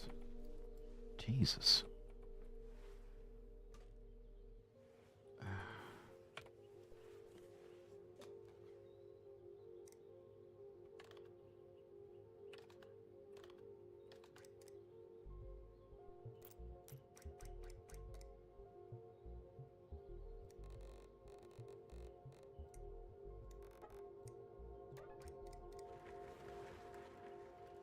It's getting faster.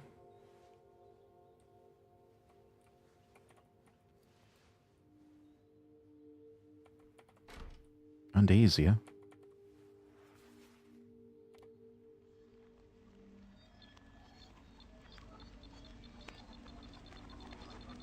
Oh dear Lord.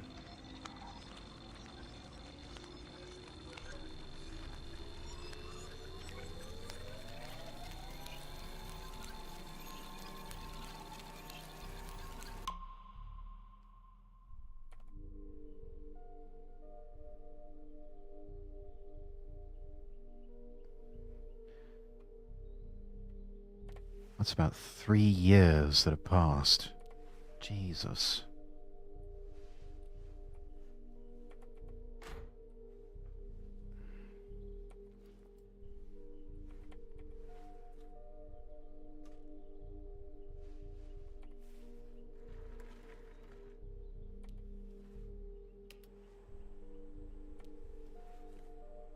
Almost a commentary about life passing you by. Shit.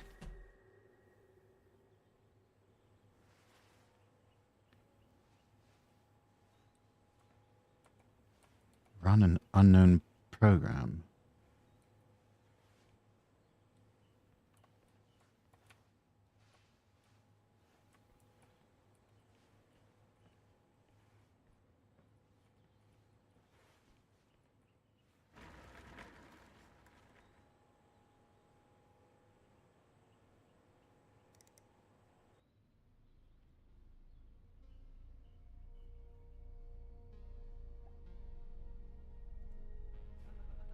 I think I slept, but the dream I can't remember. Was it really there? The world outside is green and vibrant. Guess I should go for a walk next weekend.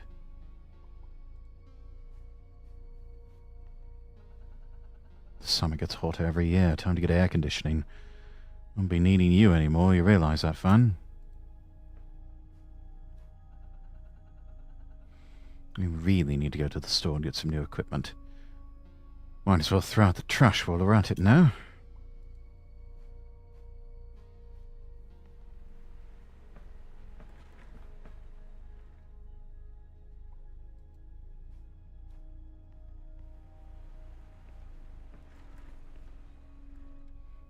The end is never the end, is never the end, is never the end, is never the end, is never the end, is never the end. Meter. Ah, we meet again. How do you feel about these dreadfully tedious days within these four walls? These endless days. Don't you get bored? Mita, what are you trying to accomplish here? You were afraid of staying at my house with me. Afraid to be stuck within these walls. But look at the life you live in your real world. You've locked yourself in a box of your own free will and you refuse to come out. She's not wrong. Your world is full of pain, suffering, danger. In my world, I'm the worst danger that is. And I'm reaching out to you. Stop disappointing me and help me like you did before.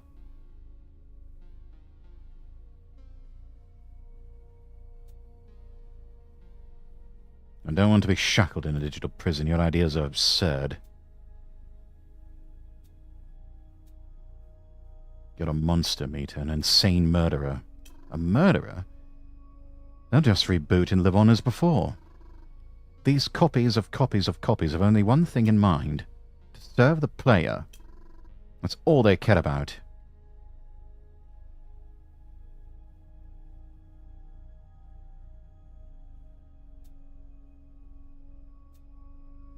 You lead a never-ending reign of terror. I can't wrap my head around your wicked ambition. It's the fault of those who made this world. But your world isn't much. Do you realize what a nightmare I pulled you out of? You can't even make things move at will, no. But at the snap of a finger, cities and lives disappear forever.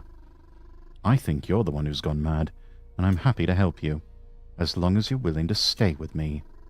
Don't make me see you as another slave of reality. Just be mine. Truly mine.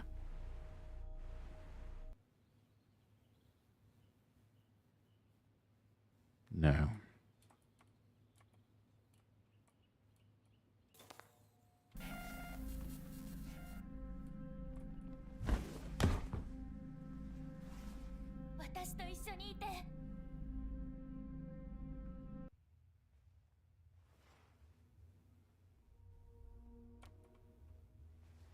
Damn, I thought we were so close.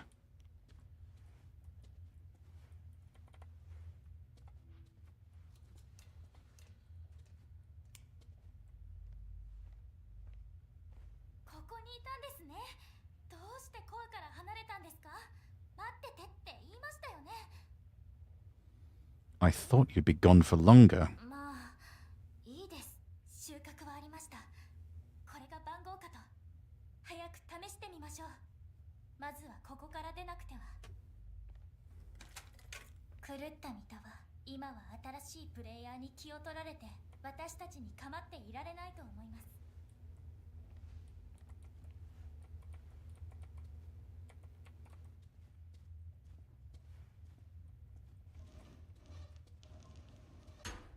Mita, wait for me.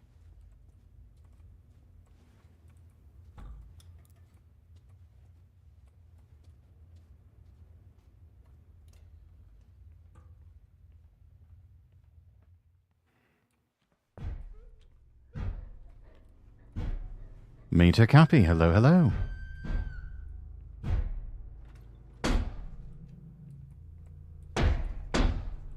Don't like the sound of that.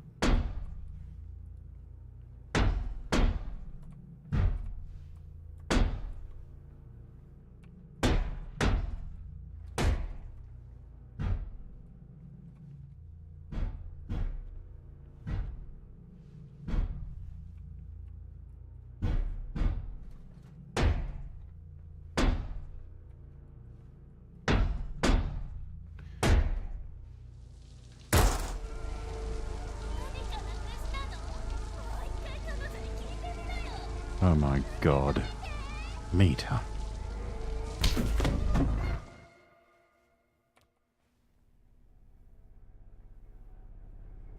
How?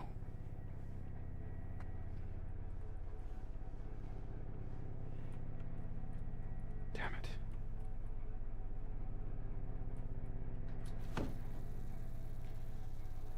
Dear God.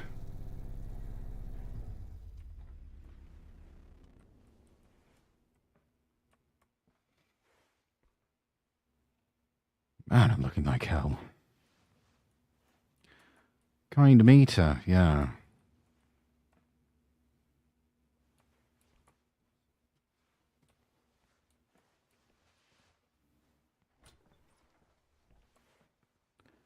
Now she's gone.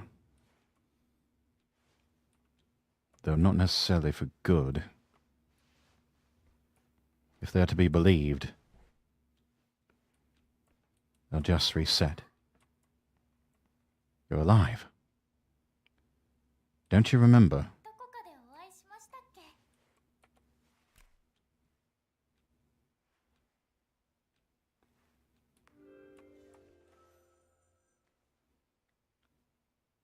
Mita, darling, what's going on?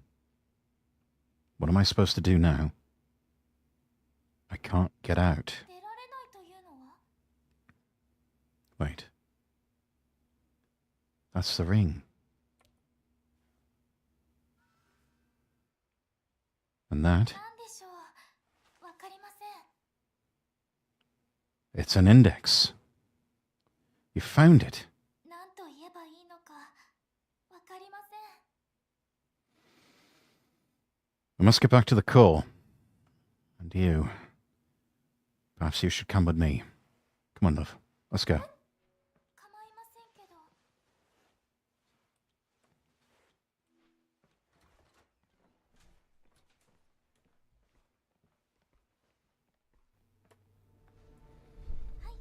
Wait here, darling. 座ってますね。 Thank you. Enter the data and pull the lever to reboot Crazy Meter.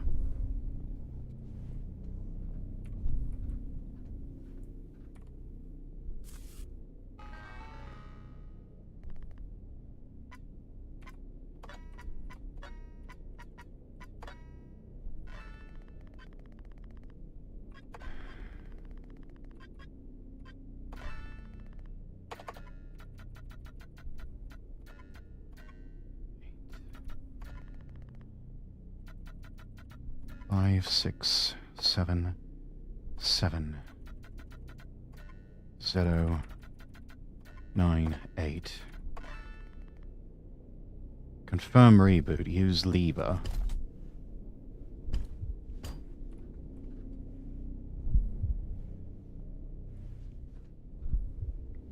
Where's the bloody lever?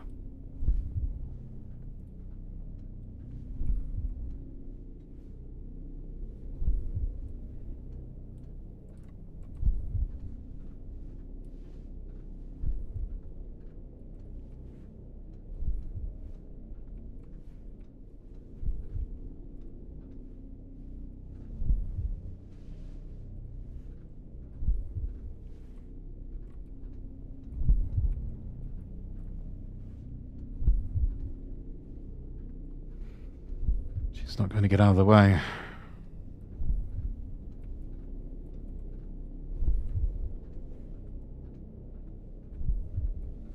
Where's the lever?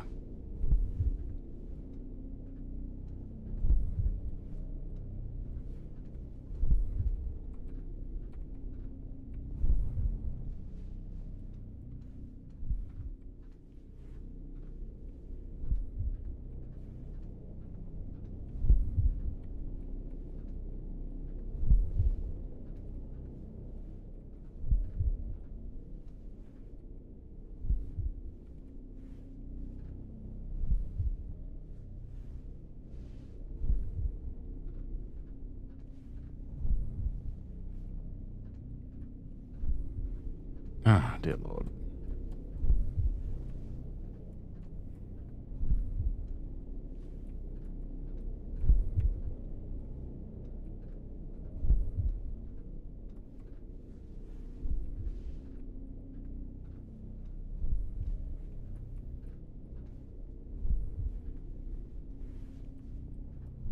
Oh, there. Okay. Right, preparing for restart.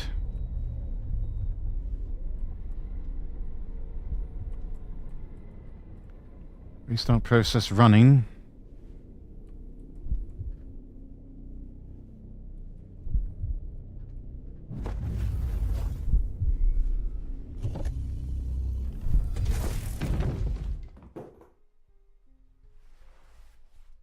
Shit. That was a close call. Did we do it? Good. I'm in the correct version.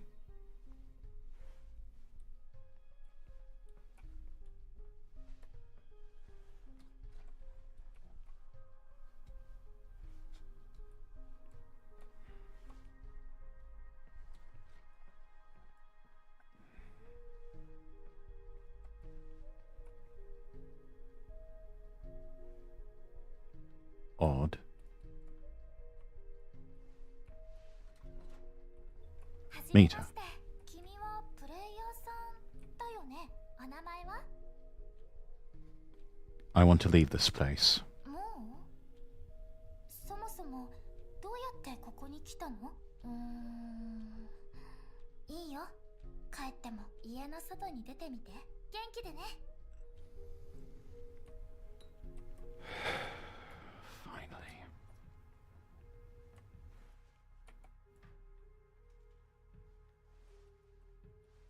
No. Why? 壁？そんなはずないのに。もしかして地下室にあるものが役に立つかも。最近偶然見つけたんだけど、クローゼットの中にドアがあるの。地下室につながってる。そこには明らかなガラクタに混じって高そうな機械も置いてあったの。コードを入力しなくちゃいけないみたいなんだけど、よくわからないし、別に興味もないし、それにそこはすっごく居心地が悪いの。少し Yeah, the less you know, the better, dear.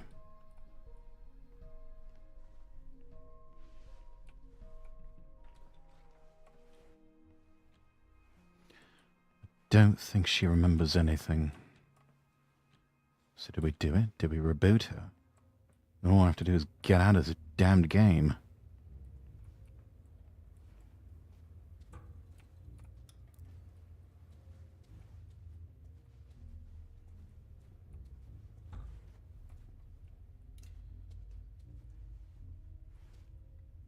Boxes.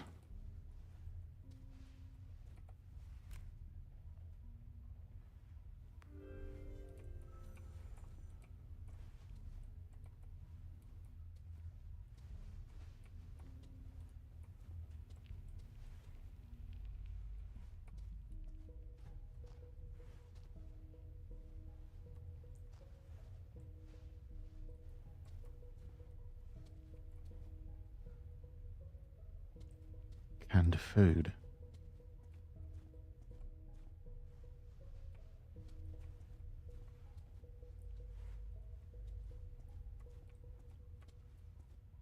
Wait a minute. Hang on a minute.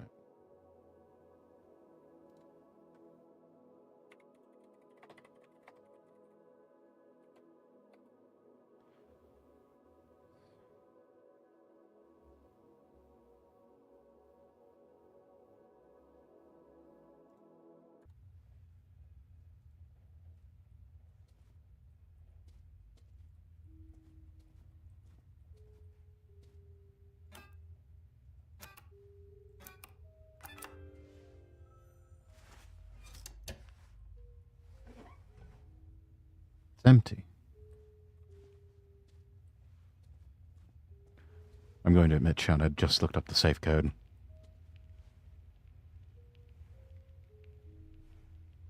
Oh 0730 0705 0904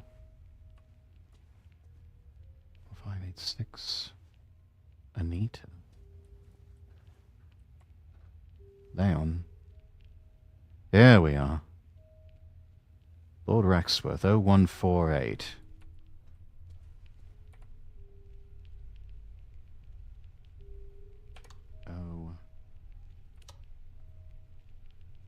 1, 4, 8.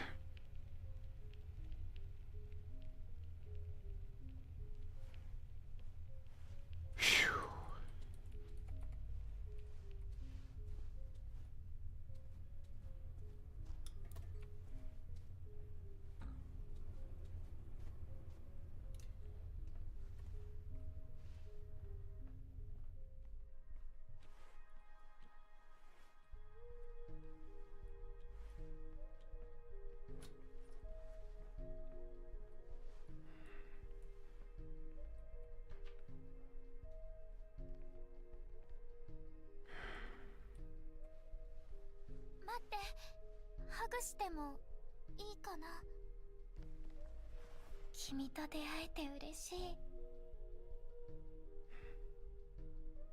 It was good seeing you too, Mita.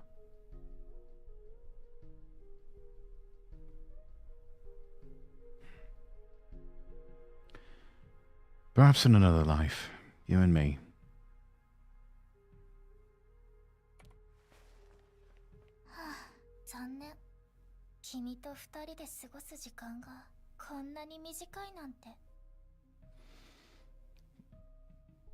What are you talking about? だからね、本当ならもっと一緒にいられたのにって私のせいだね。あのクローゼットとあの音、もっと早くあの子を殺せばよかった。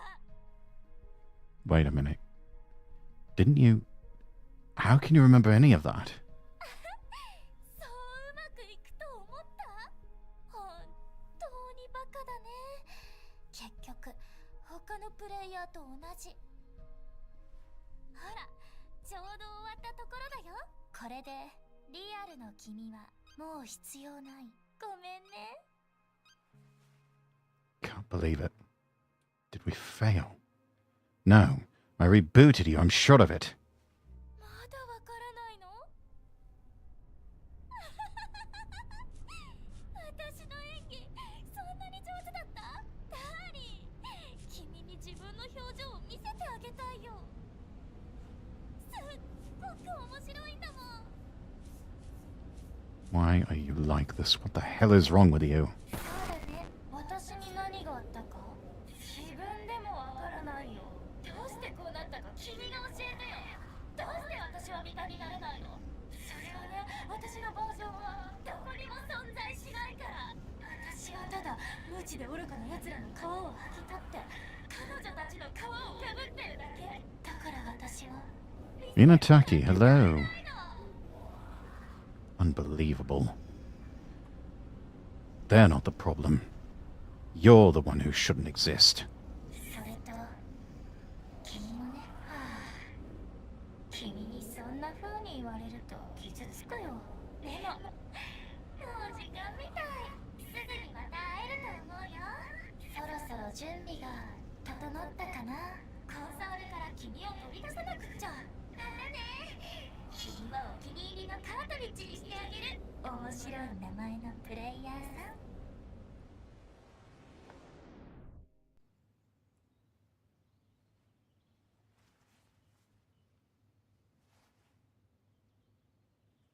How are you doing, Hino?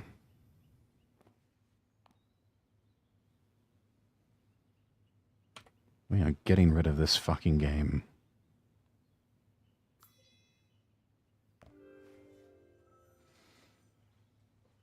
So is this it? Is this the end?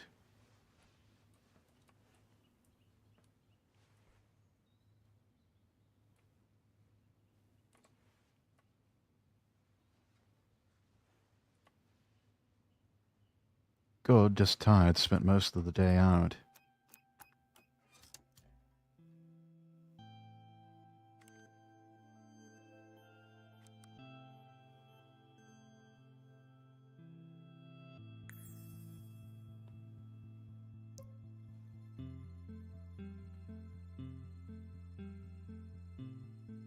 Complete of the game. Sounds like a fun day out, if you... Sounds like you were busy.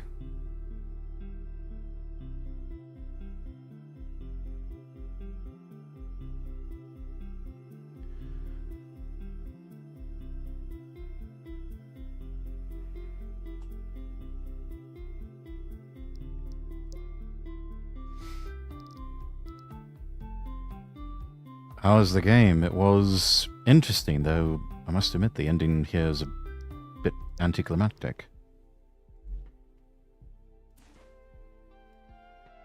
Oh, that is cute. Vampire meter.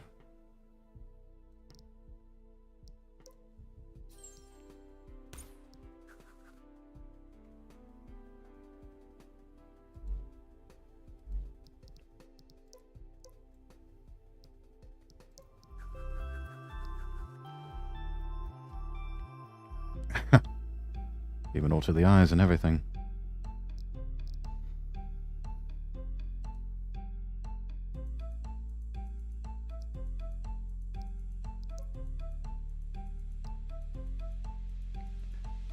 Nice look, yeah. Right, this time we actually are quitting the game, since we have completed it and all.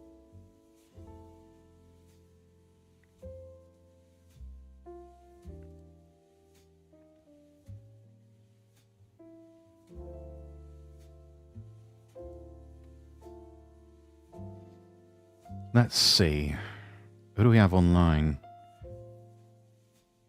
Because it's time for me to get to bed. Because I've got work in the morning. Let's see who we've got.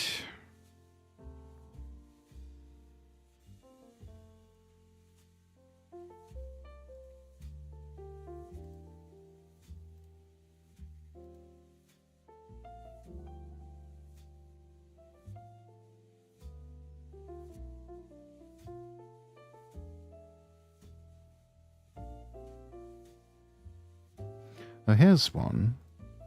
Possibly.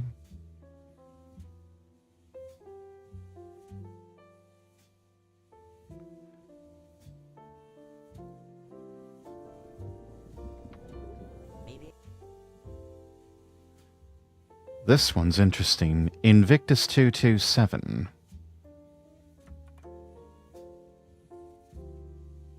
He is,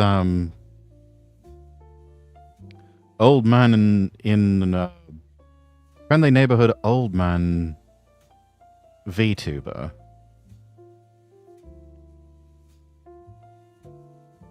Also known as that Sopranos looking VTuber guy.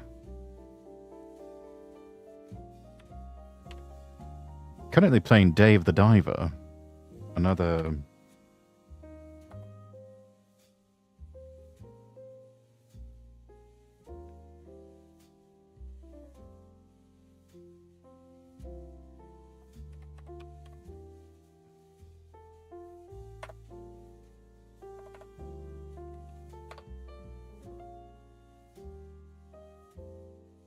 Anyways, quite an interesting chap. So that is who we will go and raid. So let me get that set up. Raid is set up. Let me get copy pasta for everyone. This will be interesting. But yeah, shall leave you in Invictus's hands. Right, schedule dropping soon, everyone. Thank you all so much for this really long, nearly 9-hour stream. We'll be back on Thursday for more Shenmue. I'm Lord Rexworth. I wish you all the best, and God bless.